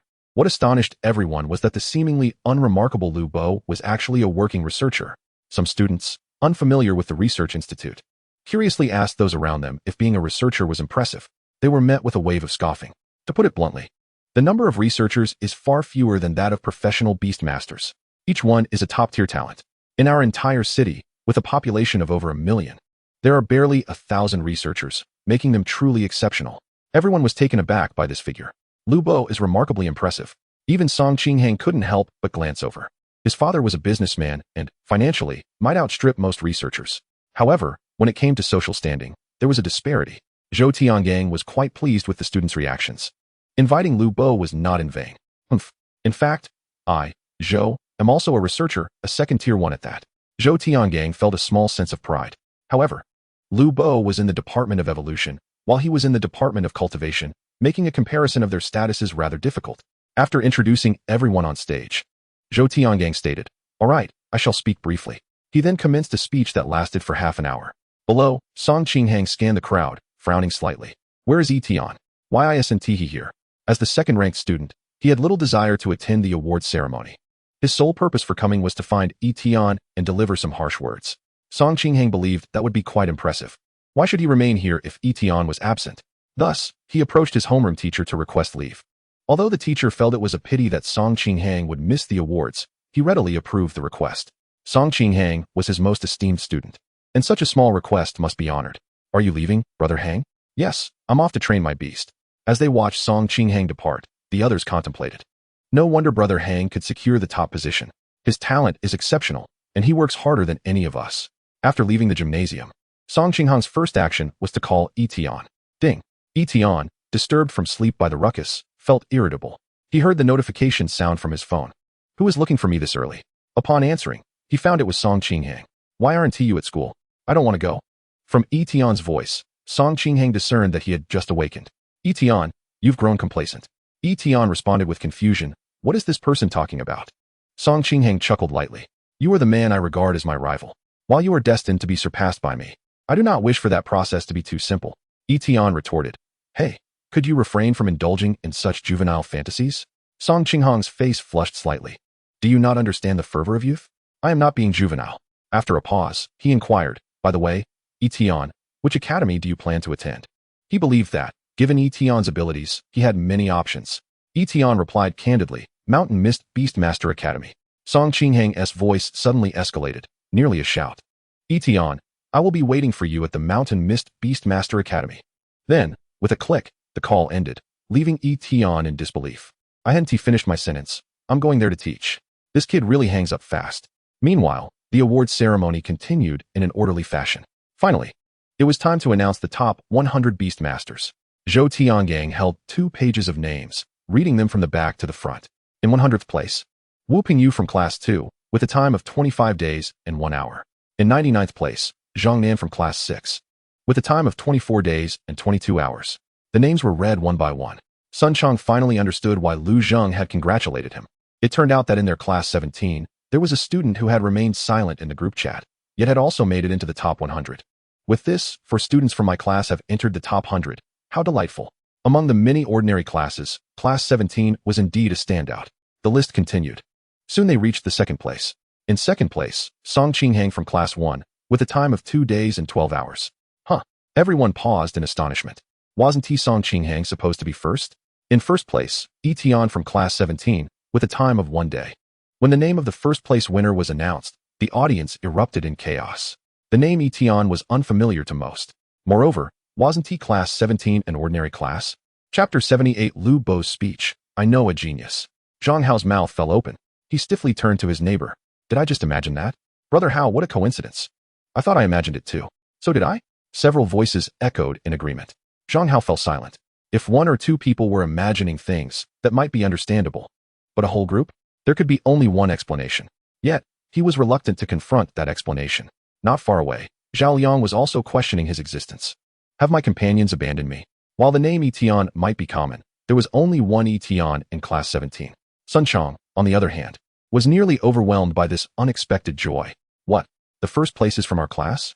Is this the surprise Lu Zheng was talking about? This is beyond surprising.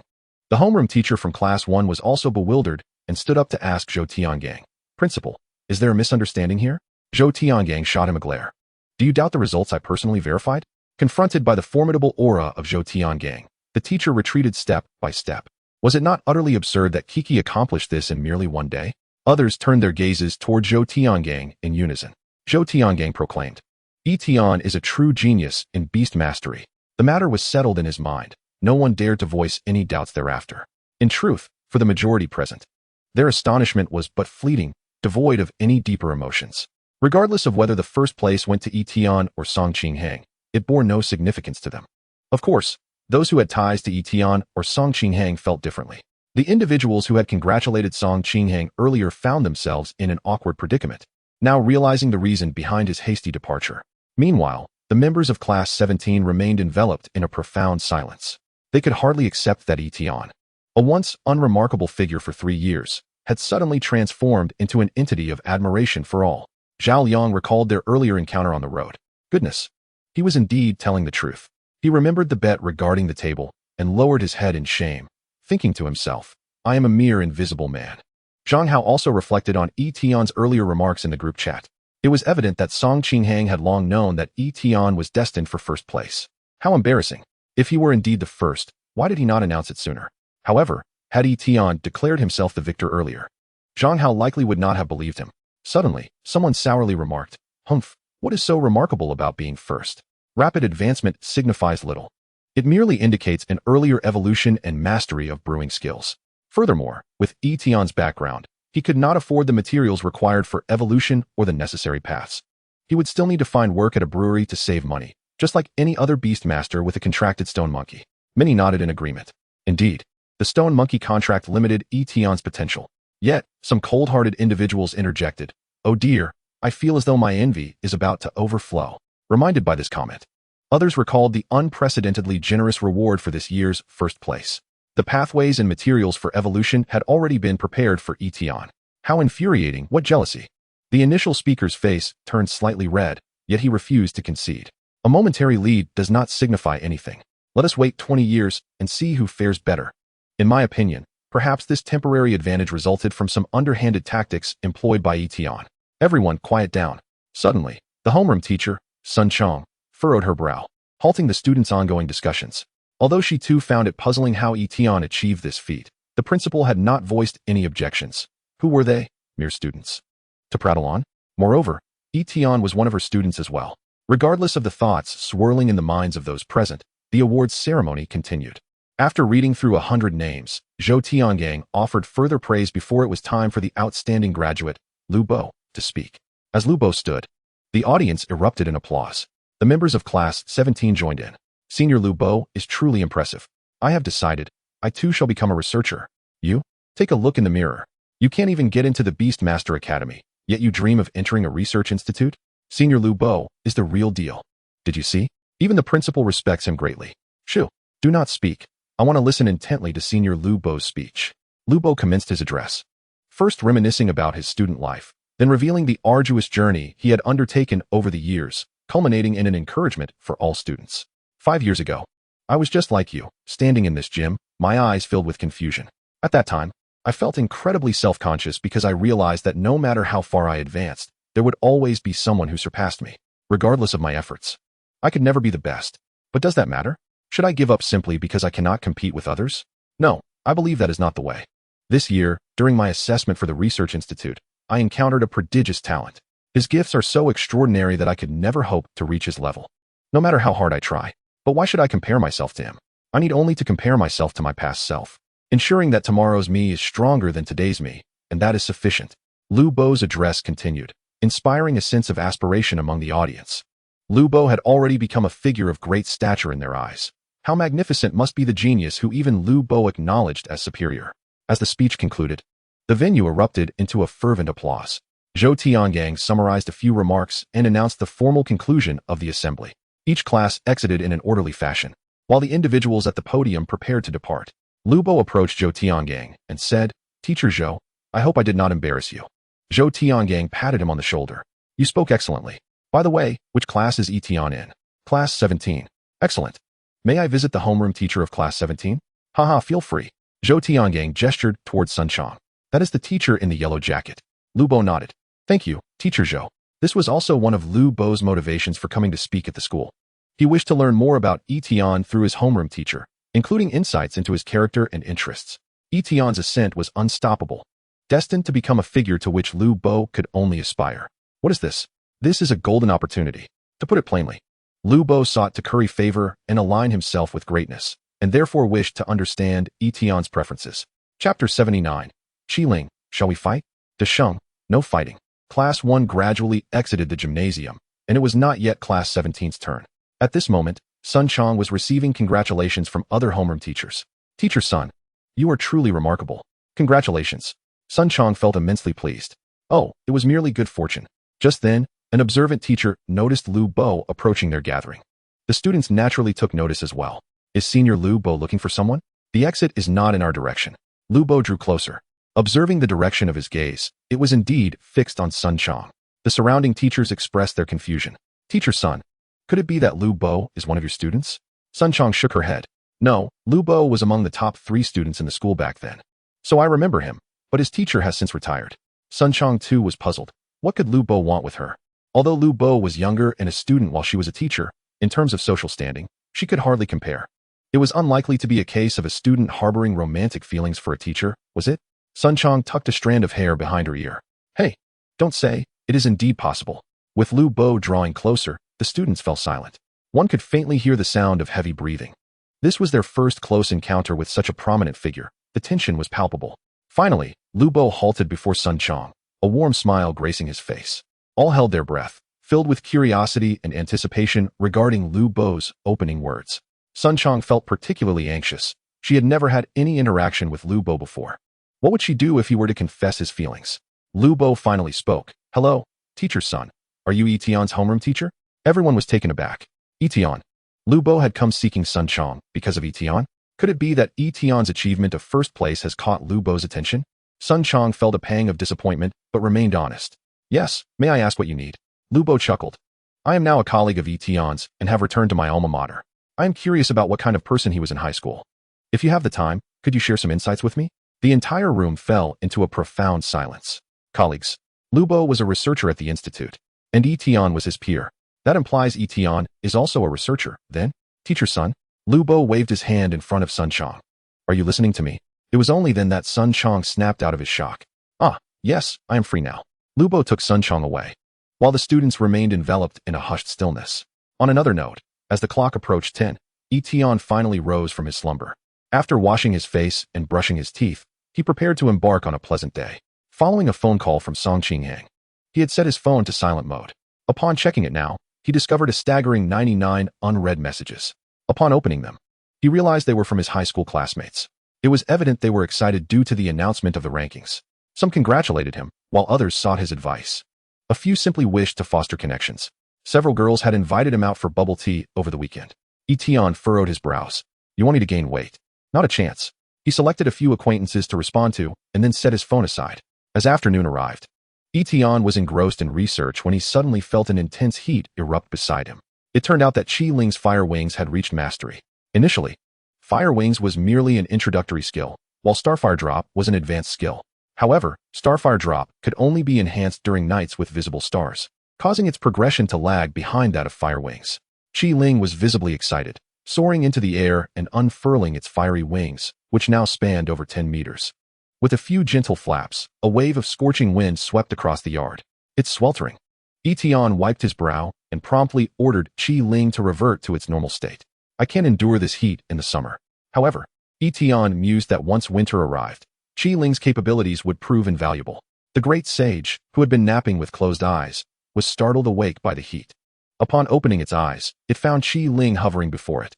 Great sage, let's have another duel. This time, I shall not lose. The two skills of Qiling were intricately linked. Fire wings could summon fiery energy and condense it into a ball for attack, while starfire drop relied on the flame energy summoned by fire wings. Previously, even with just the introductory level of fire wings, Qiling had managed to hold its own against the great sage. Now that fire wings had advanced 2 tiers, Qiling felt it was time to reclaim its place as the leader. The great sage shook its head. I won't fight, and then closed its eyes again. It wasn't foolish. As long as it avoided a duel, it would remain the leader. Winning was one thing, but what if it lost? Qiling grew anxious. Are you being cowardly? The great sage lazily replied. The leader has the right to decline challenges from the second in command. Yi Tian chuckled at the great sage's demeanor. It was adorably infuriating. Speaking of which, the great sage's height and intelligence were also gradually increasing. Qiling was frustrated. But there was nothing to be done if the great sage refused to accept its challenge. Yi Tian forbade any scuffles between the two beasts at home. If they wished to fight, they could only do so in the secret realm. Yi Tian cracked his knuckles. I must simplify Qi Ling's fire wings to perfection. Simplification requirements generated. Requirement 1, 300 dragon coins, not met. Requirement 2, spend 100 hours in a fire attribute environment, 00100. Restriction, the fire attribute environment must reach a concentration of 50. Hint, after 10 hours, fire wings can progress to perfection. 300 dragon coins. After the recent expenditures, Yi Tian found himself without the necessary funds. He would set that matter aside for now. A fire attribute environment. Yi Tian's eyes sparkled. That was fortuitous. Qi Ling sulked to the side while the great sage napped and sipped wine. Meanwhile, Yi Tian was preparing for entry into the secret realm. The training camp commenced in 2 days, and he needed to formulate a strategy. The secret realm he intended to visit was called San Wangmi Jing. It was named after the 3 beastmasters who discovered it, all of whom had the surname Wang. The realm contained attributes of metal, fire, and wood, with Yi Tian's goal clearly being the fire attribute. He had found on the forum of the professional home that someone had once acquired fire spirit stones in San Wangmi Jing, which were essential for the great sage's evolution. This not only provided him with a reason to gather evolution materials for the great sage, but also to assist Qi Ling in finding a fire attribute environment with a concentration exceeding 50. Based on the information he gathered, there were 3 locations within San Wangmi Jing that offered singular attribute environments. Among them, the Qihua Mountain was designated for the fire attribute. At the summit of Qihua Mountain, there were several hot springs, and the bottom of these springs might yield fire spirit stones. Thus, Qihua Mountain became Yi Tian's target destination. He spent 2,000 dragon coins to acquire a rough map of San Wangmi Jing and noted the precautions summarized by his predecessors. With the strategy complete, he was ready to set off in 2 days. Chapter 80. Entering San Wangmi Jing, Mu Yin and Wu Hongyu. Professional home. Wang Lin was making calls to each of the beastmasters participating in the training camp, expressing his concern in turn. The duration of the calls indicated the level of his care. Others wrapped up their conversations within a minute, while Yi Tian's call lasted a full 30 minutes. After hanging up, it seemed Yi Tian was in good spirits. That puts my mind at ease. With Yi Tian's call concluded, only one remained. Beep, the call quickly connected. Mu Yin, how is your preparation going? Not bad. Haha, that's great. This training camp relies on you. Mu Yin was not only a participant in the exchange competition, but also the coach designated by Wang Lin. His strength was one aspect, but more importantly, Mu Yin was a beastmaster with a rare talent. His memory was astonishing, and his calculation skills were formidable, earning him the nickname Human Calculator. Wang Lin estimated that if Mu Yin had any interest in becoming a researcher, he would undoubtedly have entered the institute with top honors. After expressing his concerns, Wang Lin inquired, have you reviewed the materials I sent you? Yes, several beastmasters this time are quite impressive. What do you think of Yi Tian? A youthful genius. How does he compare to you? The future is uncertain, but as of now, I am better. Mu Yin had observed Yi Tian during the professional assessment and was genuinely astonished. However, this astonishment stemmed from the stark contrast between Yi Tian's youth and his formidable strength. If it had been Mu Yin, he could also have swiftly defeated the Dragon Guardian. Winning is not merely about having hands, Wang Lin chuckled. I hope you can provide him with some special attention. He is a valuable prospect. Mu Yin nodded. Certainly. Wang Lin continued. I trust you to handle this well. However, be cautious not to instill any psychological trauma in Yi Tian. Understood. After hanging up, Wang Lin's expression reflected anticipation. 2 days passed swiftly. During this time, both beasts experienced significant growth. Qi Ling had reached silver rank 30, while the great sage, thanks to Yi Tian acquiring 2 bottles of golden great spirit wine, had progressed to level 90, soaring as if propelled by a rocket. 1 bottle of wine remained, with a small portion left. Yi Tian speculated. Within a maximum of 2 days, I shall consume all the existing wine, thus achieving the milestone of 100. Stretching lazily, I prepared to set forth. Sister, I am leaving, I declared. He had long since informed Yi Ying about the training camp and his participation in the urban exchange competition, to which Yi Ying was quite supportive. Be safe, she advised. The distance from home to San Wangmi Jing was somewhat considerable. A taxi ride cost nearly 200 yuan to reach my destination. From afar, a pale yellow circle stood prominently on the open ground. Could this be the portal to the secret realm? The gates to the secret realms are extraordinarily diverse. Some are genuine doors, such as the bronze door leading to the artificial secret realm, while others are translucent membranes of various shapes, like that of San Wangmi Jing. Before the portal, there stood a pavilion. According to the email sent by Wang Lin, Yi Tian needed to await a person named Mu Yin, who would guide him into the secret realm. Within the pavilion, Several individuals were seated in small groups, though it remained uncertain if Mu Yin was among them. I decided to enter the pavilion for a closer look. As taxis were not permitted to approach the portal directly, Yi Tian had to alight from the cab a kilometer away and walk the rest of the distance. Hey, brother up ahead, are you also here for the training camp? As I walked partway, I suddenly heard someone seemingly calling out to me. Turning around, I spotted a round-faced individual. The moment I saw him, he noticed me as well, visibly taken aback. Wow, so young. The man quickened his pace to match mine. Scratching his head. Haha, I must have mistaken you for someone else. You must be a student here for trials in the secret realm, right? San Wang Mi Jing only permits beast masters of golden rank and below to enter. Many students from various academies choose to hone their skills inside. My name is Wu Hongyu, what is yours? Wu Hongyu appeared quite friendly. I responded with resignation, I am Yi Tian. Indeed, I have come for the training camp. Wu Hongyu smiled. Is it organized by your academy? Haha, during my university days, I often participated in similar activities. Yi Tian rolled his eyes. It's for the urban exchange competition. Wu Hongyu exclaimed with curiosity. May I inquire how old you are this year? 18. What rank are you as a beast master? Silver. Wu Hongyu scrutinized Yi Tian once more, a look of disbelief crossing his face. After a moment of contemplation, realization dawned upon him. An 18-year-old silver rank beast master must possess extraordinary talent. There were a total of 10 participants in the urban exchange competition, alongside an additional 10 reserve candidates. Yi Tian was likely a reserve, arriving early to acclimatize to the competitive atmosphere in preparation for formal participation in a few years. Wu Hongyu patted Yi Tian on the shoulder. Haha, don't feel too much pressure. Your stage will come in a few years. For now, just watch how I showcase my prowess. Yi Tian chose to remain silent. The two soon entered the pavilion, where the others also paused momentarily upon seeing Yi Tian. Yet no one spoke. Just as Yi Tian sat down, a distant eagle cry echoed through the air. Looking up, he noticed a dark speck in the sky growing nearer. In no time, a massive gray-black eagle, wings spread over 5 meters, descended before the pavilion. A serious-looking man in glasses leaped down from the eagle. Several individuals in the pavilion immediately stood to greet him. Brother Yin, the bespectacled man, entered the pavilion, first surveying the scene before finally fixing his gaze upon Yi Tian. After a moment of scrutiny, he retracted his gaze and introduced himself. For those who do not yet know me, I am Mu Yin. I am a participant in the exchange competition and the head of this training camp. Now that everyone has arrived, let us proceed into the secret realm. With that, he retrieved 14 wooden tokens from his beast space, distributing one to each of the 14 beast masters present, and led the way towards the portal. Once Mu Yan's figure had vanished from view, curiosity stirred among the remaining individuals. Mu Yan? How is it that he is both a participant and the training coach? Someone promptly responded, clearly, it is due to his exceptional prowess. Just how exceptional? In response, the previous speaker surveyed the pavilion's occupants before chuckling softly. At least more formidable than anyone here. With that, he followed Mu Yin into the secret realm. Beside Yi Tian, Wu Hongyu scoffed, muttering, what an imposing presence. I wonder how many moves he could withstand under my command. One by one, the beast masters entered the secret realm. With Yi Tian being the last to cross the threshold, he felt a brief darkness before the world illuminated anew, revealing a completely different realm. Chapter 81. Mu Yin, everyone. Let us unite. Surveying his surroundings, Yi Tian found himself on an expansive grassy plain. In the distance, 3 towering mountains were discernible, each located in different directions. Drawing upon his memory of the map, he quickly identified one of the peaks as his intended destination, Huashan. The stern voice of Mu Yin resonated, everyone. Gather around me. Once all had assembled, Mu Yin commenced the main agenda. To save time, I will briefly outline the arrangements for the next 5 days. We will journey to Mu Lingshan and take turns battling the beasts therein.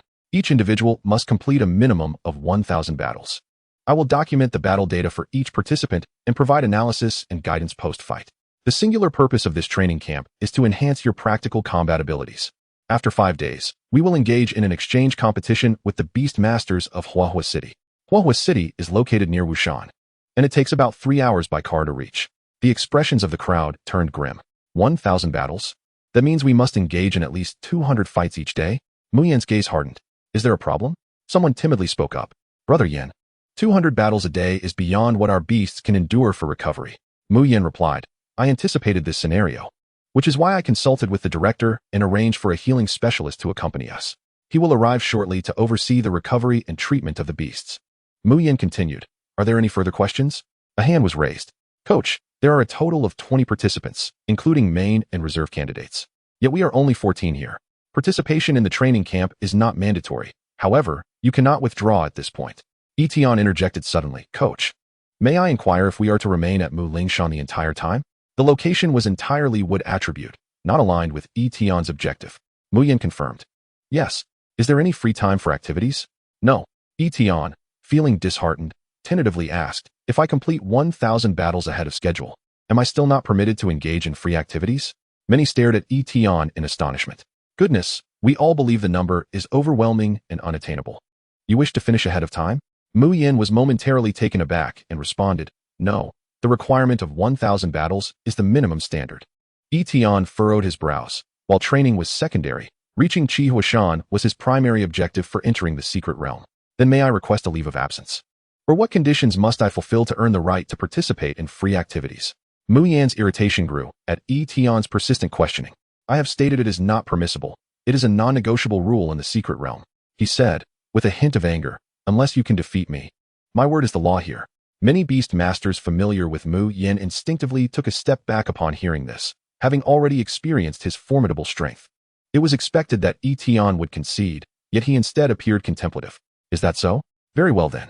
Mu Yin smiled, recalling Wang Lin's earlier phone call, which had specifically mentioned providing special consideration for Yi Tian.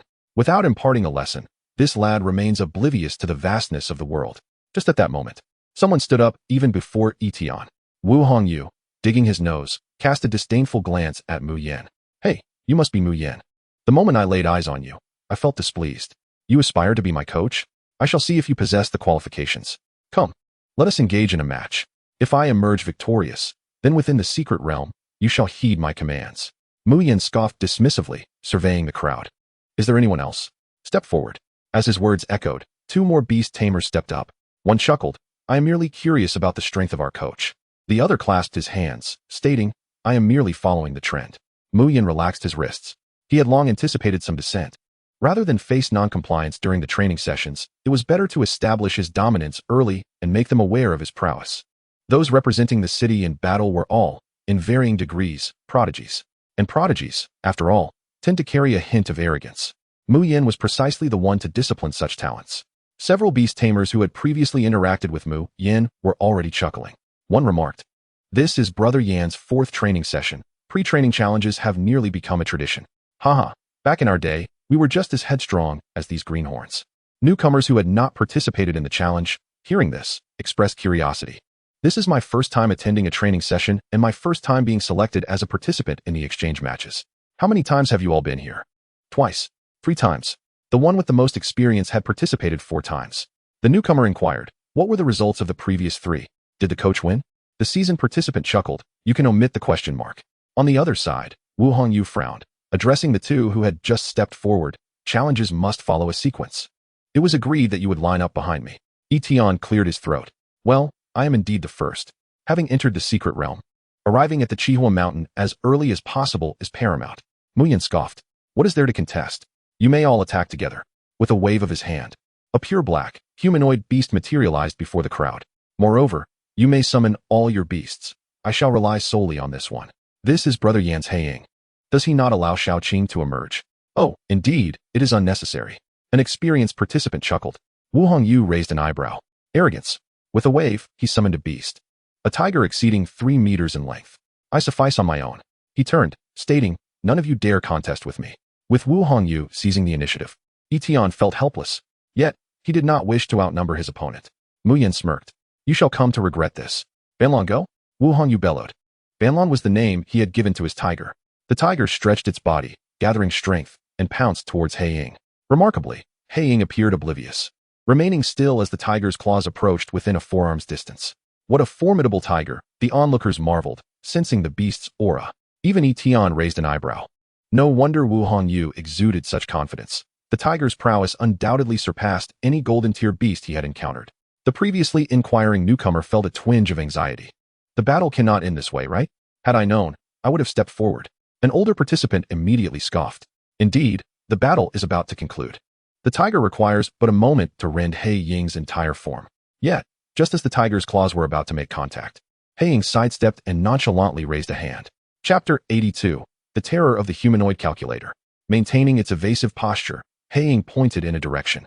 How effortlessly it evades. Many furrowed their brows. But what did this gesture mean? Was it merely pointing at thin air? In the next instant, they understood He Ying's intent. The tiger, propelled by formidable inertia, continued forward. Its abdomen, exposed, collided directly with where He Ying had indicated. Wu Hongyu's face turned pale. That is Banlan's flaw. It's over. Banlan. Wu Hongyu panicked. But just as He Ying's finger was about to pierce the tiger, it blurred momentarily. The sharpness vanished, and when it touched the tiger's abdomen, it inflicted no harm.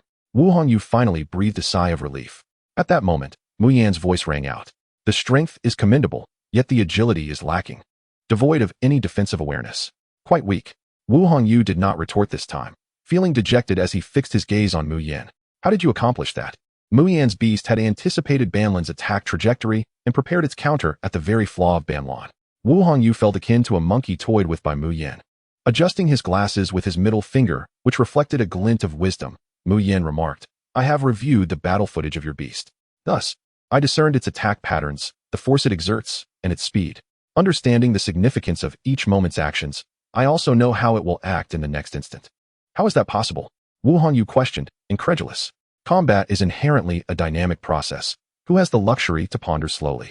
If you provided me a camera and slowed the actions by 100-fold, I could roughly predict the opponent's next moves. But this is real combat. Mu Yan smiled. This is the allure of data. In the distance, whispers of admiration arose. Many newcomers were utterly in awe of Mu Yan. No wonder they appointed Mu Yan as our coach. He truly is the most suitable candidate. Meanwhile, the seasoned participants had long since grown accustomed to such displays. As expected. No surprise here. After all, Brother Yan is a humanoid calculator. Yi Tian was somewhat astonished. This is indeed a true extraordinary talent, isn't it? Truly remarkable. Mu Yan then turned his gaze to Wu Hongyu. According to the rules I have established, you may all attack together. Therefore, you still have one more opportunity. Let us pause for a moment. The difficulty of defeating me is exceedingly high. How about this? You four may attack simultaneously. And if you can force my beast to retreat a single step, I shall concede the victory to you. I will even grant you the privilege of being my coach. Mu Yan's tone was remarkably calm, yet it exuded a profound confidence. Wu Hongyu's veins throbbed. He felt insulted but gritted his teeth. I accept the wager. For the next 5 days, I shall do whatever you command. Mu Yan nodded. Your temperament is quite agreeable, better than I anticipated. He then turned to the others. And what about you?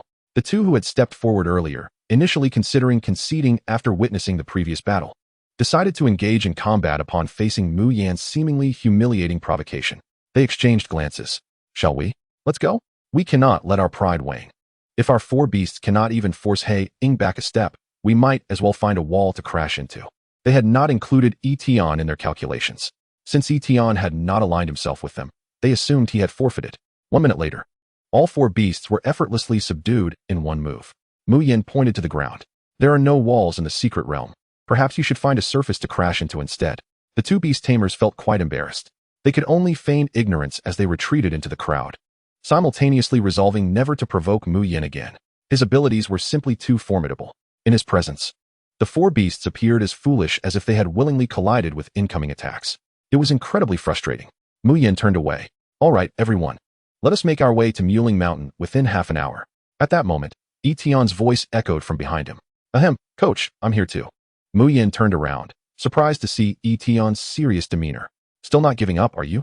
The others regarded Yi Tian with curious glances, as if to say, you are quite bold. One newcomer voiced his complaint.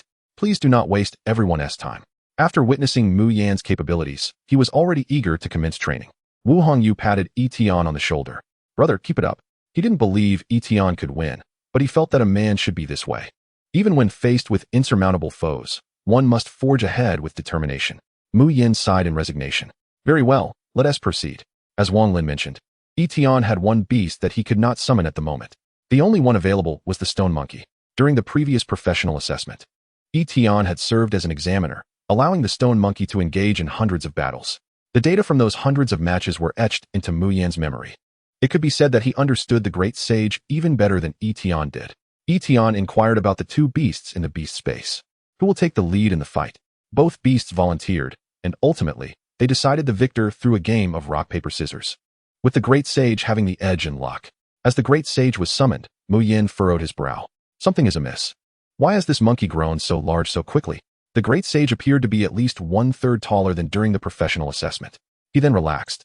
Adjusting the data upward by 30 would suffice. everything remains under control. The stone monkey? No, it is the stone monkey king. Many onlookers could not help but widen their eyes in astonishment. Who would have thought such an anomaly existed among the contestants? The great sage stood 20 meters away from the shadow, curiously observing the foe. Such a peculiar beast, devoid of features, entirely black in hue. Coach, shall we begin? Yes. Great sage, advance. Upon receiving Yi Tian's command, the great sage took a swig of liquor and leapt forward with vigor. He quickly closed the distance to the shadow and swung his staff. The shadow, as previously demonstrated, merely sidestepped the attack with a subtle movement, exuding an aura of elegance. Had he delayed for another instant or shifted his body even slightly, he would not have evaded entirely. It is over. Mu Yin had already predicted the great sage's next move and mentally instructed the shadow. The shadow raised its hand, and as anticipated, the great sage was moving towards the black hand. However, just as the two were about to collide, the great sage suddenly accelerated, closing in on the shadow before the hand could fully rise. Boom. The 8-direction staff struck out. This blow was immeasurably stronger than the first. Alarm bells rang in Mu Yan's mind. In an instant, he analyzed the current information regarding the great sage. No, there is something wrong with the data of this stone monkey. Chapter 83 officially appointed Mu Yin as the assistant coach, setting off towards Chihua Mountain. The 8-direction staff, now at a transcendent level, had increased in power due to a rise in level, which was to be expected. But a speed increase of 219 times was beyond what mere level advancement could achieve. What the heck? Has this monkey's skill surpassed its previous limits? Stay calm, stay calm. A transparent model of the great sage rapidly formed in Mu Yan's mind, detailed to every sinew. The direction of the muscles indicated the movement trajectory of the great sage, combined with speed and strength. The answer emerged. This strike cannot be withstood. If one remains stationary, evasion is impossible. Retreat. 7 o'clock, 32 centimeters, speed 35 seconds. Prepare to counterattack. Mu Yin devised the optimal solution. The data of the great sage exceeded his expectations, yet a brief calculation restored confidence to Mu Yan's expression. Whoosh. The great sage's 8-direction staff missed its target for the first time, the staff's wind sweeping the ground and creating massive cracks. Now, 2 o'clock, extend your arm. Speed 40 seconds. In Mu Yan's eyes, while the great sage was rife with openings, the overwhelming speed and power made it impossible to determine a victor in the short term. They could only engage in a war of attrition, depleting stamina while seeking an opportunity. However, Yi Tian's next words left Mu Yin in shock. All right, great sage, return. The great sage, puzzled yet obedient, turned to leave. The shadow had its hand extended in midair. Under the great sage's normal trajectory, it should have already made contact. Yi Tian's voice echoed softly. Coach, did I win? Mu Yin finally comprehended what had transpired. The great sage's unexpected performance had thrust him into battle mode, causing him to overlook his earlier promise. The shadow indeed took a step back, and according to the rules he had laid out, he had lost. Oh no. The great sage bounced back to Yi Tian's side. Perplexed. Yi Tian, why did you stop me? Yi Tian patted the great sage's head. No need to rush. There will be opportunities ahead. Yi Tian also recognized that Mu Yin was formidable and immensely challenging. If he allowed the great sage to continue battling the shadow, with the stamina of a golden-level beast and the great sage's meditative state, they could be locked in battle for hours without resolution. He was unwilling to squander time. The onlookers were now utterly silent, particularly the seasoned competitors, their faces etched with disbelief. The myth they held in their hearts had crumbled. Wu Hongyu had failed. Even two beast masters together had faltered. The one least expected to succeed, Yi Tian, had triumphed? Absurd. When did the stone monkey become so powerful? The speed and strength exhibited by the great sage were utterly incomprehensible. Wu Hongyu's mouth hung agape, wide enough to fit an apple. How does this little brother feel stronger than me? He had personally experienced how formidable Mu Yin was. Initially, upon entering the secret realm, he considered himself the strongest in the team. After battling Mu Yin, he acknowledged his position as second. Now it seemed he might fall to third. The competitors gradually regained their senses, and their gazes toward Mu Yin now bore a hint of schadenfreude. Mu Yan's complexion shifted between shades of green and purple. He regretted his earlier bravado. Had he known he would encounter such an anomaly as Yi Tian, he would have refrained from boasting. In truth, Mu Yin did not always adhere to the same rules. He would first input the challenger's data and simulate it in his mind, ensuring he would not lose before making bold declarations. By normal standards, several individuals combined could not compel the shadow to retreat. Yet, he had not anticipated encountering a monster like Yi Tian. The data had surged dramatically within a remarkably short time, far exceeding expectations. The facade had crumbled. What now? Mu Yin felt somewhat at a loss. Must I truly cede my position as coach to Yi Tian? But if that were the case, the recent training would have been in vain. The director would undoubtedly berate him.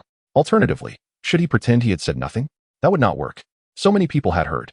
Or perhaps, he could be a bit shameless. Just then, Yi Tian cleared his throat, drawing Mu Yan's attention. The coach wouldn't be trying to weasel out of this, would he? Surely not. Mu Yan was incensed. Mu Yan, always stand by my word. This brat is truly infuriating. Yi Tian nodded. That is good. From now on, I am the coach. He turned to Mu Yan. Mu Yan, I hereby officially appoint you as the assistant coach, responsible for leading the other contestants in a 5-day training camp. Any objections? Mu Yan, feeling humiliated, replied, none at all. My coach has just been demoted to an assistant. However, it is fortunate that Yi Tian still possesses a sense of propriety. Very well, follow my lead. We depart now. Yi Tian pointed toward Muling Mountain. Mu Yan, clearly, Yi Tian did not wish to accompany them. However, as the nominal assistant coach, he was unable to exert any authority over Yi Tian. By the way, Yi Tian seemed to have an idea, bringing the Desheng before Mu Yan. Mu Yan, I am temporarily entrusting my Desheng to you for a few days. Please train it according to your regimen. Yi Tian pondered that going to Qihuashan with just Qi Ling would suffice, and taking Desheng along was a waste. Moreover, he was genuinely intrigued by the training plan proposed by Mu Yan. To be frank, Desheng's combat experience was rather lacking. Its victories were solely reliant on the overwhelming proficiency of its skills. Mu Yan's expertise could significantly enhance Desheng's practical abilities. Mu Yan had no choice but to acquiesce. Desheng tugged at Yi Tian's trousers, looking forlorn. Ever since it was contracted, it had never strayed more than 100 meters from Yi Tian. Yi Tian could only offer a few words of comfort and promised to return within 3 days at the latest. The reason for 3 days was, of course, that Yi Tian had a competition for the Evolution Path award to attend. Just as Yi Tian was about to leave, he was called back by Mu Yan. What is it? When can we have another match? Mu Yan asked earnestly. This time, the defeat was truly frustrating. Yi Tian replied, let us wait until the training camp concludes. After saying this, he waved goodbye to Mu Yan and Desheng, dashing towards the direction of Qihuashan without a backward glance. Watching his receding figure, Mu Yan suddenly recalled Wang Lin's assessment of Yi Tian, a peerless genius. Initially skeptical, he now believed it. Not to mention, he had never witnessed such a rapid improvement in Desheng's data. Let us go, little monkey. Your Yi Tian has entrusted you to me for the time being. I cannot disappoint his expectations. Mu Yan licked his lips, revealing a mischievous smile. Desheng's eyes widened, first standing on end, sensing that this person before it harbored ill intentions. Mu Yan led the others along with Desheng towards Muling Shan, while simultaneously contemplating how to train Desheng. To put it simply, other beast tamers engaged in 200 battles a day, distributing them across each beast, which amounts to 100 battles per beast. However, it was reasonable for Desheng to bear 200 battles alone in the absence of its tamer, right? Chapter 84. Yi Tian took flight, arriving at Qihuashan. Yi Tian leaned on his knees, breathing heavily, casting a somewhat resentful glance at Qi Ling. When will you grow a bit more so I can ride you? I want to be carried too. At this moment, he couldn't help but think of Mu Yan. Look how impressive he was. Leaping gracefully from the back of the azure bird, clearly a master. Although Yi Tian's stamina had significantly increased through feedback from his beasts, running continuously for 2 hours was still quite taxing. Nevertheless, he was finally nearing his destination. The Crimson Mountain was now increasingly visible in the distance. If one were to stretch the distance, Qihuashan appeared as a red stone embedded in the earth. The mountain itself was barren, with only a few heat-resistant plants. One would hardly notice them without a keen eye. Qi Ling flapped its small wings, flying to the back of Yi Tian's head. If you wanted to be carried, you should have said so earlier. Then, with a claw, it grasped Yi Tian's collar and lifted him effortlessly into the air. Yi Tian felt a sudden sensation of weightlessness. He was airborne. Though somewhat undignified, from a fundamental perspective, it was no different from riding on Qi Ling's back. Yi Tian was at a loss for words. Fine. For this last stretch, let Qi Ling carry me. The journey on foot would likely take at least another half hour. The wind whipped past his cheeks. To be fair, their speed had indeed increased significantly. In less than 5 minutes, the duo arrived at the foot of Qihuashan. Hey, look quickly. There are others at the base of the mountain, and they see Yi Tian approaching. One girl chuckled, pointing, that person can fly. Uffed. Another girl laughed, unable to contain herself at the sight of Yi Tian's odd posture. Logically, only those at the diamond level could harness a portion of their beast's abilities, thus gaining the capacity for flight. But wasn't he entry to the San Wang's secret realm restricted to those below the golden level? As the group of 3 began to comprehend the situation, they were filled with confusion. As Yi Tian drew nearer, they realized, oh, it turns out it's the beast that is flying. However, due to Qi Ling's diminutive size, One would not easily notice it unless they were looking closely. Embarrassed by the peculiar gazes directed at him, Yi Tian's face flushed. Upon landing, the trio understood that staring at others was impolite and quickly averted their eyes. There were 3 of them in total, 2 men and 1 woman, all appearing to be in their 20s.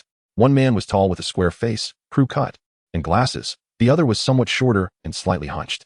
The woman had a bit of extra weight, with a baby face and short, curly hair. Yi Tian merely glanced at them before shifting his gaze away.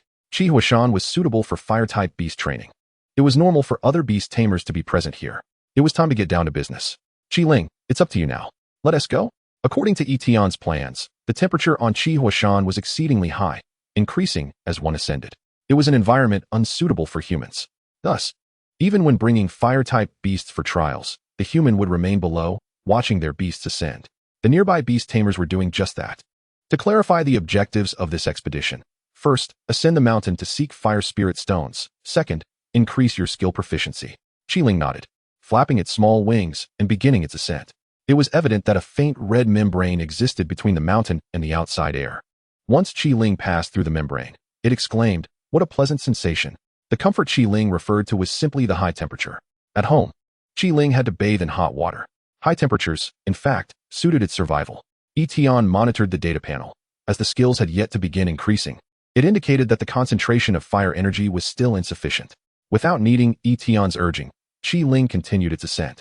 Meanwhile, the trio, perhaps out of boredom, began to discuss Yi Tian. "Xinggu, how far do you think that kid's beast can ascend?" Daring to enter the San Wang secret realm.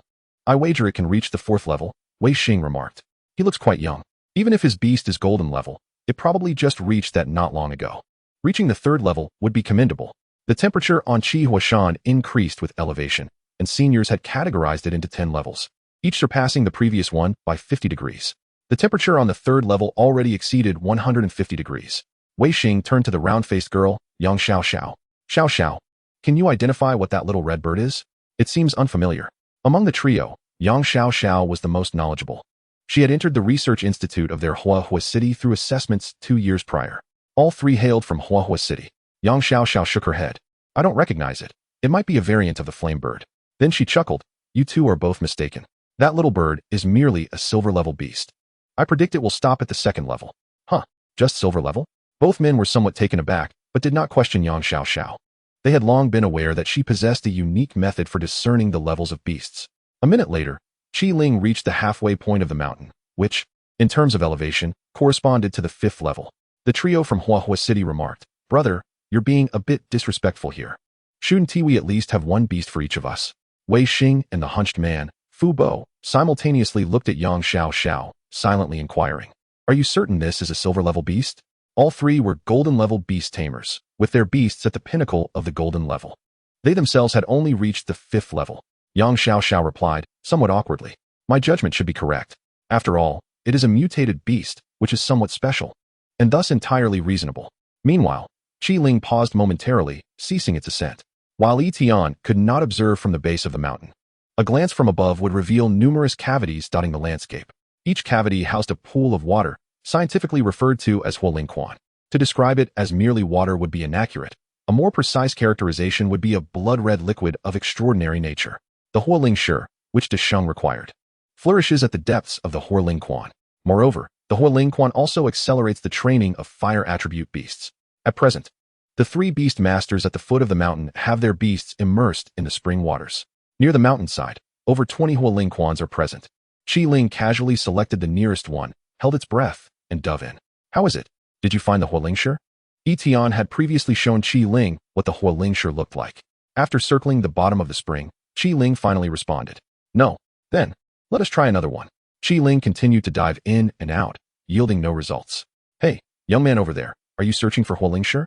Yang Xiao Xiao, perhaps amused by Yi Tian's flying posture, naturally felt a sense of familiarity and waved at him, initiating conversation. Yi Tian nodded. "Yes." Yang Xiao Xiao moved closer with her companions, smiling. "When we first arrived, we also sought our fortune. However, we thoroughly searched the spring waters of the 5th level and found no huolingshi." Chapter 85. Qi Ling, it's difficult to find a fight. Yi Tian remained undeterred. He had long suspected this outcome. Yang Xiao Xiao remarked, "If you wish to find huolingshi, you must ascend to at least the 8th level. The first 7 levels have been scoured countless times. Thus, it would be prudent to abandon the search. Yi Tian refrained from arguing, simply expressing his gratitude. My name is Yang Xiao Xiao, this is Wei Xing, and he is Fu Bo. We are all beast masters from Huahua City. And you? Yang Xiao Xiao extended her hand into the air. Yi Tian grasped it. Yi Tian, a resident of Wuxi City. For Yang Xiao Xiao and her companions. Yi Tian's beast having reached the 5th level indicated that he was not significantly weaker. There was merit in forming an acquaintance. The group engaged in casual conversation. Yi Tian, is your beast a mutated variant of the flamebird? Well, it could be. Impressive. By the way, what level is your beast? If it is inconvenient, feel free not to disclose. Silver. Yang Xiao Xiao turned to Wei Xing and Fu Bo. See, my judgment was correct. Their expressions turned more serious as they regarded Yi Tian. They hadn't expected to encounter a prodigy. While chatting leisurely, Yi Tian directed Qi Ling to ascend higher. Qi Ling, can we continue upward? Qi Ling replied, quite easily. Good. Then try to approach the mountain peak. As the three observed with peculiar expressions, Qi Ling flapped its small wings and soared higher. Can it still ascend? The trio was astonished. In fact, their beasts could also continue to rise. But they could hardly remain aloft for long before having to return, not to mention staying in the Hualing Quan for an extended period. Thus, the 5th level was the most suitable for them. However, judging by the appearance of that little red bird, it seemed unaffected by the temperature. Is it truly at the silver level? The answer they had just received began to waver once more. Yang Xiao Xiao started to doubt her own judgment. Thus, Qi Ling flew all the way to the 8th level. The three were left in disbelief. Yang Xiao Xiao's mouth formed a perfect circle. It was she who had informed Yi Tian that there might be Hualing Shi at the 8th level. She had never imagined that Qi Ling could achieve such a feat. The thought of the exorbitant price of Hualing Shi made their hearts race. No, it cannot be that simple. Just as Qi Ling selected a spiritual spring and prepared to dive in, a creature composed of spring water obstructed its path. Huh, what is this? Yi Tian was puzzled. Did the online guides not state that there were no beasts atop the Qihua mountain? This is problematic. Yang Xiao Xiao tugged at Yi Tian's sleeve, her tone urgent. Yi Tian, quickly call your beast back. Yi Tian looked at her. Do you know what this creature is? Yang Xiao Xiao explained rapidly. This is a protective mechanism created by Qihua Mountain, designed to conjure monsters. Protective mechanism? Yi Tian was taken aback. Does a mountain possess consciousness? It sounded utterly unscientific. Roar. The blood-red creature let out a roar, causing the entire mountain to tremble. The 6 beasts, soaking in the spring water on the 5th level, simultaneously poked their heads out, gazing toward the mountain peak. The creature's imposing presence swept over all the beasts in an instant. The 6 beasts quivered in fear. Yi Tian, do not dawdle. Quickly send it down the mountain. I have read historical records indicating that this monster possesses combat abilities comparable to diamond level, far beyond our capacity to contend with. Many predecessors have perished here. What Yang Xiao Xiao failed to notice was that Yi Tian's eyes sparkled at that moment. It moved. In Qi Ling's data panel, the skill section finally began to fluctuate. This meant that above the 8th level of Qihua Mountain, the concentration of fire attributes exceeded 50. After finally locating such a prime spot, how could one retreat? Whether it could be fought or not, that would be determined in the heat of battle. Qi Ling, go forth. First, test the waters. If danger arises, retreat immediately. Chirp. Qi Ling let out a long cry, its eyes gleaming with excitement. Fighting is my favorite pastime. That foolish monkey has recently become wiser and refuses to spar with me. It's infuriating. Qi Ling drew a line of crimson light, its fiery wings unfurling as it charged toward the creature. What? Yi Tian, did you issue the right command? Fu Bo was astonished. Wei Xing was equally bewildered. How dare he? Yang Xiao Xiao displayed a look of terror. This is madness. Soon, Qi Ling approached the creature. The monster raised one arm, and it seemed the two would collide. At that moment, the air felt as though it had solidified. Whoosh. Qi Ling swung its wings, delivering a strike. The attack missed. As the creature dissipated into droplets of water, returning to the spring, everything returned to tranquility. Qi Ling, where did my enemy go? The trio from Huahua City. They observed with ease. The strike had clearly not made contact, and the creature had entirely faded away on its own. Why could they not comprehend this? Qi Ling hovered in the air, waiting several seconds. When the monster did not reappear, it concluded that the battle seemed to have ended. Yi Tian, is that it? Yang Xiao Xiao jumped back several steps. How can this be?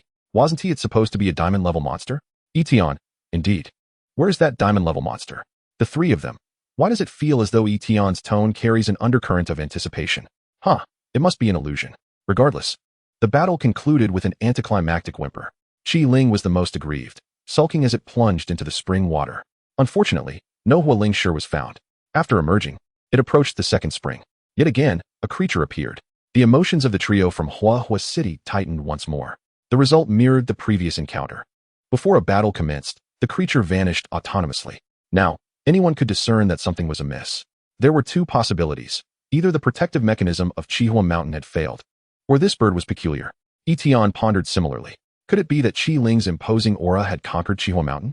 Just then, a jubilant voice resonated in Yi Tian's heart. Found it. Before long, Qi Ling emerged from the pool, clutching a red gemstone in its claws. Fluttering, it swiftly returned to Yi Tian's side, placing the gemstone in his open palm. Yi Tian was elated, distinctly feeling a warm energy emanating from his hand. This is it. Placing the Huoling Shi into the Beastmaster space, Yi Tian allowed Qi Ling to continue the search. Under the rules of the secret realm, once the Huoling Shi leaves the domain, it rapidly loses its spiritual essence, preserving its potency for no more than 3 days. This implies that after collecting 10 pieces of Huoling Shi, Yi Tian must complete the Great Sage's evolution within 3 days. The progress towards the Great Sage's level should adequately reach 100 in these 2 days. The remaining concern is merely financial. Yi Tian contemplated, stroking his chin. A distinct sound of 3 synchronized swallows echoed nearby. The eyes of the trio from Hua City visibly brightened. Chapter 86. A transaction worth millions of dragon coins. Spring water at the summit. Is Qi Ling's golden opportunity in sight? If an agreement could be reached with outsiders for a transaction immediately upon exiting the secret realm, a single Huoling Shi could fetch over 50 dragon coins. Fu Bo, feeling covetous, nudged Wei Xing and discreetly glanced at Yi Tian. However, Wei Xing shook his head, signaling not to make a move. Yang Xiao also noticed their subtle interactions, casting an annoyed glance at Fu Bo. Among the 3, 2 were against taking action, leaving Fu Bo with no choice but to relent. Wei Xing's voice trembled slightly. Yi Tian, you truly are exceptional. Yi Tian chuckled modestly, attributing it to mere luck. The trio internally rolled their eyes, fully aware of the absurdity of his statement. At that moment, Yi Tian's image in their minds grew increasingly mysterious and imposing. Yi Tian, are you interested in selling Huoling Shi? My humble self comes from a family that operates a refining business and is in dire need of Huoling Shi. Wei Xing said, his gaze hopeful. Huoling Shi possesses numerous substitutes, yet none match its efficacy. If their business could acquire a batch of Huoling Shi, they could certainly produce equipment exceeding market standards. With competitors aplenty, this represents an excellent opportunity to seize market share and establish a reputation. Yi Tian pondered briefly. He required only 10 pieces. Any additional Huoling Shi sold could yield a substantial profit in urgent need. Yet, the final quantity remained to be seen. Upon sharing this with Wei Xing, he readily agreed. I will ensure your expectations are met first, Yi Tian. If you have more than 10 pieces, I will purchase all that you have. How does that sound? Currently, in the 8th layer, aside from Qi Ling, no other golden tier beasts could ascend. Those capable of ascending could not enter the secret realm. It had accumulated for an unknown duration. Statistics indicated that there were a total of 50 Huoling springs in the 8th layer, conservatively estimating that half produced Huoling Shi, amounting to at least 25 pieces. Yi Tian nodded, and the two began negotiating the price. How about a flat rate of 50 dragon coins per piece? If sold individually, they could certainly fetch more than 50, but the issue is finding that many buyers at once. Moreover, Huoling Shi has a mere 3-day shelf life. In the market, rarity drives value. An influx of the same item will inevitably lead to price drops. One Huoling Shi can be ground into powder, requiring only a pinch during equipment crafting to enhance its quality. 10 pieces already qualify as a considerable quantity. Thus, Yi Tian slightly benefited from the deal. All right, you're quite generous. The two shook hands, both satisfied with the transaction. After discussing the timing of the trade, the two parties parted ways. Wei Xing planned to conclude his journey through the secret realm early to notify his family to prepare for the transaction with Yi Tian at the realm entrance in 3 days. Fu Bo, Xiao, I'm leaving first. Do you want to join me? Yang Xiao shook her head. We've come this far. I want to stay for 2 more days. Fu Bo echoed, me too. Confirming that the 3 were at a distance from Yi Tian, Fu Bo whispered to Wei Xing. Brother Xing, why complicate things? Let's wait for Yi Tian's beast to gather the Huoling Shi, and then compel him to hand it over. With the 3 of us, how could we not handle him alone? Wei Xing shot him a disapproving look. Can your beast remain on the 8th layer? Can it ignore the rules and monsters? Fu Bo shook his head. No, but we have a total of 6 beasts. Wei Xing countered. What if 6 can't defeat even one of his? Fu Bo paused, caught off guard. That shouldn't be possible, right? Wei Xing shook his head. Qi Ling's performance far exceeds expectations. We can hardly gauge its true strength. Better to be cautious than to underestimate. Furthermore, if we can't defeat him, what if he escapes? Qi Ling can fly and could easily take Yi Tian away. We have no flying beasts. Once he escapes, our reputations would be tarnished. Most importantly, Wei Xing valued Qi Ling's capabilities, sensing potential for long-term cooperation. Isn't it better to conduct business honestly? Yang Xiaoxiao spat dismissively. Fu Bo, I never expected you to be like this. We are beast masters, not thieves. Fu Bo felt his face flush with embarrassment. He felt wronged, believing his intentions were for the team's benefit. Capturing Yi Tian would allow them to equally share the Huoling Shi, each earning millions. Wasn't that enticing? Wei Xing departed, leaving Fu Bo and Yang Xiaoxiao behind. Perhaps due to their earlier dispute, they fell into a silence. Yi Tian, meanwhile, reveled in the joy of abundance. Reports of success flowed in as Qi Ling scoured 50 springs, yielding more than anticipated. At that moment, Yi Tian's Beastmaster space was filled with 32 pieces of Huoling Shi. After reserving 10 for the Great Sage, selling the remainder at 50 each would net an impressive 100 dragon coins. An unprecedented fortune. I, Yi Tian, am a millionaire.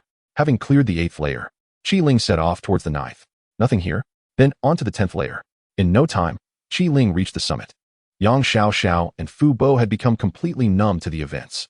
Even a fire attribute beast capable of withstanding 500 degrees was unfathomable. Fire attribute beasts are those capable of manipulating fire elements for attack. Possessing control does not imply they can endure extreme heat. However, it is true that fire attribute beasts exhibit significantly greater heat resistance than their counterparts. Truly a marvel. This flame bird's mutation direction undoubtedly leans towards high-temperature endurance. Yang Xiaoxiao murmured. Fu Bo's expression was one of jealousy. Damn, why doesn't my beast have such capabilities? If it did, those millions of dragon coins wouldn't be going to Yi Tian. I've worked my entire life. Will I ever earn that much? Why should it be him? Through Qi Ling, news arrived from the summit. There was another spring, this time not red but a transparent liquid. Yi Tian, I have a strong feeling that consuming this spring water will enhance my strength. Yi Tian raised an eyebrow, pleasantly surprised. Following system simplification, Qi Ling needed to consume fire attribute materials to level up, and whether the material qualifies as fire attribute is determined by the system. At least, the previous springs yielded no results for Qi Ling. Take a small sip to test it, and if it seems off, spit it out immediately. Alright, Qi Ling held a mouthful of spring water and swallowed it little by little. Yi Tian then witnessed the data panel indicate a level progress jump of 0.05. Yi Tian was ecstatic. It really works. This is an extraordinary gain. Qi Ling, how much spring water are we talking about? A lot. It could be as large as a small swimming pool. Yi Tian was beside himself with excitement. Could it be that Qi Ling will soon ascend to golden status? Chapter 87. Mu Ling Mountain, the Great Sage's Trial. At the very moment Qi Ling reached the peak, the Great Sage, accompanied by Mu Yan, also arrived at their destination, Mu Ling Mountain. Mu Yan skillfully led the group into the mountain, navigating through winding paths until they entered a basin. Here we are. Is this the training location? It appears quite unremarkable, Wu Hongyu remarked, his face displaying confusion.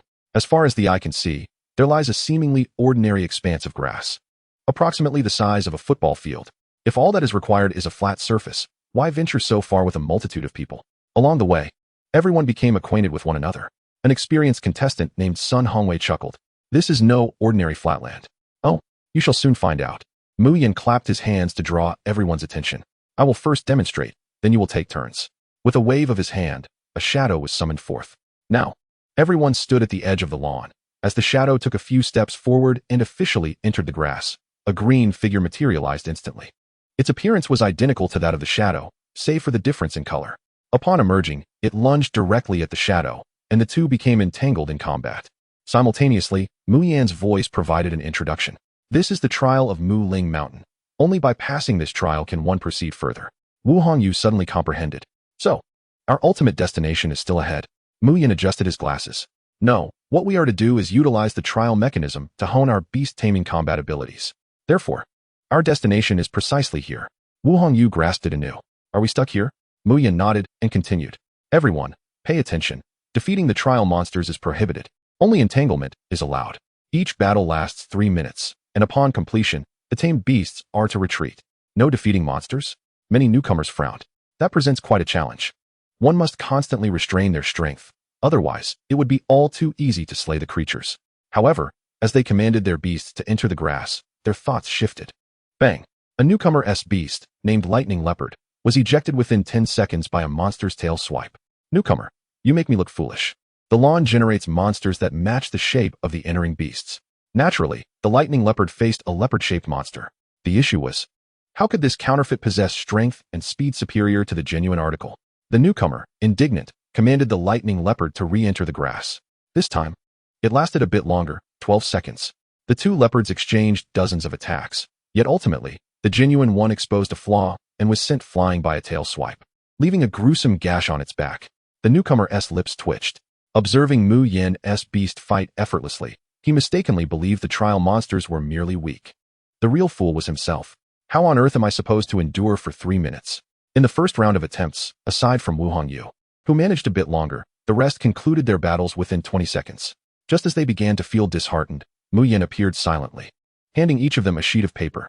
This is the data analysis from the recent battles. This is the true essence of this training session.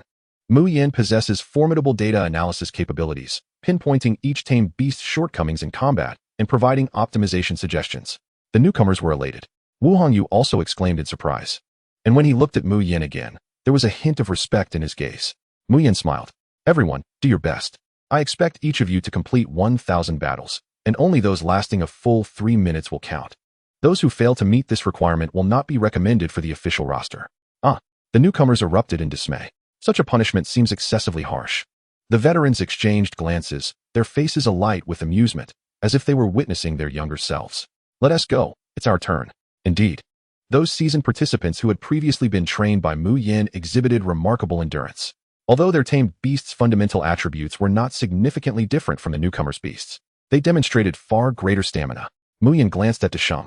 Desheng, you should participate as well.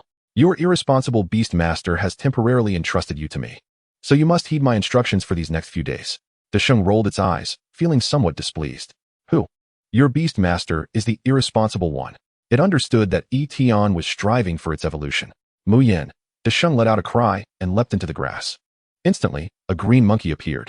As Desheng prepared for battle, the attention of the others was drawn to it. They were all curious about the fighting prowess of Desheng. After all, this was the monkey aiding Yi Tian in becoming a coach. Desheng wore a determined expression.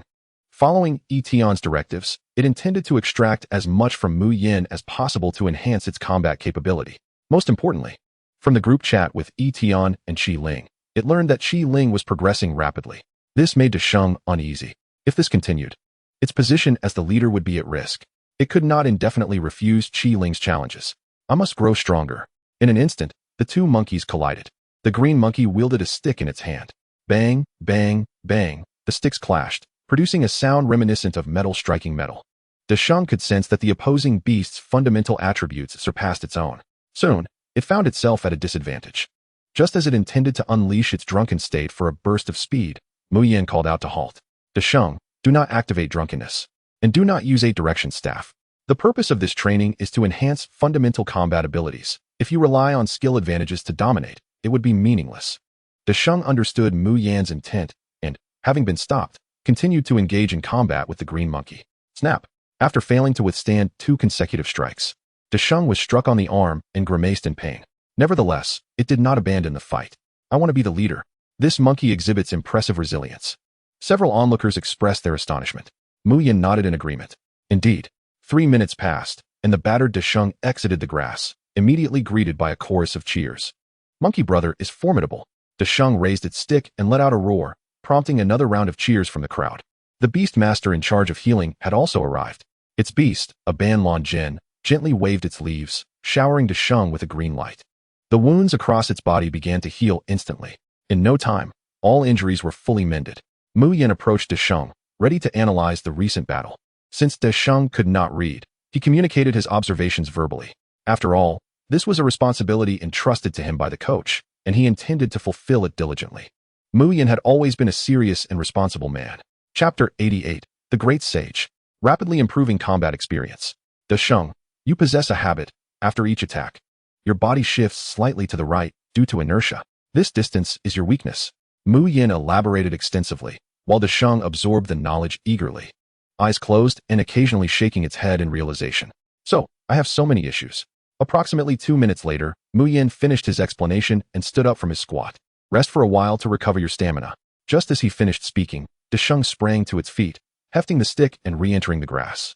Mu Yan, it's unnecessary, my friend. He attempted to dissuade him. Desheng, do not overexert yourself. The healing effectiveness of Banlon Gen S treatment is excellent for injuries, but it does little to restore stamina.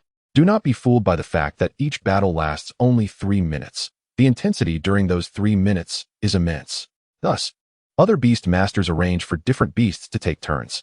3 minutes for the first beast, 3 minutes for the second, followed by a 4-minute collective rest. This cycle ensures that each beast has 7 minutes of recovery time after every battle. The 7 minutes is the optimal recovery time calculated by Mu Yin. Although complete restoration is unattainable, it ensures that each Yusho maintains its activity for an entire day. When Mu Yin first parted ways with Yi Tian, he indeed contemplated having Desheng engage in 200 battles in a single day. However, he was well aware that such an endeavor was impractical, bordering on the reckless. Thus, his expectations for Desheng mirrored those he held for other individual Yusho. Completing 100 battles would suffice. Ignoring the discouragement, Desheng was already furiously clashing with the fake monkey, prompting Mu Yin to shake his head. Such a stubborn monkey.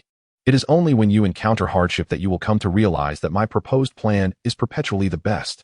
Wu Hongyu noticed Desheng's actions, and an intense battle spirit ignited within his eyes. Just look at how diligent he is. I cannot fall behind Yi Tian's monkey.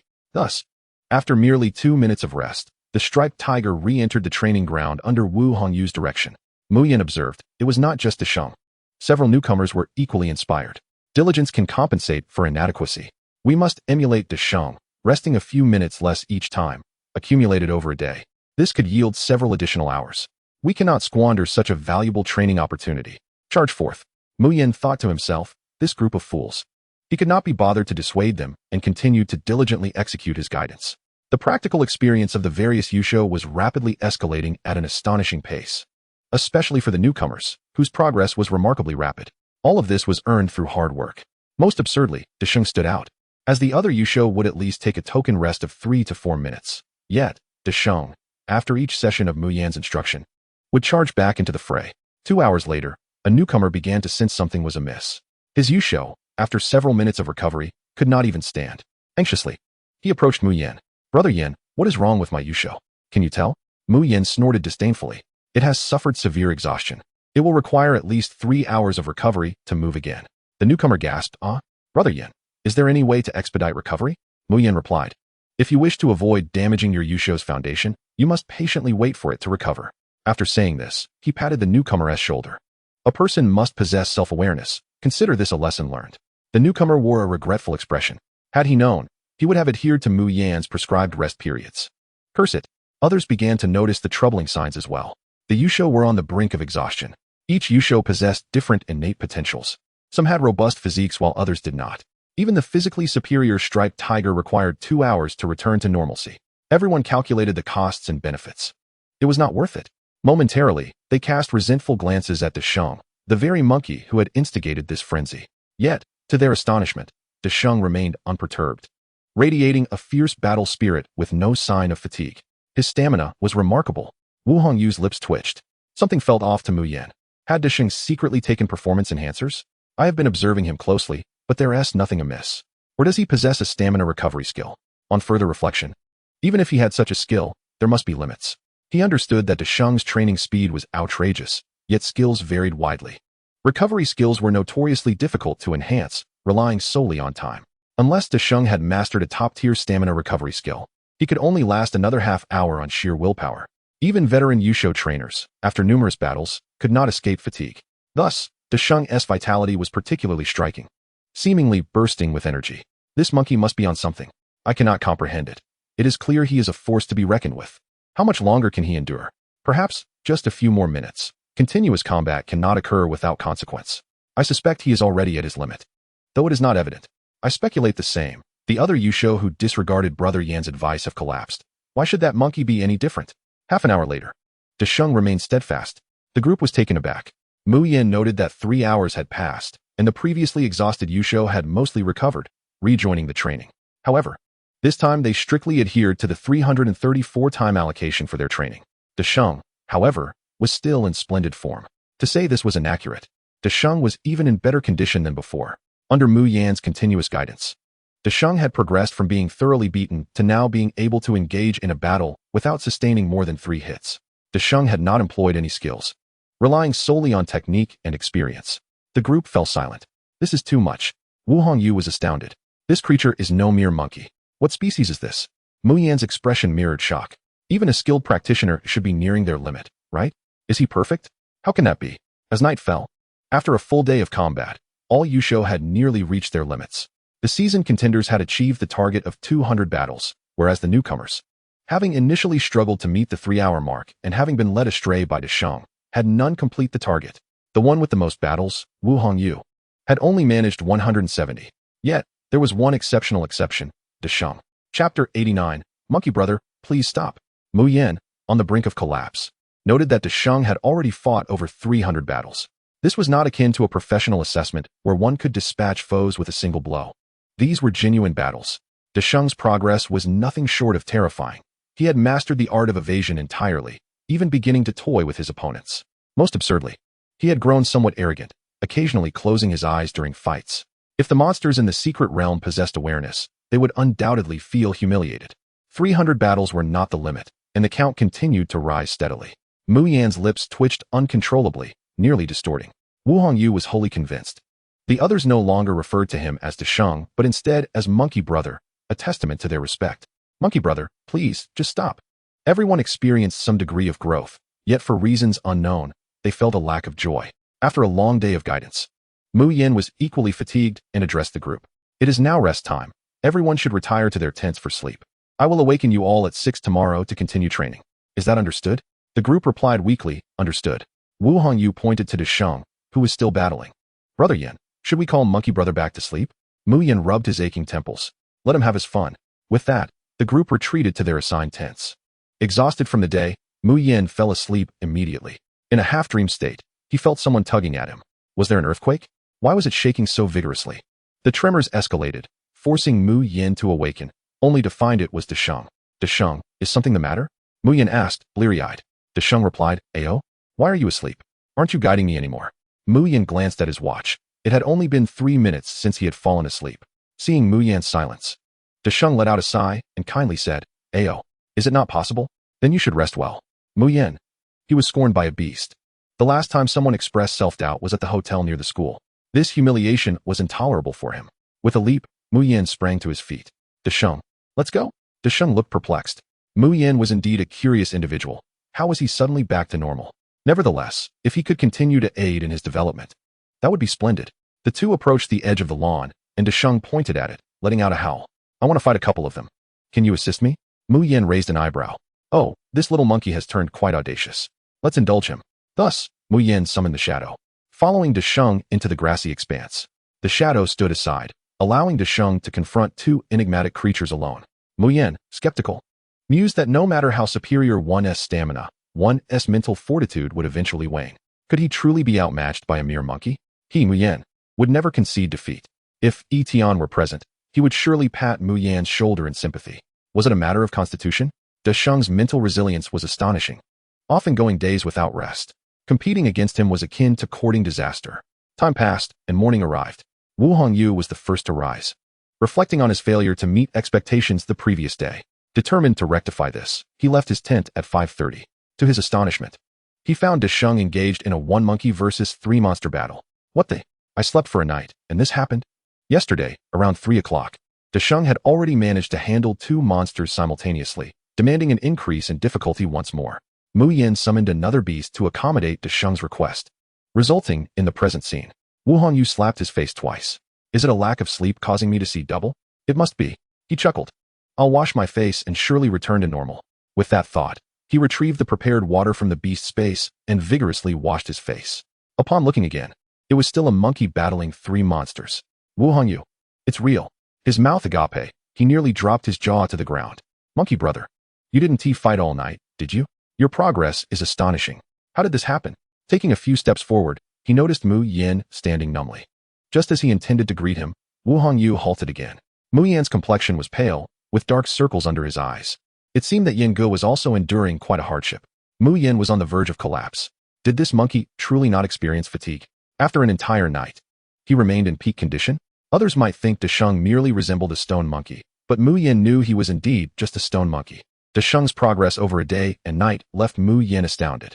Wasn't the stone monkey a beast with poor learning and combat talents?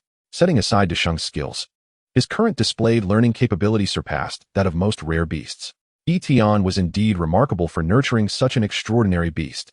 Mu Yin couldn't help but marvel. The only regret was that the evolution path of the Stone Monkey King was severed. While Desheng might surpass the other beasts present, in the future, he would likely be surpassed one by one. Any beast master eligible for the exchange competition, even as a substitute, had top-tier beasts. After finishing a battle, Desheng returned to Mu Yan's side. Mu Yan's voice trembled slightly. Desheng, perhaps you should rest for a bit? Desheng quickly shook his head. No need. Through communication in the group chat with Yi Tian, I learned that Qi Ling has already reached silver level 80. My competitors are growing stronger. How can I afford to rest? Mu Yin was at a loss for words. Clearly, Desheng had not grasped his subtext. Although Mu Yin appeared relaxed, merely standing there and conversing, only he knew how taxing this endeavor was. Utilizing his abilities consumed energy comparable to that of combat, leaving him feeling quite unsteady. Wu Hongyu hastily supported him. Yin Gu, are you alright? Mu Yin forced a smile. I'm fine, just a bit stiff from standing too long. He was determined not to be outdone by Desheng. Other beast masters emerging from their tents also noticed Mu Yan's unusual state. However, Mu Yan stubbornly held his ground, leaving them powerless to intervene. As noon arrived, when Desheng once more stood before Mu Yan, he suddenly revealed a strange smile. Then, under Desheng's puzzled gaze, he collapsed, falling to the ground. He had fainted from exhaustion. Everyone exclaimed, Yin Gu. Meanwhile, the instigator, Desheng, looked at Mu Yin with an innocent expression. On another front, Yi Tian learned about the situation in Muling Mountain through his conversation with Desheng. Why did Mu Yin faint? Huh, what happened? Did you encounter an enemy? No, I was about to ask him for further guidance when he suddenly fainted. Chapter 90, The Legend of the Three Kings' Secret Realm. The eruption of the fire volcano and the terrifying palm. Yi Tian was perplexed. Please recount everything that transpired from yesterday to today. Moments later, Yi Tian's eye twitched, his expression one of disbelief. So, you dragged Mu Yin through a day and night, plus an additional morning? Desheng, equally baffled, replied, yes. What's the problem? Yi Tian sighed in exasperation. Desheng, is it possible that humans require sleep and rest? Desheng furrowed his brow, but he said he was fine. Yi Tian, realizing the situation, couldn't help but express a hint of sympathy. Encountering Desheng was indeed Mu Yan's misfortune. After instructing Desheng to train independently without disturbing Mu Yan, the conversation between the two ended. Yi Tian redirected his focus to Qi Ling. At that moment, Qi Ling's level progress had reached 93, while the spring water at the mountain's peak had barely been consumed to 1/10. Qi Ling could not continuously consume the spring water. Each sip required a pause of several minutes. Moreover, the rate of improvement was slowing, but reaching the golden level was certainly feasible. If all went well, Qi Ling could break through by evening. With that in mind, Yi Tian couldn't help but clench his fist in anticipation. Yang Xiaoxiao approached Yi Tian with Fu Bo for a casual chat.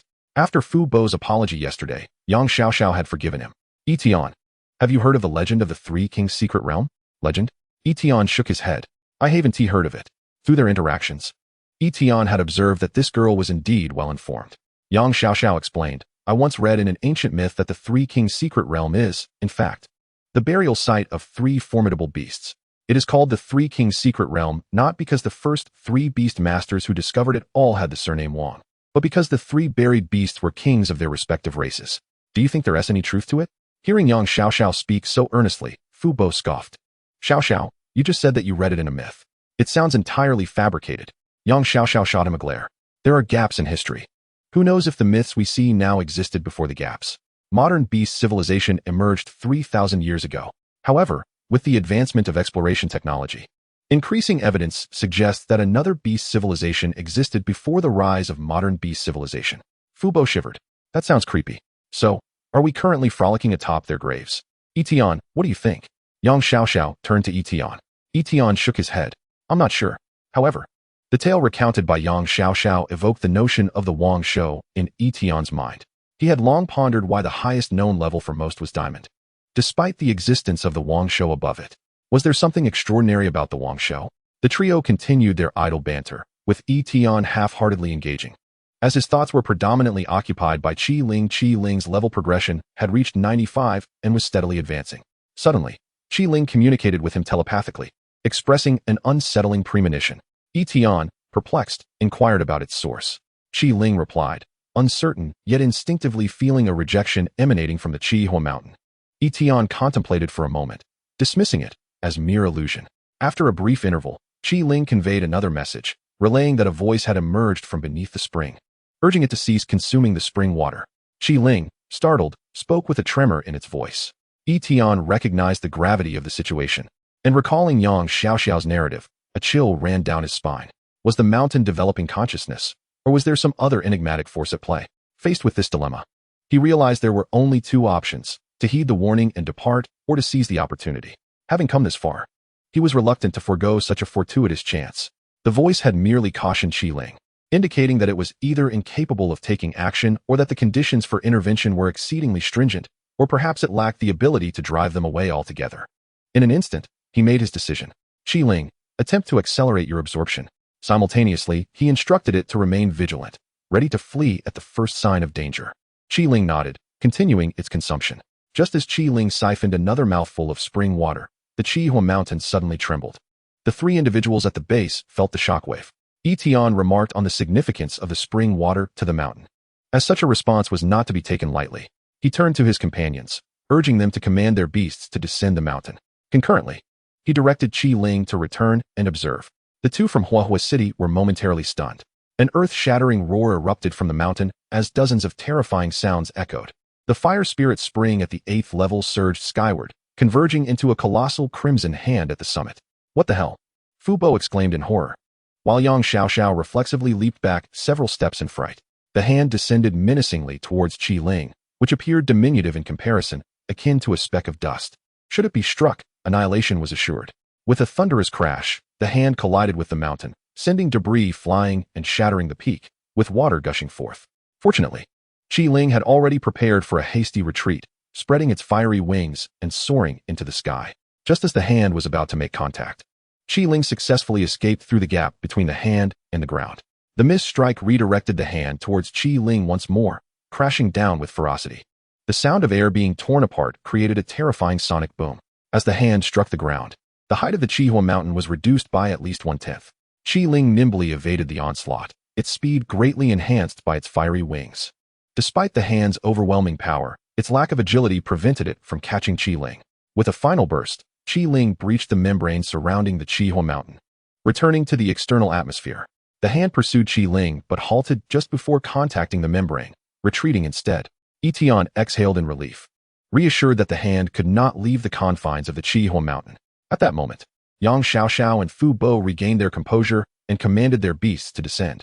Lacking flight capabilities, their beasts could only sprint down the mountain.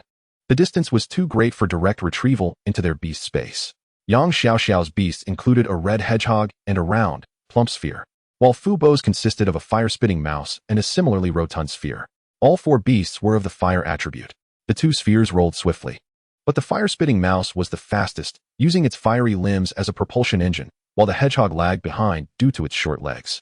Yang Xiaoxiao anxiously glanced at Fu Bo, asking if the mouse could assist in carrying her hedgehog, as it was light enough not to impede its speed. Fu Bo raised an eyebrow, surprised that this was the first time Yang Xiaoxiao sought his help. Just as he was about to agree, he noticed the red hand approaching the fleeing quartet of beasts. In an instant, he made a decision. It was too perilous, he couldn't assist her. Now was not the time for camaraderie. With the hedgehog trailing behind, the hand would likely target it first, buying time for the other beasts to escape. If he were to aid Yang Xiaoxiao, he would have to send the mouse back, which carried risks he was unwilling to shoulder. The hand roared through the air, rapidly closing in on the hedgehog. The mouse's speed surpassed that of the hand, while the hand's velocity equated to that of a fireball, exceeding the hedgehog's pace. Given this trend, the hedgehog was doomed. As the distance between them shrank, Yang Xiaoxiao felt despair rising within her. Just then, a melodious chirp resonated in Yi Tian's ears. He commanded Qi Ling, instructing it to save the little hedgehog. The hand had originated as a consequence of his actions, and the beasts of Huahua City were entirely innocent victims of this calamity. Unable to bear the thought of the hedgehog meeting a grim fate, Yi Tian urged Qi Ling. With a powerful sweep of its fiery wings, Qi Ling released a shower of star fire, swiftly penetrating the membrane and re-entering the Qihua Mountain's domain. Yi Tian surmised that the hand's target was Qi Ling, so as long as Qi Ling remained within the mountain's territory, the hand would shift its focus. Thus, the longer Qi Ling entangled with the hand, the greater the opportunity for the hedgehog to escape. However, to Yi Tian's astonishment, the hand remained indifferent. Perhaps it recognized that it could not contend with Qi Ling and opted to vent its wrath elsewhere. This was dire. Yang Xiaoxiao cast a grateful glance at Yi Tian, yet her concerns remained unabated. Given Qi Ling's current speed, it was unlikely to reach the hedgehog in time. At most, there was 1 second before the hand descended upon the hedgehog. It was over. The little hedgehog, realizing its fate was sealed, curled into a tight ball, trembling in fear. An overwhelming dread spread through Yang Xiaoxiao's heart. Just then, Qi Ling emitted another chirp. The star fire descended. The entire sky transformed into a brilliant orange hue. In an instant, the Qihua mountain was engulfed in a sea of star fire. The power of this move had grown exponentially. The star fire depended on the fiery wings, which, having spent over 10 hours at the summit the previous day, had reached perfect proficiency. Countless star fires coalesced into a flaming bird larger than the hand itself. It charged forth with tremendous force. Following this, the duo from Huahua City witnessed a scene they would never forget. A flaming bird over 100 meters in size became the sole entity in this realm. With a thunderous explosion, the radiant eruption compelled everyone to shut their eyes. Even those far away on Muling Mountain felt the brilliance. As the cacophony subsided and the light diminished, the three found themselves weeping under the afterglow. What has transpired? Yi Tian inquired with concern, glancing skyward. He was not worried about Qi Ling, but rather about whether the hedgehog had perished in the wake of the impact from the hand and the flaming bird. The sound of flapping wings filled the air. Ling, having exhausted all its internal strength, resumed its usual appearance. In its claws, it delicately held a pitch-black little ball. Was this the hedgehog? Was it still alive? Yi Tian hesitated to confirm. Soon, Ling returned to Yi Tian's side, and the dark bundle came to rest in Yi Tian's hands. He carefully handed it to the still stiff Ying Xiaoxiao. This is your beast. Ying Xiaoxiao, coming out of her shock, trembled all over, her legs feeling weak as a wave of exhaustion washed over her. As she accepted the hedgehog, tears streamed down her cheeks, her voice cracking in despair. Little hedgehog. Then, she noticed the hedgehog move slightly, unfolding its body to reveal the tender flesh shielded by its shell. What do you want from me? Ying Xiaoxiao had thought the hedgehog was dead, only to find it still alive. She had cried too soon. Yi Tian let out a sigh of relief. Wonderful, it's alive. He had always heard that hedgehog shells were remarkably tough, and it proved to be true. Ying Xiaoxiao cried once more, this time tears of joy. In her earlier haste, she hadn't fully processed the situation. If the hedgehog had indeed perished, she would have faced a backlash. What a relief. At this moment, the remaining 3 beasts had also successfully escaped from Shn. The crisis had truly come to an end. Holding the hedgehog close, Ying Xiaoxiao bowed to Yi Tian, expressing her gratitude. Yi Tian, thank you. If it weren't for you. Yi Tian helped her to her feet. It's nothing, no need to be so formal. He thought to himself that if it weren't for him, her beast wouldn't have encountered such danger, regardless of how the situation arose. It was ultimately Yi Tian who saved the hedgehog, so Ying Xiaoxiao had firmly concluded that he was the creature's savior. In contrast, her companion appeared somewhat unreliable. Ying Xiaoxiao understood that FB's actions were quite reasonable, but being abandoned in a moment of crisis was undeniably unpleasant. FB approached Yi Tian, his voice tinged with nervousness. Yi Tian, you truly opened my eyes. At that moment, he felt immensely grateful. Thank goodness they didn't lay a hand on Yi Tian. Thank goodness both companions refused to cooperate. Without a doubt, Ling's earlier maneuver would have overwhelmed even 6 beasts working together. He even suspected that Ling had already attained the diamond level. The hedgehog's survival was entirely due to its mere brush with the battle. Neither the slap nor the firebird could compare to its limits. Among the 6 beasts, the hedgehog boasted the most formidable defense. Yi Tian coolly replied, it was all right. FB's choice earlier had left him feeling somewhat unsettled. Such a person wasn't worth forming a deep friendship with. If he lacked the capability and failed to act, others would remain silent. Yet, it was evident to any discerning eye that the little mouse could have saved the hedgehog. FB forced a bitter smile, feeling a twinge of regret. What are your plans next? Yi Tian inquired of the two. Ying Xiaoxiao replied, I plan to leave the secret realm and rest for 2 days. What just transpired was too frightening. I'm still shaken. FB added, me too. He glanced back at Shn, noting that the slap was remarkably tenacious, having shrunk to less than half its size, but still existing. For the foreseeable future, entering Shn would be impossible. Both Ying Xiaoxiao and he had fire-type beasts, so staying in the secret realm held little purpose. Hearing FB address her as Xiaoxiao, Ying Xiaoxiao frowned but refrained from reacting. All right, I have other matters in the secret realm, so we shall part ways. Chapter 92, A Bountiful Harvest. Exiting the secret realm, Yi Tian cursed as he noticed missed calls from Ying. The spring water at the mountain's peak had been scattered by the slap, seeping into the mountain body. According to Yi Tian's estimates, unless he excavated the mountain, finding the spring water would be exceedingly difficult. He was no foolish man, nor would he dig through a mountain. After bidding farewell, Yi Tian set off with Ch. To maintain appearances, he refrained from allowing Ch. to carry him directly, planning to walk a short distance first. As he watched Yi Tian's silhouette gradually fade from view, FB scratched his head awkwardly. Xiaoxio, let us go? Wang Xiaoxio chuckled lightly. You can go by yourself. With that, she turned and walked away. The more she thought about it, the angrier she became. Her companion had chosen to abandon her at the most critical moment, while a stranger she had known for less than 2 days had ultimately come to her aid. Don't leave so quickly. FB hurriedly caught up. Xiaoxio, don't be angry. We still need to participate in the exchange competition together. At the mention of the exchange competition, Wang Xiaoxio paused. By the way, will Yi Tian, being so outstanding, also participate in the exchange competition? Huhu City and WSHN City were not particularly formidable, but in recent years, Huhu City had performed slightly better. With Yi Tian, it could be a variable. She needed to discuss this with the team captain. Meanwhile, Yi Tian did not head directly to MLing to meet DSHing. He had arranged to meet Wixing 2 days later, leaving him with a little over a day. He intended to explore the Gene SHing in the SNW secret realm. The recent trip to CHUSHN had yielded immense rewards. Initially, his goal was simply to help DSHing acquire 10 Hu-Ling SH and to enhance CH-Ling skill proficiency. To his surprise, he had managed to orchestrate a deal worth over 10 million, and CH-Ling's level soared to 93. Although he did not reach the golden level, one should not be overly greedy. If opportunities arose in the future, he could return to uncover the secrets beneath CHUSHN.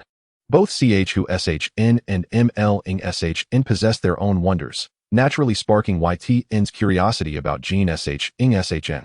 Of course, there was also the anticipation of treasure hunting involved. With CH-Ling in tow, he soon arrived at Gene SHing SHN. A day later, Yi Tian descended the mountain, grumbling. This mountain is truly disappointing. Gene SHing SHN has nothing to offer beyond its hard soil. Was it possible that I approached it incorrectly? Time was too short for Yi Tian to ponder deeply. Let us go, CH-Ling. To MLing SHN. It's time to leave the secret realm. Before long, the pair arrived at MLing SHN, following DSHing's voice navigation to the edge of the basin. During these past few days, DSHing had received a great deal of care from MYN, and it was only right that Yi Tian express his gratitude before departing. Yi Tian, as Yi Tian entered the crowd, numerous beast tamers sitting on the ground immediately sprang to their feet. In just 3 days of interaction, they had been utterly captivated by DSHing. This respect naturally extended to Yi Tian as well. Yi Tian responded politely. May I inquire where MYN is? WHNGW, I pointed to a somewhat desolate figure not far away. Yi Tian raised an eyebrow. He had noticed that person upon arrival, but due to the stark contrast in demeanor and aura compared to MYN, he hesitated to believe it was him. As he approached, he was taken aback. MYN's eye bags had sagged perilously close to his nose, his face a portrait of exhaustion. Is it you? Yi Tian? Yi Tian asked with concern. Are you all right? I'm fine. Just Haven T rested well, MYN replied. Yi Tian was speechless. With MYN in such a state, he would need at least a month or 2 of rest to recover. Clearly, the toll on his abilities had been extraordinarily severe. After MYN collapsed that day, he had awakened less than 2 hours later. He was unsure where the strength had come from, but he felt rejuvenated and had stayed with DSHing until now. He, MYN, was never inferior to a monkey. Frankly speaking, witnessing DSHing evolve from a novice with no combat experience into a seasoned fighter filled him with great pride. With terrifying talent, nearly boundless energy and endurance, and an incredible work ethic, if all the beasts he had guided could be considered his disciples, then DSHing would undoubtedly be the one he was most satisfied with. A few days ago, had the Great Sage and the Shadow engaged in battle, the Shadow would have had a perfect chance of victory.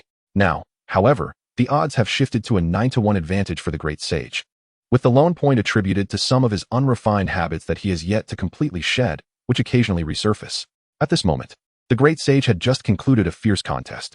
After several days of separation from Yi Tian, he felt an overwhelming sense of longing and immediately dashed over to embrace him. Yi Tian offered some comforting words to the Great Sage before turning his serious gaze towards Mu Yan. Thank you, he said, as he had just caught a glimpse of the Great Sage's performance through his peripheral vision. The Great Sage moved with such elegance, fully exploiting his agility to toy with his opponent, a stark contrast to his performance just 3 days prior. Mu Yan played a crucial role in this transformation. He waved his hand dismissively, stating that it was merely part of his duty and did not require gratitude. Yi Tian nodded and then mentioned his intention to leave with the Great Sage ahead of schedule. The Great Sage is departing? Mu Yan's eyes lit up with sudden excitement. Yi Tian remarked, "It seems you are quite eager for the Great Sage to leave." Mu Yan cleared his throat, quickly regaining his composure. "What a pity," Yi Tian observed. "Perhaps we could let the Great Sage stay?" After some contemplation, he decided it was not imperative to take him along. Ultimately, Yi Tian did leave with the Great Sage, allowing Mu Yan to breathe a sigh of relief. He had set a goal for all the Beast Masters: 1,000 battles, with each beast participating in 500. The Great Sage had long surpassed this, especially given that he had been fighting multiple opponents simultaneously. Moreover, Yi Tian was the coach, and as an assistant coach, Mu Yan could not dictate the coach's decisions, could he? Mu Yan could now responsibly assert that among the many cohorts he had mentored, this one was the most demanding. Yi Tian, bearing the token for entering the secret realm, returned to the initial entry point. Upon crushing the token, a radiant membrane enveloped him, and in the blink of an eye, he found himself back in the outside world. Stretching, he sighed in relief at the bountiful harvest he had gathered. Outside the secret realm, Wei Xing was already waiting with a group of people. The exchange was swift, payment in one hand, delivery in the other. 100 long coins received. Next, he needed to gather 1,000 diamond-grade active metals within 3 days. The Great Sage had reached the silver 100 level and awaited evolution to break through to gold. After rejecting Wei Xing's social request, he took a cab home. At that moment, his phone displayed over 100 missed calls, the vast majority from Chuing. Yi Tian's expression stiffened. "Oh no, I forgot to inform the minister before entering the secret realm." With a nervous heart, he dialed her number, and it was answered almost instantly. "Yi Tian, you better give me an explanation for where you've been these past few days. Do you realize tomorrow is the award competition?" Chapter 93, Objective 1,000 diamond-grade active metals. Yi Tian sheepishly responded, "I was in the secret realm." Just as he was about to elaborate, he was interrupted by Chuing. "No time for that. Hurry to the research institute. I'm waiting for you in the garage. The location for this evaluation was drawn a couple of days ago in Tianlin City, and I'll take you there now." Yi Tian nodded, grateful to the minister. To ensure fairness in the competition, evaluation sites were determined randomly, and details of the projects participating would not be disclosed until the competition commenced. Tianlin City was somewhat familiar to Yi Tian. It lay to the east of Shanwu City and was not far away. A drive would take about 4 to 5 hours. He first called Ying to assure her of his safety before hailing a cab to the research institute. Chuing had been waiting for a while. Upon entering the vehicle, he was met with her reproachful gaze. "You little rascal, do you enjoy going off the grid?" She, the esteemed head of the evolution department, had never been treated this way before. Yi Tian felt a twinge of embarrassment under her scrutiny. "I had it all planned." Chuing huffed lightly and began to drive. Although her position entitled her to a private driver, she preferred to drive herself. "I've already sent you the process and rewards for this evaluation to your email. You should take a look." Yi Tian nodded affirmatively. Opening his phone, he accessed his email. As instructed, the awards would be determined through a drawing at the venue, deciding the order of presentations. Each project would showcase their results in this sequence. A panel of 100 experts would evaluate them based on application scope and improvement magnitude, ultimately generating a comprehensive score to rank them. Those who placed in the top 10 would receive generous rewards. The 410th place would earn each project materials worth 300. The most astonishing rewards were for the top 3, 500 for third place, 800 for second, and a staggering 500 for first. "Minister, what does any materials mean?" Yi Tian inquired. Chu Ying explained, "You can make a request, and the Research Institute will assist you in sourcing the materials nationwide." Yi Tian was pleasantly surprised and curiously asked, "Minister, do you think I have a chance at first place?" Chu Ying decisively shook her head. "It seems a bit unlikely. Your proposal currently has a significant flaw." "What flaw?" "There are no successful case studies." Although scoring was based on 2 dimensions, historical experience indicated that without successful cases, scores could be reduced by about 20%. Chu Ying reassured him, "Don't be disheartened. Your evolutionary path is undoubtedly the finest. Securing a spot in the top 3 is certainly within reach. And with a bit of luck, first place is possible." This was indeed a truthful statement. Otherwise, Chuing would not have been so impressed earlier. Yi Tian's expression grew tense. He had just been contemplating that if he secured first place, he could immediately exchange for active metals to assist the Great Sage in evolving. Yet, therein lay the dilemma. If the Great Sage did not evolve, the likelihood of achieving first place was significantly diminished. Would this not create a vicious cycle? Upon reflecting on the evaluation criteria, it became apparent that it was quite reasonable. During the demonstration of the evolutionary path results, it was essential not to disclose all the intricate details. Thus, They would only present a simulated outcome along with the estimated cost in long coins for the evolutionary path. The judges were unaware of the actual difficulty of evolution, as the challenges lay within the subtleties. Many evolutionary paths, while feasible, presented insurmountable challenges, resulting in lower scores in terms of application scope. If a proposed evolutionary plan lacked even a single successful example, it would convey to everyone that the path was merely theoretically viable but operationally daunting. It seemed evident that if Yi Tian wished to secure first place, he must ensure the great sage completed his evolution before the demonstration. Yi Tian pondered this thoughtfully. After acquiring the Simplified plan, he had previously searched for diamond-grade active metals on 2 platforms. The trading platform of the professional home had little stock of active metals, and now it appeared to be completely sold out. The research institute still had 600 grams left, which was insufficient. Moreover, Yi Tian had ample funds but lacked points for direct purchases. Fortunately, the minister sat right beside him. Yi Tian gathered his thoughts and addressed Chu Ying. Minister, if I can obtain sufficient active metals, I am confident I can complete the great sage's evolution within a day. I would like to request your assistance. Suddenly, the car screeched to a halt, the tires screeching against the pavement. Yi Tian was propelled forward by the force of inertia, but thankfully caught by the seatbelt, preventing a collision with the car's interior. What did you say? Chu Ying reacted with considerable surprise. Yi Tian reiterated his statement. Had anyone else made such a claim, Chu Ying would have dismissed it as mere bravado. Yet, this was Yi Tian, who had already accomplished feats that she had deemed impossible. Accumulating over time, Chu Ying developed a peculiar trust in him. It seemed that no matter how outrageous the claim, if Yi Tian uttered it, it would inevitably come to fruition. How would you like me to assist you? Chu Ying gazed intently at Yi Tian. Their research institute in Wushan City had never secured first place in any award competition. Achieving such a feat would be a remarkable milestone in the institute's history, significantly enhancing its reputation. Moreover, the better the results, the more resources would be allocated by the higher-level research institutes. In short, it was a venture with only benefits and no drawbacks. Yi Tian stated his request, 1,000 diamonds of spiritual metal. Naturally, Yi Tian would not ask for materials without compensation. He promptly produced a bank card with over 10 million in savings and handed it to Chu Ying. Her connections would undoubtedly surpass his own. Now was not the time for pretensions. Seeking assistance was paramount. It was worth noting that the previous Xingqian fire was also provided by Chu Ying. At present, she was his most significant creditor. For Yi Tian, Chu Ying was not just a superior, but felt more like a caring older sister. This thought suddenly made him pause. Why were there so many older sisters around him? Was there not a younger sister to be found? Chu Ying immediately sprang into action.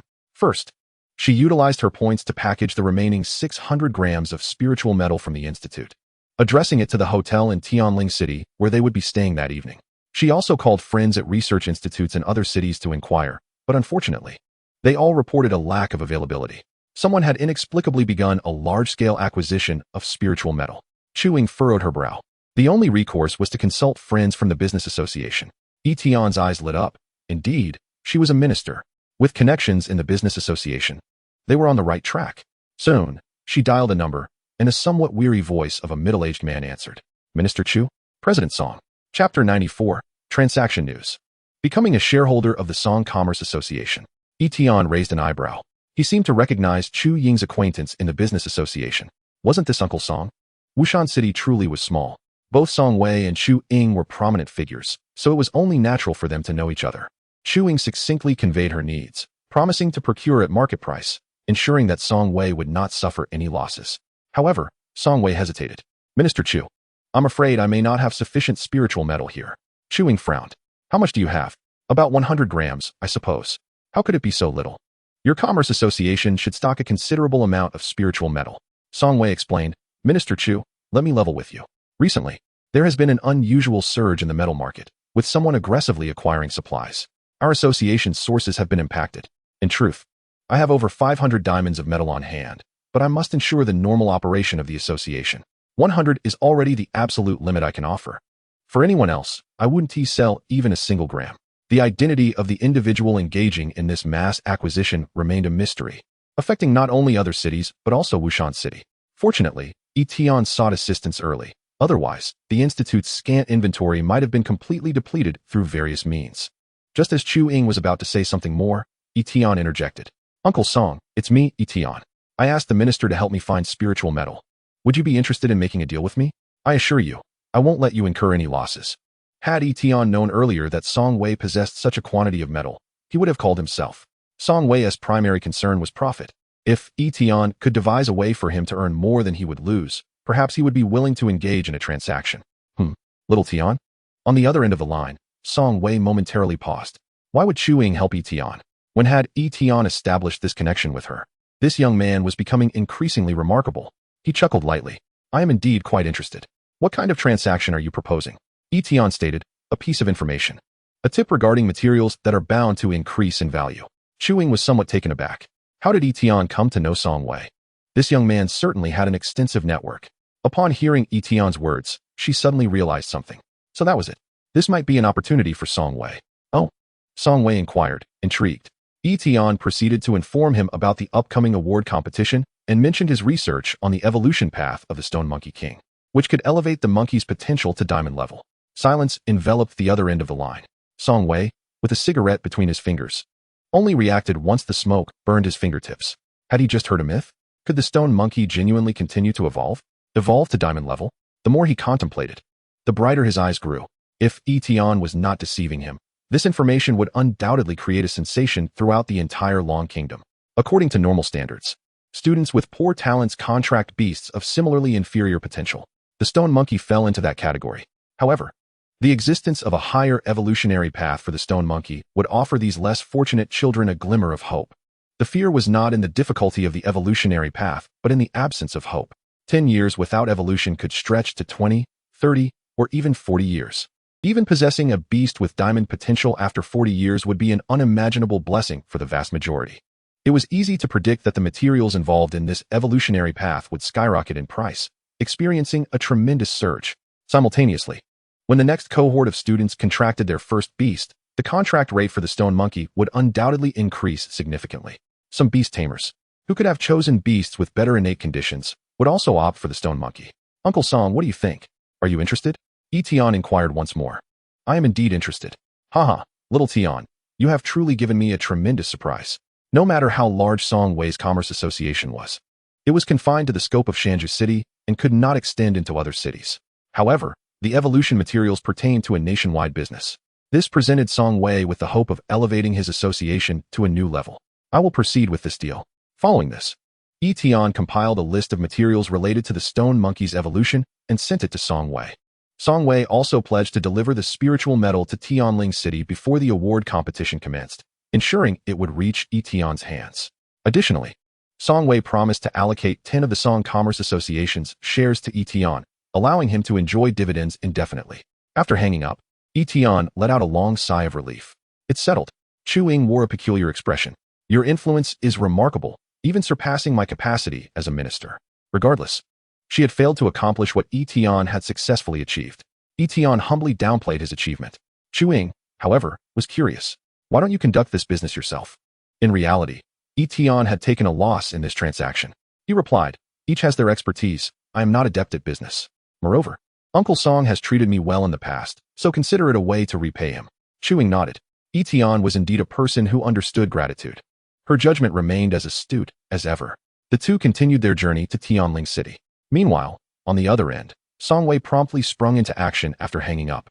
Old Ma, how much liquid capital does our Commerce Association have? What assets can be liquidated within a day?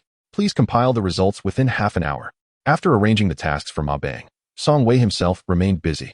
The material list provided by Yi Tian comprises an impressive total of 83 varieties, with a thoughtful indication of which materials are the most essential.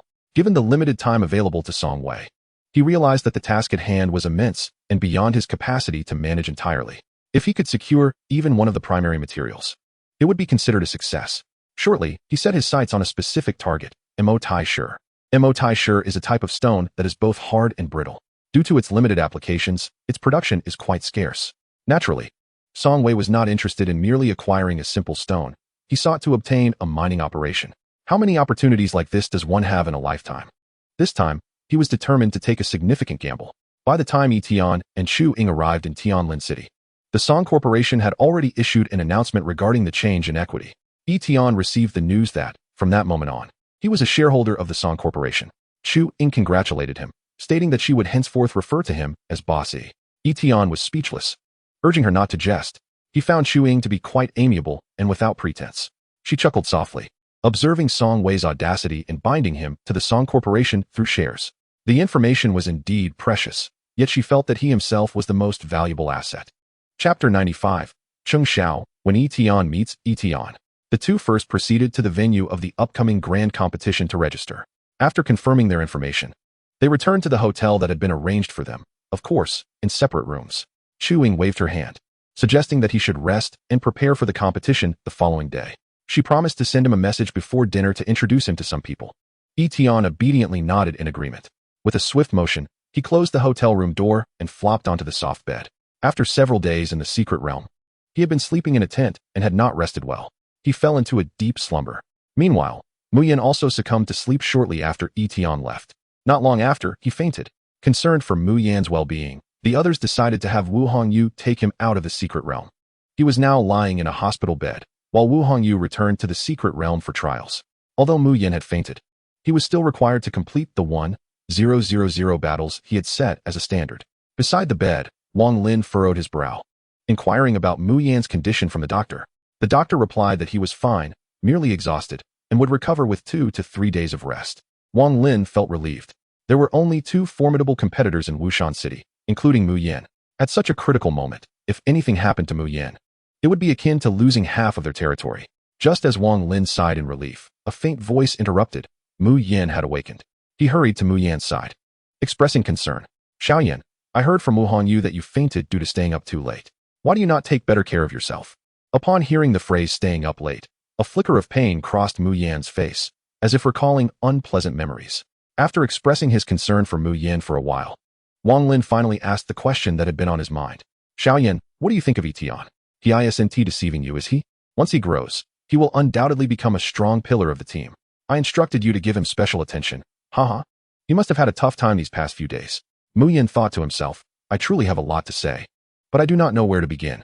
Then, Muyin dutifully recounted everything that had transpired in the secret realm to Wang Lin, who sat with his mouth agape as the story unfolded. It took about 5 minutes for Muyin to finish. Wang Lin gently patted Muyan's shoulder, his expression remarkably peculiar. Xiaoyan, you have truly endured much. At that moment, a young man with yellow bangs and a slender frame entered the room. Hearing the footsteps, Wang Lin turned to see Cheng Xiao. Cheng Xiao was also a competitor but had not participated in the training camp. He approached Muyan's bed and, upon seeing his dismal state, could not help but chuckle. Muyan, it has been a few days, and here you are, lying in a hospital bed. Are you all right? The moment I heard about this, I dropped everything to see you. How considerate of me, right? He raised a bag in his hand. This is a gift of oranges for you. Indeed, Muyan had previously been mocked by Cheng Xiao. As 2 of the strongest members of the competing team, they maintained a relationship that was both competitive and friendly. Muyan snorted coldly and turned his head away, feeling uncomfortable at being the subject of his rival's amusement. Cheng Xiao laughed even more heartily. Wang Lin was exasperated. Cheng Xiao, given Muyan's condition, you should refrain from teasing him. He then stood up. Since you're here, why not keep Muyan company for a while? I have matters to attend to in Tianlin City. Take care, director. As he exited the hospital room, Wang Lin wore a look of anticipation. Yi Tian had exceeded his expectations. He had thought it would take until the following year for Yi Tian to reach a point of independence.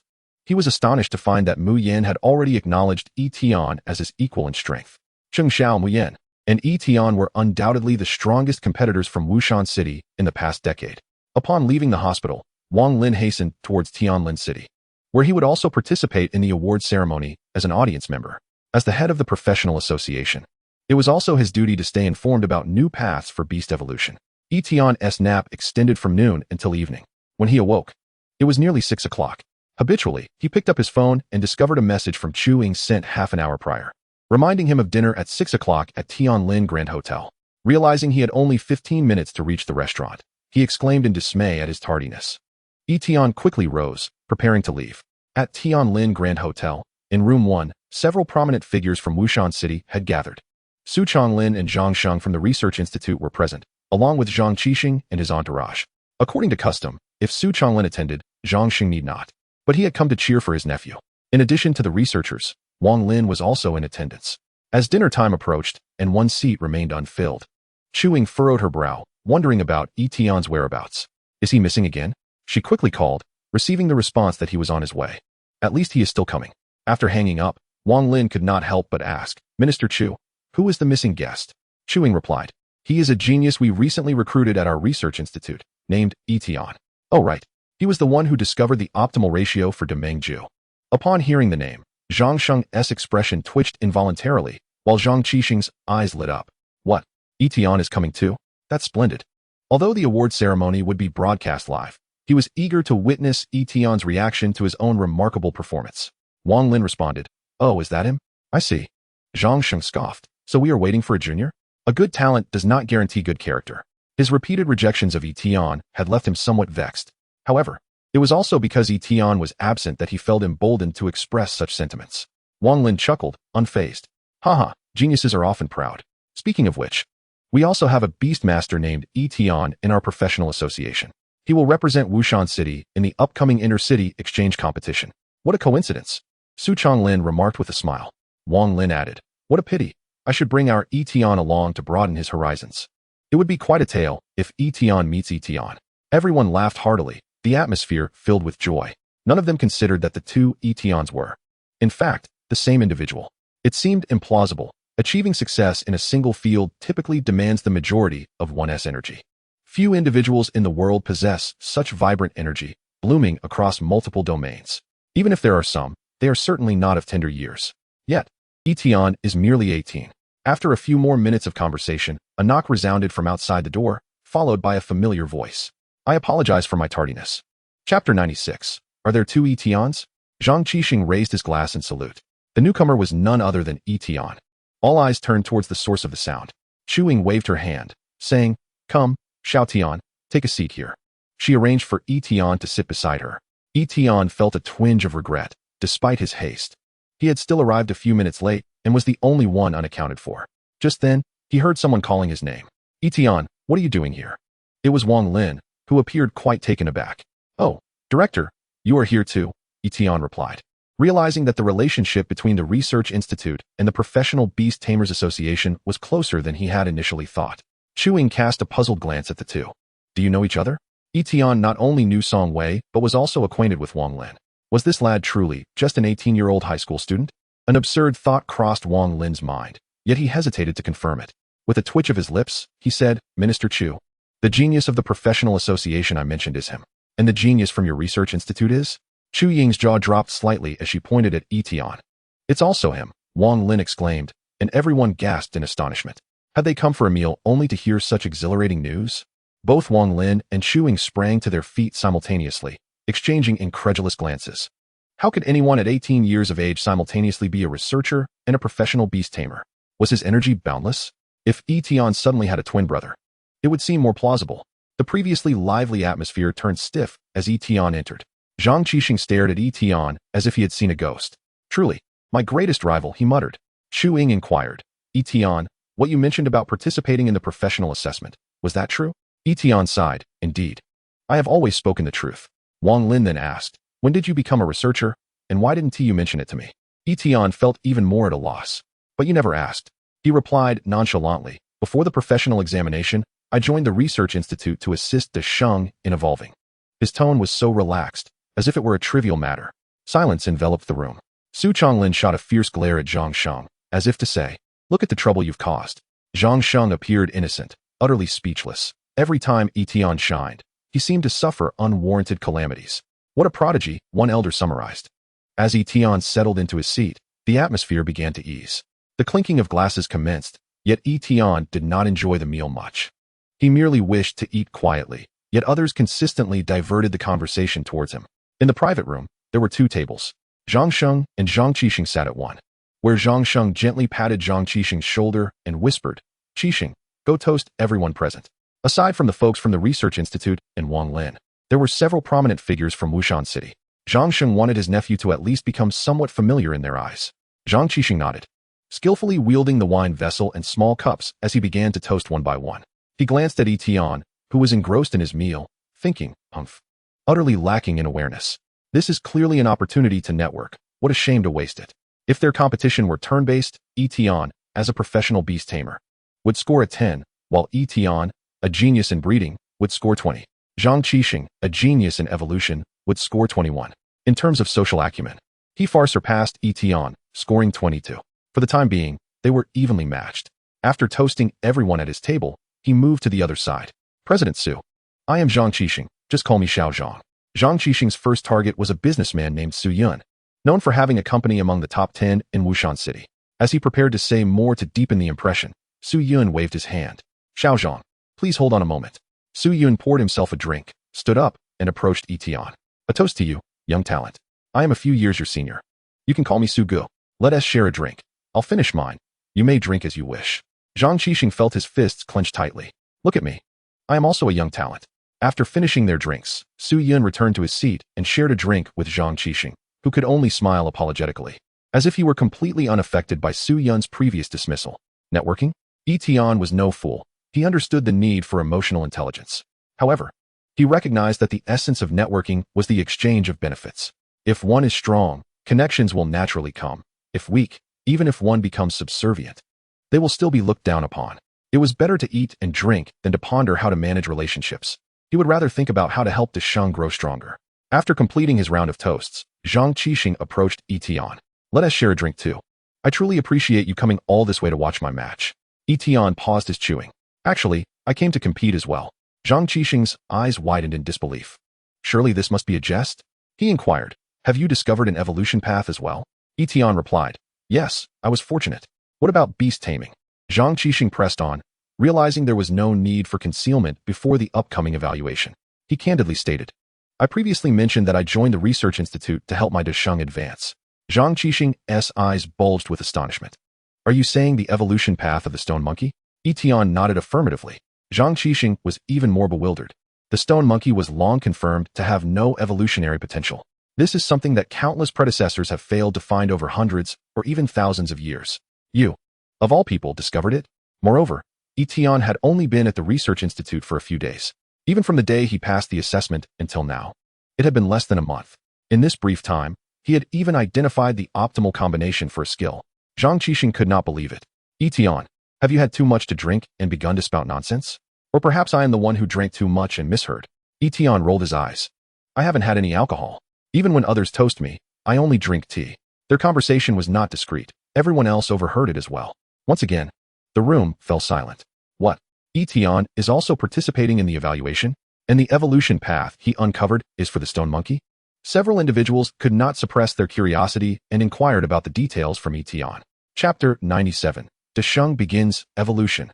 Before Yi Tian could respond, Chuing stood up first. The truth will be revealed tomorrow. Everyone should keep your anticipation intact. Zhang Qixing returned to his seat, dazed. How could this be? Was Yi Tian's talent in evolution surpassing his own? From Chu Ying's demeanor, it was clear that Yi Tian was not deceiving them. The Stone Monkey King was of silver rank, which meant it must evolve to gold. His own team's discovered evolution path also transitioned from silver to gold. However, the issue at hand is that the number of Shurho is alarmingly excessive. It is indeed a loss. Although it is stated that the participating projects will not be disclosed until the official commencement of the competition, with some effort, one can still glean certain insights. According to the estimations of Zhang Qixing's team, they are quite likely to secure the third position. The first and second places are entirely out of reach, as they have ascended from gold to diamond. Yet now, with the unpredictable presence of Yi Tian, even the third place may be unattainable. While Yi Tian may not surpass the top two, he is certainly stronger than them. The fourth position is also commendable. Tomorrow, they are poised to receive accolades. Yet Zhang Qixing finds no joy in the anticipation. Beside him, Zhang Sheng shares his despondency. Zhang Sheng is utterly stunned. It turns out that Yi Tian's previous assertions in his office were indeed valid. His innate talent for evolution is extraordinarily impressive. Does this mean that he will never have the opportunity to recruit Yi Tian into their cultivation department? Does this imply a lifetime of infamy? The meal has finally reached its conclusion, with some reveling in joy while others remain troubled. Upon returning to the hotel, Yi Tian receives a call from the courier. A portion of his spiritual metal has arrived. The remainder depends on Uncle Song. He hopes everything goes smoothly. The following morning, they enter the venue at 8 o'clock, with the competition commencing at 9. Around 7:30, Song Wei finally arrives, carrying a briefcase, and immediately meets up with Yi Tian. He has managed to catch up. Not all of his spiritual metal is in Wushan, some is with partners in other cities. To ensure it reaches Yi Tian today, Song Wei stayed up all night, personally retrieving the metal from other cities. He then sped to Tianlin City. The acquisition of minerals has already been entrusted to Ma Bang after he secured the route. Though Yi Tian is unaware of the challenges Song Wei faced, the dark circles under his eyes and the stubble on his face reveal that this journey was certainly arduous. Yi Tian is somewhat moved. Thank you, Uncle Song. Song Wei wipes his nose. There's no need for formalities. Helping you is akin to helping myself. Do not forget, you are now a shareholder in the Song Chamber of Commerce. Song Wei is aware that Yi Tian requires this spiritual medal for Desheng's evolution and knows that Yi Tian is about to participate in the competition. This event will be broadcasted live, viewable across the entirety of Longhua. If Desheng can complete his evolution and showcase it before a national audience, it would undoubtedly yield a greater impact than spending a fortune on advertising. The quicker the evolution path of the Shurho King is promoted, the faster the profits will accrue. One can already foresee the extent to which the market price of Mo Taishur will rise. Following an investigation yesterday, it is known that there are a total of 23 Mo Taishur mines across Longhua, scattered throughout various locations. These mines are expected to belong to the Song Chamber of Commerce before the competition concludes, barring any unforeseen circumstances. This is what true monopoly looks like. With the acquisition of the metal, all conditions for Desheng's evolution have been fulfilled. What is there to wait for? Let the evolution commence. Yi Tian then notices that the status field of Desheng's data has changed to evolving. In the Beast Master space, 10 fire spirit stones soar into the air, transforming into a blaze of red fire that directly enters Desheng's eyes.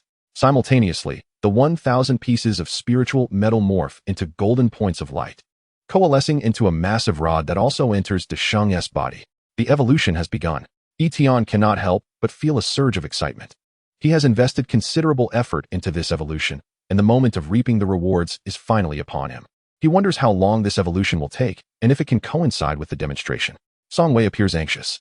Xiao Tian, has your beast begun its evolution? Yi Tian nods, and then inquires of Song Wei.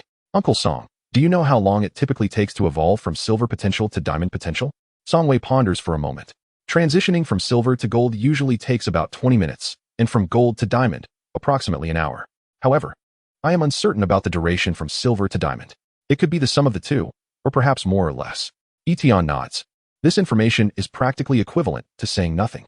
Assuming the worst-case scenario, it may take even longer than the sum. It seems he can only hope for good fortune and a later performance order. Soon, Chuing also descends, and Song Wei somehow acquires spectator tickets. The three of them proceed together towards the competition venue. They soon arrive at a small gymnasium in Tianlin City. Upon entering, they immediately see that various camera equipment has been set up around the central area of the gym. A live broadcast is indeed quite nerve-wracking. Suddenly, Yi Tian recalls something and calls Yi Ying. Sister. Indeed, he wants Yi Ying to remember to watch the live stream. For Yi Tian, his sister's acknowledgement is far more significant than anyone else's. In such a moment of triumph, how could he not let her witness it?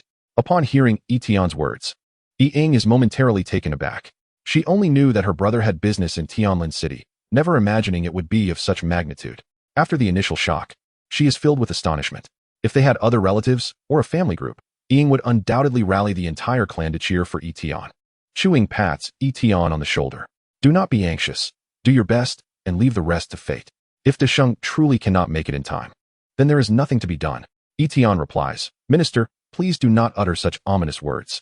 Meanwhile, Feng Huan, Zhang Qixing, and their project team members gather together, preparing to enter the venue. Feng Huan glances at Zhang Qixing, puzzled. Qixing, cheer up. Did you not sleep well last night? You seem rather dispirited. Zhang Qixing would not have qualified for yesterday's dinner if not for Zhang Sheng's presence. Feng Huan, lacking any background, was naturally excluded. Zhang Qixing shakes his head. Brother Feng, it's nothing. The project team is currently in high spirits. This sorrow is something he must bear alone. There is no need for everyone to know the outcome before they even begin. Chapter 98. Longhua's top 100 researchers, Jiangqi. Feng Huan does not press further and turns to encourage the others. Our luck this year appears to be quite favorable. Only 2 teams have discovered the evolution paths from gold to diamond. One is a local research team from Tianlin City that has identified the evolution path of the Bai Beast. The other is from Shijing City, which has uncovered the evolution path of the Qingyan Baidai. I have some understanding of the paths from silver to gold, and none surpass ours. If all goes well, securing 3rd place is assured. The other team members are equally exhilarated. Achieving 3rd place is already an extraordinary accomplishment. For them from Wushan City, it is a rare opportunity.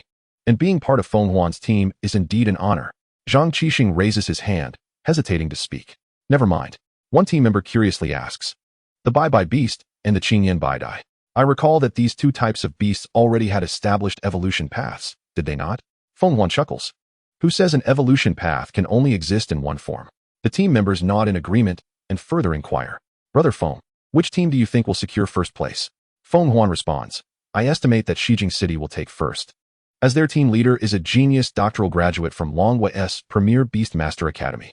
At merely 30 years of age, he has already been included among Longhua's top 100 researchers. The crowd gasps in astonishment.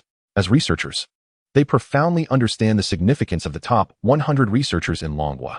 The first Beastmaster Academy of Longhua is undoubtedly the finest institution of its kind in the entire nation. Graduates from this esteemed academy are truly exceptional talents, a source of lifelong pride. However, in comparison to the top 100, it appears somewhat diminished. The top 100 researchers represent the pinnacle of achievement in their field, each one a national treasure. In places like Wushan City, such figures have never emerged. Among them, at least 70 are octogenarians.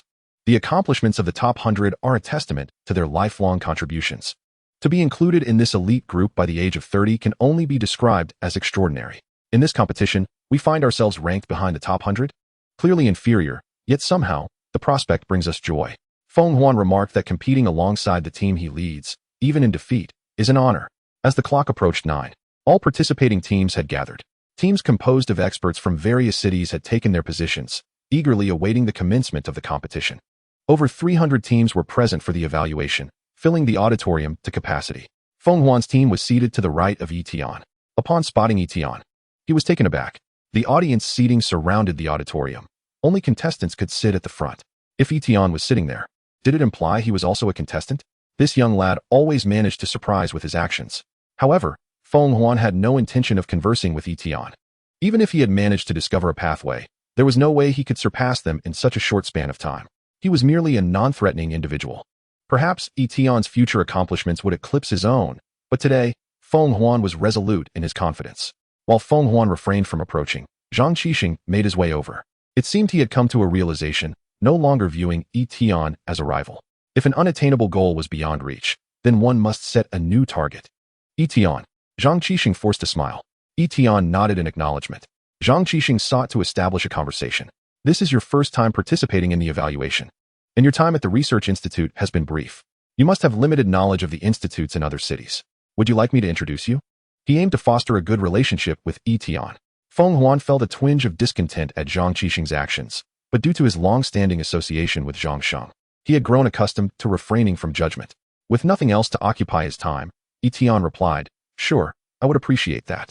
Zhang Qixing selected a few familiar teams to introduce in turn. Soon, they reached the team from Seqing City. Yi Tian. Pay attention to the person in the white shirt over there. His name is Jiang Qi. His team is likely to take first place this time. Oh, in truth, Yi Tian had already noticed that individual. Upon entering the auditorium, a throng of people had immediately gathered to greet him, reminiscent of the attention Zhang Qixing received during his assessment at the Research Institute. The difference was that Jiang Qi commanded even greater respect and had more formidable acquaintances.